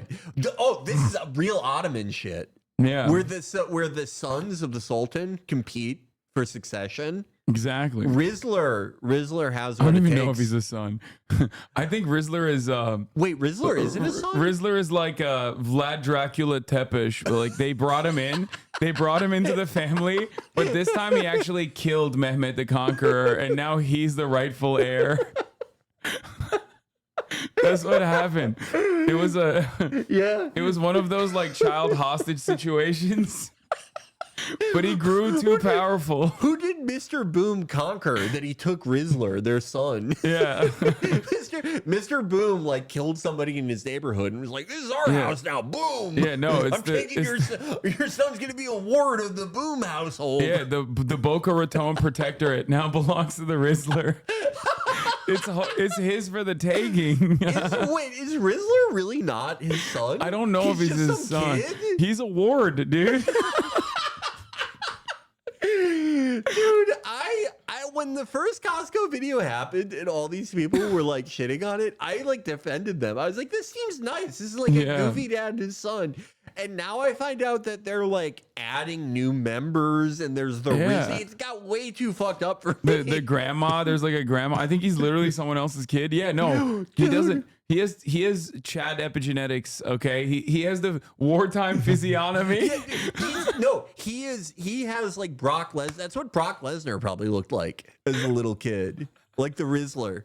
Like literally, it's so like I felt so embarrassed because I was like, Costco is a great place to go. Yeah, this is just like a goofy dad and his goofy son, and it's very sweet. I don't know why you guys are yelling at him. And then like he's conquering new families and taking from them. he's gonna go after the Walmart guys after this. Oh my, I felt so bad for the Sam's Club family. Yeah, they're like this nice Indian family. Yeah, they were trying to be the Costco guys, but for Sam's Club, and it's just not. Rizzler probably commanded like a legion of 10,000 children and sieged their house with like Greek fire. They've taken over Sam's Club. They're gonna turn it into Costco now. All the Sam's Clubs. Has anyone ever sat down with like like Sultan of Boom and been like, Sultan of Boom, what's your family tree? Like, what the fuck is going on here? Oh my God. This is why we need more newspapers. Someone needs to like look into this. Yeah, local news needs to be covering this and not fake shit like Miami Sentinel looking after Jeffrey Epstein victims or whatever. Don't look into that. No, please. Stop looking into that. If you do that, you could end up verging on anti-Semitism. Yeah. Just stay away from that. We want stories about the Rizzler. Yeah. Oh man, let's get back to these guys. For sure not. He's not responsible for the failure of intelligence to give an early warning the last night. but he was warned by the same intelligence service. Did Ehud Barak also defend Netanyahu when the disgusting anti-Semitic ICC said that there was a warrant out, like they were applying? I don't know what he said about He that. really does hate Benjamin Netanyahu, so maybe he's like one of the only guys. Because Yair Lapid immediately folded. Yeah, he was like, it's just so unacceptably anti-Semitic. Like, no one who's in like the viable opposition for Israel can agree with that because like they have the exact same policies. Yeah, like they would not prosecute this war any differently. The only reason Ehud Barak might is just because he hates Netanyahu. That's his top op. Yeah, he doesn't give a shit about anything else, you know. For months that his what he called judicial reform and mainly ended up to be judicial coup d'état. And the way he runs the state of Israel together with two Messianic, it's so weird to have that be like the Jeff Tiedrich of your country. That's how backwards Israel is. Turn into fire the whole Middle East, not just the conflict between us and the Palestinians, that this leads to apparent and immediate risk to our security. He was warned once and again, he ignored it. He is the father of the bizarre idea that Hamas is an asset and the Palestinian Authority is a liability rather than the other way around. He mentioned FDR. If FDR would have been the financier of Admiral Yamamoto, he might be blamed for Pearl Harbor, but he was not, of course. Netanyahu reached the point where he paid protection money through Qatar in cash, $1.5 billion. Half of them we found in the tunnels in the personal weapons of Hamas. Hey, buddy, can you slow down? And he ignited a war, attrition war with the North. He caused 150,000 Israel, both in the south and in the north, to live for 9 months their own homes. He created a huge divide in spite of all his call for working together with America. He make this deep divide with America, and Israel became isolated all around the world. A new wave of anti-Semitism. It's all started with his fake ideas. He has the bizarre idea that we can have a breakthrough toward Saudi Arabia and the Muslim world while keep ignoring. Ehud Barak's entire point of view on this stuff is interesting to me because his approach to this, right? He doesn't give a shit about, like, you know, anyone in the West Bank or any Palestinians for that matter or anything. But his point of view on this is basically like he wants Israel to behave like a more normal client state so they don't risk alienating the many nations, not just America and the UK. Israel needs help from a lot of countries. Wait, not just us. He wants them to act like a more normal client state so they can keep this thing going. You know, liberal Zionists are right. Like when they make the argument that, like, in order to maintain the apartheid project, like, we have to dial it back. Like, they're not wrong. Yeah. Like, I mean, like, I guess they were kind of wrong for like the past couple of decades, but the last 10 years is now like when they are actually right. Because they can't maintain the narrative anymore. But now it's like, I mean, it's impossible. You can't dial it back. There's no way to, like, after your country becomes that, the only way you can, like, dial it back is, like, if they lose a war. Mods clamped on someone. Did you hear about roof knocking? Half the things you say about Israel are just not true. Even if Netanyahu is not the best prime minister, you are just wrong most of the times. I cannot believe my tax dollars are paying for you to do that on a military internet cafe in Tel Aviv. You don't get it. Listen. We are doing roof knocking. It's like, bro, don't worry, dude. I'll use a fucking artillery shell on your house and then use a fucking massive munition to just destroy it 5 minutes later. I'm sure you'll be happy about that process. Don't worry. I'm dropping a 2,000-pound ordnance on your house that will penetrate through every structure, but it's inert. Don't worry. It's not going to explode.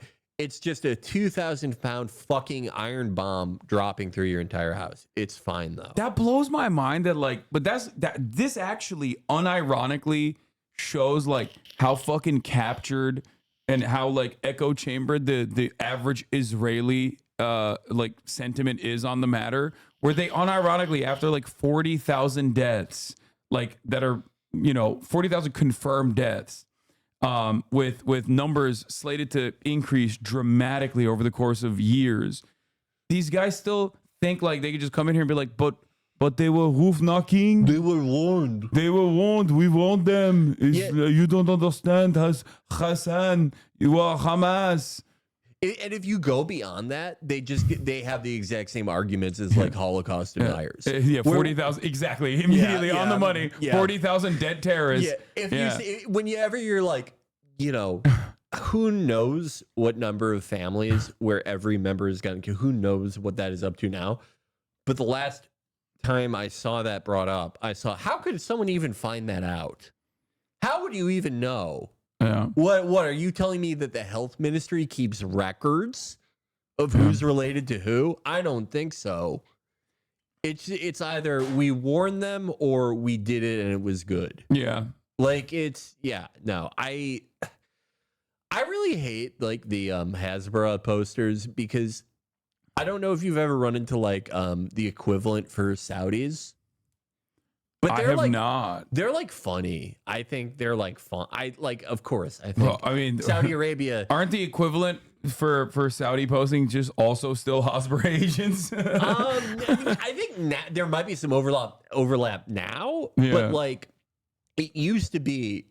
If you talk, I would say something about like, you know, they had done something horrible in Yemen or like these mass executions they would do of Shia in the East.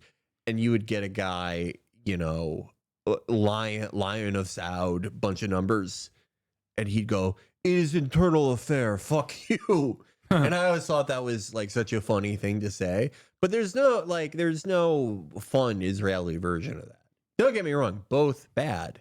Don't like either. But well, everyone became like Saudi posters for a little bit when they were like using like one random Saudi blog that was like, the Houthis brought back child slavery to Yemen. Yeah. With like 30 likes before that moment. It was just like, and everyone was like, oh, dude, I found this very valid reporting that was done in Yemen. Yeah. From one of those like Saudi media organs. Yeah. I've seen a lot of what I assume is paid Saudi posting by like influencers and shit. Have you seen like all the Israel influencers posting that like Nike or Adidas ad? Oh the 1972. I think that's paid. No. The one that's filmed in Saudi Arabia, and it's like the girl fantasizing about playing sports. I haven't. And they're seen like, that one, no. this is. I thought you were talking about the Bella Hadid shit. No, not the Bella Hadid one. I'm talking. There was a Saudi Arabian. I forget if it was Adidas or Nike, but it's like an ad. And it's like a girl like playing sports, and they're like, "This would be unthinkable 10 years ago." I think that's paid posting. Oh, I didn't. It's I didn't too see that. coordinated. Yes, I have come across plenty of Israelis that hate how they're committing genocide. Most of them are in this community, like the conscientious objectors, the Israeli Knesset members, like the only Israelis who are like legitimately anti-Zionists are in here on a daily basis. It's the only place where they can get like consistent coverage on like Al Jazeera and shit for the most part because their government banned them. Yeah, no, like there are like morally upright, objectors and everything, but it is I for the most part, for the vast majority, it's a pretty fucking sick society. Yeah. It's just like for me, I recognize like legitimately, all jokes aside, I recognize the bravery that demonstrates because it's like I get it. Like Turks are very ultra nationalist too, so I understand what it's like when when there's like a national mythos, and like the average Turk is like ultra nationalist in many different respects as well. So like I do understand that it's not like the easiest thing to do, and it's not the easiest thing to advocate for. So I know it's not, there is no equivalent in America. I don't think I don't think Americans are like nationalists enough. They love capitalism too much to be like genuinely. I don't get it. Or maybe it's because like we are the global empire. Well, I think because like the role of like black shirts, like there's a lot of like official and unofficial like black shirt type groups in like Israel or Turkey for that matter. But in America, that role is sort of relegated to the cops. Yeah. Like everything for us, someone else is doing it for us. This is it. This is what you're talking about, right? I think this is all paid posting. I saw a bunch of like big pro-Israel accounts post this shit. Now imagine Iran. As it stands, they are light years away from this kind of scenario. Or are they? A video that proves that things can change very quickly. It's a Nike ad in Saudi Arabia. This shows that the checks are still flowing.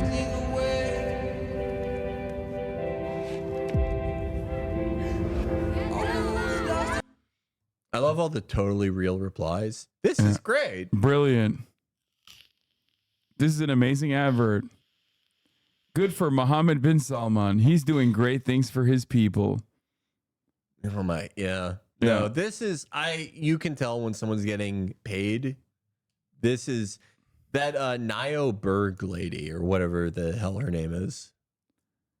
Reminder, these are the only bobbleheads of Fox telling you that Kamala only got where she is because of her skin color.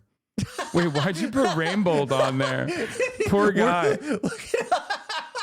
I get why you'd put us the two. bottom right. Why is Geo Rainbow on there, dude? What the fuck? He just caught a stray. I don't think he said anything. Yeah. He just caught a stray for no reason. I didn't even say that about Kamala. Yeah. You know? Yeah. It's just, here's the Rizzler statement on the Trump assassination. No. Rizzler, are you going to be addressing the assassination attempt today? It wasn't me.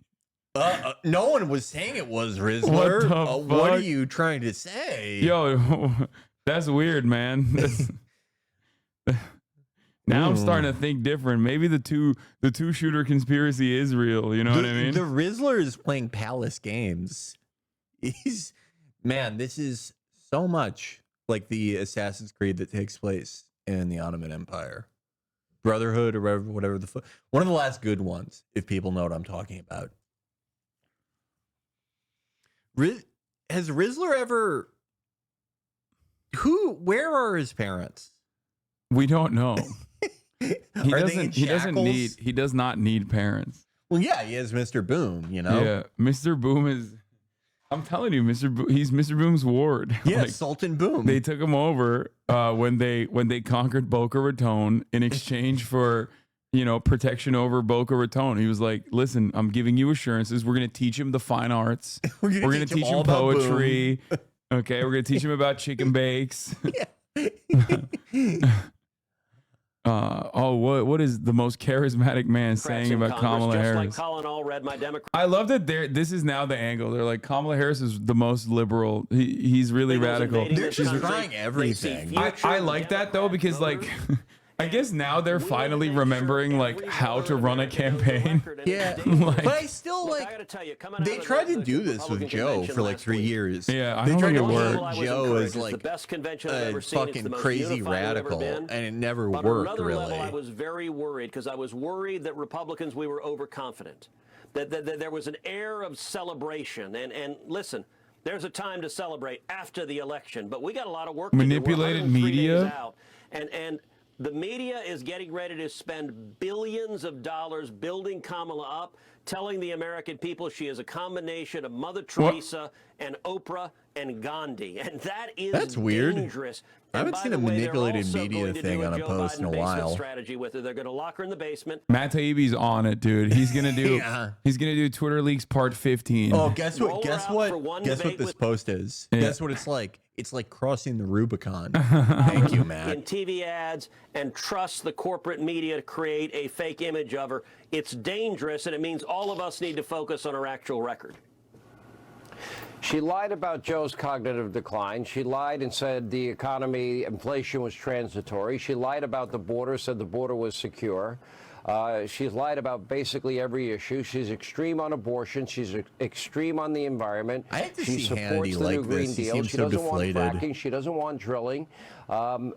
She wants to reduce meat consumption. I'm with you. I'm a paleo, keto-friendly diet person. This is my favorite when they say co-sponsor Bernie Sanders Medicare for All Act, which is like Bernie Sanders is still one of the most popular politicians in the country, like, and historically has been. So I don't know why they like think associating Kamala Harris with Bernie Sanders is going to like play well to their base. Everyone who ran for president in 2020 at one point or another either co-sponsored or if they were not in Congress pledged their support for Medicare for all. Even Pete did it at one point. People forget. The only guys who didn't do it were like John Delaney and who is the other? The real ones who were like, no, fuck this. Joe Biden. Joe Biden, Delaney, and who was the other rich guy who danced to the Juvenile song? What was it? Was he the No, he wasn't the Starbucks guy. He's the California billionaire. Fuck. No, Michael Bloomberg was one of them too, by the way. But that's not who we're talking about. Obviously, yeah. Yeah. But people. No, it wasn't Michael Bloomberg. It was another Steyer, Tom Steyer. Tom Steyer. Wow, we forgot about his name. Like he spent so much money. Tom Steyer spent like half his fortune, and it was to like get back with his wife. Like his wife was mad at him, and he was like, "Oh yeah, I don't do anything. How about I save this fucking country?" Yeah. And then he like got nowhere. But I'm ashamed to say I worked for John Delaney's campaign in 2012. Wait, what? the hell? 2012. That's incredible. Damn. Never be ashamed. John Delaney was hot. Yeah, he was in good shape. Yeah. We can say that. Yeah. Yeah, but Tom Steyer, John Delaney, Bloomberg, obviously Joe, and Hickenlooper. Those were the only guys really that had any opposition to it. Yeah. Hickenlooper was so fucking creepy. I can't believe we found another like a real Delaney-ac. Like we were memeing. We're Bergamaniacs in this community, if you didn't know. I Which, feel by so the way, bad for Burgum. Dude, what a miss, by the way. Like Burgum, not the best fucking VP pick by any means, but like significantly better than JD Vance. And it's so funny that it was up to them two at the end. Yeah. Burgum looks so cool. Like he looks like a cool guy, like a handsome man from Deadwood. Yeah. He had such an old-fashioned cool look. Like people would have loved that. But he picked the eyeliner guy. Yeah, I don't know. Why did he do it? We'll never know. Because his brilliant son, Donald Trump Jr., thought, I don't get that. I saw him on Tucker Carlson and I immediately fell in love, Dad. You got to get this guy in. I don't get that because it's like, isn't he supposed to hate his sons? Why is he taking advice from them? That was weird, yeah. And it wasn't, I don't know. It was weird. His sons are probably so sad right now. Yes. And it really defined. He has the moral clarity to understand the moment and the imperative nature of our alliance with Israel. And one of the things, perhaps maybe one of the biggest failures of Joe it's kind of nice to see Hannity because he's like one of the last like real boomer cons against radical Islamic like terrorism. Everyone is so crazy, but he's like, we got to stand with Israel and remember the Democrats are the real racists. The equivalent of 40,000 Americans nostalgic in one day. And nearly 10,000 Americans that would have been taken and held captive in Dude, one. he loves Israel. Him and Lindsey Graham, if they get started talking about Israel, it's like, it's so like you think Van Jones talking about Joe Biden is bad. Like they just, it's a fuck fest, dude. These guys hate Thomas Massey now. Because Massey doesn't want to give unlimited money to Israel. He disrespected Israel. He's evil. These guys like. A guy like Sean Hannity, especially, not Lindsey Graham, but Sean Hannity, they love the IDF babes. They love the idea of like an IDF not Lindsey babe. Graham. Yeah, no, he's not into that. Yeah. He doesn't like objectifying women. That's why. Yeah. George Clooney, a viable his bachelor. wife understand. What are they missing? Because I'm having a hard time understanding it. Look, the tragedy is when they see these left and control terrorists, famous by killing sessions, burning the American flag, hoisting the Palestinian flag over Union Station. Kamala Harris and the radicals in the Democrat Party, they're cheering for the protesters. That's who they are. And I agree with you. This speech was remarkable. As I told Prime Minister Netanyahu afterwards, it was Churchillian, and that is an adjective I have not used for any other world leader. I think Benjamin Netanyahu appreciates the gravity of the situation, the existential threat to Israel and to America. Listen, those who hate Israel hate America. Do you ever those just who get hate like Jews ashamed of hate yourself Christians. doing And this Kamala shit? Harris Like God, wants the votes of the I don't get it. Like, other than the evangelical nut jobs, right? Like, how do you fucking watch Republican congressmen just like embarrass themselves this much? Like, as they crawl on their hands and knees to be like, oh my God, like, you have disrespected Israel, the greatest nation on earth. All these guys who say they like hate wokeism, you're doing wokeism for Israel. Yeah. Just for Israel. Yeah, it's just so weird. It's humiliating. It's humiliating. Like, no one talks about another country that we're allied with like this. Yeah. No, it would. It's when just, it comes to dude, Estonia.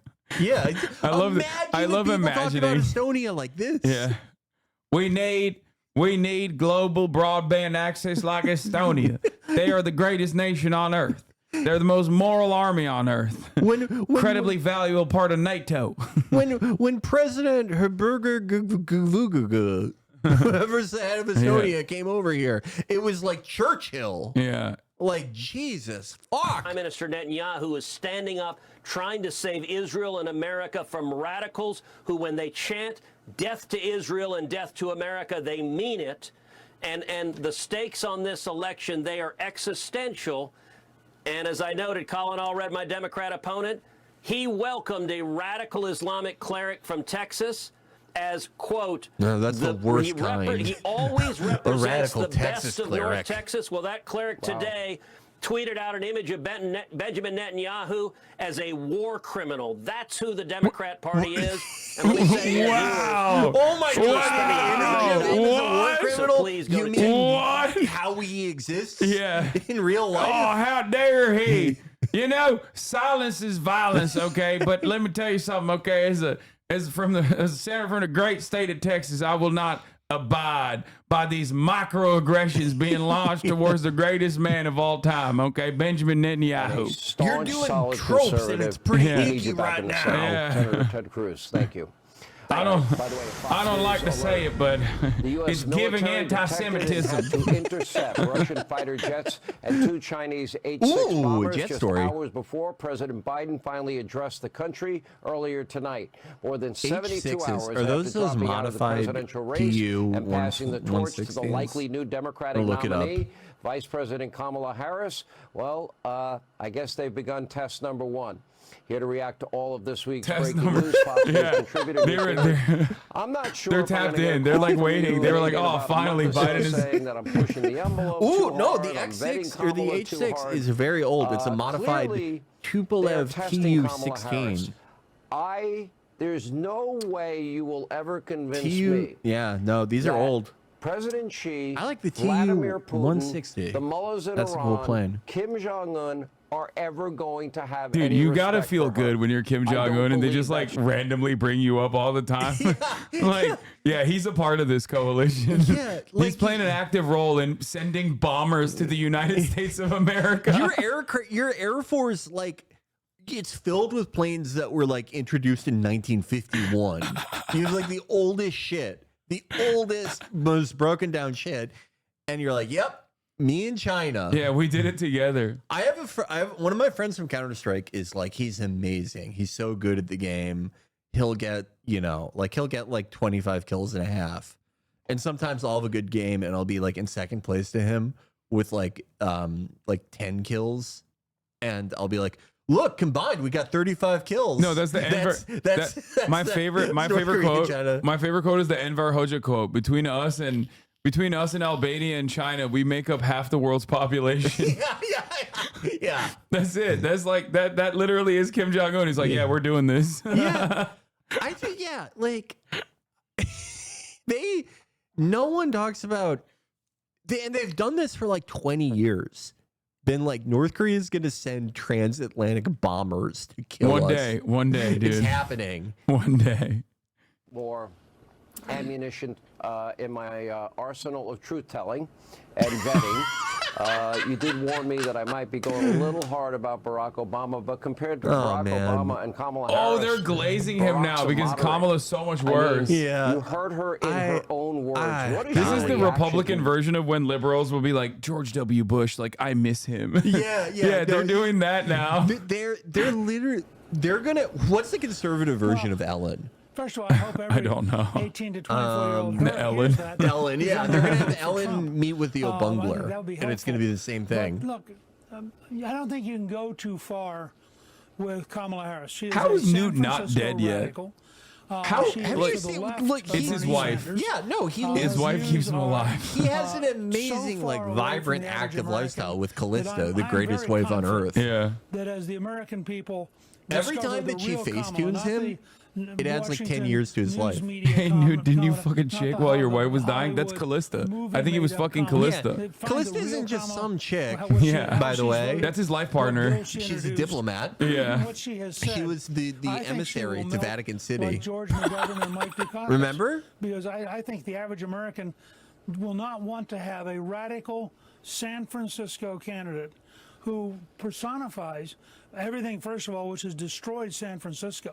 I mean, people go there now and look at the human feces in the street, look at the drug syringes in Kamala the street. did that. She look at pooped how on the much streets. The population of homeless has exploded.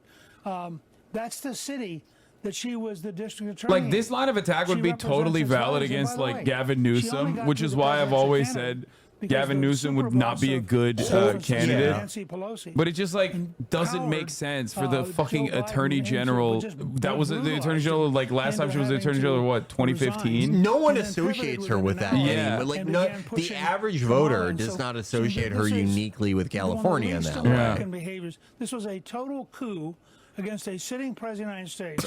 My by his God, own this friends again. To drive him out of office, even when he'd gotten 14.5 It's million like, but you votes, guys hate and to him. replace him. You guys hated him. think Why are he's- you? You said he's not capable of doing the fucking job. Like, what the fuck? I just.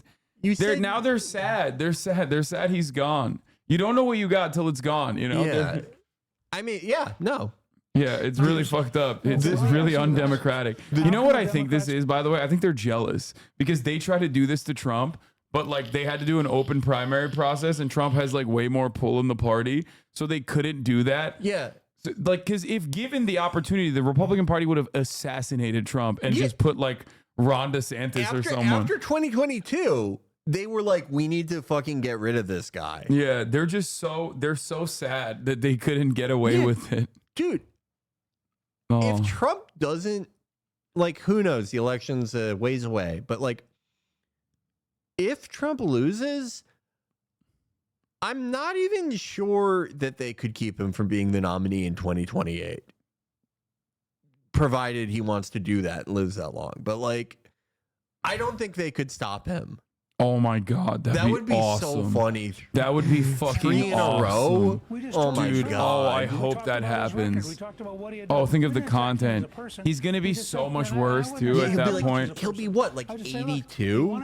Francisco Oh my rally. God. Believes we ought to have millions And what of could they do? immigrants What could they come do in to stop it? illegally, vote illegally, so they can give themselves welfare with your tax dollars. She's perfectly fine. If you want somebody who's anti-police, pro-criminal, she's perfectly fine. You want somebody that teaches Like, you even this is such a dumb narrative because, like, not to get all libbed up or whatever, but like, you can literally be like, she's a cop, Trump is a felon. Like, the average American, not like not the avid Fox News watchers or like people who are firmly committed to the Trump cult, but like the average like suburban Republican is 100% going to be 100% going to be like, oh, I don't know how I feel about voting for a felon because Americans are dumb like that. Like they don't think about it further than that. Yeah. Also, like, they did a lot of like the Kamala cop branding, like everyone did. During the primary. That actually, I saw that become huge on the right wing internet, and obviously, like, people have very short memories, but like. I saw some articles of people saying that they're going to try to run that back this time to alienate younger voters. And I think that will probably hurt them more than anything. For sure. I don't think they'll do that though. I think they're going to try to be like, he's a George Soros style prosecutor. Yeah, because it's incoherent. You can't like run on crime and then like do that. Yeah. That's why Trump had the back the blue shit. What is this? Kamala is taking stakes. Ted Cruz, Kamala can't have my gun. She can't have my gasoline engine, and she sure as hell can't have my steaks and cheeseburgers. Dude, lay off the steaks and cheeseburgers, man. Like, this is I love for your it. own sake. I love this is so like American because it's like the pretense with guns is like, okay, like we need these things in case like we need to rise against the tyrannical government. and that is just as important as hamburgers. Oh, did you see this? I posted this on my Instagram. This is fire. Like, this is, you know, boomers are posting, baby. Is this a base lib post? I don't know if it's a base lib post or I don't know if it's like a scary Republican post, but then it's like Jeff Bezos is on there, you know what I mean? So I can't tell. It just doesn't make sense. It's hard to because discern. like some of these are right wing, like most of these are right wing. Yeah. And Jeff Bezos is also obviously billionaire and very much right wing, but like they say he's a communist. And they're doing Pol Pot imagery with the MAGA hats on the skulls. Yeah. This is one of those things, you don't see a ton of these anymore where you don't know whether like a Jeff Tiedrick supporter did this or it's like a MAGA guy saying this is bad. Yeah. I like the Satan O'Bungler there. I guess this is anti because O'Bungler is Satan and he's and so is Nancy Pelosi. But then the why Jeff Bezos is being arrested bad. This is sort of incoherent. I don't get it. I love it though. I don't get, like, if I was a Republican, I would be saying like Jeff Bezos is great. Be like, he's a great businessman. They say that about Trump, you know? Maybe this is like a pro-business guy. Yeah. What else was I going to cover? Oh, someone said it's from pamphlets. Oh, okay, that makes sense. They were memeing. Andrew Tate is an American right-wing politician. You're wrong about that. He literally went on Tucker Carlson. They consider him to be a right-wing politician. I saw a Tate clip today. I love how much he, like, I didn't know this was such a feature in his programming. Like how many shows there are where his brother is wearing clothes, but Tate is just like naked. Oh yeah. I think that's so funny. Oh yeah, that's regular shit. He loves being naked with his brother. I think that's nice. I think more people should do stuff with their brothers. So, we were gonna do Sonya Massey.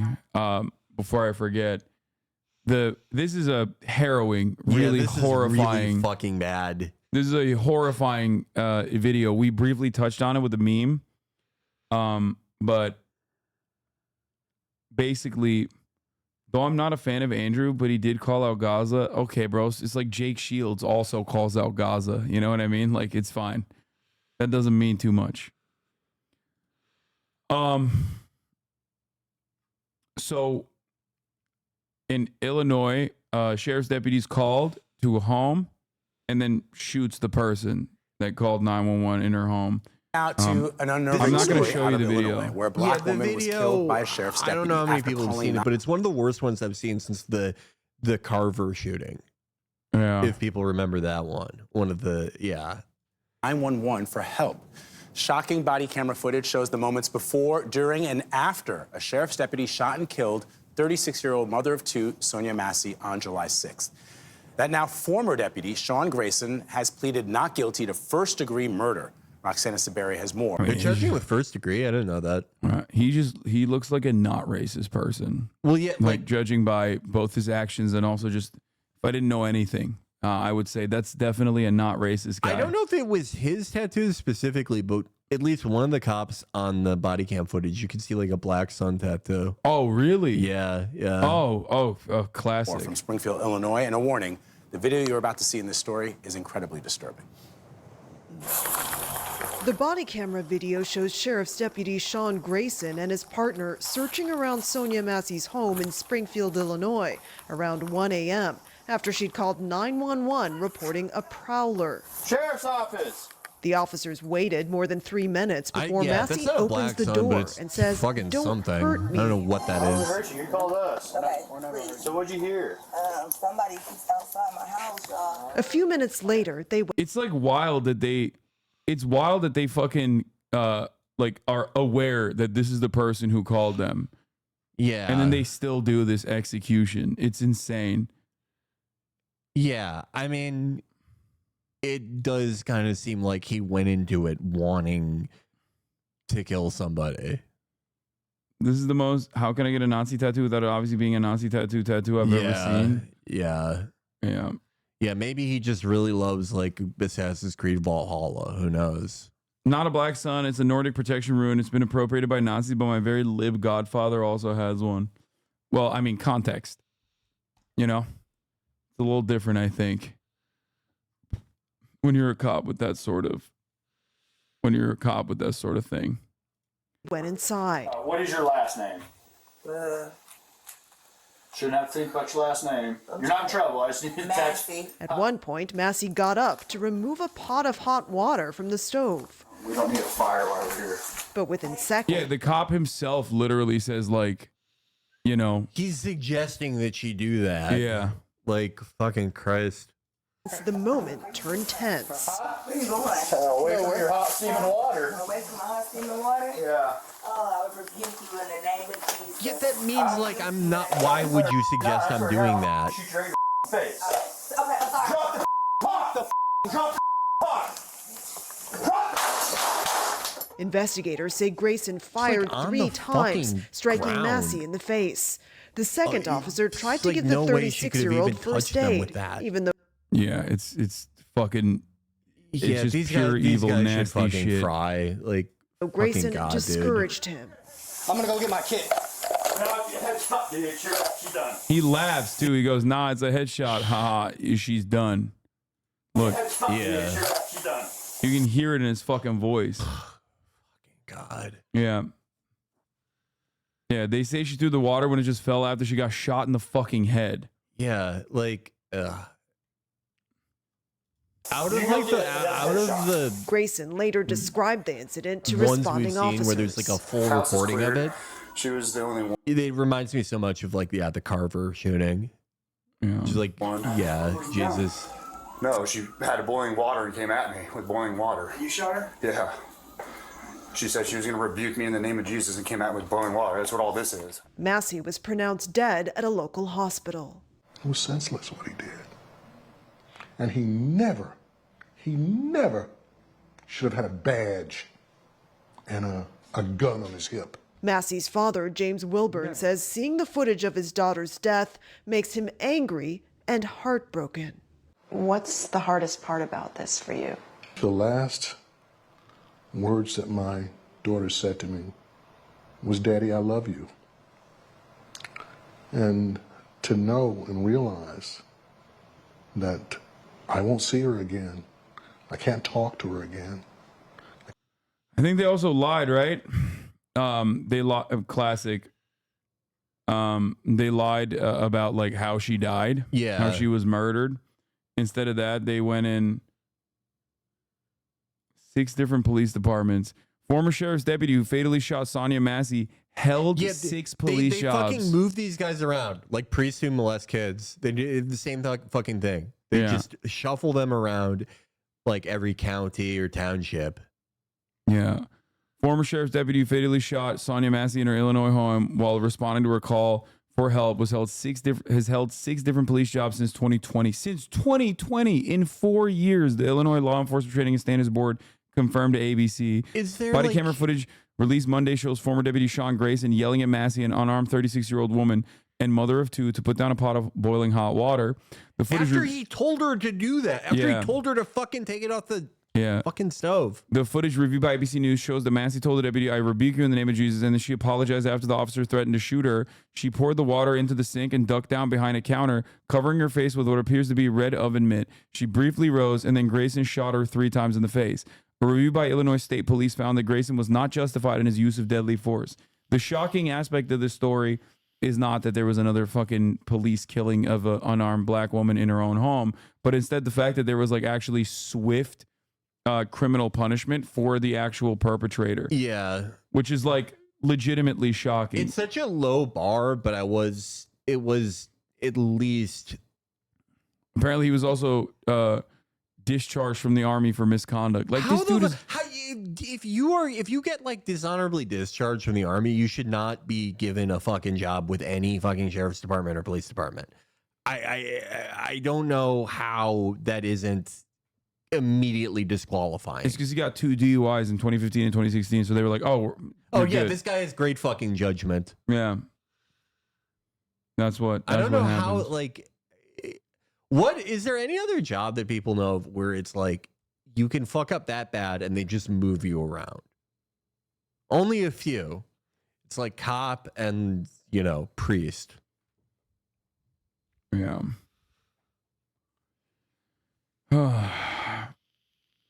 Yeah. State's Law Enforcement Training and Standards Board shows Grayson worked for 6 different departments over 4 years. Through a FOIA request, WAN News found records showing he left the previous departments because he was searching for full-time employment. Before being hired full-time in Sangamon County, Grayson was a full-time officer for the Auburn Police Department and Logan County Sheriff's Office. In one document, Grayson admitted to being arrested previously for a DUI.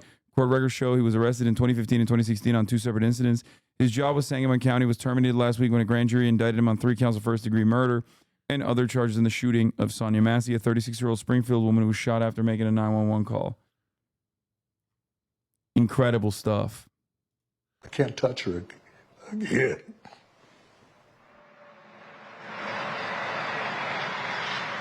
Last week, Grayson was fired from the Sheriff's Department. Documents obtained by CBS News show he has worked for 6 different law enforcement agencies since 2020. When reached by CBS News, Grayson's attorney declined to comment. Vlad? Roxana, thank you very, very much. It's remarkable and striking that he's worked for these 6 departments, and we don't know the circumstances Raises a lot of questions of why he was moving around so much. But Grayson, who is white, has pleaded not guilty to 3 counts of first-degree murder, aggravated battery with a firearm, and official misconduct in Massey's death. Illinois Law Enforcement Training Standards Board said he had 3 full-time and 3 part-time jobs in 4 police departments and 2 sheriff's offices over the past 4 years, all within the state of Illinois. Grayson was employed in 3 different police departments in 2021 alone. The records show his shortest term of employment was with the Kinsade Police Department, where he was employed for just over 3 months. Records list his reason for leaving as other.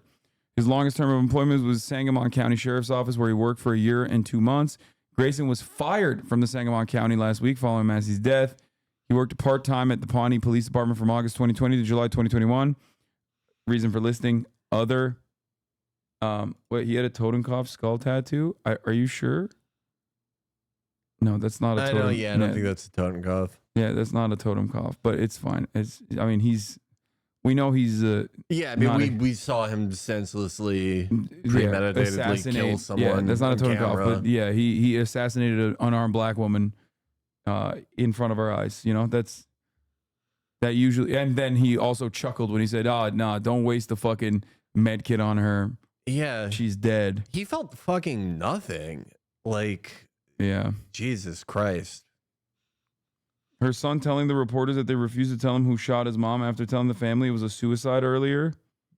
Well, they told me the family it was I a got a call fucking from the suicide? hospital, actually. I never got a call from the police or whatever.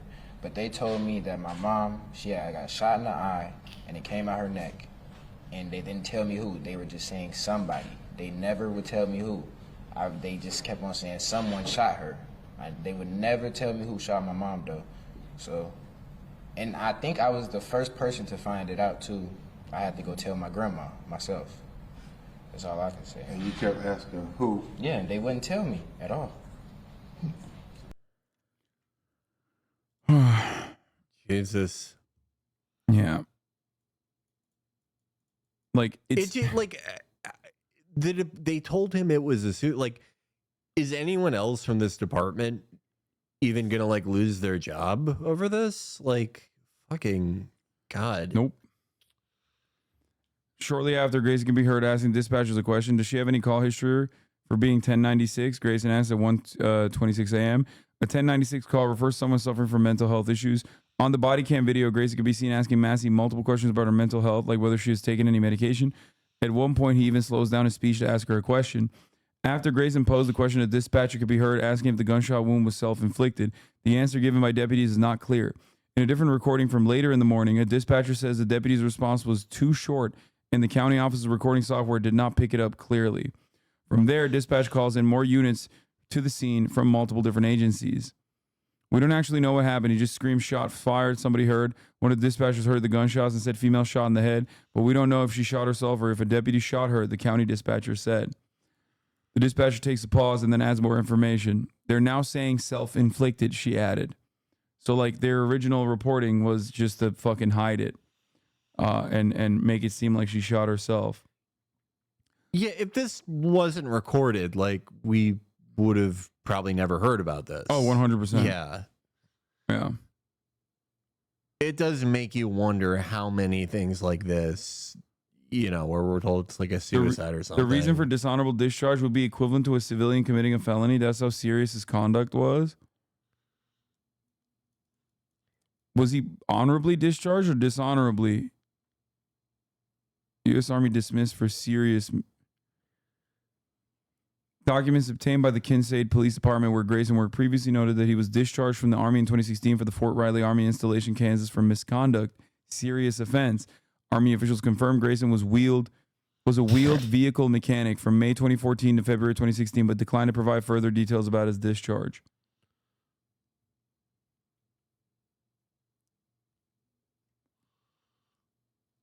I watched the video. Nobody ever said. No one ever said she shot herself. No, this is after, when they're talking to dispatchers afterwards. Do you not see it? This is WGN9. It's not like some random fucking blog we're looking at. It's local news reporting that went in and talked to and got records with the dispatchers. It's a transcript, chatter. It's not directly from the video that you may or may not have watched.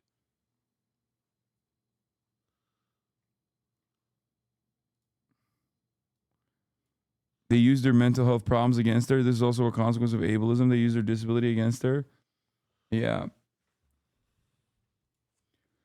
Here's Sonya Massey's dad affirming that this would have gone nowhere if not for the body cam. I'm calling for the sheriff's resignation because I think it's a culture to treat this family this bad, to call these lies. If it were not for that camera footage, we as a people, they would have lied and they would have lied their way right out of this. I'm calling for the sheriff's.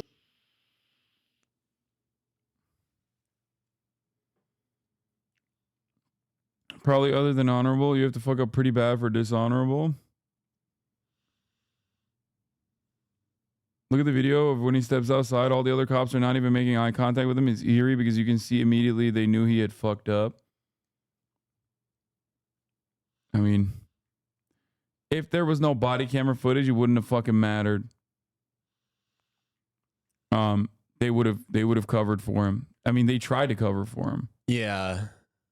Now, of course, having said all of this, even though this is dead to rights, like 100% a straight up murder with like pretty much no evidence to the contrary, there are still people who are apparently, chatters are saying XQC defended the cop, which I don't even know if he actually did or not, and I don't really give a shit. But there are still people all over Twitter that were posting that racist ass shit, like I showed you earlier, about how like she was asking for it and that she deserved it. Classic. You know.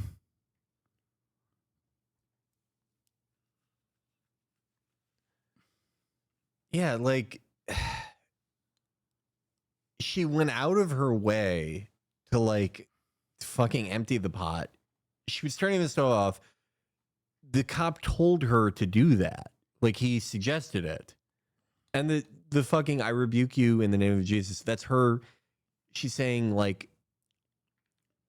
why are you even suggesting I would do that? Yeah. Anyway, don't DAs work with police? What interest do they have in prosecuting cops? It depends. I mean, like with something like this bad, even like the most cynical reading is that like you need to maintain like some level of legitimacy in the eyes of like, you know, in the eyes of your constituents. Yeah. And also it depends in terms of like, I mean, there are like progressive DAs that like, there are reform DAs, right? That right-wing Republicans constantly talk about how like George Soros is funding all around the country or whatever. Like Larry Krasner, like there are definitely DAs out there now, especially that do put the crosshairs on police malpractice, police misconduct. which is weird because like they should be, they technically should be doing that all the time unconditionally. Like you shouldn't be considered like a different kind of DA to do that because the law is the law, right? But they did that. I really gotta stop bringing up excuse opinions. Someone could convince him to eat dog poop if they had like 20 minutes to pitch it. Who cares what he thinks about anything ever? Yeah, I don't know. I think they're just doing it for drama. Yeah. They're like, oh yeah, Hasan said this about you, and then they clip it and they post it on his fucking stream. I already gave them that drama clip earlier. So, but yeah, I don't know what else to say about this. People claiming she threw water are so infuriating because they don't stop to think that they're saying some hot water deserves a fucking bullet to the head. Like, it's just, that's always what's going to happen. And if there's nothing, they will just lie. And in this circumstance, there's nothing. So they're just fucking lying. You know what I mean? It's like when another school shooting happens and they can't find like one reason for why this school shooting happened that could have changed the dynamic altogether, like door control or whatever. So then they just start making up shit. Like they start hallucinating that this was a Fed who went into the school to specifically do like gun control, even though no fucking politician ever is like, yeah, we got to do gun control after a mass shooting. So like, there's always a thing that people will come up with to justify their preconceived notions. Like they didn't. No one on Uvalde PD like even like lost their job after that, much less any type of fucking gun control. Yeah. Any updates on whether there will be a presidential debate? Not sure. I actually don't. I don't know. Anyway, if he thought water would be thrown, he should have disengaged. Cops are 100% the wrong. No, that's not even a thing. Like that's not even. Yeah, most of the people saying that don't even like believe that. You know, yeah, they don't even like believe they're that not she being was going serious. to do that. Yeah, they're not being serious. Especially when the footage doesn't show that anyway. Like she literally puts it down and apologizes and then still gets shot in the fucking head. And then the cop laughs about it afterwards too. So, meanwhile, here is here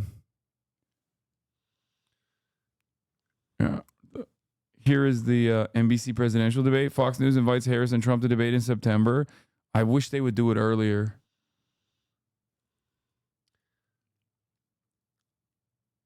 Fox News invited Vice President Kamala Harris and former President Donald Trump to debate each other in Pennsylvania on September 17th. I wonder if Trump, if I had to guess, I think he probably like does do it just because it looks bad if you don't. If he didn't, you remember when Edgerman brought this up, but when Ossoff had to debate the empty chair, be like a similar thing. Subtitled Bodge. Here's a 4cent fan. Can you explain the psychology behind the shooter doing that on body camera if he didn't have a reason? I don't know. He's a fucking rabid little freak. I don't know. What was the fucking psychology behind Derek Chauvin literally executing George Floyd in front of 45 eyewitnesses in fucking broad daylight by putting his goddamn knee on his neck? Also, I don't think his body camera was on. I think it was the other cop's body cam that was on. That's what caught him.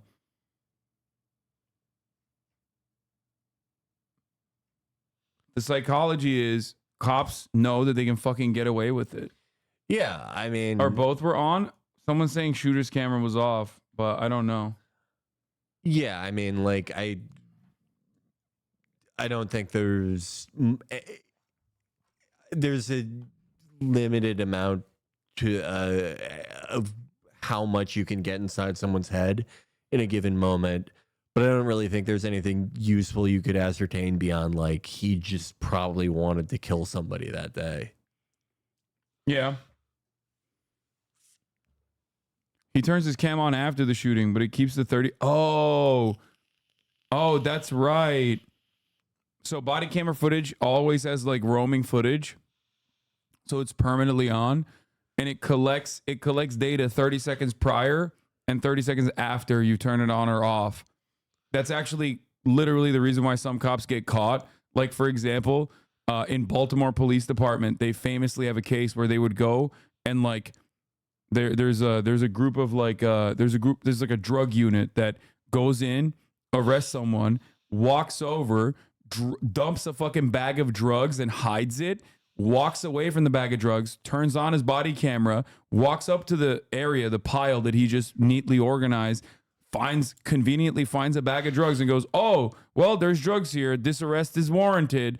Meanwhile, because the body camera has roaming footage, they have the 30 seconds prior to him fucking turning on his body camera, and it perfectly fucking corresponds to him literally dumping the drugs there to begin with, only to find it. Yeah, this is a famous case from Baltimore from a couple years back. I never heard of this. Yeah, I covered it at the time. See, look at this. Look at this fucking goofy ass dumb fuck. If you get like the deck is so stacked for you, if you're a cop and like you get caught doing this, like labor camp, they should make you build fucking civilian F-16s. I also think like there's other provisions too. Like I think body cameras automatically turn on or automatically start recording when you shoot too. But in the video, the guy filming it confirmed his camera was on, which might indicate he didn't know beforehand. Anyway, there's footage of her trying to throw water after the first shot. No, dude, there's no. What are you talking about? What? Like, no.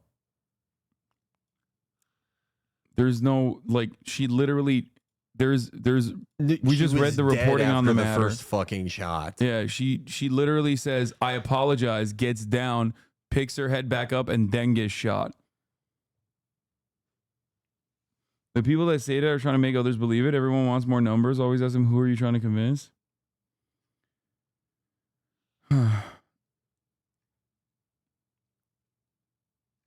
Anyway.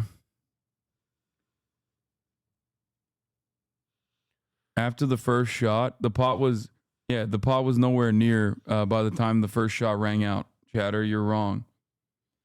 It's true. She jumps back up and throws it. No, it's not. What are you guys doing? What are you saying?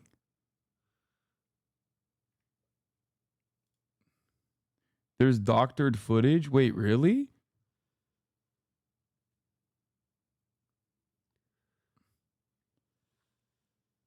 I saw the video that makes it look like she throws the pot. People are saying it's AI manipulated footage. I don't know.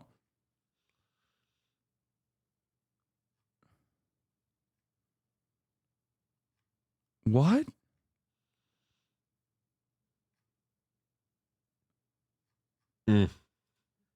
I mean, none of this makes a difference in the equation, for the record.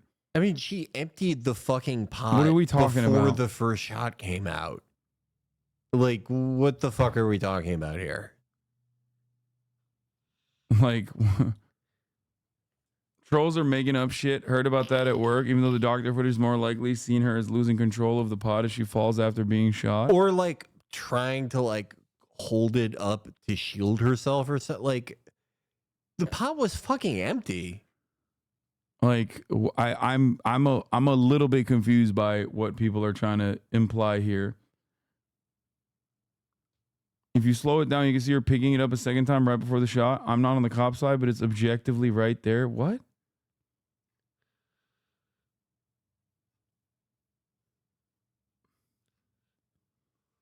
There's a big debate surrounding whether or not she threw the pot. Yeah, I don't think it matters, but people are debating it. Wait, surrounding after she got She shot? never charged him with a pot of water. It remained on the stove. Yeah, that's the top of She the pot. never but charged she's him probably, with a like, pot of water. instinctively throwing It up. remained on the stove. The longer video has water on the floor, so they're creating a narrative around that.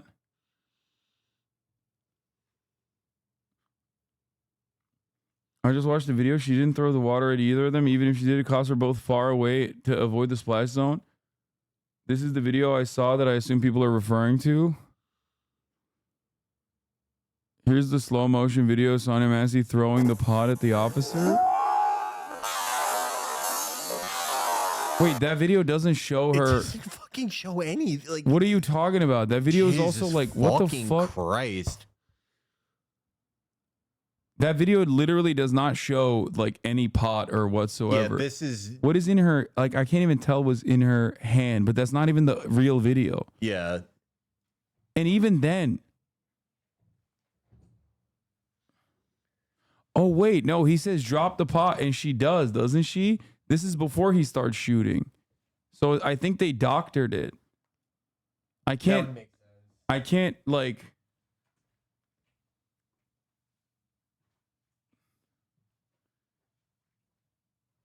She didn't throw the pot, but is in her hands at the time of the shots being fired. Even then, there's no justifiable reason to shoot. Are you serious? Watch it, you're tripping. No, dude is after. Doesn't matter.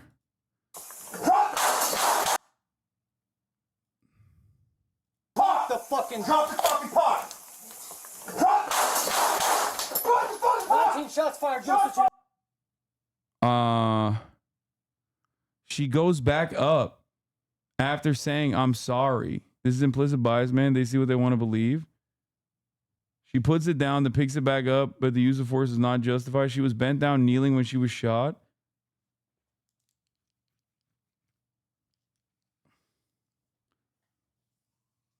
Life-threatening cookware versus guns drawn. Any rationalizing to the benefit of the cops is stupid as fuck. Yeah, like, what are we talking about?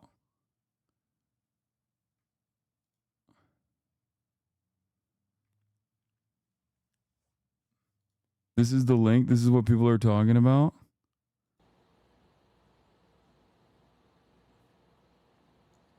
She sets the pot down.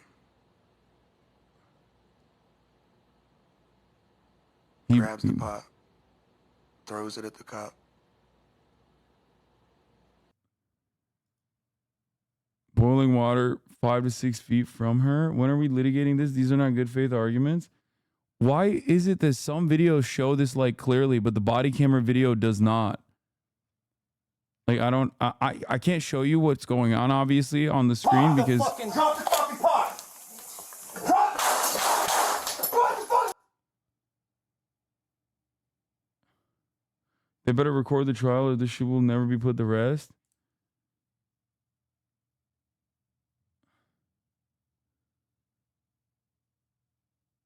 There are 2 body cam angles. Yeah, I thought I was looking at the same one, but stop giving me this oxygen. Yeah, I mean, literally, this doesn't matter. I don't give a shit that she's holding up the fucking pot. You're out of your fucking mind if you think that that is like reasonable use of force there. You are on crack. This is the doctor one at 18 seconds.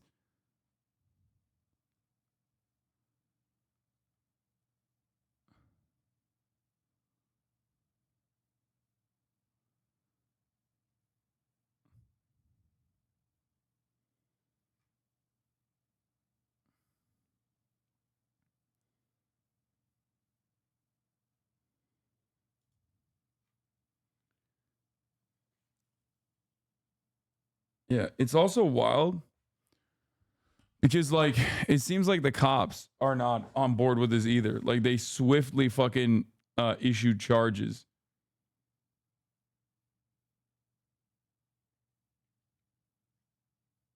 Why are we debating TikTok conspiracy theories?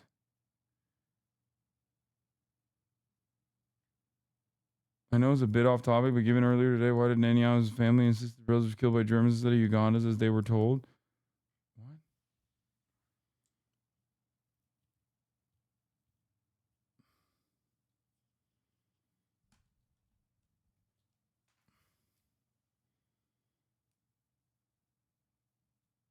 Even if she chucked the whole pot in hot water like a speedball at the cop, which isn't logically possible, it still wouldn't warrant her being shot in the head point blank. Yeah, what the fuck are we doing?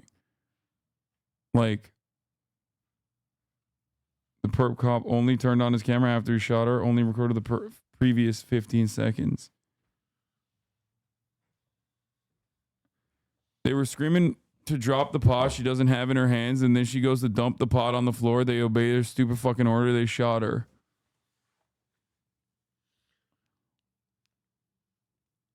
Look at the next cop down to the left after it happens. They're streaming water on the chair, and the pot's sitting there as well.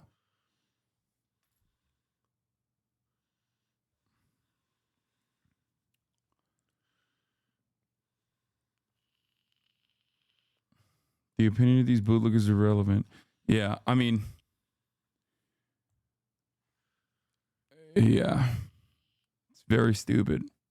People also keep sharing it without sound on purpose so you don't hear the first shot ring out. Yeah, this doesn't have any sound on it. Like I don't know what's going on there. I don't know why it doesn't have any sound on it. Like all the I don't. Sorry, hold on. I'm gonna mute the desktop audio because it's, you know, it's annoying to keep playing it over and over again.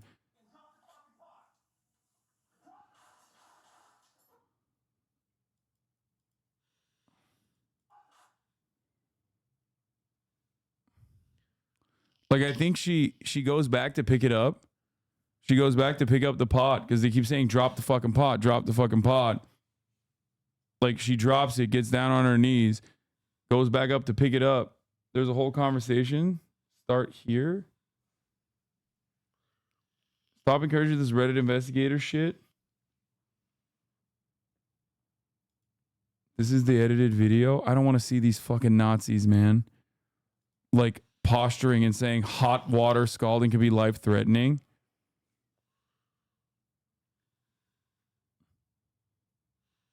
Like, oh man.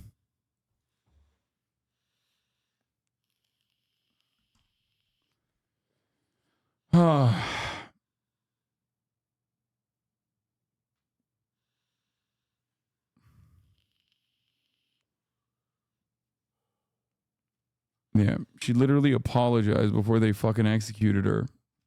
Stop encouraging this Reddit investigator shit. Man, shut the fuck up, okay? I know these are not good faith arguments, but for the upcoming week, you're going to be hearing these bad faith arguments. So would you rather me know all of the fucking details in order to address it more efficiently? Or would you rather me just go, oh, sorry, I'm not going to fucking... I'm not going to do that. Like, I know, it's stupid as fuck. It's just horrific Nazi shit. But ultimately, I want to make sure that I have all of the details.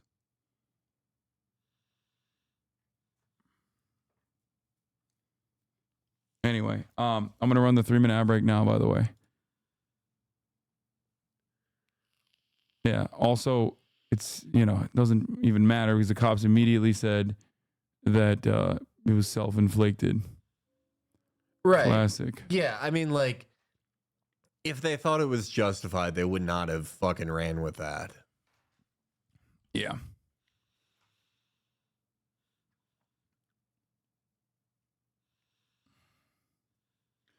Anyway. All right. Here is Donald Trump doing the same white supremacist narrative, except this time against undocumented migrants. She shouldn't even be allowed to run for president. What she's done, she's committing crimes. No person who deliberately lets these kind of savage criminals into America should ever be trusted with power again, should ever be trusted to be the president of our country. If Baltazar Harris stays in charge, every week will bring a never-ending stream of illegal alien rapists, bloodthirsty killers, and child predators to go after our sons and our daughters. That's what's going to happen. Everybody knows that. You're not going to talk these people into being wonderful citizens. If I'm elected, we will immediately deputize local police who are dying to do the job, by the way, but their power has been taken away. And we'll form a massive dragnet to scour the nation for the monsters who are murdering and raping children all over the world. Many of them have come here because they're looking for them in their own countries for rape, for murder, for all sorts of things. And we will ship them back to the country from which they came. We're going to get them out of here.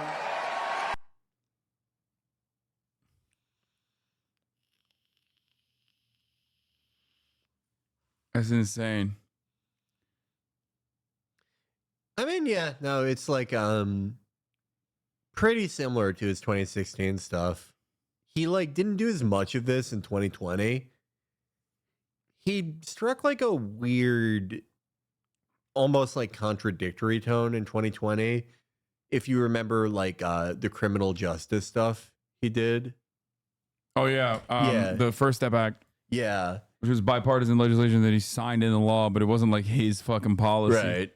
But that kind of shit, and that's one of the most like annoying. That's one of the most annoying parts about this is that like bipartisan shit only gets passed under Republican. Like no Democrat under a Democratic leadership, like that kind of First Step Act would not get passed. Right. Republicans do everything in their power to stop that from happening. By the way, FBI Director Christopher Wray, with respect to former President Trump, there's some questions about whether or not it's a bullet or a shrapnel that hit his ear.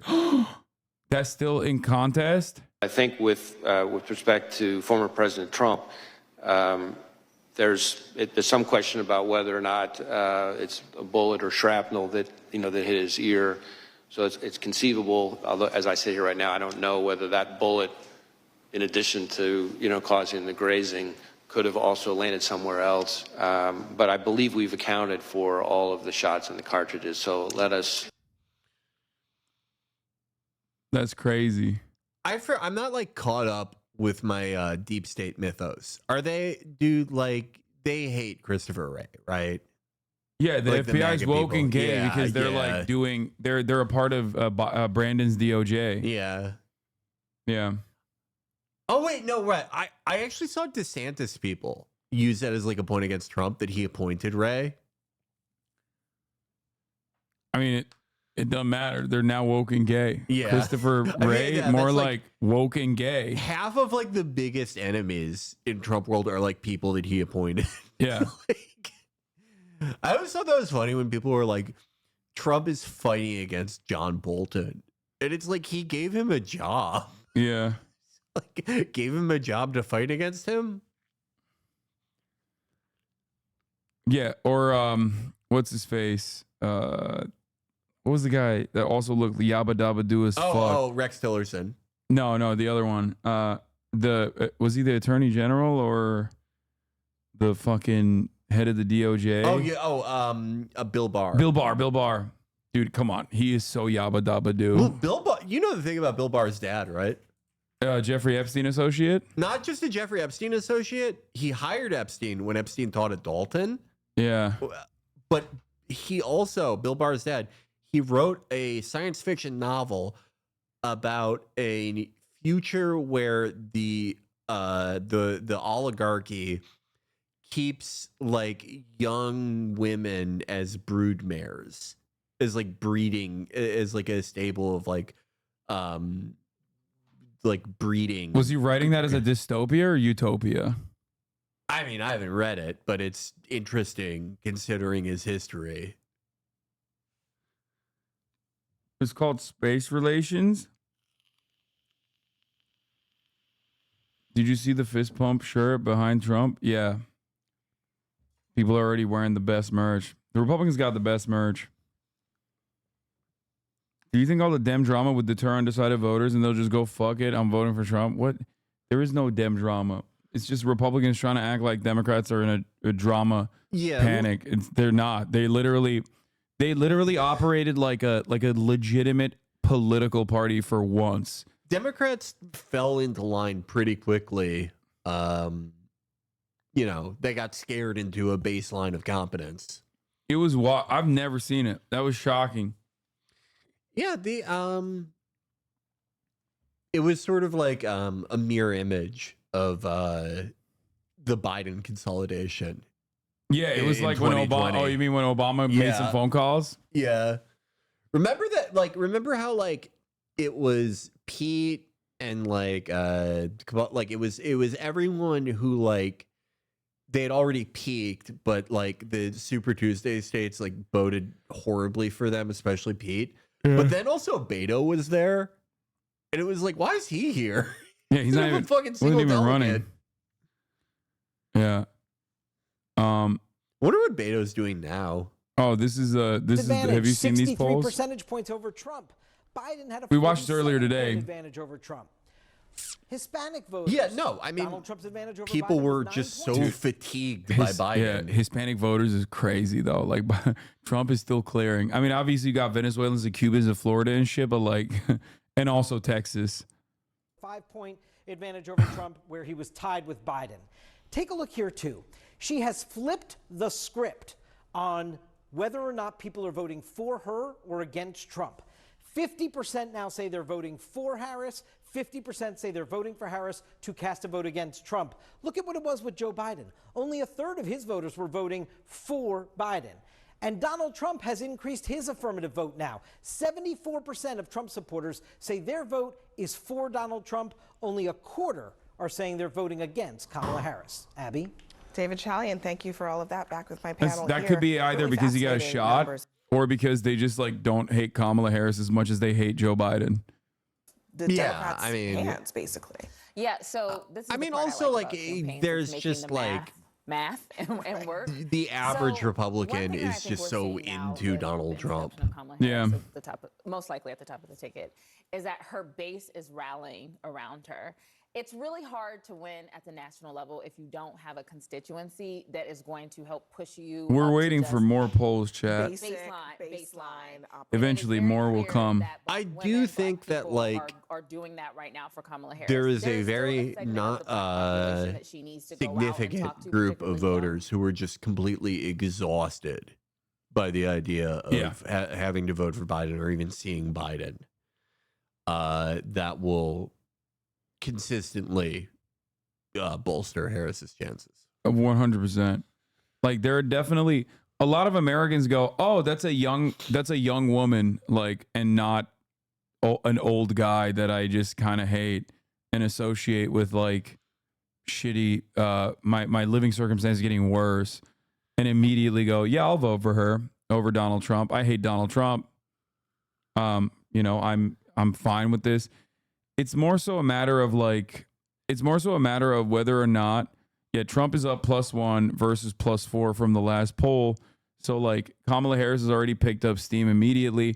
Now, is that the real question here is that a consequence of like all of the positive news coverage surrounding Kamala Harris and like the additional attention that she has gotten and the feeling that a lot of voters have, like you mentioned, that they were just like jaded and bored and not interested or outright resentful for having to vote for Biden again?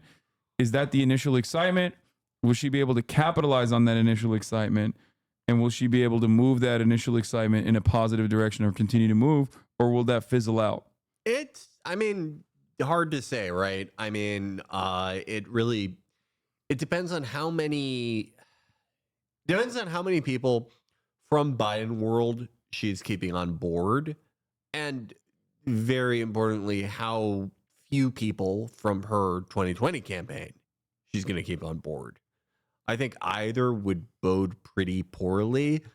I do kind of think, like, just knowing what we know now, though, who would I rather be in this race? I think Harris is in just a much stronger position, given that she has there's way more potential upside to her momentum. There's way more heights she can go to if she can like continue to capitalize on that. Trump has like a definite ceiling in a way that Harris does not. Yeah. With Biden and Trump, that was such a hard thing to call because they both had, it's so rare to see they're maxed two out. candidates with such strict ceilings. With this, we don't really know what Harris's ceiling is, right? It's not really been tested. But it's also her race to lose at this point, because like it's her race to win, but it's also her race to lose in the sense that like if she just reads the Biden script, but this time with like more coherence, then she can still win, but I don't think she's going to have like a decisive victory. I'll put it this way. We all think that Biden was going to lose, right? But I personally, at least speaking for myself, I never thought it was going to be like a landslide, right? But against any Doug Burzum or whoever, it probably would have been like a 5-point or greater loss for Biden, because it's just he it was just so like disheartening. Like his supporters, I've never seen a group of people who support a candidate who felt such palpable anxiety and misery every time their candidate spoke. You know, like it was insane. And what was so insane about that was that Trump wasn't ahead by more. You would think that is an ideal situation to be running against Biden, but up until after the first debate and his week of horrible interviews, it was still kind of a toss-up in a lot of people's eyes. That kind of shows what an incredibly weak candidate Trump is. I think that was lost in all of this, and that was why the Biden people loved to talk about Trump like he was this electoral monster and this singular talent that only one guy has beaten. Because when you actually acknowledge that he is incredibly fucking weak, it shows how weak Biden was. Yeah. He brings some electoral advantages that other Republicans did not have, certainly. But he also has massive, massive weaknesses that no one really likes to acknowledge on either side. Oh, for sure. I mean, I kept reiterating the position. That's part of the reason why Joe Biden thought he could stay in the race, because they recognized that it was still like, albeit the chances were getting worse every day, every second of the day, but like it wasn't like a complete done deal until the very last moment, because they recognized that Donald Trump is a very beatable candidate that's so divisive and so toxic to massive parts of the American electorate, or the broader electorate, that like, and he doesn't have that outsider momentum. Bro, the worst thing that could have happened to him was that we saw him be president for 4 years. Yeah, and it sucked. And everyone fucking hated it. And everyone hated mostly like having to pay attention to it too. That's like what Biden won. Yeah. No one wanted to watch the news anymore. Yeah. Yeah.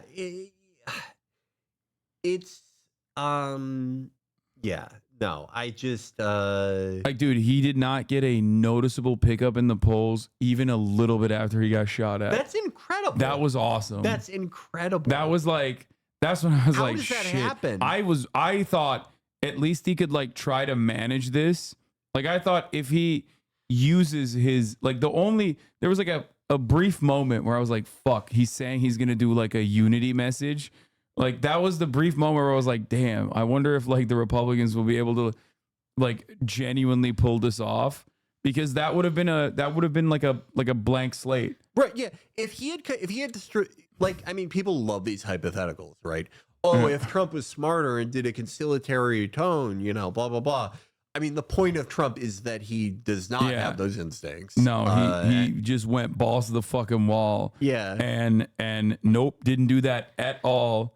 And it made it seem like, I mean, it just completely solidified that people were not even remotely interested in Donald Trump, or even changing their opinion on Donald Trump, even after he got fucking domed. I think it had I think that it definitely had some purchase and helped him, even if just around the margins with Biden, just because the image of him, you know, raising his fist up versus Biden going, I don't have to go to bed early, is so stark. Yeah. But now it's like it might as well have not have happened. You know, Mr. Beast update for the record. He's posted about the Ava Tyson situation. Over the last few days, I've become aware of serious allegations of Ava Tyson's behavior online. I'm disgusted and oppose such unacceptable acts. During that time, I've been focused on hiring an independent third party to conduct a thorough investigation to ensure I have all the facts. That said, I've seen enough online and taken immediate action to remove Ava from the company, my channel, and any association with Mr. Beast. I do not condone or support any of the inappropriate actions. I will allow the independent investigators the necessary time to conduct a comprehensive investigation, and will take any further actions based on their findings. Yeah. Third party investigation? No, it's just like yeah, he is. Mr. Beast is a massive international brand. Yeah, this is the same thing that like ExxonMobil does. You hire a law firm that does an investigation, blah blah blah. Because the thing is, Jimmy knew ChatGPT. No, this isn't ChatGPT. This is like an actual good lawyer that. Yeah. Like, no. This is a lawyer that you don't get from Twitter. Yeah, this is not Elon Musk style situation. Most written with legal advice ever. Yeah. So this is straight up like a swift exit. And I mean, what the fuck else is he supposed to do? Yeah, I mean, I don't expect him to do anything else in this circumstance. He's gonna conduct an investigation. I mean, it makes total sense, given not only what the actions are, which is like weird text messages in a Discord server where there's like minors present. I think one of the minor who came out, who's like now 20, was like, I was not predated on, I was not groomed, but it doesn't matter. Like, the messages speak for themselves. And beyond that, the fact that Ava is trans, of course, does not help cause any sort of sympathy from anybody that looks at that, regardless, especially because it was like greatly boosted by a lot of people. It was greatly boosted by a lot of people that immediately jumped on it to be like, yo, this is every trans person is a groomer, pedophile. We got it. Like, we found it. So it was, even if what she said wasn't gross, which I don't think that is, I think what she did was gross, for the record. But even if what she did wasn't even gross or inappropriate, weird, like having conversations with a minor across the board, people would have still made this a PR nightmare regardless. And it happens to be a situation where it is like, it does absolutely hit like the weirdness shit. The Shad allegations are an entirely different story. It's like, that's the type of shit that like I find personally unconscionable and gross, and it's like Lolly is completely unacceptable. Except, you know, ain't nobody's taking down all these people who apparently were all associated with Shad. Like, literally every content creator in the fucking edgy meme space has been like associated. So fucking weird. Yeah. How does like it's like Ehud Barak going to Epstein's house. It's the same thing where it's like, how can you need hentai this badly? Like, how are you this hard up for like fucking hentai? I don't even understand being into hentai in the first place, but like wanting it that bad that you're like fucking talking to this guy and like, holy shit. I think it was because like, it's just clout, right? Like, I think a lot of people don't give a shit. A lot of people don't give a shit at all when it's like, Keemstar has apparently been understandably on a tear against anyone that has done business with Shad because Shad drew sexual art of Yeah, that is the one, like, that is perhaps almost equivalent to all of the other allegations and all of the other crimes that, from what I understand, this fucking dude engaged in, which is making Keemstar a valid victim. Okay, because Keemstar absolutely is a valid victim in this situation. It is completely inexcusable. It is completely unacceptable. Like, I can't even imagine how that is like how brain broken are you that you think, how brain fucking broken are you that you think that is like remotely appropriate to do? Like, you're just, it's not even edgy at that point. It's just like, you're freak shit. That's it. I think any parent would have the exact same reaction, or at least I hope they would. Yeah. It's the name of the dude is Shadman, I think, right? Isn't it? Yes. Yeah. In 2017, Shadman was actually way more popular than anybody drawing Lolly should have been. In an unrelated note, that's when the Nazis were popping off as well. Yeah. Isn't he also a Nazi? He's like a Nazi pedophile, right? Shad was arrested at one point for tracing CSAM to make Lolly. Jesus fuck. Yeah. It's just like, it's just ridiculous. But of course, like I said, there are a lot of people who are looking at this to be like, see, I told you all trans people are groomer, pedophiles, like the weirdos, whatever the fuck. And those guys are fucking freaks. In the immediate aftermath of Dr. Disrespect's story, nobody went around and went, every white man is a pedophile freak. Okay. Like you have this weird tendency. A lot of people have this weird tendency when it's like a black person doing a crime. Oh, this is how all black people are, is like the immediate reaction. Whenever a marginalized community member does something that is inappropriate or, you know, completely illegal, right? Everybody fucking jumps on the bandwagon to be like, everyone is responsible. Every person of this background has done this. And you know, it didn't happen with Cody Co either. Ain't nobody fucking ran around saying all white men are doing this. It doesn't even happen in terms of like all YouTubers in general, even though many YouTubers have been caught doing this kind of shit, or many streamers in general have been caught doing this kind of shit. So it doesn't work that way. Obviously, when you're a marginalized person, you are absolutely held to a different standard. And that is precisely what people are trying to do. All DJs though, ... Yeah. I don't think David Guetta has ever done anything bad. Yeah, he fixed racism. Yeah. David Guetta united the country. Yeah. It was awesome when he destroyed white supremacy. Yeah. He has such a good look for like a 57-year-old French man.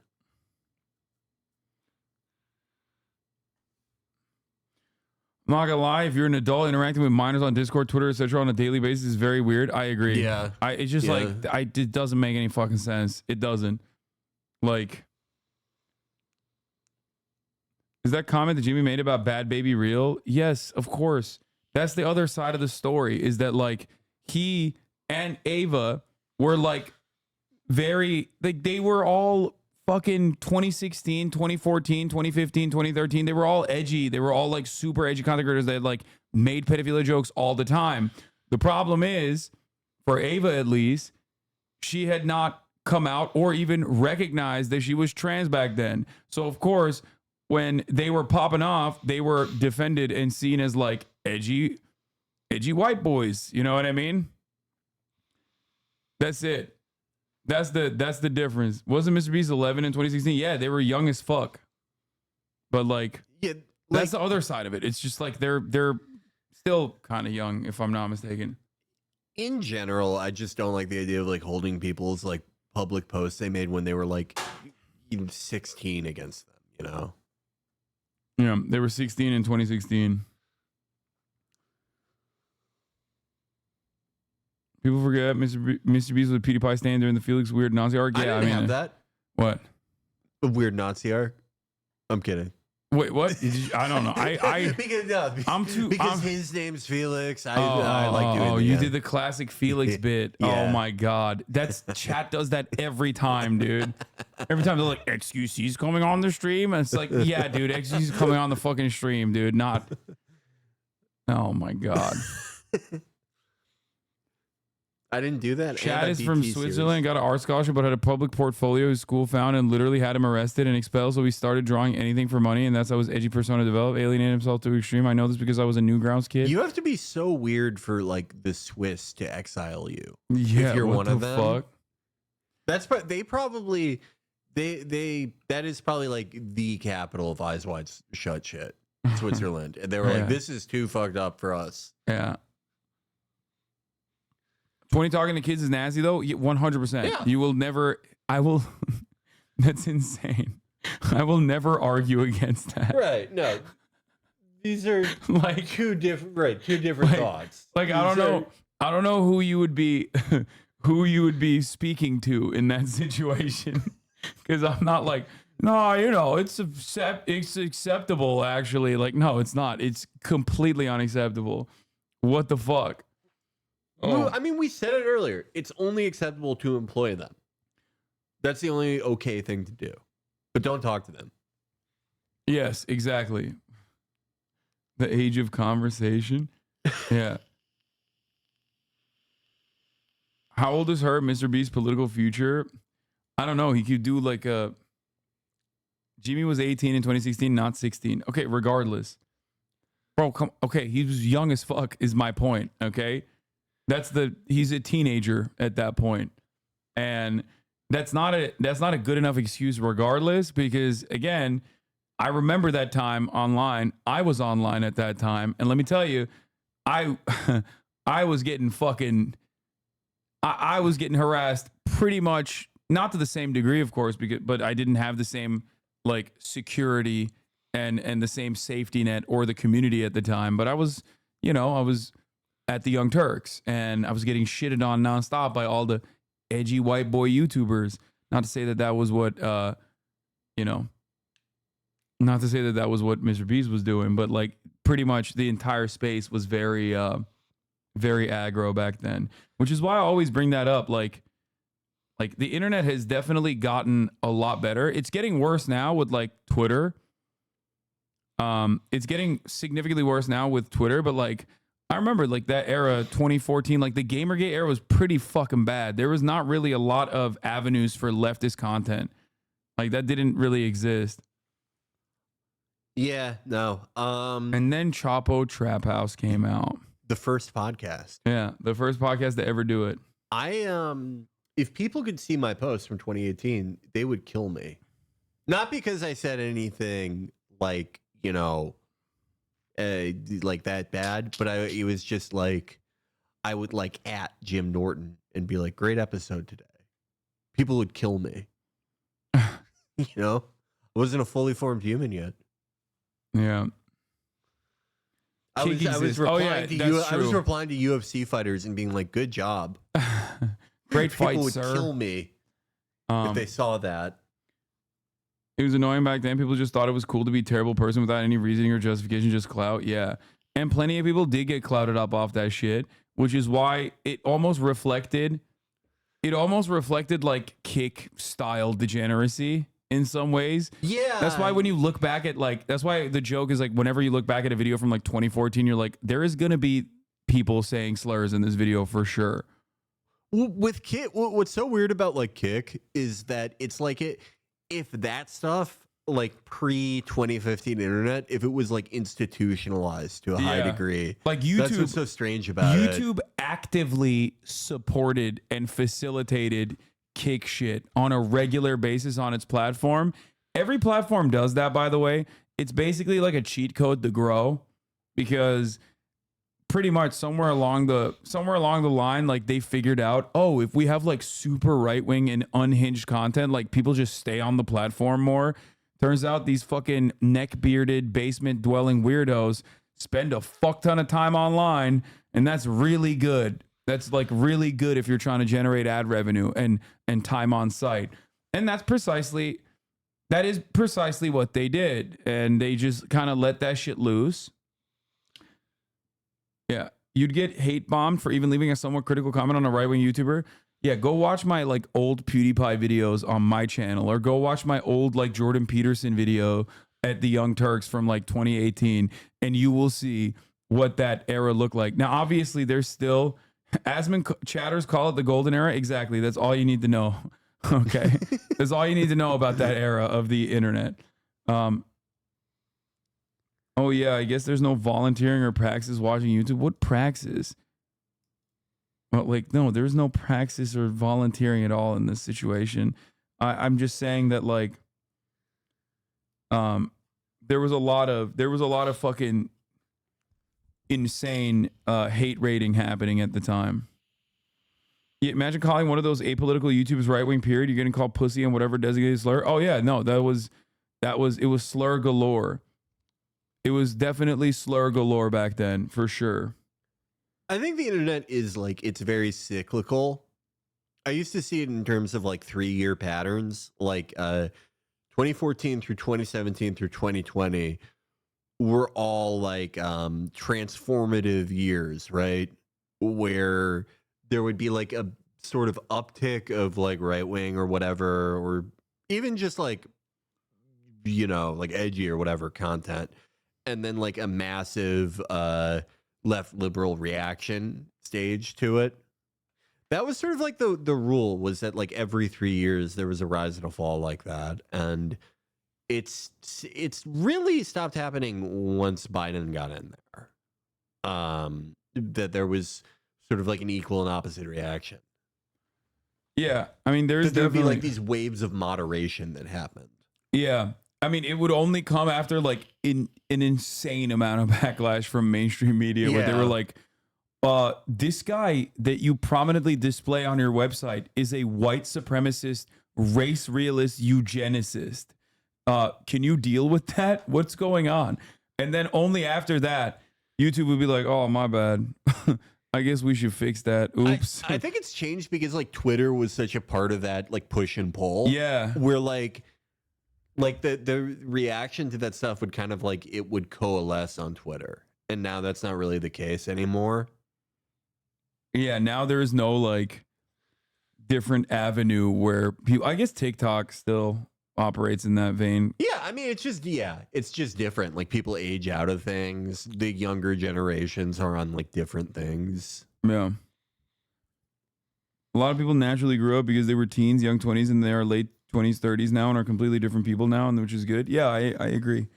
Yeah. No, I'm a different person than I was a few years ago. I love voting.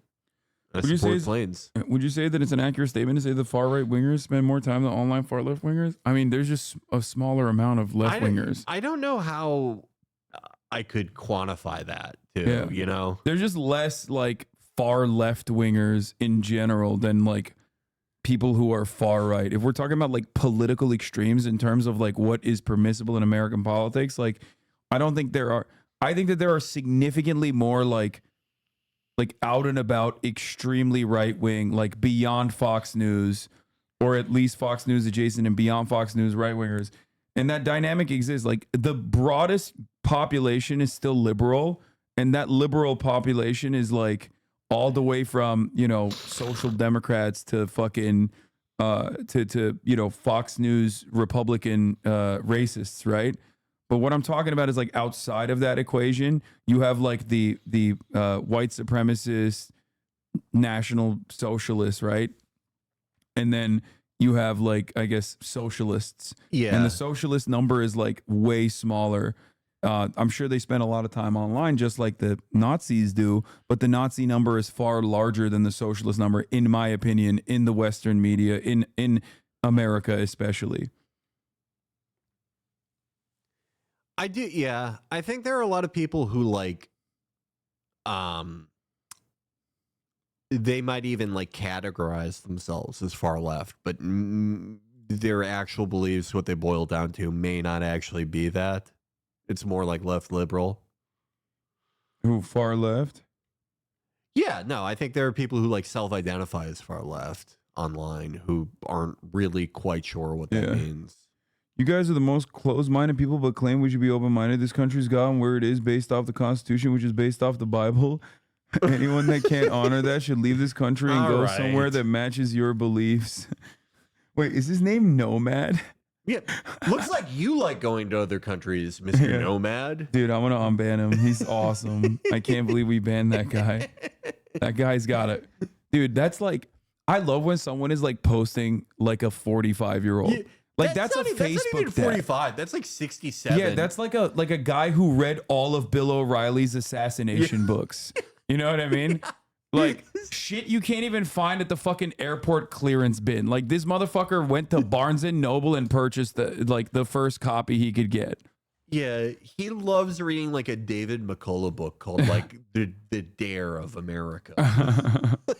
Come on, man. Oh, that's so sick. He's not even a dad. He's a grandpa. How did he even get in here? I don't know, dude. That's what I mean. It's just like it's wild. Like that's like kind of Twitter too. Now you see like 50-year-old men like interacting with groypers. Yeah. Oh, one of the funniest. I like very rarely check the show's email account, but one time that I did like 5 or 6 years ago, or longer than that, I had written like, it was like a movie review that I wrote or something, or like something about a UFC event. And there was a line in there about Reinhard Heydrich's death.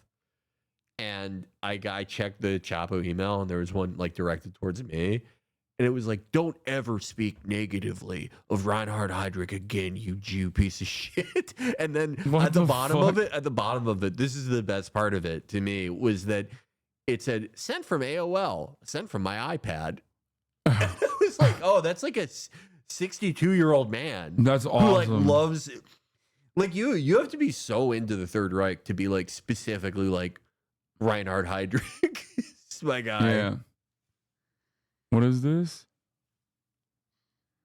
Robert Costa, powerful photo.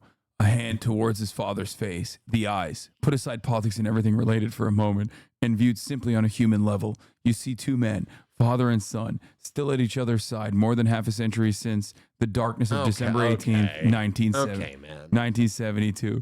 Candace Lessett, calm down. I agree, Candace. Oh my God, do I agree? I probably don't like your other beliefs, but I do agree, Candace. Ooh, what does MAGA King Returns say?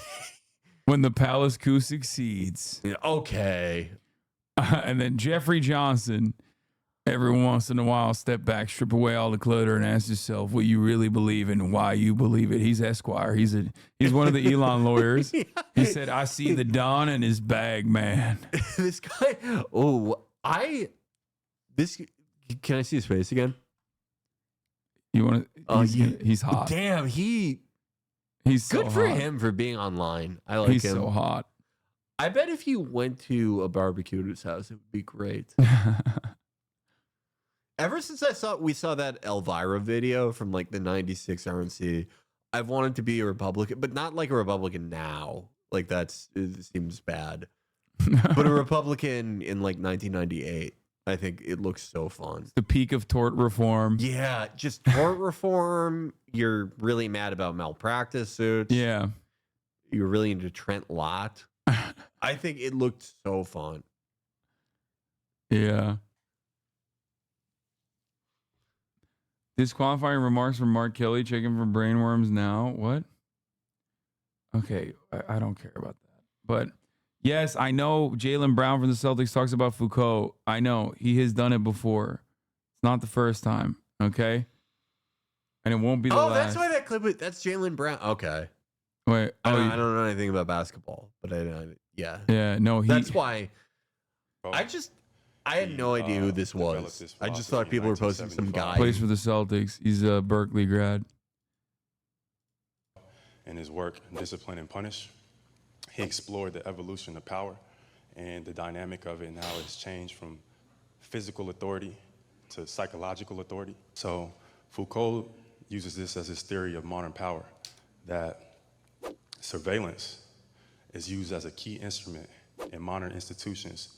Finals MVP, put some respect on his name. I don't want to think about it. At this point, I want to look at dynamic normalization. So this guy's like a really good basketball player, right? Yeah. That's cool. Yeah. That he's good at basketball. He's a Muslim too, right? Chatters? Yeah. Even though he took down his other Muslim brother, but applies to today. Kyrie. And how it applies I know to me Kyrie's Muslim. in my lens and my experience as a black athlete through the concept of media training. In my opinion, media and or social media is a form of a panopticon. It's a watchtower. Athletes are taught to act and engage in a certain way through media training. He besmirched Bronny. Bro, he said he's not NBA ready, which is objectively correct. I'm sorry, dude. Have you been watching at least some of the fucking highlights? Like, come on. I love LeBron James, but like let it go, man. Let it go. Okay? I keep saying I'm going to do this, but like the UFC is so like fucking bad now. I think I should get into basketball. But it's just like I don't know where to start, you know? There's no like centralized lore source for me to start from. NBA is great. I don't great. Really... I would love to be into it. I just don't know where to start. Bronny's putting up better stats in the summer league than the number 2 overall pick. He was trashing Bronny around the baddies, man. Okay, that's disrespect. Never mind. I take it back. You can't be doing that. Clearly, he didn't watch the last 2 summer games. Oh, is he popping off now? Was he doing 2? 8 attempts, two successful baskets. I might be wrong. Maybe he's popping off now. I don't know.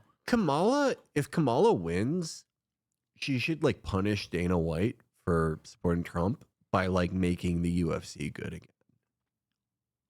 I don't know how she does that. Oh, and also bringing back kickboxing. Like make America fund like a new K1 would be good. But yeah, she should like do to the UFC what America did to Standard Oil, I think.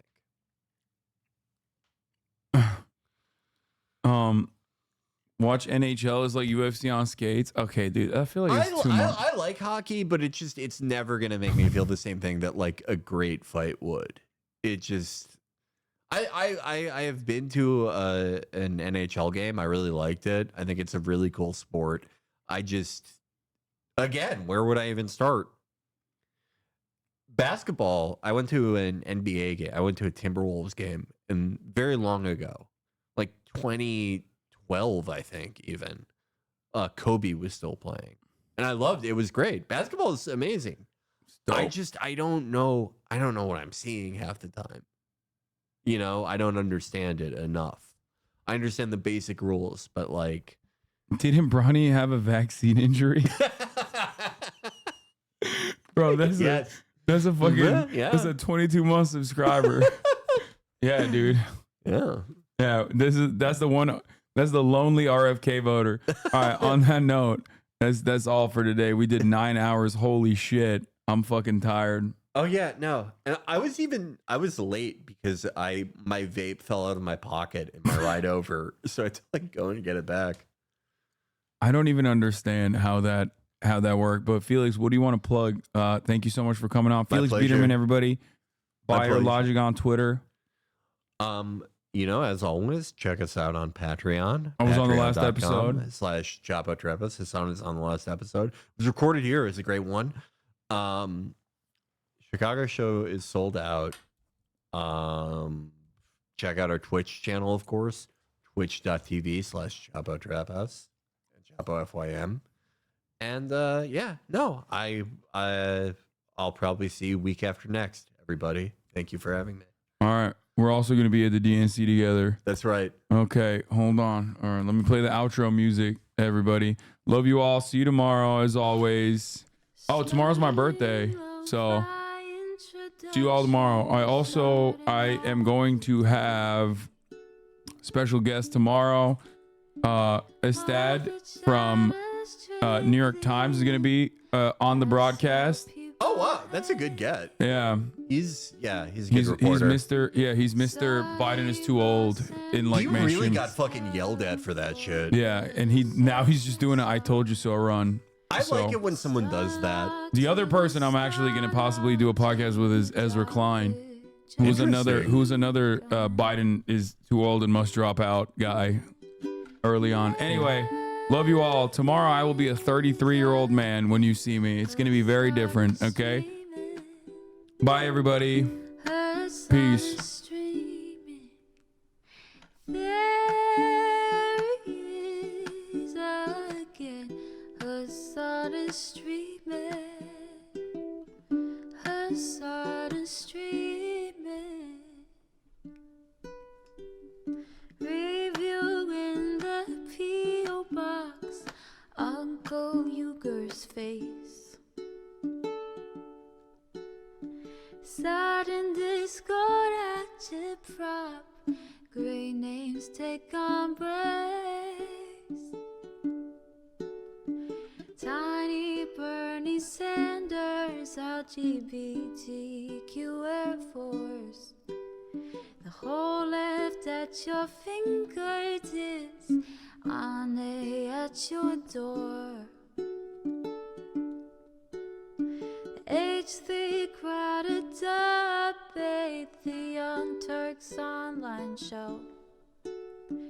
3 full fucking years of this, plenty more to go.